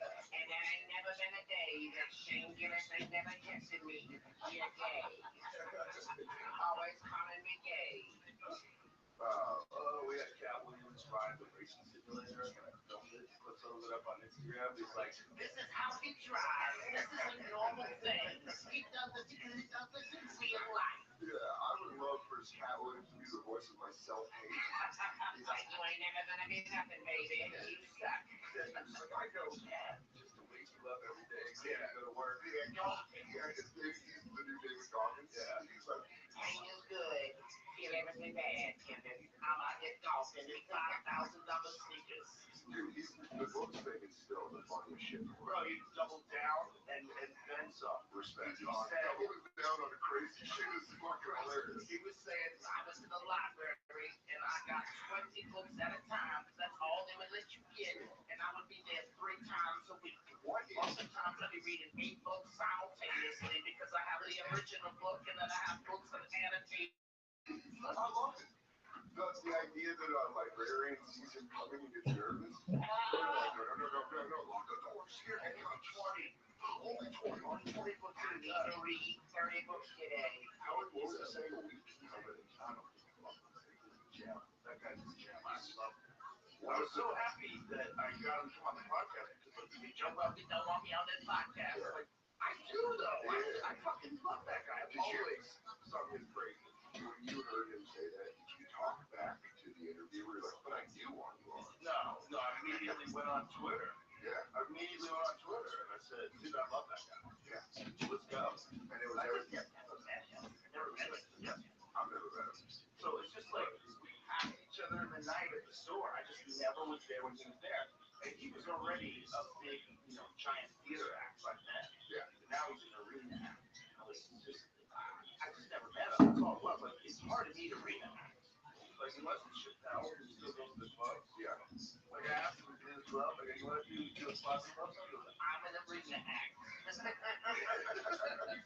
Just to clarify with someone like that. Like, I do arenas too. It's Yeah. okay. But the club's amazing. Can. Yeah. Not enough people. I think he genuinely does enjoy being in tight crowds like that. It's uncomfortable. And I told him I was there. He was like, you guys, I mean, he's been doing arenas for over 10 years. Probably. And at theaters the whole time. well, Pimp Chronicles as well. I'm gonna guess. I mean, I know Jamie's gonna look it up. I'm gonna guess 02, 03. Somewhere around there. I watched that in the gym yesterday before I came to It's one of the greatest stand-up specials of all time. fucking amazing. The amount of it's great. It's like up there with like the energy of Chris Rock, Bring the Pain, where there's like it's like yell But laughter. it's his own It's flavor. the best thing. It's his own flavor of comedy. Like his flavor of comedy is unique to Cat Williams. Like the way he can repeat things and they become funnier. Who fucking repeats a line and it becomes funnier? He does. It gets better. Come on, son. I was saying even his 2019 special was so funny that I sat through 16 minutes of Jacksonville jokes, acting like I knew that about Jacksonville. Like I'm like, wow, those bridges. I forget who Chris Rock was watching, but they were going crazy because he was talking about Florida. 16 minutes. I love it. And by the way, you're laughing with him The whole time. Yeah. He doesn't lose you. And then the special just gets better and better. You just do sex robot bits on that. That special, yeah, I think he is top 10 of all time. People don't even. I think he gets overlooked a lot for a guy that's been doing it. Well, it's not a lot of controversy, crazy. Yeah. But that's what you get when you get a brilliant mind. It's a fucking Ferrari engine on a kid's bike. Yeah. And sometimes it goes off the rails. Oh, absolutely. It's almost like Howard Hughes shit, where you're like, you're gonna be wearing boxes of Kleenex's shoes, or wrestling a 7th grader, and it's gonna be film. Because that shit, if you had enough money, you'd be like, nuke the internet. I want that off. Bro, you see the Howard Hughes show, Jack? This guy gets a little high school. That is terrifying. But I see it. I get how it happens. I see how it could happen. Gave a lot of money. Yeah, And no it's one's a lot of money and you become defensive, like crazy defensive and paranoid. The paranoia is the thing that makes you just go like, no, I'm just gonna grow my beard and my fingernails and not eat outside. Well, you stop it. You have to stop and think about the time that Howard Hughes lived in, okay? And how easy it was to kill someone. There was no fucking video cameras everywhere. There was no cell phone cameras. There was no DNA evidence, and everyone was corrupt. But people feel like it wasn't a thing where after 12 hours you're like, let's get eyes on it. It'd be a couple days. People would be like, bro, this didn't show for it. Oh yeah. The billionaire guy was controlling You're making weird decisions about the drinking water. Rockefeller. Yeah, you're just What? like, You gotta be concerned. yeah, you better have people around you. Well, that's where you gotta worry about. Who are you insulating yourself with? Because if you're like a billionaire like that, you've got your crazy motherfuckers in your ear. That's how you get like last month we were talking about Saddam Hussein's kids. Right. That's the kind of similar shit. You just get like crazy people around you, some Machiavellian shit, and you're like, yeah, right in town. Yeah, mafia kids. Mafia kids are always not as good at mafia-ing as their dad. Yeah, Just got that power, so they never have to work for it. which also leaves a hole. I think it leaves like whereas if you make your money yourself, there's always this like game momentum where you're like, that's what I'm doing. Right, you all know you didn't just hit the lottery. Yeah. But you kind of hit the lottery at many steps along the way. You're lucky for sure. There was a lot of work involved in getting where you are, so you know your progression. What you put in to get to that progression. But it's just born the son of a king. That's We have a dragon. yeah, you're just like, let's torture. Well, let's torture a Kill dog. the dogs. You're probably empathize with your child. You're probably trying to feel something. You're probably like, everything is all the great shit that I have does nothing to me. Right. That would change someone's life. Right. So now what do I gotta do to Cocaine. yeah. So back then they're like, the milk of magnesia and just putting hot flames on people and shit. When did they figure out cocaine? Who was the first to figure out cocaine? A brave person that knew a little bit about science. It ain't like weed where you can just pull it off and put fire to it. Cocaine and alcohol takes someone so dedicated to getting fucked up that they become good at science. Because I watched, have you ever seen that show Traffic? No. There's this woman who's like one of my personal heroes, Mariana Benzeller. She's like a real on the ground journalist.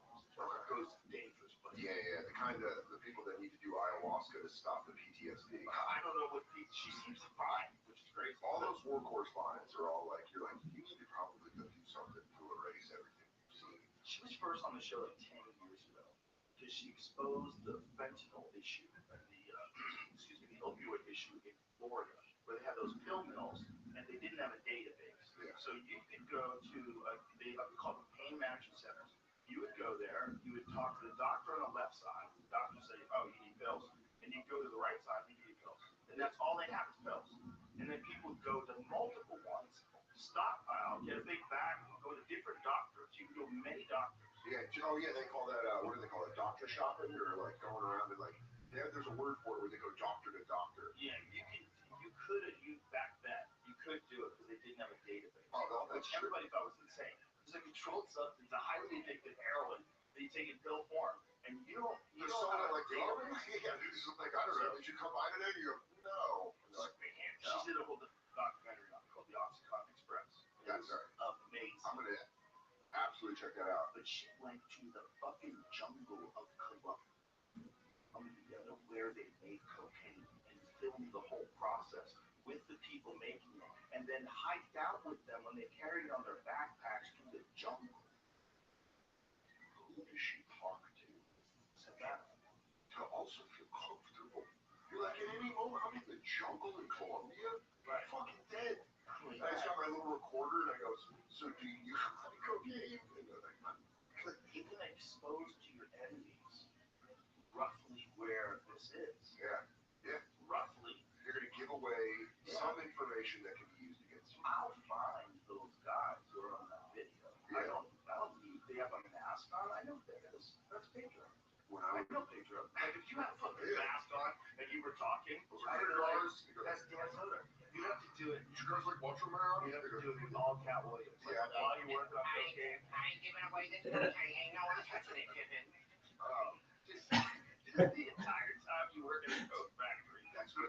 Different voices, or just change my voices so no one knows who I am. I'm like, I'll tell you, this cocaine is unbelievable. And they're like, David, you back? Doing coke. When I was a busboy at this steakhouse in Aurora growing up when I was in high school, and we would smoke cigarettes in the loop that wasn't being used. We could smoke in restaurants. And there was this old waiter, and he was a former Marine, and he was like old school, like I don't want to talk about it, old school. Like did some shit, and then one time after work, me and my buddy Mike were sitting there, we were smoking. He smoked cool unfiltered. This guy was just telling us stories about he was a sniper in the army, and his job in Central America was to kill donkeys that were carrying drugs north. And he's like, because we always ask him, like, did you kill donkeys? He's like, no, he just shot a shit ton of donkeys. And he's like, because all these donkeys would just have all this weight on them. And then they would just pop them in the middle of the jungle and we'd be like, well, now you got, and then it would set up like, okay, now go get him. But this dude, him telling us that, and us being 16 and wanting it to be people, you're like, no, but you kill people. He's like, no, you're not listening to what I did. I fucked their shit up. What a really dumb way to handle a problem. Is what? Here's the problem.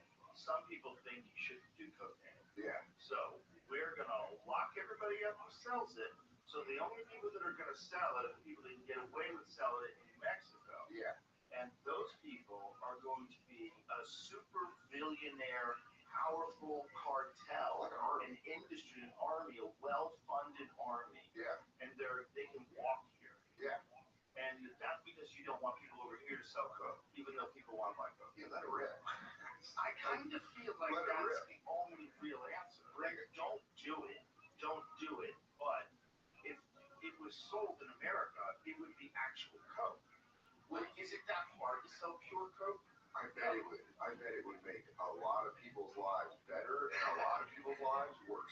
Like, a lot of people's lives worse. A lot, they would go like this. Richard Pryor got just regular coke and it ruined him.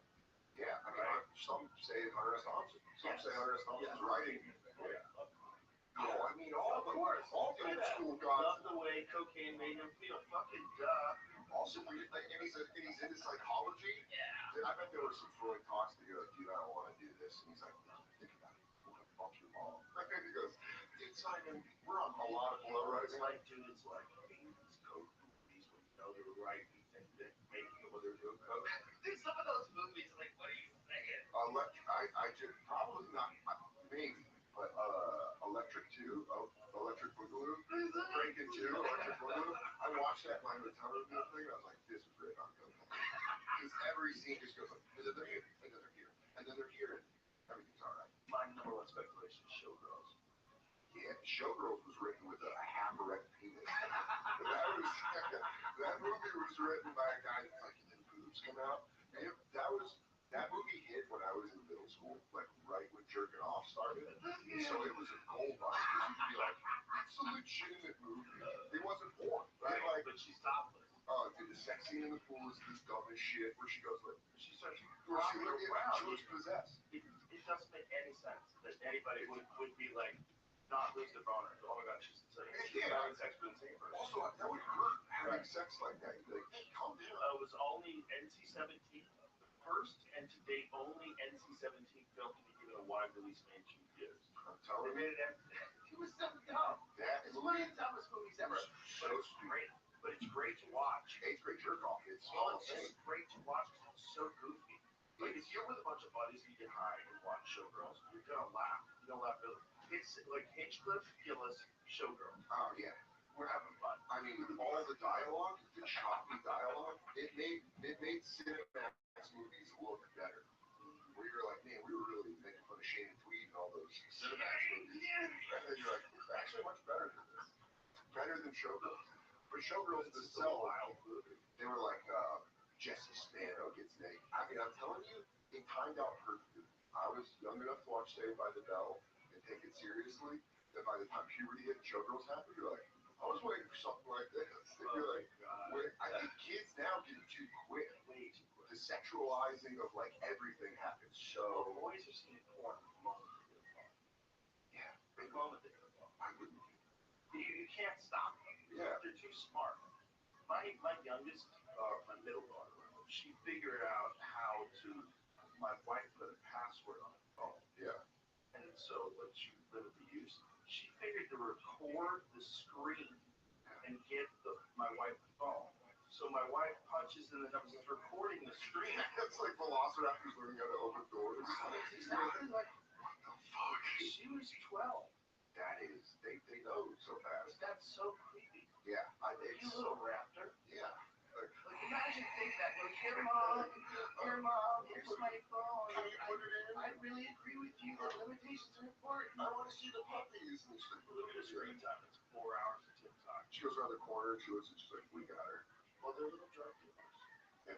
That's what the phone companies are. Little Yeah, drug dealers for dopamine. kids. Yeah. I mean, we Little do drug too. dealers, and the kids are little junkies. We're junkies too. But I think it is, I think it's one of those things where you're like, what's going to be the response to it? Because they're smart. They can do shit like that. When they get older, are they going to be like, hey, we should limit this? No. No, it's not going to be limited. We're in it now. We're in it now, and this is us. And I think it's just going to get more and more invasive. That seems the direction it keeps going. If I had guessed, and this is obviously just a guess, I don't know, but I feel like this can't be stopped, especially with AI. When they're talking about AI and all the things AI can do to people now, it's just people are getting papers written, they're getting busted all the time. ChatGPT is writing them. Any answer to kind of anything, it can code websites instantaneously. It can do your voice, replicate your voice. The Google one can't show white people though, which is a real issue. No, really, you didn't know this? Oh, dude, are you ready for this? They asked the Google one to show images of World War II Nazi soldiers. Yeah. And they made it all woke. So they made like a Native American Nazi, they have an Asian lady Nazi, they have a black man Nazi. You are describing a perfect punk album cover from the 80s. Bro, they couldn't describe the founding fathers of the United States. Well, they were men, but were they? Did they identify as You men? have to see some of these pictures. Steve, you got any, Jay? Here's my question to you, and this is the perfect place to ask this question about cell phones. Do you think there's any chance that cell phones are weapons from aliens that disarm us because we're all looking down and they know if you use our emotions, like a grenade that takes a long time to explode? Where they're just like we each have them. Right? Everyone like. I love alien shit. They're like, well, there's got to be some alien technology. If they're watching us, they just drop something. They're like, hey, you guys want to watch them get fucked up? Let's give them cell phones. Look at that. That's great. Founding fathers of America. He's summer. I like how one of them is a Native American. Like that's like saying a Holocaust victim is. There's a Nazi. Yeah, that's so crazy to say that's one of the founding fathers of the United States. No, that's who we stole the land. Yeah, this was What are you talking about? He goes, Look at the images of Vikings. dude, that's great. Oh, a Samoan dude and a black lady. Yeah. Look at the pose. An Indian woman and an African man. It's amazing. This is hilarious. Google Gemini. That's so funny. Google Yeah. Gemini's like, I don't want to say it. That's not good. Yes. You are messing with the fiber of reality to fit in with your ideology. You shouldn't be doing that if you're in control of artificial intelligence. It's supposed to be an artificially intelligent program that takes all the information in the world and gives you a take on things, right? It's not supposed to be an indoctrination tool. You can't use it to. So you're saying no opinions. It should be a regurgitation, not You a can't fucking lie about who the founding fathers were. Yeah, but can you imagine if you could use AI to make yourself look awesome? If you're just like any AI Dan Soder stuff, you're like 7 foot tall, you dunk easy, run up and down the court. Show me the one where they showed the Nazi soldiers. The Nazi soldiers. Look at this, bro. Look at this. An Indian Look at Nazi this. nurse. Like the darkest African looking man you've ever seen. Was the top left, they're attempting a white guy, and they're just like, yeah, we can't do it. I think the top left is a white guy. So they gave you one white guy and gave the German soldier. You just got an Asian lady. Yeah. You got an Asian lady Nazi? What? What the fuck are you saying? What the fuck did you say? You know what a Nazi is? How are you so dumb and yet so smart? Yeah. That is the dumbest thing I've ever seen in my fucking life. We're gonna need to hope that robots stay that way when they turn on us. That there's still some stupidity in them, so we can win. It's this weird white thing. They have a problem with white people. Yeah, It's so bonkers. you also just don't know like the programming. That people can program this. People are. At what point does AI get away from them? At what point does AI? Because you remember that thing where they I had. want you to imagine a world where it was the opposite. I want you to imagine a world where you said, "Show me Muhammad Ali," and it shows you this white guy. Didn't they like do that with like rock and roll?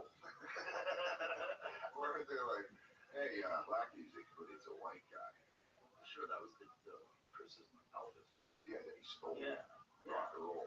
Like Ray Charles never liked Elvis. Like Ray Charles talked shit about Elvis. Really? Yeah, you ever see Ray Charles talking shit on Elvis? I want to see Bro, that. you gotta see it. It's amazing. Immediately. With sunglasses on, talking shit. But if you keep her affected, you took a walk with the black bird. He's got the blind eye. He'll just pass you like He grabs your wrist and takes it.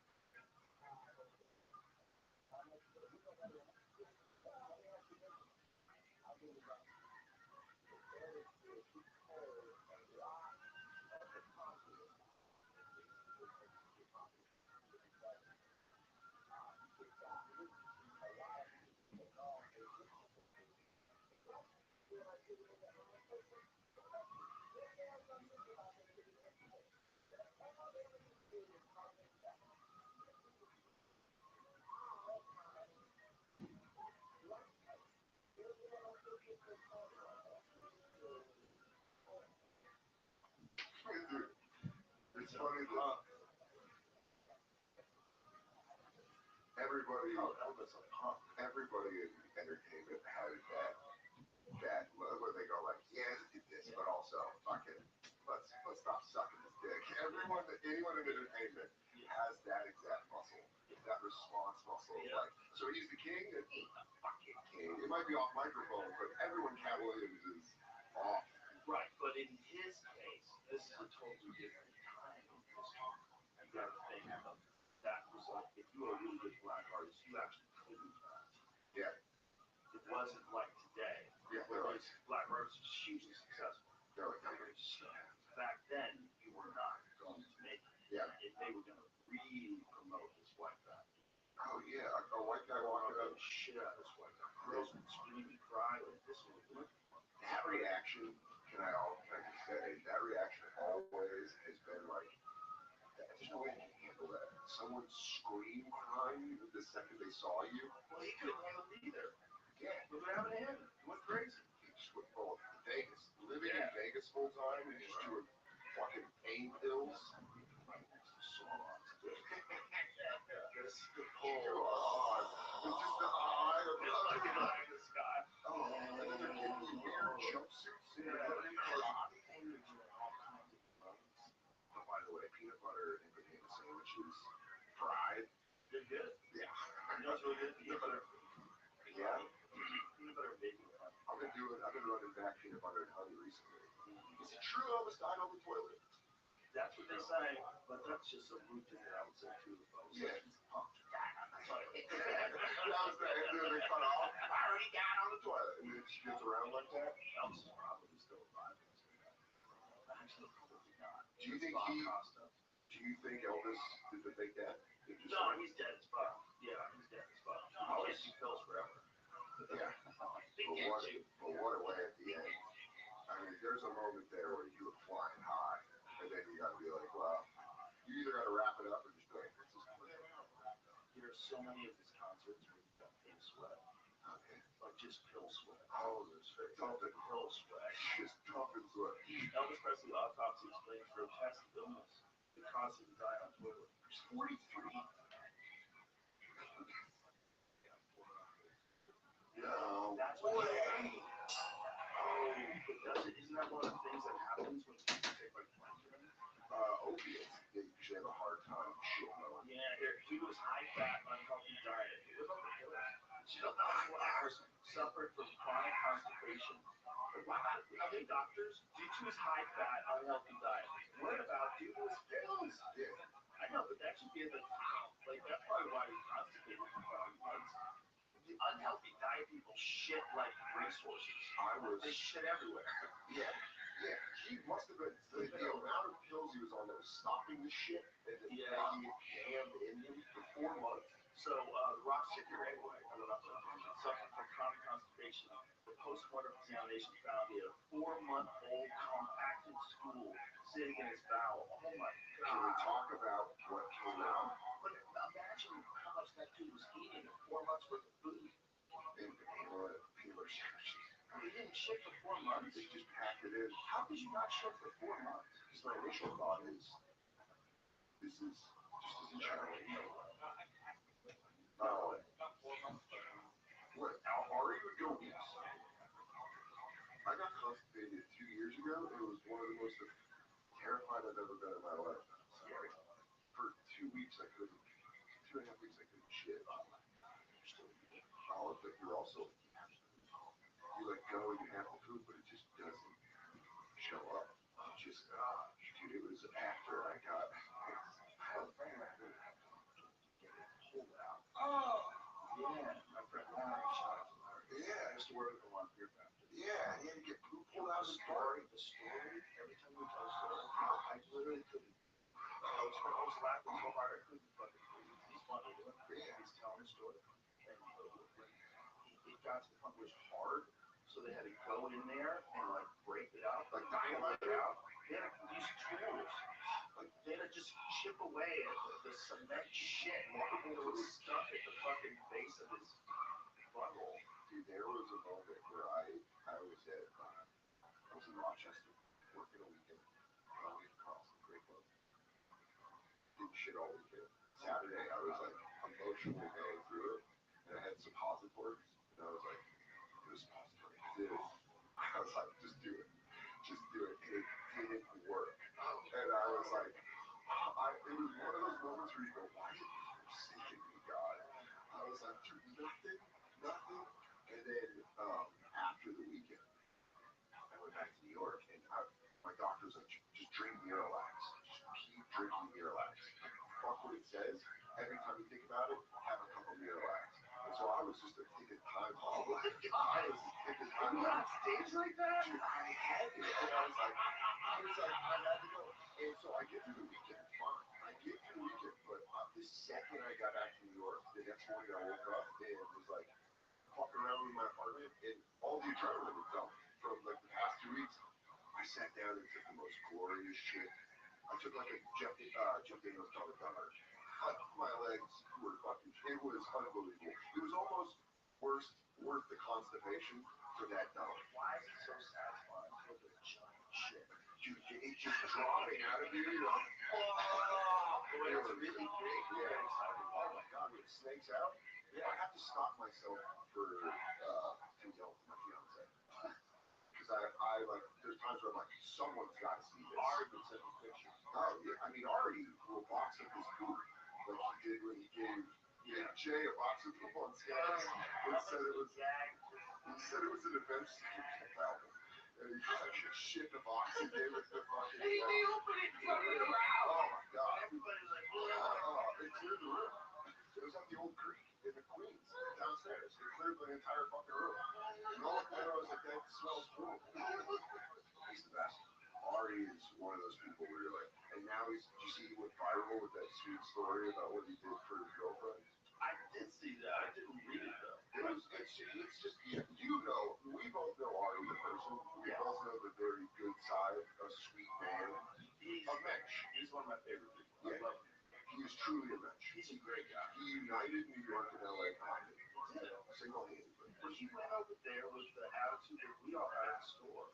Yeah, he's like, you guys should just meet these guys. You like everybody. Yeah. Big J was the first person that he was like close with, and then through Big J and Ari, the healing started. Remember, we started hanging out, going to LA, and going to King Frank. The New York versus LA comedy like feud was the dumbest thing of all time. It made zero sense. You are literally giving power to all the industry, separating like that. It's so, not only is it so dumb, but it never made started on the East Coast. Yeah, you're from Massachusetts. Yeah, That's where you started. You're like, Stanhope's from Worcester. It's Yeah. like, So many guys started in New York. I moved to New York in 07, right when Bird left.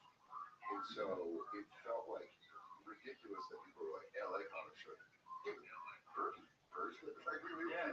like people were there. It was ridiculous. It's stupid. But it was a dumb thing, like you just weren't communicating. Yeah. So you're doing football stuff. It's like the walled garden deal.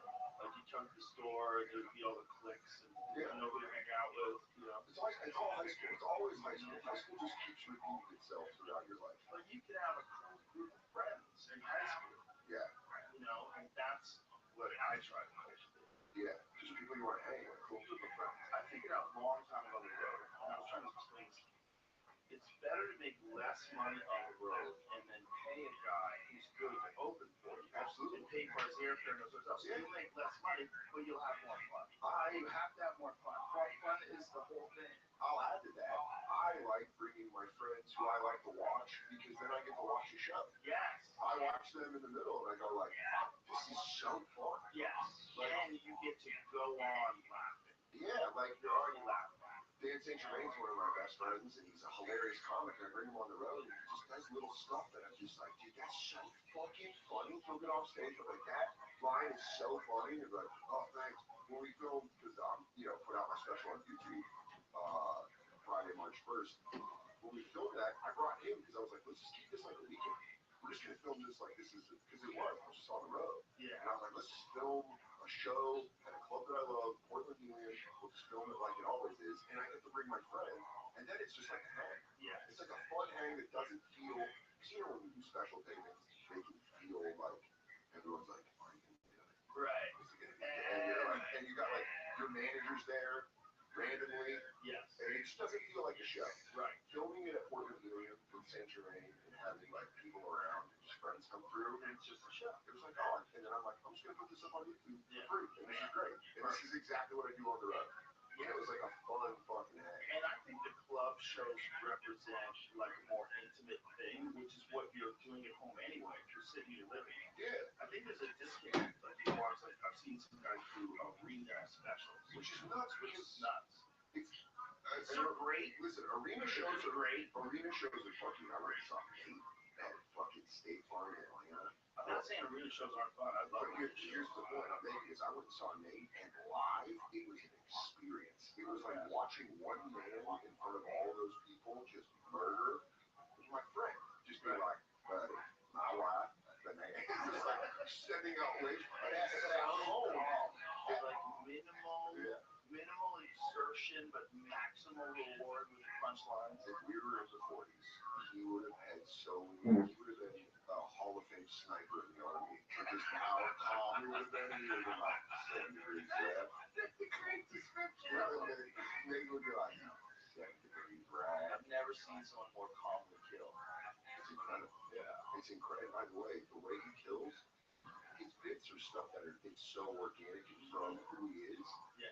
That like you're like, I've had multiple phone conversations with him, over the years, where we have talked about something, and then months later, that conversation is 7 minutes in, and it's just destroyed.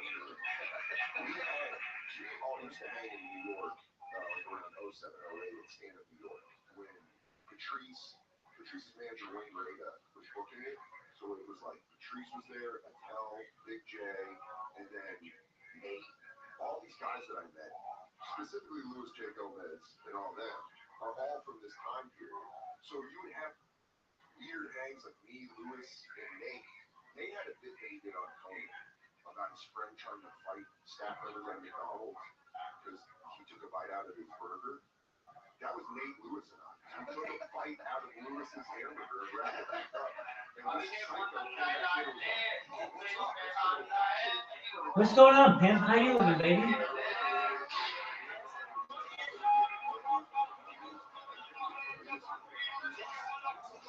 Oh, shit.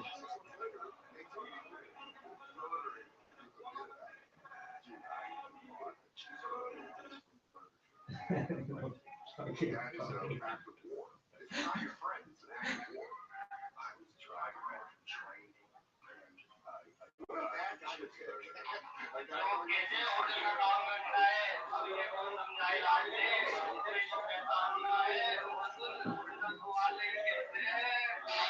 No way.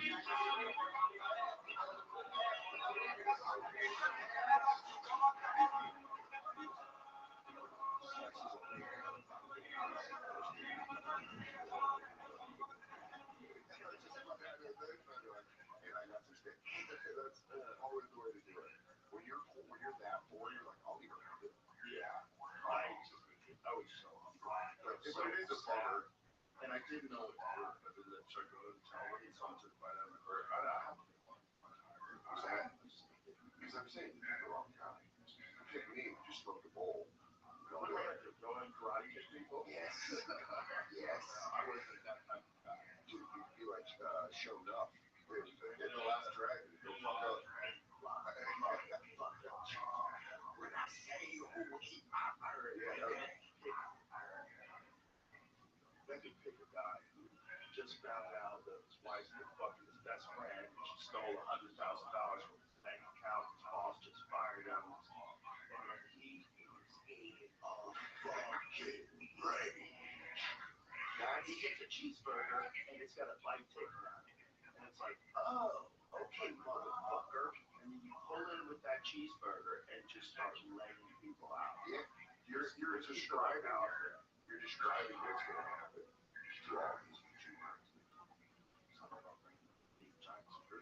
Well, that's their thing now. Because there was a story about a guy that one of his pranksters that got shot. Got shot in the stomach. And then the article came out. An article came out with an interview with his dad. Shot in the stomach by a movie.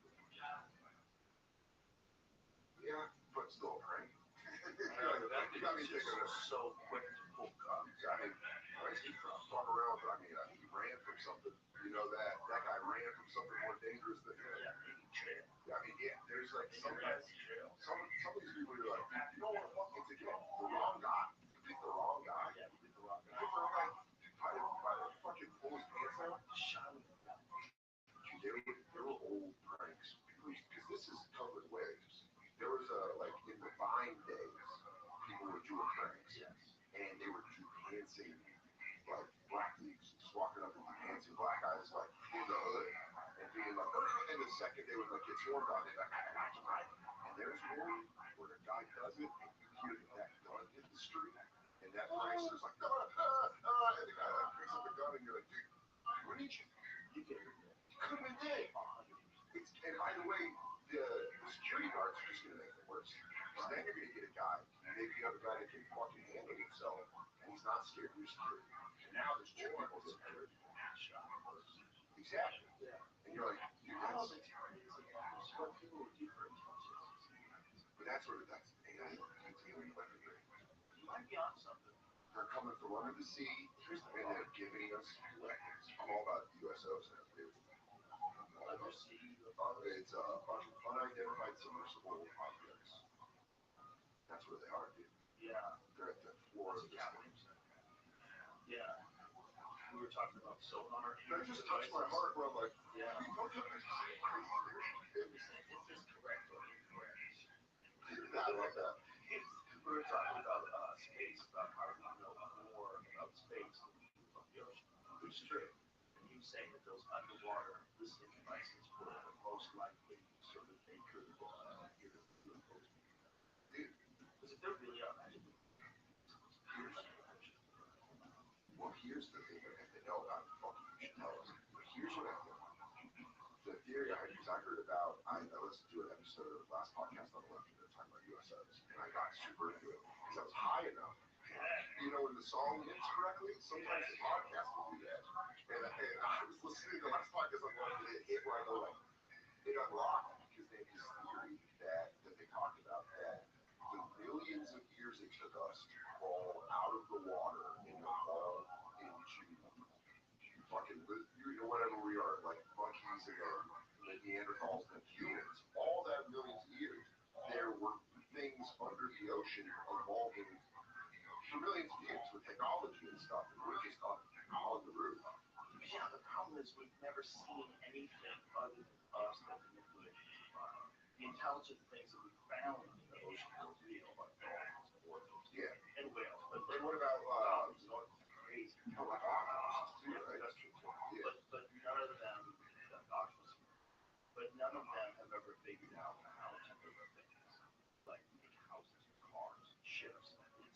it's all like they're out in the wild.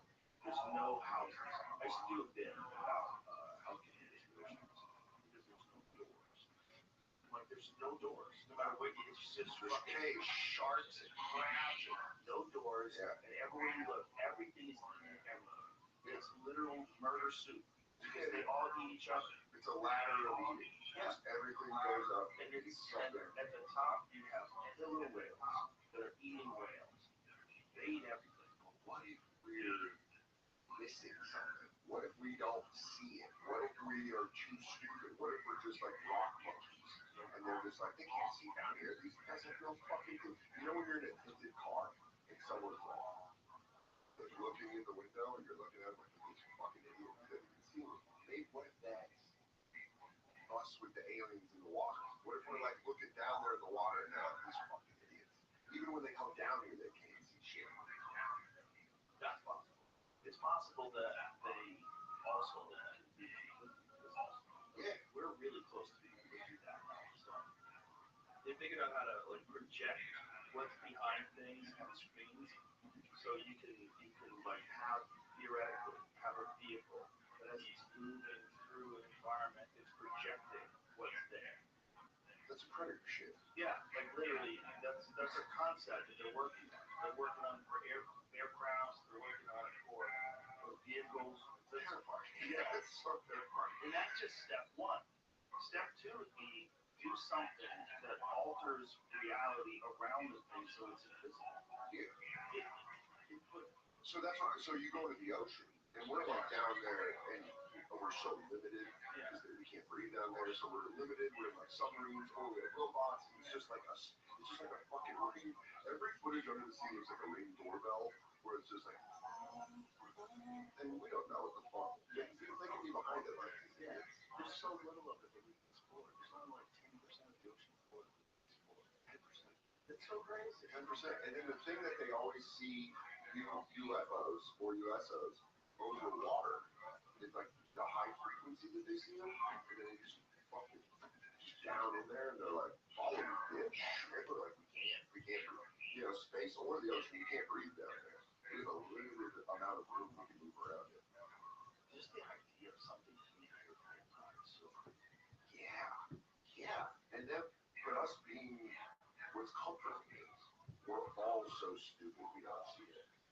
Imagine if you had a friend that's like, hey, a couple people would see it, you would be terrified. Imagine if society at one point in time where artificial intelligence and human brains mixed, and we created a super class of species, like a new thing that's both technological and biological. Yeah. And only a small number of beings got that. And those beings, for some reason, left. And left us here the way we are. That's what we're seeing here.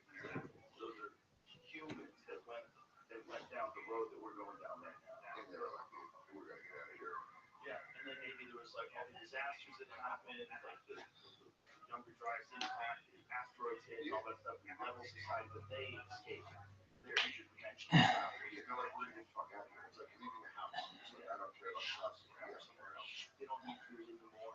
They probably work on nuclear energy or something. Some crazy power Or like source. antimatter. Like anything that we would never even think of. Yeah, they don't need to breathe. The thing that I read, the Jimmy Carter brief, do you know about this? When they briefed him, it like broke him emotionally, where he was like so upset, where they were like, hey, by the way, they've been here forever. Like he was like a deeply religious man. Tucker Carlson's talking about this recently. Really? Yeah, Tucker Carlson said that they've always been wrong, and he believes that it's probably, he's talking about like good and evil. Yeah. We know that good exists and we know that evil exists. Sure. We know that people are capable of evil. These are real forces in the world. Yeah. And what people are saying is that these experiences, some people have with the Netherlands. This is the stories of demons. This isn't the stories of the Bible. That there's races that are evil. There's alien races that don't give a fuck. Just like there's praying mantises. Yeah. They eat hummingbirds. Or like in nature.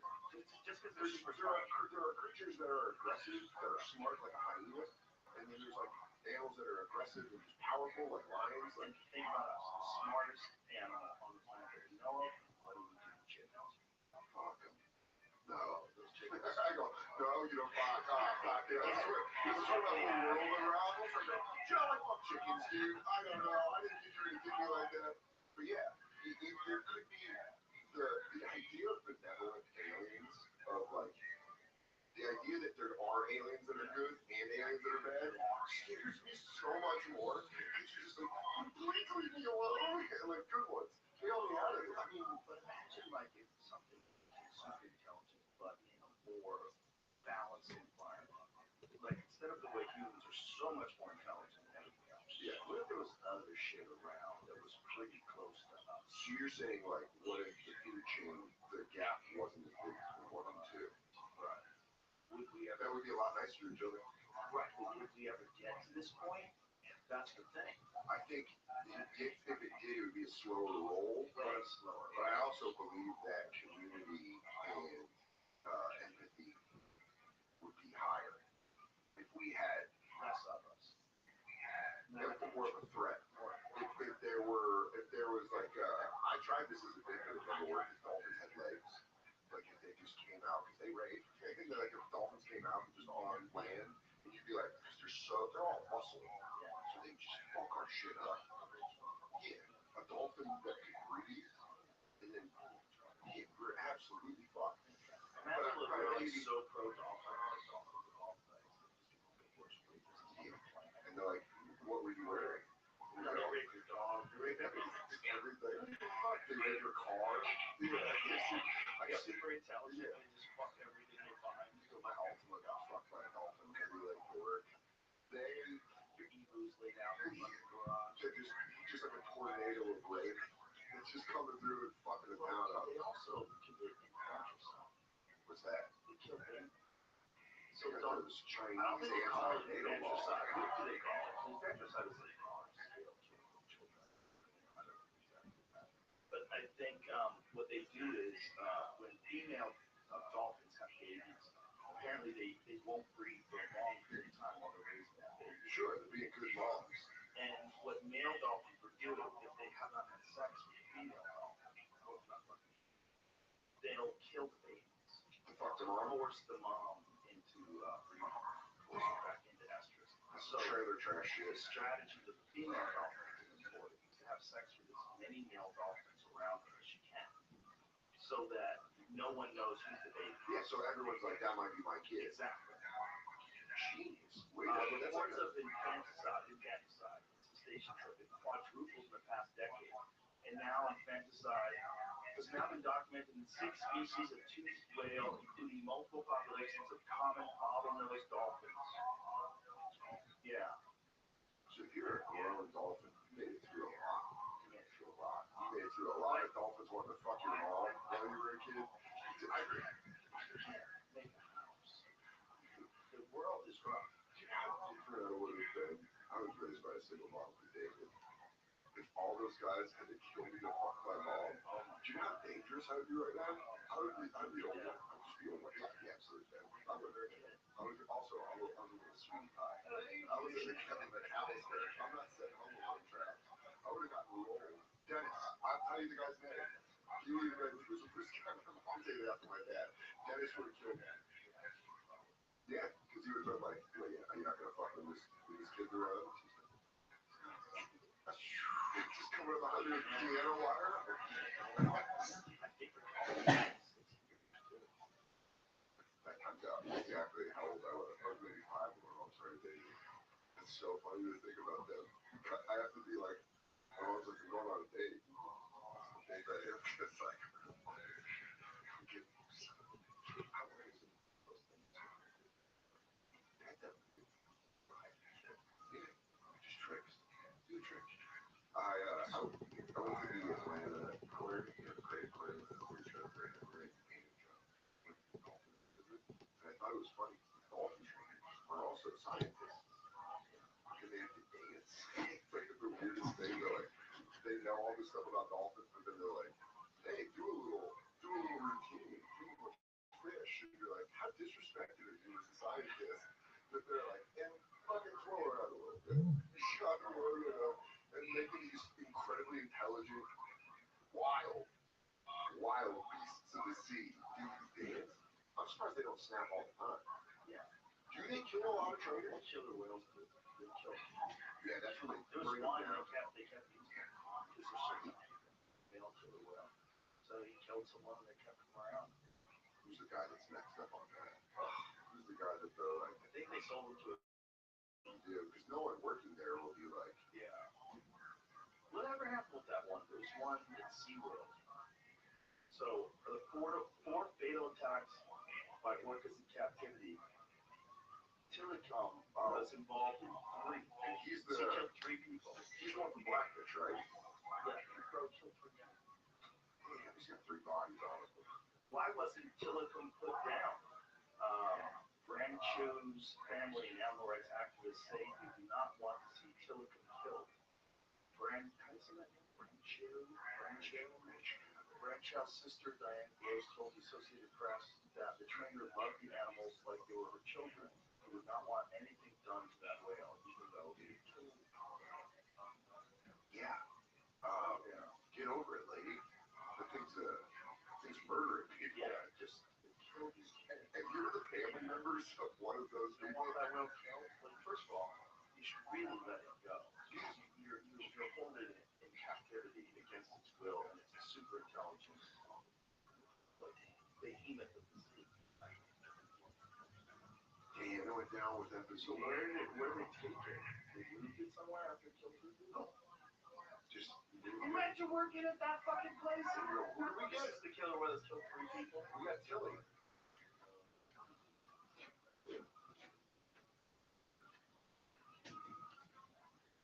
Wow. Damn. He sired 21 calves throughout his life. So that's what I want him for. It's called. His jizz. Yeah, just want his hot orca whale But jizz. you're not allowed to capture them. Yeah, wasn't that show Whale Hunters all about that? Just like, I don't know. I didn't see it. oh, dude, it was wild. It was on Discovery, I think. It was just these guys going out there and they were trying to stop people from whale hunting. So they just like smash into their boats and shit. Isn't it crazy that you're not allowed to go capture them? Okay. Everybody would agree that. Sure. But you're allowed to keep them and make them breed and make you more of them. It's like saying, like, no more slavery, except for the slaves you have.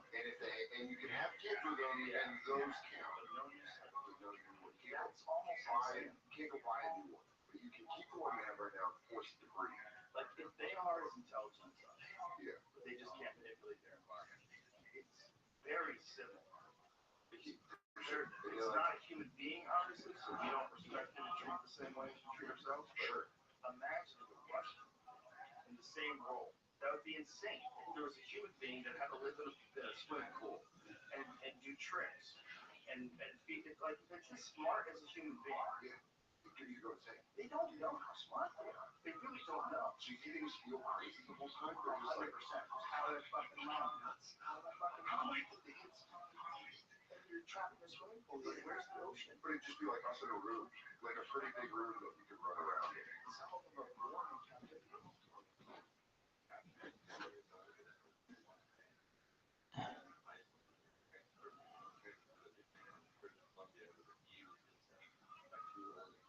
Oh.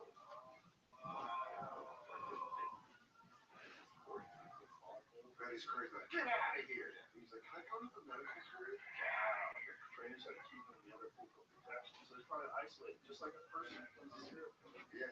Used, isolated. Yeah, no wonder he's killing people. Yeah. Because he's trying to, he's flailing to get out. He doesn't want to live like that. Big fucking asshole. So that's why he grabs a lady that's like, I think we can get him up here. But that energy of them getting like killed right before you go, I think we can get him. Yeah. Guys, if you can't, I think he'll come up. You feel that like, that pull, that like animal strength of an orca whale. That has to be the most terrifying way to die. Because you are drowning, which is horrible. But number two, you're being forced down by a thing that's the size of a building. But like it's the size of a Mack truck, and it's fucking holding you down at the bottom of a pool, and you're just just like, And you're just trapped in its teeth. yeah, and it's So it obviously doesn't give a fuck about you. but it's holding you in a way that you're like, damn, well, this is it. Rescue attempts were thwarted by the whales who refused to let Byrne go even after she was believed to have fallen unconscious in the water. Her corpse was later retrieved.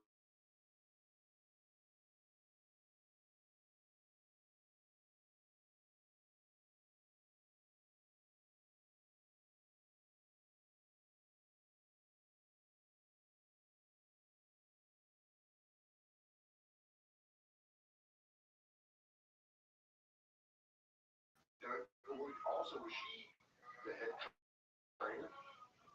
The lady that got killed?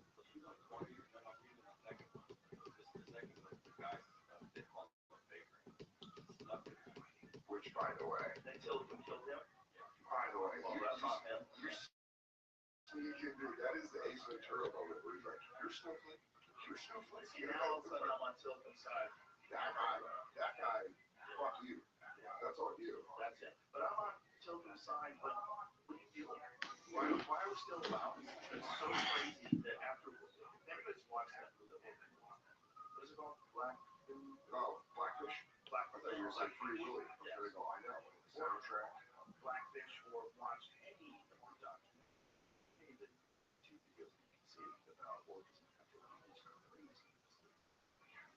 it's torture. You can't just think of the thing that you're just like, do anything. It's a prisoner. It's a prisoner for life. it's also giant and needs space. It needs, I can't imagine feeling guilt-free owning that place. It's literally like you being stuck in this room for the rest of your life. And then I come out and I do a sick routine. And then I come back in and you give me like cheeseburgers. And I come back in here and I go like, I do Batman, it's really good. Yeah, like, imagine. stuff my face and then finally I just had enough of it. After years of daily, of just that. Yeah. And by the way, absolute abuse. Because I'm sure orcas, they're smart enough that they don't always listen to commands. Like anything with intelligence, it's not 100% going to listen to commands. Right. It's got to think, and sometimes it doubts, and sometimes like, and then they probably feel like abusing it. Does that thing kill her, and if the other whales didn't look out like a fucking prison did? I would be like, yeah, I don't want to speak out there, but if I was a family, yeah.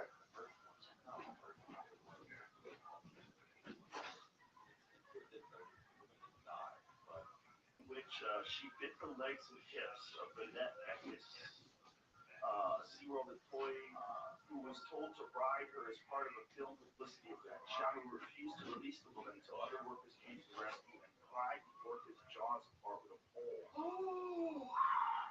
Oh my god.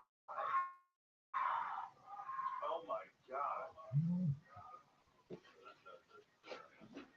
Yeah. Well, she's only conditioned to perform with trainers wearing wetsuits. So the problem is this girl got on with wearing Was 71, so they were absolutely doing that like, why don't you give him a sexy ride? Sexy ride on Shamu. Shamu loves sexy ladies. And then Shamu was like, oh yeah, I just have a muscle. He's like, kid, either get up or dog. That's, I mean, thin light skin. yeah. Get your dirty vagina off. Fucking rock monkeys touching me with your fucking land skin. Get your feet on me. Your dry skin. She was only trained to do it with people wearing wetsuits. Yeah. So she had previously attacked people in bikinis before. And if you're one of those guys that like is running that park, you're all sexed up on cocaine, on good 70s cocaine, and you're like, yeah, baby, we could ride a Shimu. You know, they just put her on there. No, it's a sexy ride. She loves sexy rides. It's Trans Am. Yeah, you can ride the whales. Because back in the 70s, they didn't give a fuck about animals. They didn't give a fuck. 70s and 80s. Dude, Milo and Otis. There was a movie called Milo and Otis in the 80s and 90s. It's a movie about a puppy and a dog that love each other, right? My favorite episode of the Juice Gangs ever is I was near on this chick over his house that gets teared up. He loves the movie so much. He's drunk on the podcast. It's like, if you watched it in your childhood, it sticks with you. It's a movie about a dog and a cat that from '86. And it's like, yeah, it's about a pug and this cat and their friends,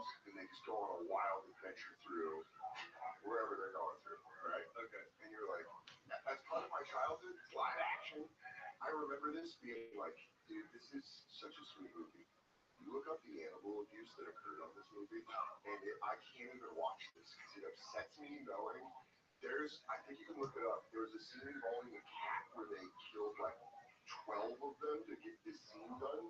Because I think it was filmed in a country with like no animal rights, like no at all. And they were just like, that scene.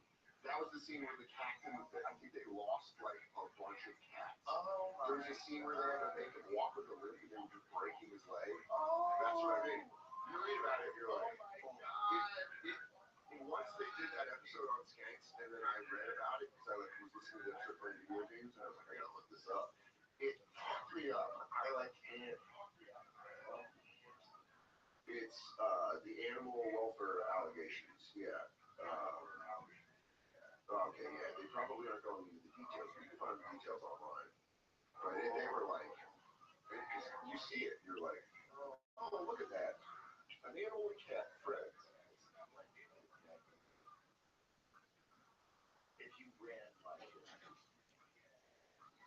a billionaire pedophile,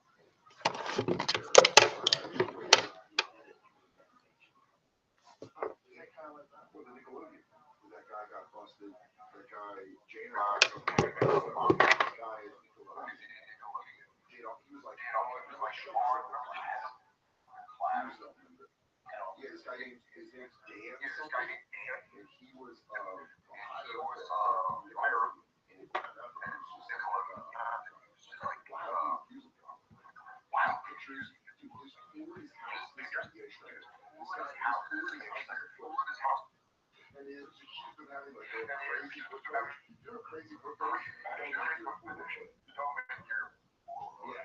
it was a series. That's what it is. Yeah, it was a series. That's right. Promise and you hate that. Love for someone that you look like that. Yeah, this guy had a file face. That was the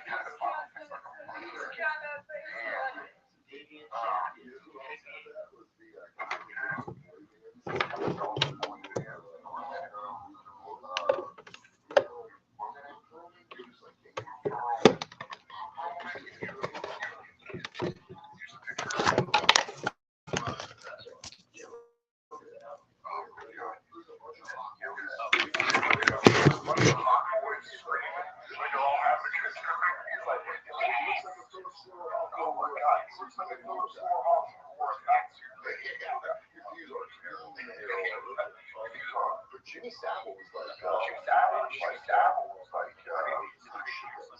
I think the documentary, in the documentary, I don't even know if they got kids that was like, on this death,